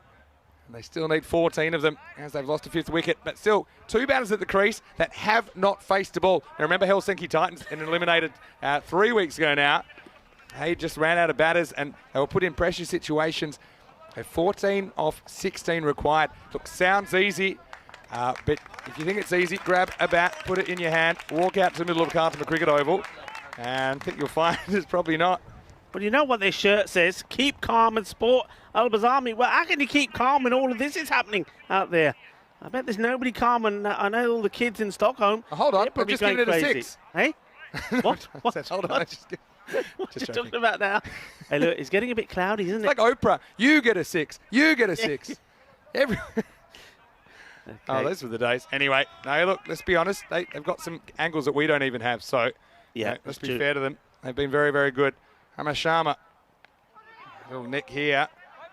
And let's see who this is now. That's Kudratullah. That's out there. Kudratullah Mirafsal. Gotta love that. There's so much to talk about. Ismail Zia. It's young been player. one of those days, isn't it? Yeah. It really has. Ismail Zia's come back into the side. Did a good job with the gloves. He's got to see his team home here. He wants to go hard, and he does. And he slightly miscues it. Well, fortunately for him, he does, because it doesn't carry to the fielder. So just 1 run takes him up to 70. A dozen required. And 14 balls left. You just feel like one more wicket or run of dot balls. Well, Kudratullah, he's not too fussed about it. He's laughing. And Chattavedi, I think it's important that his name's Chattavedi because he loves a chat with the batters, doesn't he? Out there. Batting. Look, if you score off every ball from here, you can't lose. So only dot balls get you in trouble. if you're a Swedish fan. Wasn't that how this day started? If you score off every ball, you can't lose. Yeah, that didn't work. But they lost. From MSC Frankfurt. They're trying to lose the balls. Last ball of the over. Smart batting. Smart batting. Especially just to the crease. You don't want to swing and miss. It's the end of the 8th. Things getting tense. After 8 overs, it's 72 for 5. 10 required off the last 2 overs. Right, who bowls this? Now, this is the thing now. Who's going to bowl this one? I mean, Abbas is off the field, but he did bowl his 2. Bishnai has been bowled out. And maybe it will be Amjad, perhaps, but he was a little bit expensive. So, it's a bit of debate here. Bikram at the moment is setting his field. And I'm just trying to see who's third umpire for this game, because I reckon they're going to need some stress counselling. I can tell you who it is. You want to know who it is? Who is it? It's Joe Foster. Is it Joe? It's Joe, yeah. Right, Joe's in the hot seat right now. Well, I hope you're having a good day. I reckon they've said, Maya, come here, give us your binoculars, because they're using everything to get. Look, they're so close to call. So, but like I said to you, when there's a catch, you know the fielding side is, or they're saying it's out, it's out, it's out. The other side saying no, it's 6-6. Here we go. How long can the Super Kings stay in this game? Good bowler to come back. Just slice this one over the infield for 1. And I actually like the field here because the 2 on the offside. There's a point, there's cover, but they're not right on the circle. They're trying to force a dot. And I think that's smart. I think that is smart. And they've got the mid-wicket in there. Smart tactics from Bikram Arora, who's a very clever captain. Yeah, we don't see this enough, actually. I still think good. They'll probably take him on. 9 off 11. Yeah, this is what the guy can do because he's in there. Yeah. And Bikram Arora just doesn't allow the single, and that's already kind of paid for itself, I think. Yeah, see, I think that is so good to see. That is so good. It's so important. Keep the pressure on either side, and he's still got enough protection out there. Well, hang on a minute. He's just bringing the man on the boundary in 10. He said, "Come in 10 for me." They don't want a 2. I don't think they can hit it past him. 1. Ooh, this is tense. Yeah, I mean, think about these guys. Put yourself in their shoes. Ismail Zia and Kudratullah Mirafsal. They've been sitting cold on the bench, and they've been saying, probably, come on, captain, stay there. Azam, stay there. They had no idea they would be out here in this situation. They're thrust into the spotlight, and they're just trying to scrape together 8 runs off the last over and a half. Goes for it, and how well's he got it? He's got it. Well, Maximo! He's got it. Shapgiza! 6 carreras. Manos arriba, Vitro. Well, he went for it. He took him on. And, well, it was a matter of centimetres, but it is 6 runs. Takes it, goes and fetches it. Ismail Zia. That was a 6. When the ball landed, I think it was heard to the north in Sweden. I'm sure the fans are going crazy with that shot, and that's one of their young heroes as well, Ismail Zia, who we did see as part of the Swedish national team. Now you might as well gamble and bring everyone up. 2 required off 8 balls. Even a single will tie the scores now. Sweden with 1 foot in finals day. Goes for it, and this one is going to do it. It goes all the way. Maximo and Albi Salmi, the Swedish champions. They had a very slow start to the week, but they've come good at the right time. They've booked their place on finals day. They'll take the 4 seed, and Ismail Zia is the man who soaks up the pressure. He delivers with 2 big hits. And look, credit to Malta Super Kings, though. I know they didn't have the week that they wanted, but they've carried themselves very well. We always love going to Malta. We love our fans that watch from Malta as well. But disappointment for the Super Kings. But I'm sure that will spur them to get even better this season and hopefully book another place at ECL 23. Yeah, it definitely will. And we've said that about all teams that haven't gone all the way, teams that have faced the early eliminations, that they learn from it. They'll get better. They'll be prepared. And they'll be determined, of course, to win their own domestic competitions back in their own countries again and be back here, because they'll be a lot wiser from this experience. But that's really good. I love the sportsmanship as well from all of these guys. They're there, they're congratulating each other. And look, even there, look, there's still smiles on the faces of the Malta Super Kings. They're not too disappointed. Bishnai there, you see, he's there with the umpires, with his team. But the biggest smiles are on the faces of Al-Bazami, because they have booked their place in finals day. It was all about one man at the beginning. That was Shahid Ali. He hit the whole ball all over the place. 3 boundaries. But, well, Taj Hussain, he can do it. And there was that signal I was talking about. It's because the field had gone in his way. That's what it was. But Hussein, well, he was doing the fist bumping, but he had to walk back for a first baller. It was an absolute beautiful delivery. And, well, that man there, well, what? You can't say enough about Bishnoi. But I tell you one thing, I mean, this game, all right, it doesn't go to the wire. And with 6 balls to go, with 6, here's the talking point, I think, with 7 balls to go, actually. And that's just as well, because I think if it did go to the wire, there's plenty of moments to be talking about. That one, was it a 6? Was it not a 6? That would have been a difference of 4 runs because they had run 2. Then the other one, 2 more runs. Was it a 6? Was it not a 6? Everything was going on. By Mughal, he certainly did his job, didn't he? Bowled really well, kept his team in it. And then the captain, well, this was that talking point. Was it? Wasn't it? Well, we'll talk and debate about that as much as you want. But what I can tell you, this one was out. And Bishnoi, he said, "Chak de phatte, meriya photo wicket."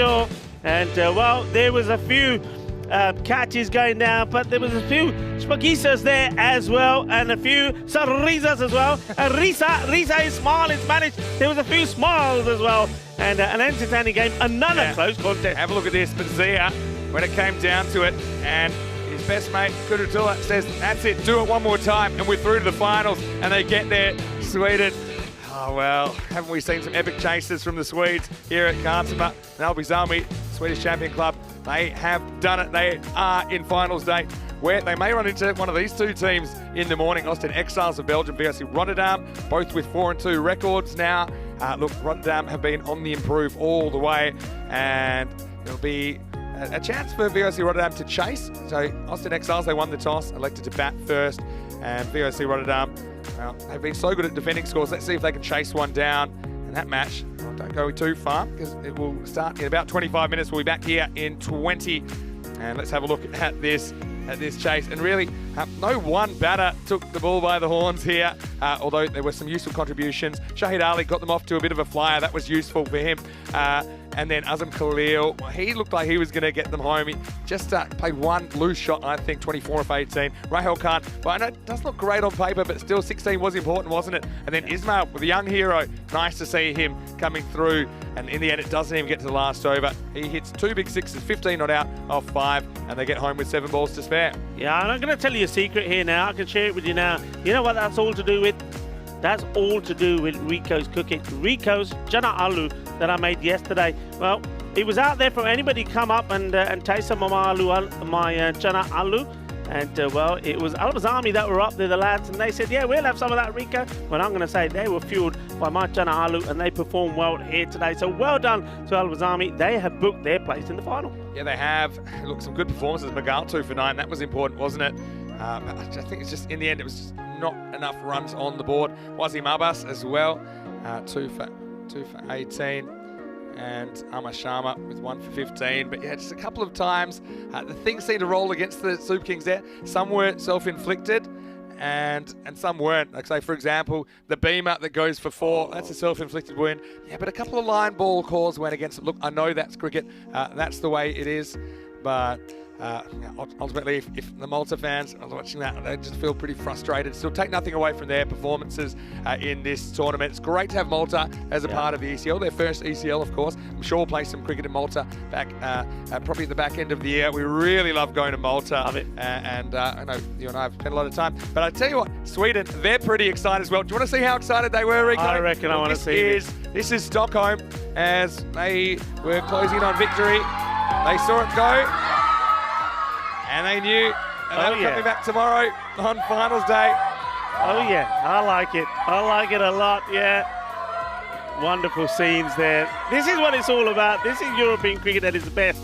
It's about putting smiles on the faces, not just of the European cricketers, but their families and their friends as well. That's magical scenes there. Yeah, certainly. So look, don't go too far. We will be back in around about 15-20 minutes with playoff number 3, the last match of Super Thursday. Super important. You know why? It will determine who will get that double chance. And in a group that's as even as this, and this match could be a lot.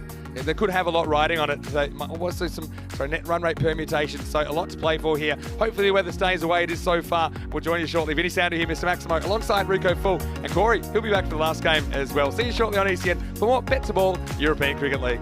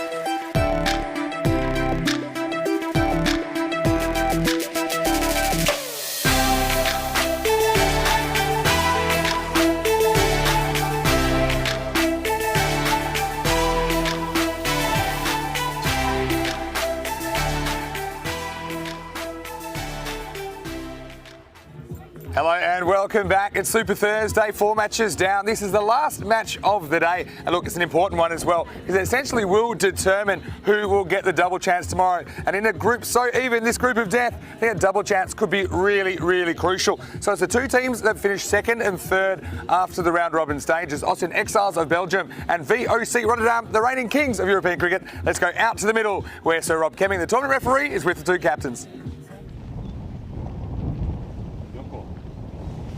BET2BALL. Batting first. BET2BALL was the call, but Kiba was the fall, and so the Belgians, they get a little bit of luck. First up, I think it's a good toss to win. They'll get a chance to bat first, and we know how well VOC Rotterdam have defended, and they defended, well, very challenging total in the first match of the day. They've had to wait around, but I think they mean business here. Of course, the weather, that's another story altogether, but hopefully it holds and we can get some cricket in here. And look, let's talk about Belgium. I know their captain, Faiz Mahmood, he did bat 6 the last game that he played. He's got a little bit of a groin strain. I think there's a few sore bodies at this stage, but look, I do expect them to come out. They only know one way to play. They'll be all guns blazing when these two teams met in match 7. It was the Belgians that got the upper hand, but VOC Rotterdam, well, they're a bit slow, and what I mean is they're bowling a lot of slower balls, and the teams, they just struggle to hit them. Let's see if the Belgians can handle it. I've liked, especially Piers Fletcher this morning. I thought that he was really clever, and Schoenheim as well, important. Will take the pace off with the bat. They've got some good spin options too. VOC Rotterdam, they're a team on the rise. Watch out for them, and they'll be chasing the double chance. As we go up to the commentary box, I know Corey Rutgers, well, he is there. And let's get ready for the first ball of playoff number 3. It is VOC Rotterdam. Well, they didn't win the toss because the Austin Exiles, they're going to have a bat.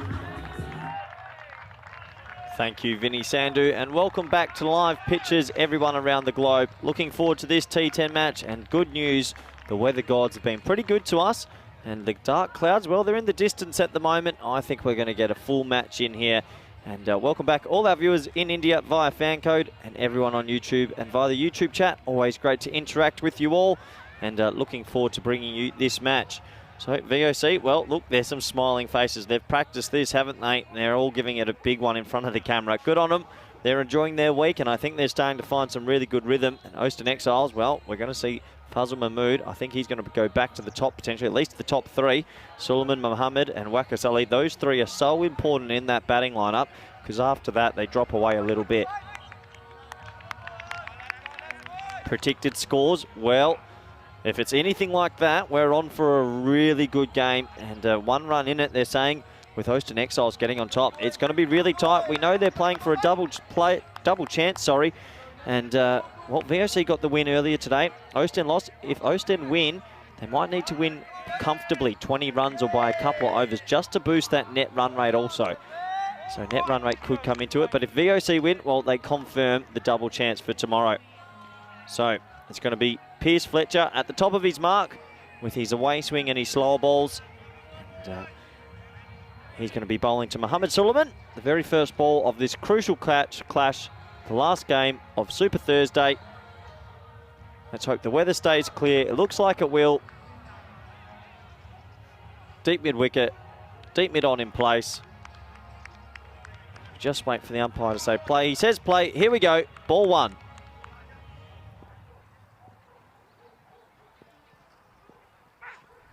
Oh, it's short, wide. And Suleiman, play and miss, or dot ball to start. He might feel like he missed out on that one a little bit. That's one of the rare pace-on deliveries you see from Piers Fletcher. As we mentioned in the preview, a lot of slower balls from this VOC lineup. They're not afraid to do it in the power play also. Suleiman, one of the more destructive batsmen in this Austin Exiles team.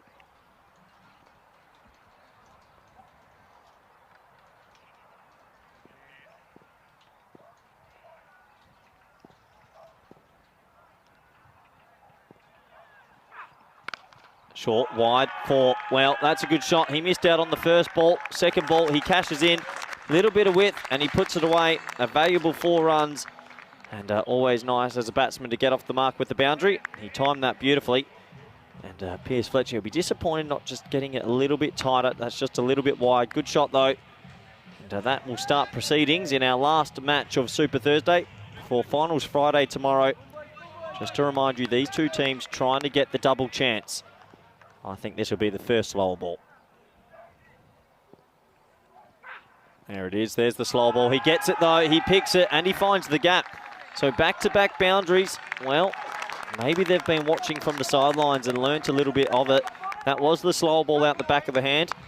And he gets enough bat on it, and it beats the 2 men there for another 4. Just a little bit straight. And another 4. So good start for the Exiles. See, they're all pumped up in the dugout. This man is so dangerous at the crease.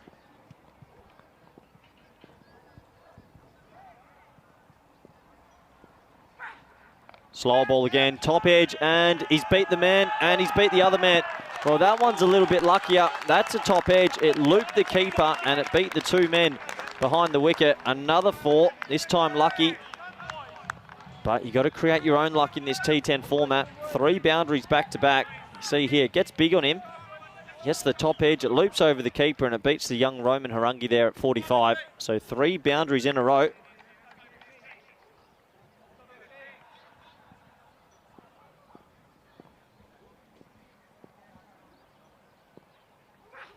Slow ball again, and a big appeal. I think he gets so much bounce with that slow ball. It's really difficult to get an LBW.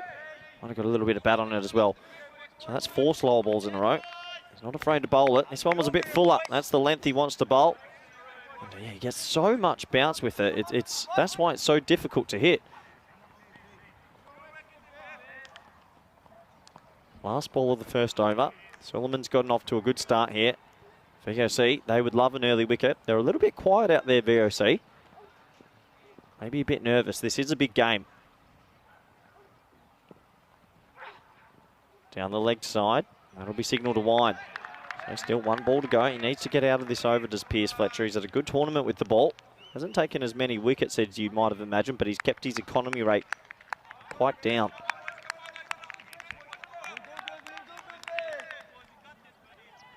You see the big man just doing a bit of stretching at the top of his mark. Oh, that's right down there, deep groin stretch there. No, Meryl Farson, the team physio. She'll be looking on, and she might have to run on there with the magic spray.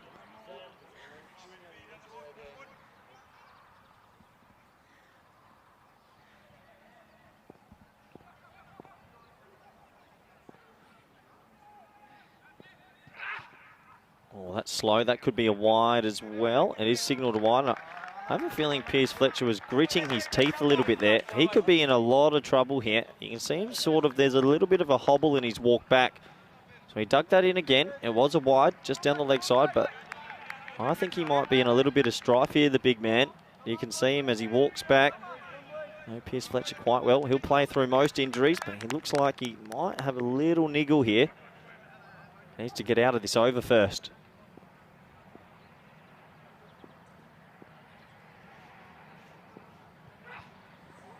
That's going to be... Oh, well... I'm not too sure what's happened there. I don't know. What have I just watched? Have I fallen asleep in the commentary box? What have I just watched? Oh, bowled. What have I just watched? And I'll tell you a rule. No matter how far you move, if it's outside the return crease, it has to be a wide. You can bat with your toes on the return crease. Wasn't that a no ball? Well, it was... maybe he must have thought he hit it. Yeah, must have thought he got a little bit of bat on it. I thought I fell asleep in the commentary box for a second. Was he anywhere near this? I mean, he must have heard a little noise. So because the ball deflects off the end of the pitch, I think he thought that... 7 bases. Well, I'd like to welcome... Good chance to welcome back co-commentator, good friend Vinny Sandu. Welcome back. The clouds roll in, and look, it's not impossible after seeing that replay that there might have been a little edge before it bounces. Because so that's the only explanation. Because the ball deflected away, but I think it was off the pitch. But it's clearly after it passed the bat, right? Yeah, I think so. Arnav Jain. And it was off the edge of the pitch where you could say could constitute a no ball if it wasn't touched. Oh. But, well, Piercy, I know you sometimes like to complain about the wides. Well, you can pipe down after that one. So what was the score? I don't even know anymore. All right, 14 after 1 over, now 15. As we see a single. Isn't it with you and me when we're together, Corey? It's always something controversial. Always something controversial. Anyway, Arnav Jain's come into the attack. He's had a really good tournament. I've been told he's the fantasy points leading scorer so far. Yeah. He's having a good week. Well, PK is pretty sure in the chat that he nicked it. You say so, PK. I mean, that was what to be fair to Joe Foster, that's what he was saying. And look, if there's a little edge, yeah, it could have been a little edge into the ground and then deflecting. So this one is going to go, and it's going to go for 4. And it's sideways stuff from Suleiman, who they moved to the top of the order. And I think, and just speaking to the captain of the Austin Exiles, Faisal Mahmood, he's carrying a little bit of a groin strain. I think that he's not the only one, but that's why you see him batting a little bit lower. So that means more responsibility for Suleiman, who is a good striker of the ball. It's hard to get after Jane.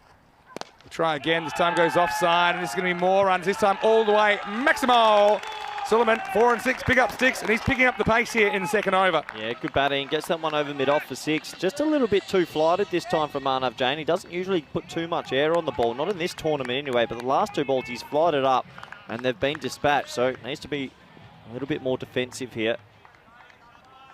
Yeah, still a good shot though, isn't it? It is. The batter. Once more, and he's found another gap. This is a long chase for de Kock, and that's where he's going to end up. And it's 4 more runs. It is the end of the second over. Pretty good one in the end. Jane concedes 17, and the score's 31 for no loss. Yeah, what a great start this is for the Exiles. What a brilliant start. I mean, 31 for none off 2. And, they're very reliant on that top order. We know that top 3 can be destructive, and they're off to a good start. Yeah, I mean, it's an exciting contest, and with the wind swirling around, okay, it's one thing when you're fielding, you don't really know which way the wind's going, so that's off-putting. But when you're batting, you don't really know what's a safer shot than another shot. If you know the wind's going one direction, normally, you can kind of adjust accordingly. Now, this is going to be important, right? Austin Exiles, they have to make up a lot of ground in this game, and so is it a lot?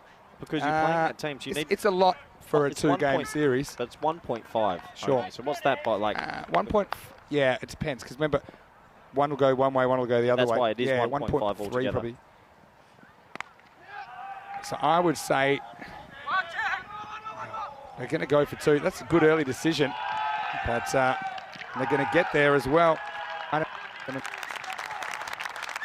And so, yeah, well, they get there because of the quick decision to take the overthrow. My instinct is about 20 runs worth, but I don't know. But I will tell you, at the halfway point in this innings, we'll know exactly how much VOC Rotterdam will need for that double chance. So they'll have the target. So say they'll be chasing, so they'll have to get within a certain amount. So that if they're chasing 100, they may need to get to 80, for example. Okay. Just how are we going to? Do we have a guru that's doing it for us? Got this robot on it, the supercomputer. Oh wow! Just plug it all in. Yep. That's how we do things here at the ECN. Interesting. Schoenheim. Good bowling. He sees him come down the wicket, so he puts it a little bit shorter. I think that's the right option there. Bit of extra bounce, you'd expect that. He's saying, yeah, that one really took off. He's just kind of warning him. BT Dubs. No, don't miss it low. So, I like Asali Raja. He's a man we saw on the ECC. Very entertaining man and entertaining cricketer. It's that slower one. Pushes up the inside half of the bat, just a single. Well, that's going to be one of the keys, isn't it? That's outside this power play, especially how they end up playing all the slower balls that we expect to see from VOC. But good start so far by the Exiles. 34 for none off 2.3. Good power play. Suleiman, he's raced to 27 off 10. If VOC want to win this game, they need to see the back of him very soon. Goes for a big heave-ho. Sort of lands in a pocket of space. They won't go for 2, though. Just the single. Can they find one more boundary and get to that 40 region in the first 3? That's a brilliant start for them this game. It really is, especially 10 wickets in hand. And my captain's trying to hide a little bit this game if he's not required, because he's a bit sore. This one's cut away, and excellent piece of fielding from Burhan Niaz. Oh, what a cricketer he is. Someone's only just turned 18. He flung himself at that, and he gets it. Saves 3 runs. Yeah, you can see the boys getting around him as well. He definitely saved 3 runs. It was a good shot. And he went scrawling to his left, full dive, and gets his hand on it. Well fielded, young man. Saves 3 for the team. Some people asking about forecast tomorrow. Tomorrow there's wind forecast, but no rain, so that's a good sign for finals Friday. Hits this hard, Suleiman. This is a one-way ticket to Pound Town, and he finds that mid-wicket gap. He gets 4 more. Pretty good power play for the Ostend Exiles of Belgium. They finished 3 overs at 40 for no loss. Yeah, brilliant start for them. 40 for none. I mean, even if you go at 10s for the rest of this innings, you're going to make 110 then. And we know the past score's been around that 102 mark. So a lot of pressure on VOC at the moment. They need to get a wicket. And if they don't, they might be chasing a few. Could be, could be. Plenty of cricket left in this one, though. And so, remember, if there's a... I'm not saying there will be, and we'd have a few clouds around as we expected. If they split the points here, if it's a washout, then it won't be enough for the Exiles to make up the ground, right? So VOC will finish on 3 points, and they'll finish in the top seed position. I don't think we're going to get this rained out. I think we're going to get a full game in here. I like that confidence, and I agree with you. I'm just saying it is a possibility. We saw that happen a week ago, in fact. Last game of Super Thursday. Oh, this is hit really hard back at Upajaya. It's a great hand, Vinny. Well, that's brilliant fielding. That would have been 4 if he didn't get a hand on it. He jumped straight up and got a fingertip, saves 3 runs. Yeah, it was a flying hand, wasn't it, from Upajaya? And you're right. I mean, I thought he just got a fingernail, but it must have been more to slow it down enough to keep it in the field of play. This is just sneaking inside. Just sneaking inside from Upajaya, trying to get Suleiman reaching. You can see why, right? Suleiman is so strong in that kind of mid-wicket quarter. And so they're saying, well, you can try and hit it there, but I'm going to try and bowl away from you. Exhibit A. Here's the slow ball, little leg cutter. And it is smashed over the giant ice cube. Suleiman. Well, this is a similar kind of innings that he played earlier on Monday. He just seemed to bat 13 to 15 balls. He's done 38, and if he faces plenty more in this innings, it could be carnage. Yeah, that is absolutely clubbed. That's baseball style. That went miles. And yeah, if he bats for any period of time longer, they're in so much trouble, VOC. Same delivery, same result. Maximo back-to-back, and that one really flies into the grey skies. Suleiman into the 40s. Yeah, and he is flying, and so are the Ostend Exiles. And they've come out in this big match firing. He's 44 off 15. This would be one of the quickest 50s we see in T10 cricket. He is smoking them at the moment. Yeah, it is quick. 12 balls as quick as 50 we've had on ECN. Got to nail a Yorker here.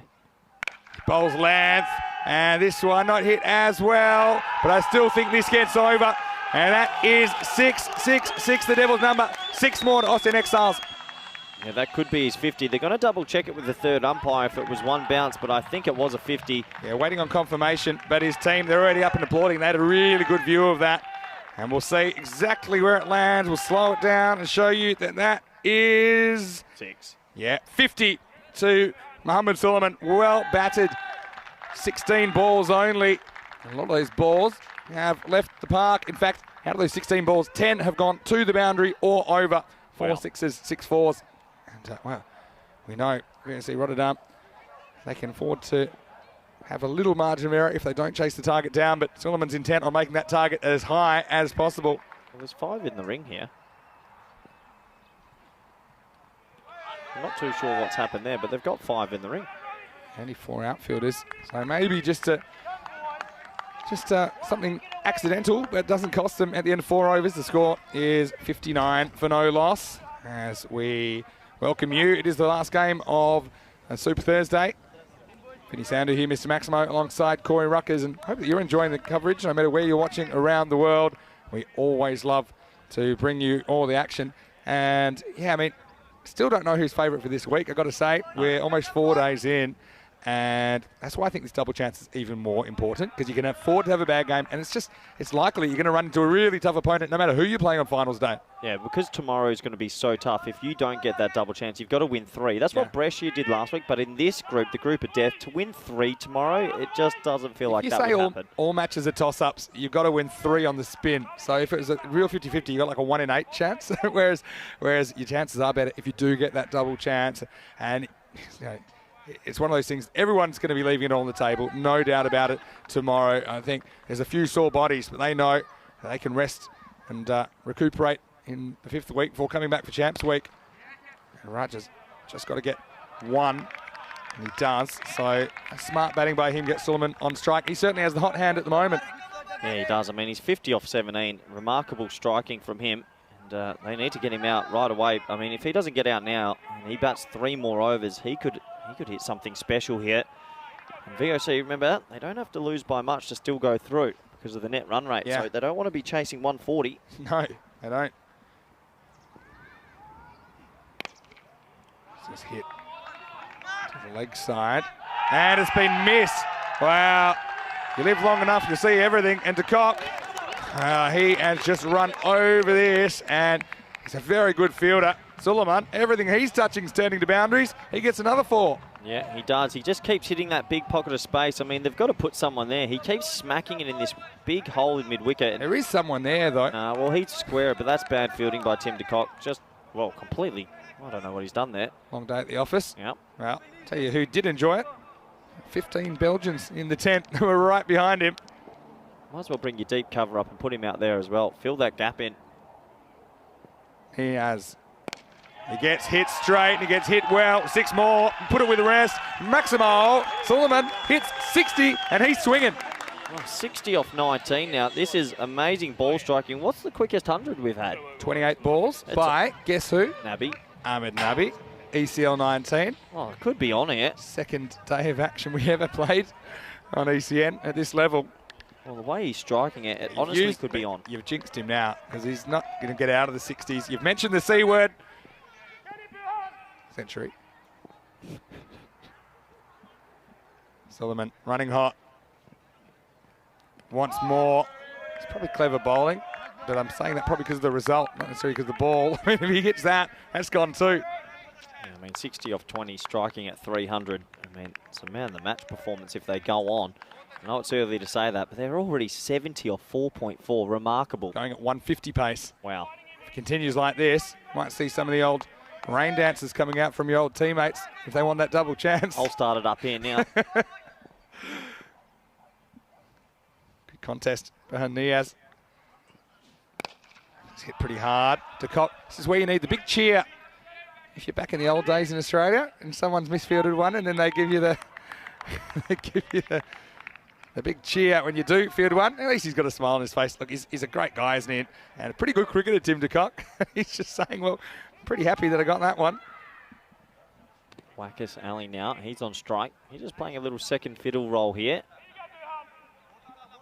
Last ball the over, you might as well have a swing at this because you don't want to win. Yeah, but you don't want to lose a wicket. It doesn't matter. Make the other team feel good about themselves.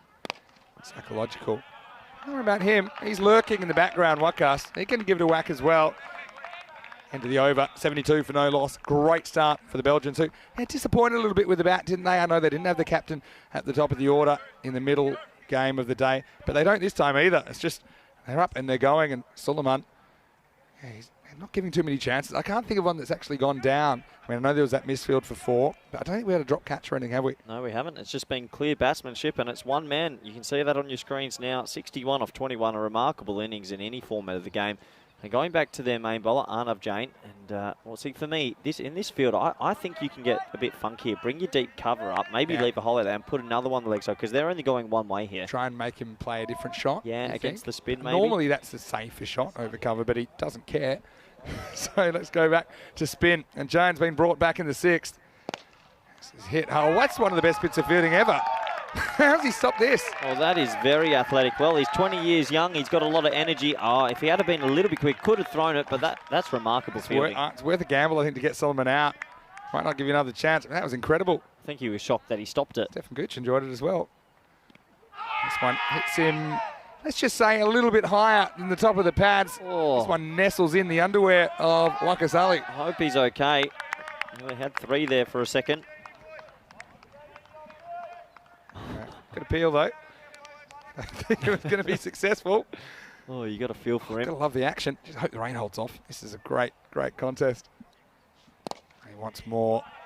Just picks out the long on this time. Oh, definitely not running 2 now. You want Suleiman on strike. I mean, that's why in the last over I said you don't want to 1 because then, I mean, Wackus, he's only on 10 off 12. That doesn't hurt you. 3 times in this innings they've hit 3 boundaries in a row. Really? Yeah, so they've been, getting on runs, haven't they? Here we go. This is a big contest. He's going to go for it. Oh, I like it. He's trying to say, was he hit by lightning there? What happened? I don't know. I think he's just been a bit cheeky. I think he thought he was going to come down He was the wicket. looking as if that's where the ball had been hit, I think. That's what he says go for it. And, it's good effort by Seeb, who hustles in. I think that was a bit of byplay where Jones hasn't bowled it and he's turned around as in, is this where this ball's going to end up?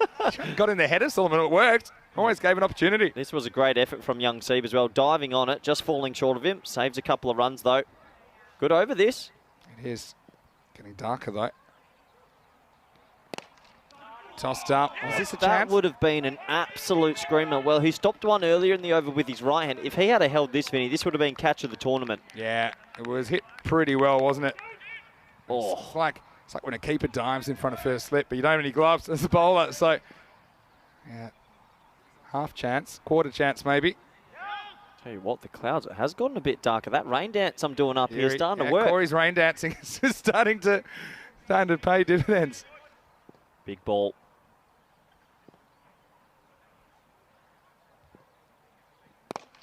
Great over. Brilliant over. And, well, that's helped peg it back just a bit. No boundaries in it, and it's 76 for 9 off 6. Yeah, just the 4 singles in it. So, Giant, maybe he found the kryptonite. Don't bowl the ball. From then on, he went all right. But still, they're in a pretty good position, aren't they? we're at 150 pace now. They're kind of higher 120s pace. I still think, that 2 a ball, which I normally start with from here, 48, getting 124. Well, VOC, this whole tournament, their first 5 overs have never really been great, but their last 5 have been phenomenal. Yeah. So they'll be needing another phenomenal finish here in their bowling innings. And Pierce Fletcher will probably come back. I think Schoenheim's got one as well. Right, here he is now, actually. Yelt Schoenheim. Bowl over number 7. Goes pace on. And this one kind of into the gap, but it is handled. So it'll just be a long single. Just the last Do you set. think we'll see some adjustments? Because they have bowled a lot of slow balls, predictably so. And that first one, not a slow ball from Schoenheim. What do you think? Yeah, well, they do have that potential to just change it up a little bit, but I think they're still going to be relying on those slow balls. The problem is they haven't got any wickets, so Euston Exiles, they have a free license here. Slow ball. This could be out. Well, I think he gets there in the end, Van Vingeren. And, yeah, he picked it up. Thought for a second that the keeper, Mullet, might be able to get there, but it just looped over him. And I'm getting reports around the ground. We've had our first raindrop. Oh, well, the rain dance is happening. They need to take their time here. You're so powerful now, you're controlling the weather. So Rain might be the only thing that saves VSC if Euston Exiles keep batting like this. Slower ball. It's amazing how many slow balls they bowl that don't get picked. But in the last 9 deliveries, only 6 singles. I think you can pick it and still miss it. Or except maybe what I'm trying to say is you can be looking for it, but still because of the arm action, you find yourself instinctively swinging too early. Okay, I'm going to take a punt here. This is pace on. I'm going to say it's not. Good call, Vinny. That's why you get paid the You big might be bucks. controlling the weather, but I'm controlling Yelt's mind. Because I just thought you beat him with a slow ball. You stick with what's working. We've seen, they can bowl 6 slow balls. They're all swung and missed. Corey's actually rain dancing.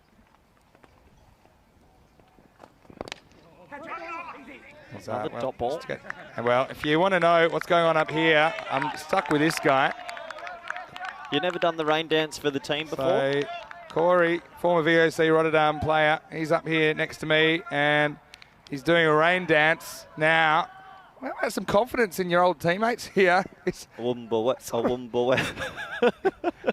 long day here at the ECL. As at the moment, it's a pretty good comeback, and they have come back well in second halves so far in their bowling lineup. That's 7 overs down. Score 79 for no loss. And look, we got some more cricket coming your way tomorrow, and we can't fill in all the blanks yet because depending on this match, we don't really know at all how the top 3 will look. And well, after 7 overs, we're no close to finding out. But we can lock in Albies Army. They'll have the 4 seed tomorrow. They'll play in the Eliminator against whichever team finishes 3rd out of these top 3 playoffs on Super Thursday. All starts again tomorrow. Finals day. We will find out who will join the other 3 qualifiers we've seen so far. Starts at 8 a.m. GMT, which is 9 o'clock in Central Europe, 1:30 p.m. Indian Standard Time. Join us here on ECN for another great day of action. Here's Niaz. Well, Bolt, I tell you what, I would love to know the stats of what VOC's bowling is in the last 5 overs of every game they played. They don't. It just seems like the first 5 overs they always get hit around a bit, and then the last 5, no one can hit them. Yeah, it's funny, isn't it? That's 13 balls now, just singles. Just a couple of singles in there. It's even more, 16 if you include the back half. Niaz is over in the 5th. Okay. So good fight back. Good execution of the Yorker. I think you stick to that plan. Suleiman, he'll want something big. He won't get anything he can hit. Gets him reaching. So just one. They are working their way back into this match. No wickets, but certainly that containment that normally has some kind of knock-on effects, and you normally do create a chance that way, don't you? Yeah, absolutely. I mean, Wackers Ali, he's struggling a little bit. 12 off 16. I know he was playing second fiddle, but you can get on with it yourself. Fazal Mahmood's still sitting in the dugout. We know how dangerous he is. Could start this over by young Berhan Niaz, and wow, VOC just in the last 2.5 overs really pegging it back. Well, there goes a big shot, and that's 6. Well, the Oster Exile needed that just to steady them. Wackers Ali, he joins the party, 6 runs. He's a man that can pull out some big shots of his own. He's played more of a support role, and I think he's batted pretty intelligently so far. He hasn't risked his wicket. He said, okay, Suleiman, you're going, and you keep going. I'll just make sure I stay here. I'll give you the strike. But when it was time to go, got down on that back leg, cleared the front one, and this one leaves the building, 6 runs. Yeah, he needed that as well, just for himself, just to get him going, because, I mean, they've got 15 balls of party time here. Oh, there's one, but it's higher than it is long. And the fielder, he's going to come in a long way, and he's going to drop it. And now they want 2. And, well, hit the stumps here. I think he's safe. So, yes, they look going upstairs, though. Are they? You reckon it's closer than you think? Well, because I don't think it was a very good bat slide. Like, he seemed to get down late and a bit lazy. Okay, so we might be surprised here, but we might not. Okay, so I have to see the bowler's end here about now. Yeah, he's fine. But you see how he just doesn't really stretch with the slide. Maybe that's because he was comfortable, but I think you were just a little bit overly excited there, Vinny. You know when you see people kind of casually running the bat in and you see a direct hit, you're like, okay. Corey's just rain dancing. Is that a run-out dance? Well, it is getting dark here, Vinny. You never know. So we saw that last week, wasn't it? Alton and Cluj, and the rain saved Cluj, and they got the free ticket with the double chance, and Alton had to go play the Eliminator. Thursday night fever. Bring your umbrella. Never forget. So Niaz, he's been pretty good today, I think, to be fair. He's going to get the occasional one where you get T-boned, but here he is again, trying to get out of this over. 2 to come. He bangs it in. Brave. Yeah. I don't mind that, though, because when batsmen start coming forward to it and they just know it's going to be in that half, you've got to have the, got to have the kahunas to be able to go short and into the pitch. Yeah, no, you're right. I mean, doing something not expecting, but you risk there. The batter, if it sits up, and it generally does on this surface, especially when he's got that more off-cutter kind of action, that one could end up in the bar. Anyway, last ball this over. I don't think Suleiman's thinking about one and keeping the strike. No. I think he's trying to think about how far he can hit it. And he does hit it well, but he picks out de Kock, and this time he won't miss out. He's had a bit of an adventure so far through the first 8 overs, Tim de Kock, but this time he removes a dangerous striker. Suleiman gone on 66, well batted, and good sportsmanship as well from David Mullet. Yeah. And all the VOC guys really. That breaks the opening partnership at 89 for 1 after 8. Yeah, good to see that sportsmanship. They recognised that was a pretty special innings. This is probably the only ball he hasn't hit out the middle. Well, it was pretty close to the middle, but just got it a little bit flat. Nice safe hands there from Tim de Kock, and Berhan Niaz gets the key wicket. And you see there, good sportsmanship, because that was a special T10 innings. Yeah, it really was. And what was he striking at the end? 66. Get how many balls in a second. You see it there, 29. So, yeah, pretty much 230 pace. Really, really good innings from him. Well, at one stage, I think he was 60 off 20. So his last 9 balls they got for 6. So that's where the fight back was. But special innings, do we have the net run rate up yet? You said we had a robot after 5. Yeah, but we can tell you at the end of the first innings. Oh, well, the suspense. We don't know yet. And the other thing is, if there's rain and this is reduced, the computer's going to blow up. Oh. So it'll just be go for your life. I'm a bit of a human computer, so I can help you out mathematically if needed. Piers Fletcher's You back, got, I mean, you told me yesterday you got a B in English. B minus. I feel like that. Well, you knew you were lying. All right, here's Piers Fletcher over number 2. Slow ball. It is a slower ball, and it's going to go to the boundary. Well, a little bit predictable. We know that, but he's been effective. It's been pretty much unhittable the way he's bowled it so far. But, I mean, I think this one, it's not so much he's bowled a slow ball. It's a little bit ill-directed, I think. It's a bit too short, and it's kind of at the body, and the batter had plenty of time to turn that round for 4. Yeah, well, he's brought deep cover up now, and they've put fine leg back. So the slow balls for him in this game, he's sort of been bowling them a little bit down the leg side, and the batsmen have caught up with it. Usually he can bowl it on a better line and length. This one is just to the right of the fielder. Almost seemed like Hughes was a little bit wrong-footed there. He wasn't able to get back, and the result is 4 runs to Wakasali. Yeah, he just picks the gap perfectly there. Gets enough bat on it, and yeah, Boris Hose, well, bit of a stumbling fall there. Didn't look like he was ever going to stop it. Goes for 4, and good batting. Couple of boundaries. Austin Exiles, they're still in control in this game. And Brian in the chat thinks that Seeb looks a bit like Steve Smith. Oh, look-alike. He's like Seal, the singer. Yeah. Good singer. Fletcher won't be happy with this. He puts the pace back on. They push here. I don't think he can really go for it. The reason is the value of these wickets. Actually, I think they're worth something because of who you've got at the crease. Because you've got Faisal Mahmood that's come in. I don't think they want to run him out just for dicey second run. He's going to face up now for the first time. And we know how damaging the Austin Exiles captain can be. Yeah, absolutely. That's a good call, Vinny. And Faisal Mahmood, he's on strike now. I mean, 9 balls left in this innings with 9 wickets in hand. You imagine they're going to go at absolutely everything. Brought it back to VOC. Now 115 pace. That was at 150 at one point. Yep. Batting on off stump. There's the slow ball, and there it goes. Maximal over pitch from Fletcher. And Faisal Mahmood says, I'll take it. First ball out of the ground, 6 runs. Yeah, it's a low full toss, and he puts it away. This is probably the only game we've seen Fletcher not land his slow ball in the spots he wanted. And that's a hit-me ball, and he puts it away. Still good shot off your first rock. Yeah, I mean, easy to miss hit as well. Yeah. I mean, he gets enough of it. You miscue that. Very easy to get caught at long off or long on. You can tell there's a little bit of rain around when you can't see the mountains in the background. Just getting a bit misty now. Yeah, true. You're a weatherman. You're a, what else? Meteorologist, all-round good guy. Supercomputer. B- in English. It was B yesterday. C-. Told me it was an A- yesterday, so definitely getting worse. Going back each day. All right. 2 to come. Fletcher's got to find a way to get out of the over, and he would love to pick up his opposite number, Mahmood. And this one's going to be a lucky one. It puts the pace on. But didn't really have the protection behind the wicket. He wanted the element of surprise. But it was Fletcher that was surprised. This one sails over the keeper, 4 more runs. Yeah, it's a tough game sometimes. This one's pace on, and he goes for a wild swing. He gets the edge, and it flies for 4. The thing is, you can put the fine-legged third man back, but That's then still you kind 4. of you're telegraphing to the batter that you're going to bowl it. Yeah. So I think he just rolls the dice. I think you got to keep third man up anyway. Even if he's back, he can't get to that, unfortunately. There's the slow ball, and completely mistimed. He was through his stroke so early there. Yeah, that's one that does work. That really bounced as well. Yeah, comes off the body of Mahmood. He's got a bit of a groin strain. Might have a couple of other bruises after that. What that is the end of over number 9. 109 for 1. Fletcher ends up going for 33 in his 2 overs. And so...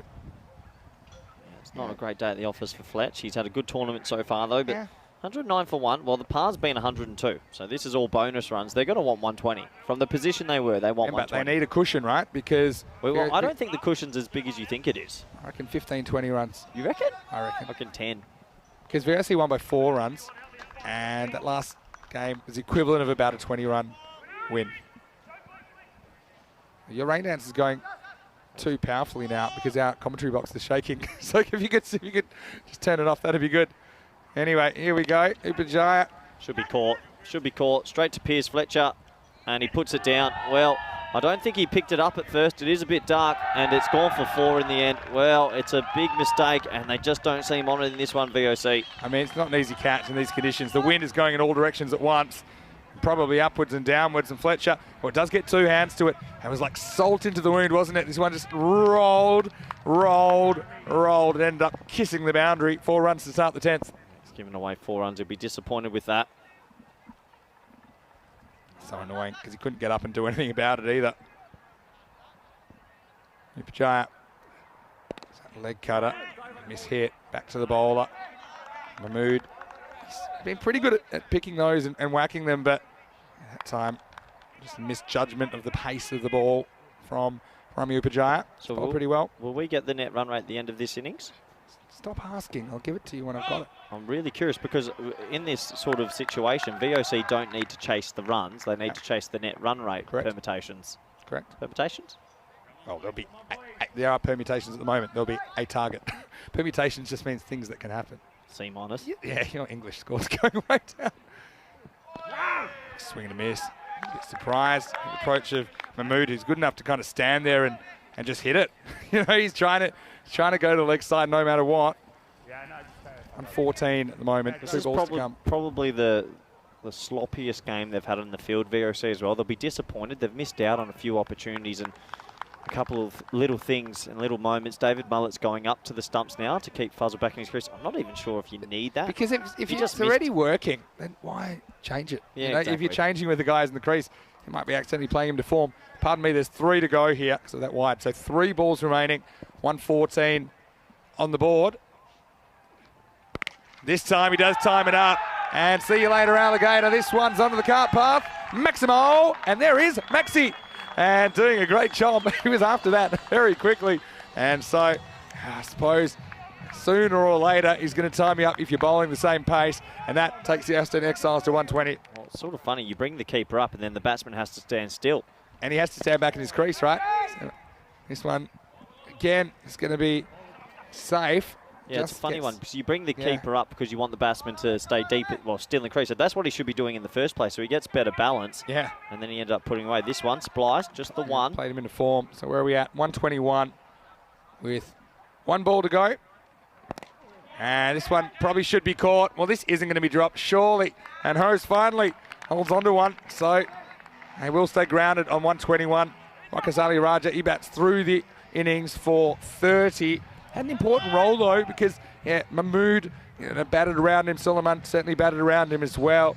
And I think if you offered the Austin Exiles 121 against VOC Rotterdam, they would have taken it. And, of course, we will get that information for you shortly. And so what do you think here? I think, like you said, not necessarily important to chase the 122, but they will need to chase enough to get that double chance. Well, my guess, I'm going to take a punt. I'm going to say it's around about 15 runs. So you do the maths in the corner. I'll bring us the highlights. You can see Piers Fletcher talking to the team there. They'll be a little bit disappointed with that. They didn't bowl especially well, and they didn't field especially well. Here's a stat for you. Talk to me. Shazad, it's on the numbers.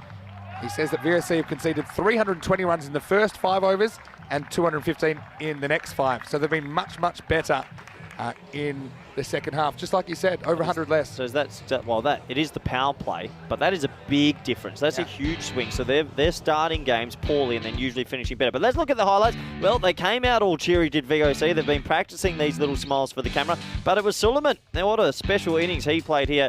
Just enjoy these boundaries. He's got going, and he was striking at over 300. Maybe a little bit of luck early with that little edge over the keeper and saying how much it bounced, but he really got a piece of the bowling.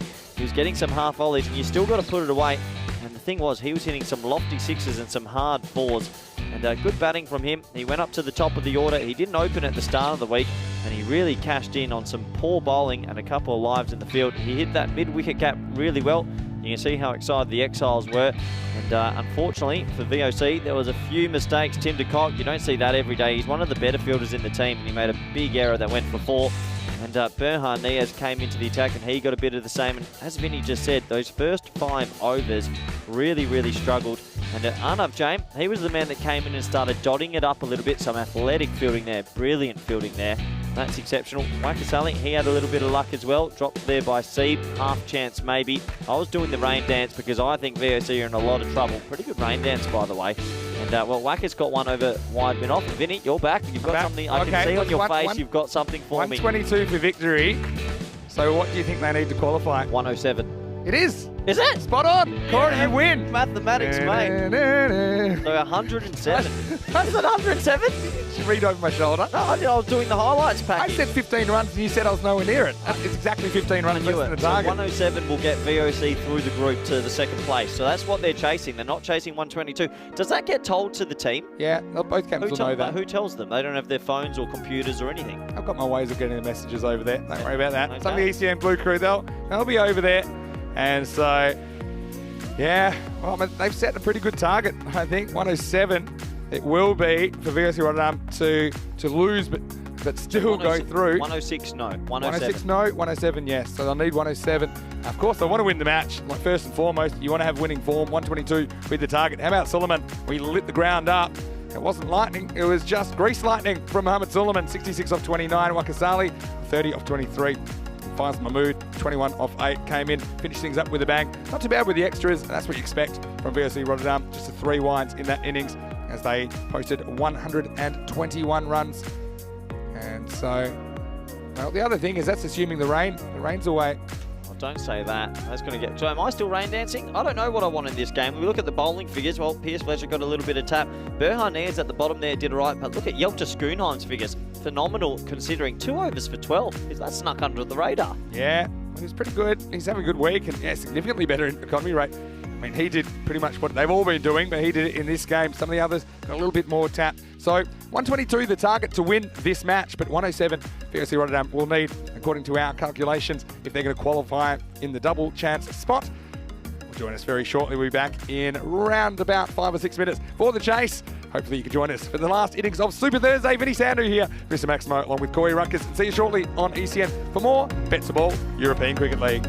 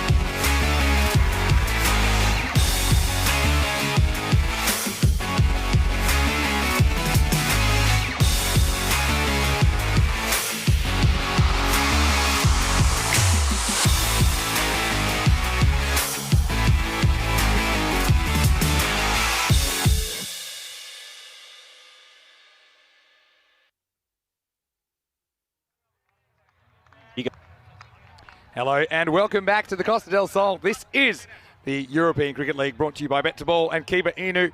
144 matches over 6 weeks. Well, the kind of cricket entertainment you won't find anywhere else on the planet. And we are deep into week 4, Super Thursday. We already have 3 qualifiers. Tunbridge Wells from Kent in England, as well as Brigade from the north of Ireland. And then last week, Brescia CC from the north of Italy. They have already qualified through to the 6th and final championship week, and they'll be joined by one team from Group D. Honestly, I cannot tell you which one. It's so even. There's 2 contenders going toe-to-toe at the moment. VOC Rotterdam, the reigning kings of European cricket. We saw them lift the title in 2019. It's a long time ago now, about 2.5 years ago. They're taking on Ostend Exiles, the Belgian champions. They're on ECL debut. Right now, very interesting match, playoff number 3. Match number 20 of the week in Group D.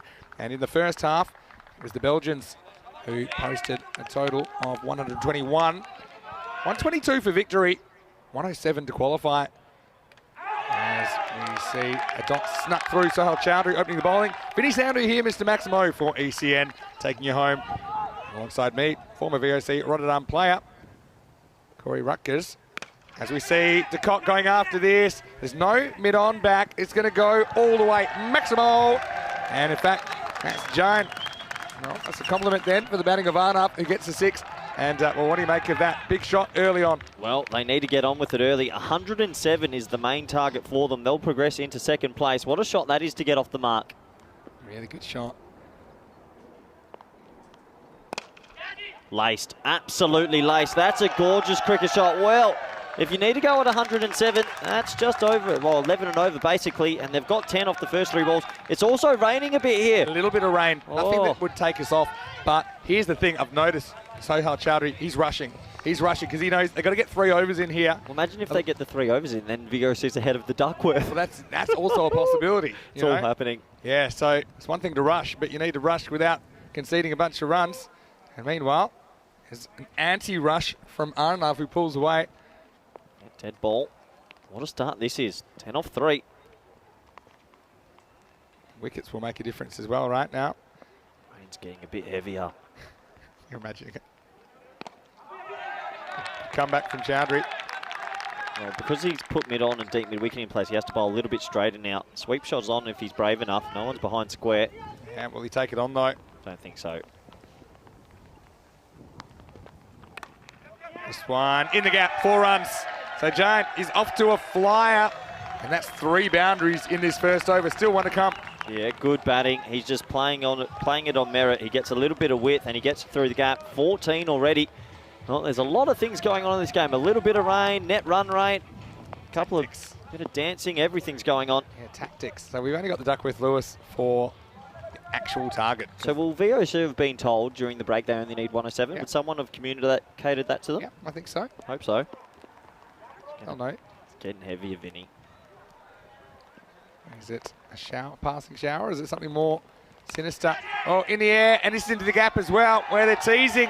But they're pleasing the Dutch fans here. Giant gets a 4th boundary. Very good first over. Chowdhury was in a rush, but he doesn't like the result. And VOC, they're 18 for no loss after the first. Yeah, what a start that is. Arnav Jain, he got promoted to open after day 1, and he's made it count. He's hit a lot of runs, and he's taken a lot of wickets. He continues his good form, 18 off the first. Well, that's a bit of a steadier after not being too great in the field and with the ball for VOC. Well, they're well ahead. If you need 107, Give you an idea. Well, if they're at pace on the Duckworth Lewis of the game, then you know they've qualified, right?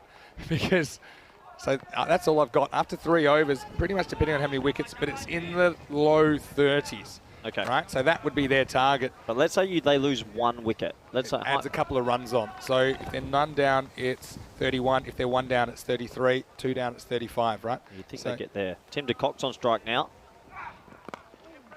Pushes, runs. Good idea. Giant's got the hot hand. He'll be facing up against Faisal Mahmood, the Belgian skipper. Well, what a start that was from Arnav Jain. He's really got them motoring early in this chase. I know it says 122 on your screen, but 107, that'll be enough for VOC.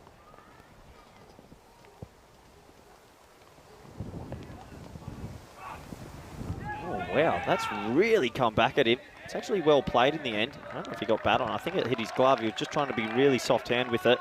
Just came in with the angle. Still 1. Came back a lot, didn't it? Oh, really did. Can you tell me which way the wind's going? Because every time I look around this ground, all the flags are going different directions. It's swirling, isn't it? Yeah, no idea. That flag's looking pretty good. Yeah, it is. There's Marnie Forget, the manager for this week. Skewed up in the air, and this will be the first wicket, or it should be. It's taken. Well, not easy conditions for any catch, but unfortunately for de Kock, could never get going. Gets a single off his first ball. He watches Giant put the bowling everywhere, but when it was his turn, he couldn't quite get the contact. Mahmood with the wicket. The first wicket falls at 20. Yeah, really big wicket. Good bowling from Mahmood. He picks up an important breakthrough. Let's have a look at the replay here. It's an absolutely nothing shot. I don't think he's actually trying to hit that over the offside. He gets too happy on the leg side. That was wide outside off stump. Just play a cover drive. I don't know how many times people have to tell him that you can hit it on the offside on the ground. But he's gone. Big wicket. Austin Exiles. Well, they needed that. They needed that after a bad first over. That's a steadier. Now comes Yelta Schoonheim. A man with plenty of experience. Quite a bit of pressure on him. And these two, well, one of them you sort of feel has to be there to right to the end. Tense times. Double chance. I talked about how crucial it is because this group is so even. Top 3 or 4 teams really, really even.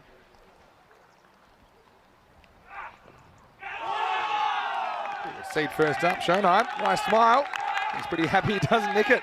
Yeah, that sort of just jagged away. I was angling in with the arm. He's usually bringing it into the batsman. That one just held its line a little bit. Good ball to face first up for Yelta Schoonheim. Usually has a smile on his face. Look at this, angled in and then just a little bit away. And when you're actually out there, it seems like that does heaps. I don't think the replay does it justice. Good start. Schoenheim, I want to go large. Tries, and he's gone.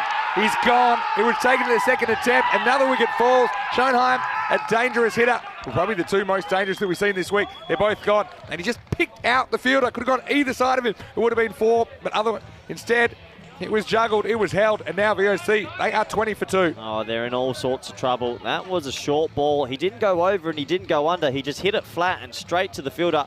And, well, he's caught. 2 wickets gone. That ball should have been put away for 4. It's a poor shot, and they are pumped up. And Austin Exiles, they take control of this game. And Yelta Schoonheim, he's going to go for a duck. He'll be disappointed with that. Sure will.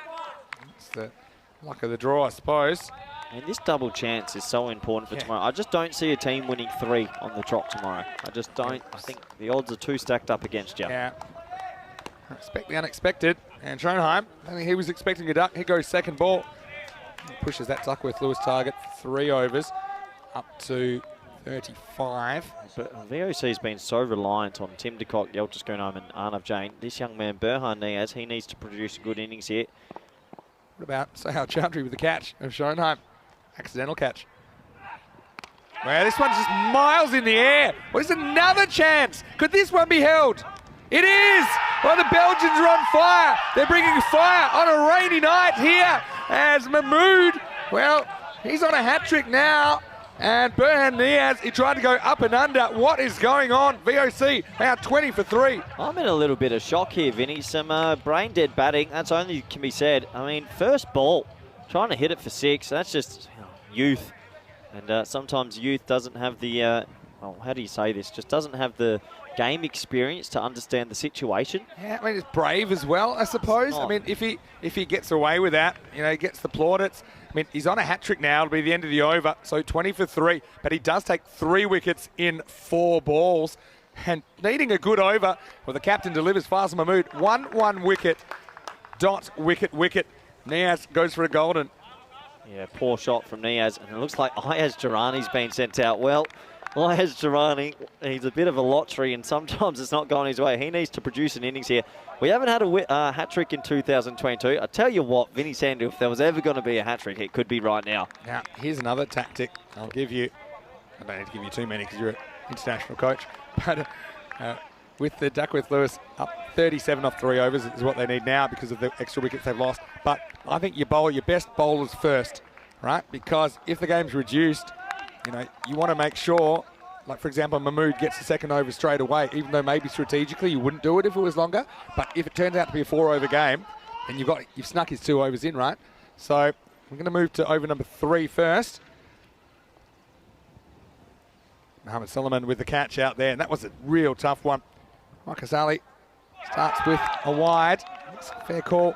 How about that catch from Suleiman, though? I mean, that was miles in the air. You talk about the stroke from the outs, but I mean, with a bit of moisture around, and it would have been swirling around, but yeah, he caught it clean as a whistle. Yeah, he did, and it's not easy in these conditions. It's a little bit slippery.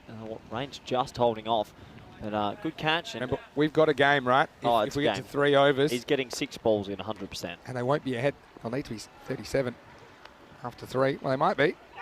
Is this next? No, it was very close. Just that movement. I thought we might have an edge, but just excellent seam movement from Wakasali Raja. That seemed a mile. That seemed an absolute mile. I don't know if Jane trying to loft it over the offside. It's the right option. No one's back there. And rain does get a little bit heavy now. I'll tell you what, I want to be getting these balls in pretty quickly.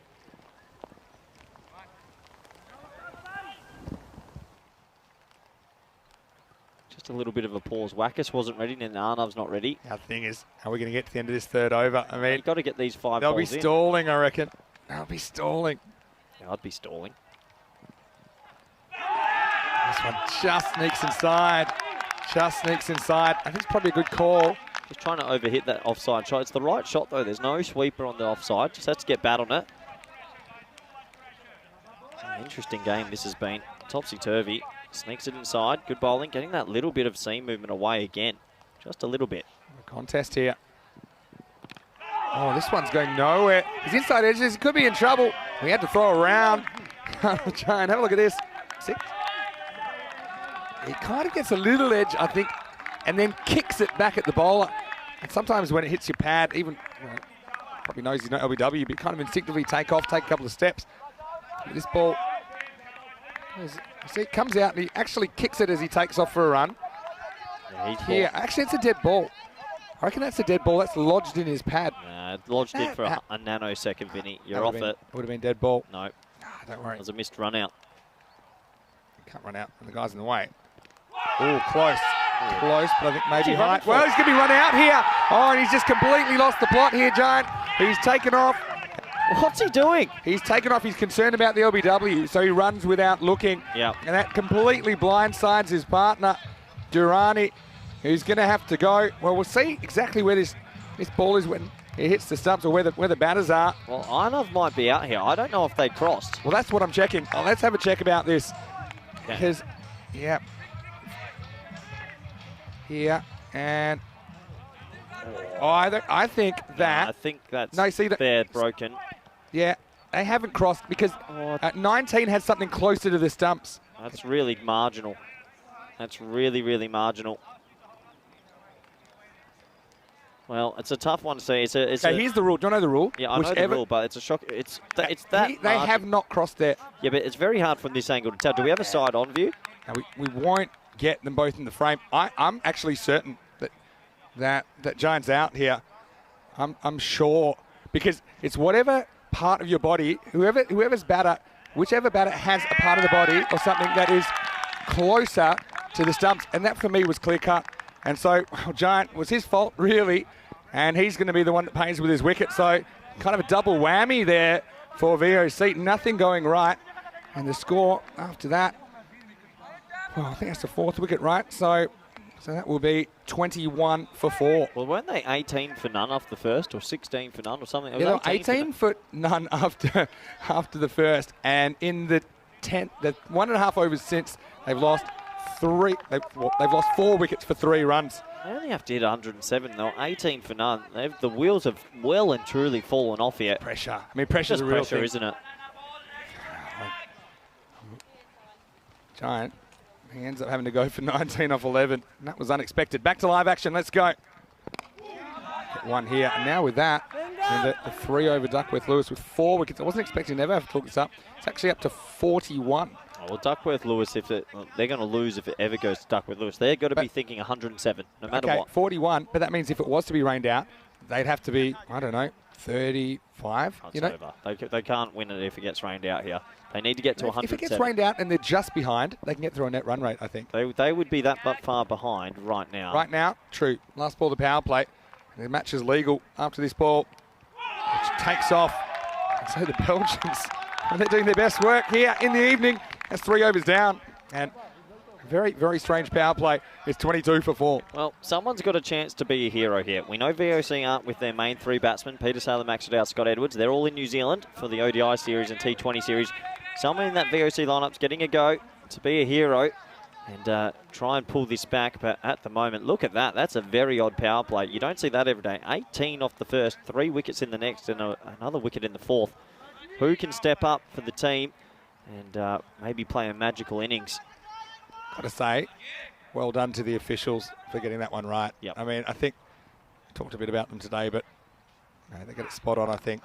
Something that, I mean, even to know they're looking for it, I think that's good, because I think you normally feel if you're playing a game without technology, you just assume the guy running to that end that they've crossed. But at the instant the ball broke the stumps, for me there was no doubt that Jane had his back foot kind of closer to those wickets than anything of his partner Durrani, who now has to stay out there. Hasn't even scored yet.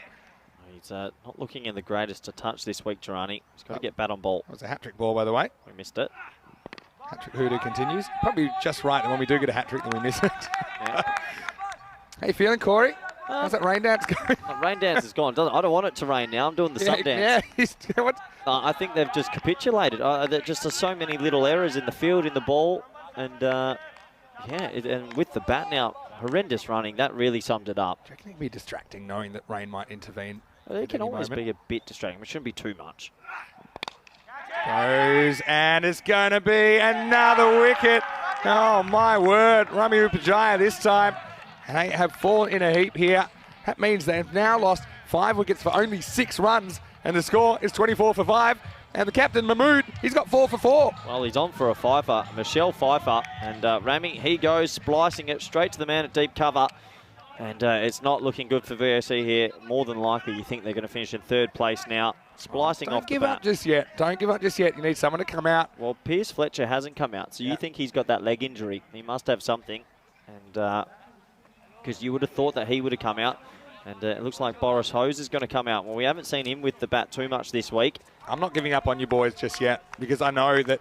Who said they're my boys? I'm neutral. I'm Switzerland. By the way, all your stuff just blew off the table. I know, because all you need is to get a couple away and get near. Don't even have to get 2. Just get near the Duckworth Lewis. The supercomputer won't tell you exactly what you need, but remember, bottom line, you can lose narrowly. You can lose, VOC can lose narrowly and still get the top 2 spot. Mahmood's looking good. He's got 4 wickets. Don't get a 5th here. We've only seen 1 5-wicket haul so far all season. But it's just the feeling of the Belgians at the moment. And they had the Dutch team's measure the last time they met. They're feeling really good now. 5 wickets already gone. We're not even halfway through this innings. Yeah, good fielding there. Someone has to get themselves in just a bit. Pushes and runs.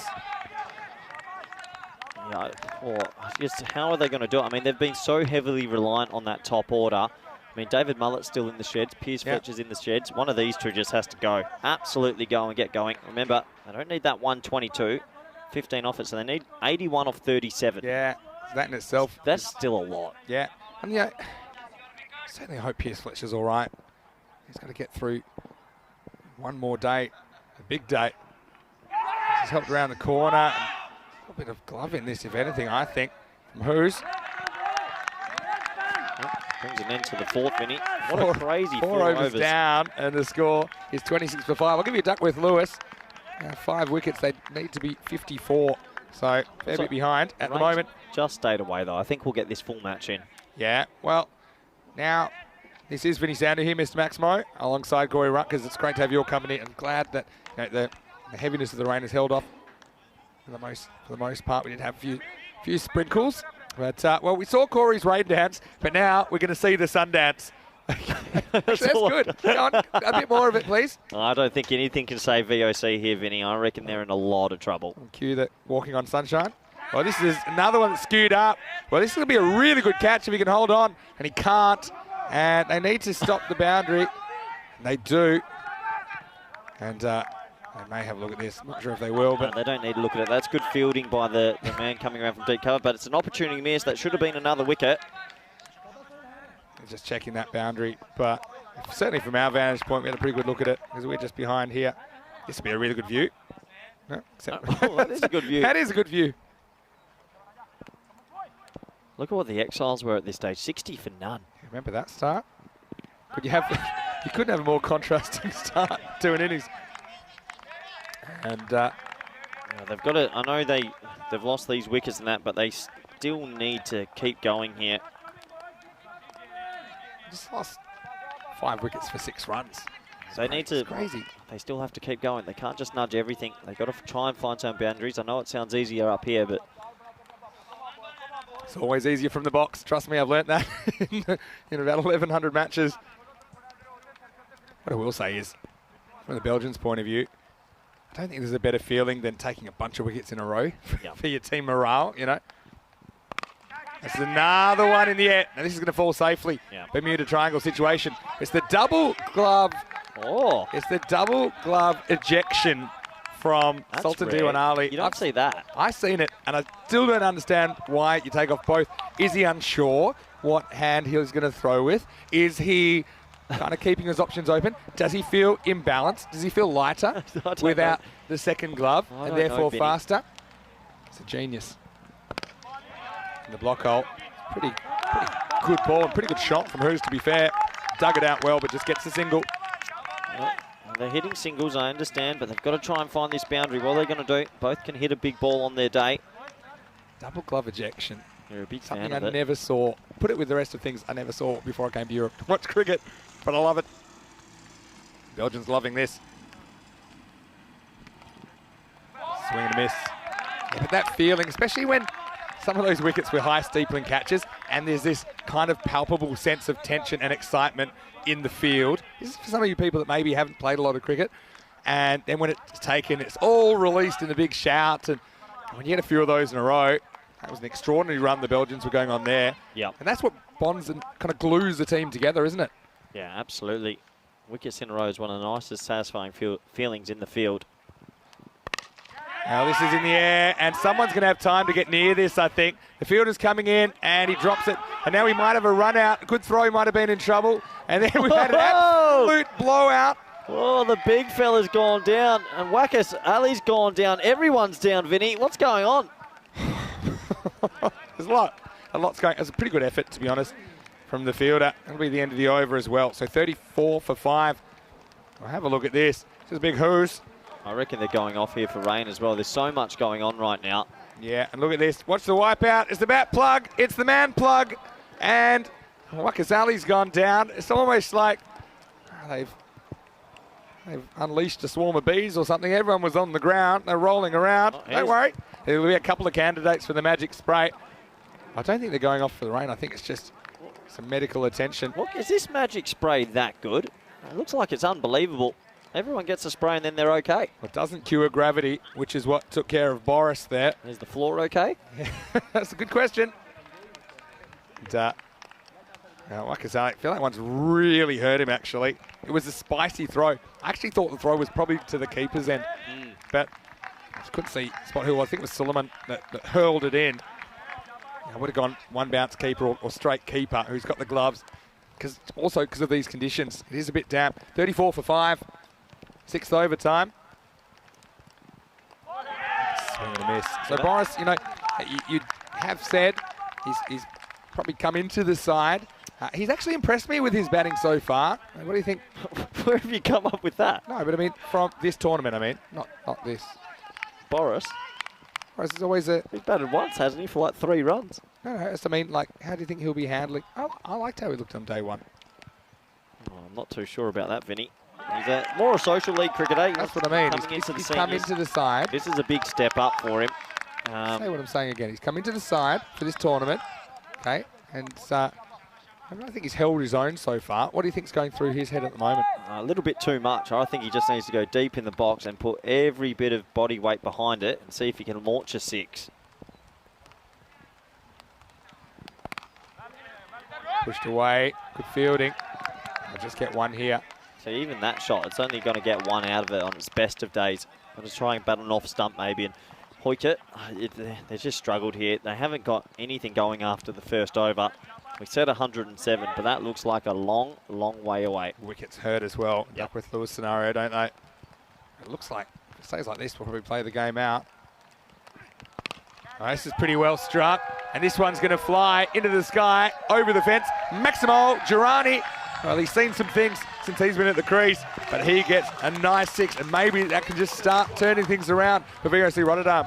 Yeah, he needed that. He hasn't been able to get many out the middle all week. That gives him a little bit of life. Could have been out for a diamond duck. He just survived. The rain's getting heavy, Vinny. I'll tell you, the people are grabbing the covers in the background. I think we're not far away from going down here. This is going to be game over, I reckon. At this stage, 6 over target, 72. Oh, they're miles behind. Nowhere near. You might as well put that sheet in the bin.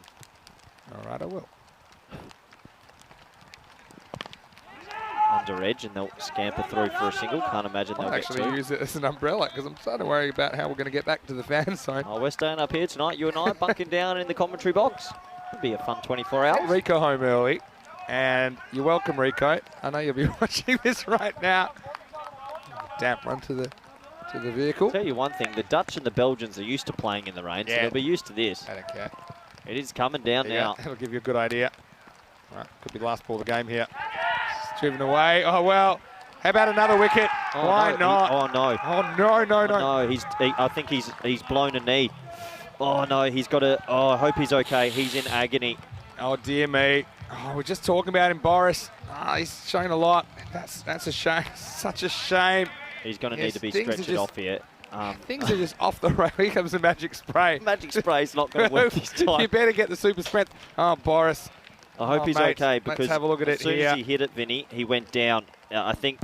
Oh, yuck. That's yuck. Let's not show that again. Yeah. He's collapsed under himself. And, oh, geez, that does not bend the right way.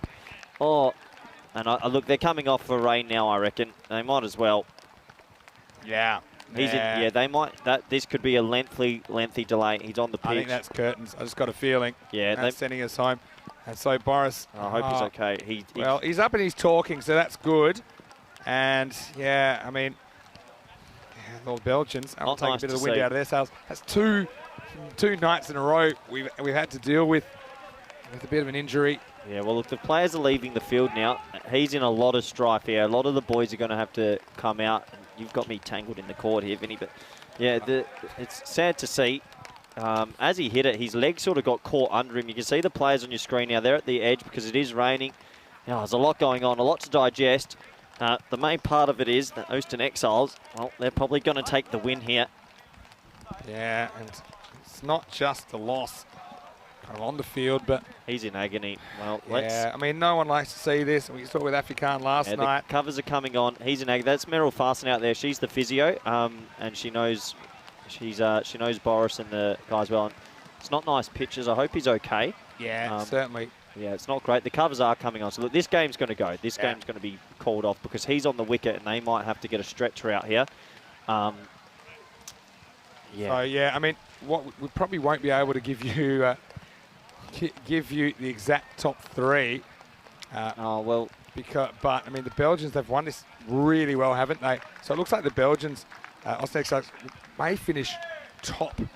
I remember see Frank for a second. Yeah, true. 1 and 2 don't matter. So he's sitting up a little bit now. Looks like they're getting him to his feet, so that's a good sign. Going to get stretcher out there, I think. You don't want to risk making it worse. And it's a rainy, damp, and sad end to Super Thursday. Yeah, it is. It is a sad end because look, no one likes to see anyone get injured, but that positive signs here. He's walking on his own accord off, so that's good to see. But the covers are also coming on. So, yeah, a bit of chaos here to finish Super Thursday. But this game, I imagine, is now going to be abandoned. We don't have that much time. No, we don't. Just checking my watch. We've got 4 overs. So I just don't think we'll get back on here. And probably both teams would be satisfied with that. I don't think either team has anything to gain by getting back on. I mean, I'm glad we got the game in. We saw a lot of interesting cricket. That's for sure. Well, this is good, though. He is walking off. There's a slight limp. I thought it was a lot worse, to be honest. I thought he was in a lot of... I thought we could have been in for a stretcher at some stage. Afikan's injury last night, again, at the time, looked pretty bad. As it was, it's still reasonably serious, but there's an outside chance that we would have seen him had they made the finals date. And so, you can see there, the scenes, and I guess... Crazy end. Kind of expected, in a way, the fact that we might get some rain, but Yeah, I mean, just any time you see an injury, and it's part and parcel of sports in general, I suppose, that's possible, but That's the one time the magic spray is not going to work. I was going to say bring out the extra strength, but well, Boris is a great guy, and I certainly enjoyed getting to know some of your VOC teammates or former teammates. Okay, put your coach's hat on. You're coaching VOC Rotterdam now, and you've just had a horrendous, disastrous kind of 20 minutes there, but you got to pick yourself up, and you got an elimination game tomorrow against Sweden. And remember, the Sweden fans, they were flying earlier. Yep. What do you say tonight? Oh, you just sit there. You got to stay positive in tournament play. There's no point sweating over it or crying over for too long. They'll probably have a team meeting tonight, talk about the things they did wrong, probably in the ball in the field. That was the worst I've seen them field in the tournament. And then with the batting, I mean, 18 off the first. We knew the rain was going to come. Maybe there was a communication breakdown. There was some poor shots. The running, they just seemed a bit panicked. They came out of the blocks well, didn't they? And there's those 4 boundaries in the first over, and you're going, right, it's actually the Belgians that are in trouble here. If anything, it shows you how quick T10 cricket can turn around, because the way it was looking, look at the Belgians, they were rushing. We've got to get through the 3 overs, but then, like, oh, is that what we even want? Because the score was climbing. Really, it was Faisal Mahmood that really turned the game on its head with 3 wickets and 4 balls, and only got worse from there for VOC. And just, again, it's hard not to focus on the injury of who's at the end. And we certainly hope it's not too serious, Boris. And I'm sure a lot of people in the Netherlands will be watching pretty closely, a lot of family and friends. Would be. Yeah, and so... Well, it was good to see. I thought it was a very, very serious injury, but good to see. I hope he's okay, but he did walk off, taking himself off. He wasn't carried off, stretchered off. So, I mean, I hope everyone back home in the Netherlands, I know a lot of family and friends are watching in Rotterdam, and I hope he's okay. We'll get this news sent to you as quickly as possible, but I think he is okay. And he's up and walking. I wasn't expecting that because of the way he went down. It was very quick, wasn't it? Okay, Duckworth-Lewis would have been 75 with 6 wickets lost, right? So if that is the case, then they're 33 behind the par score. That's pretty significant. Well, as soon as you lose wickets, that Duckworth-Lewis absolutely shoots off. Not so much 1 or 2 in this form of the game, but when you get 6 in 6 overs, then for sure. What is it with the Thursday evening rain? This happened last week. I know. It's the only times we've seen an interruption. And it is a bit more than a shame, but it does seem like we've got some blue sky in the background there, but that's a in lot the of background. rain. But right above us, there's a low-lying cloud, and it's just hammering down. You can see the players are in the tents there, and I imagine there's Boris just sitting there, and I think he looks okay, and we hope he is. And well, this match, I imagine, it says interrupted due to rain, but I can only, well, my main guess, this would be abandoned. I don't think there was too much time left in the match. And yeah, sad way to end Super Thursday, because, I mean, today's been a really good day of cricket. We've had some close finishes. We lost 2 teams, sadly. But it's been a good day of cricket. And yeah, you can see in the background there, the dark clouds have rolled over the mountain. And unfortunately, that will probably mean today will be abandoned. And Ocean Exiles will get the double chance then with MSC Frankfurt and VOC Rotterdam. Well, they're going to have to win 3 now to get through the group, which is really difficult to do. And they'll be disappointed with how they've played in this game. But at the end of the day, they're still in the tournament tomorrow. They are. 4 teams remaining. We saw Brescia do it last week. Yeah. And, well, he's happy. So it's different feelings, isn't it? I mean, the Belgians, it's always tough because, I mean, they played really well in that 6 overs, and we do have some highlights of the second innings. And, well, it was a tale of 2 stories. The opening stanza was good for Jane, who went absolutely bananas in the first over. 4 boundaries. And he was threading the gap. He was hitting them left. He was hitting them right. And you thought if he stuck around, they'd be out of sight. But then, after this one, the wheels started to go a little bit loose. Wasn't a good first over, but the captain said, give me the ball, Faisal Mahmood. Well, he got Tim de Kock, big player, got him out pretty quickly. And in fact, with 3 wickets in 4 balls in this period. And Corey, this is just where it all went wrong for VOC Rotterdam. Yeah, it was chaos. That was a ball that could have been hit away. And then Berhane played a really reckless shot. First ball, nice, smart catch. And that was 3 quick wickets. But then this happened as well. Gets to the keeper, and they look to try and run. You can't run there. Run out, and another wicket fell in. And even that, okay, it was going to run out. It turned out it was the set batter that was run out, which was just a double whammy. I saw a couple go down, which you kind of expect, and Well, Boris, unfortunately, he went down. He was out. He was down. And then the players, they were off. As without a doubt, I haven't had any official word yet, but I think surely the time's lost now. Yeah. Seeing your pitch is still raining here. Steady, it has steadied quite a bit. Theoretically possible. I mean, but the thing is, well, you've got to get 4 overs in, and I think we can go to 45, so you'd probably need 14 minutes. So maybe 8 minutes off an official call-off, or maybe 3. I'm not sure if it's 40 or 45. But then wouldn't there be like 1 over left and they need something crazy like 50? Well, that is actually to get the 4 overs in and complete the match. Oh, okay. There's still a window where we could do that. Really? And theoretically, there could be like a... I see everyone dancing on the ground down there. I'm glad the staff's enjoying themselves in the rain. That's the rain dance. It is. I Singing in should the rain. have done the dance. But here's the thing. If you ask both teams, they'll say, no, we're fine. Let's go. Because this is done and dusted. You know, they've got the result. It's not going to change. I mean, is there any window back? What did they need to get to 107? How many runs were left? What are they on? Well, they're on 42. They're on 42 What's for 6. 58, 7, So 65 for on 4 overs, they need 65. Doubtful. Especially Keith with Fletcher six had wickets just down. come to the wicket, but I doubt it. It's just a weird scenario, and this throws a few of them up. And as we're speaking, the sun's breaking through, and it's right in our eyes. I still think the rain's coming down. I think it's a matter of time. I think that Rotterdam, they probably don't even want Fletcher out there on a wing and a prayer. They need him tomorrow. They need him fit. They need him firing. And I do think we are going to see probably the end of play. But there it is. There's the dark, ominous cloud with a little bit of a rainbow through there because tomorrow's finals Friday. There is a positive to take still. yeah, maybe that's a sign for VSC Rotterdam fans. No one Just told hang me. in there. No one told me it rains in Spain. I didn't sign up for this. What is the Costa del Sol? So that basically means Sunshine Coast, and so you do expect a fair bit of sunshine. We've been pretty good so far, and well, I guess we'll have to see. So do we wait here now for the official word? We will wait, but what we will do is we will just have a quick chat to you and let you know what's going on because. Am I even here? Can you believe we stopped for rain when they got sun in my eyes? I'm not even here. Look, I've just. Corey's not even here. He's a shadow. He's a ghost. Look, but what we can tell you is what we will see tomorrow, and we can kind of guess at who we're going to see. So if I show you what's coming up tomorrow, it starts with a 1 versus 2 match. Yep. And it looks like that will be Austin Exiles versus MSC Frankfurt. Again, not confirmed as yet, but that's what it would look like. And then in the second match of the day, we'll have third. So we think that'll be VSC Rotterdam taking on Albi Zalmi. Again, tricky clash, that one. And then, well, the winner of the first match of the day, they go straight through to the final.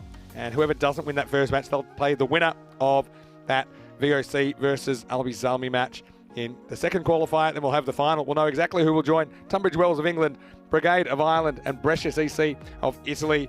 And so to find out, and we don't expect any rain, so hopefully it stays that way. You need to join us tomorrow, 8 a.m. GMT, which is 9 o'clock in Central Europe. It's 1:30 p.m. in India. And, of course, you can check it out, EuropeanCricket.com. All the stats there, of course, all the all-time stats. And I know that's a lot of people are doing that. So, yeah, it's 2 days in a row. We had a bit of a, not a funny finish, but a strange finish. And, again, once again, to Boris, hopefully you're okay. We're thinking about you, and I'm sure that no matter who you're supporting, you're just hoping that it's not too serious and doesn't impact your cricket and your life too much over the next short period. But what we will do is we're going to throw to the daily highlights. You can watch that.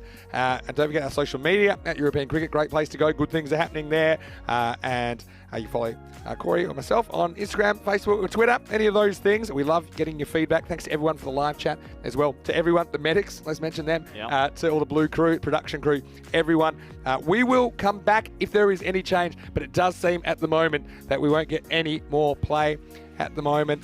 But, yeah, no official word. Maybe they can't call it just yet. But what we will do, we'll roll the daily highlights. We'll probably say goodbye to you. If we're not back, we'll see you tomorrow for Finals Friday. Vinny Sandu here, Mr. Maximo, alongside Corey Ruckers. Hope that you have a wonderful Super Thursday. Stay safe, stay happy, be good to each other. And we'll see you tomorrow on ECN for more BET2BALL European Cricket League. Good night.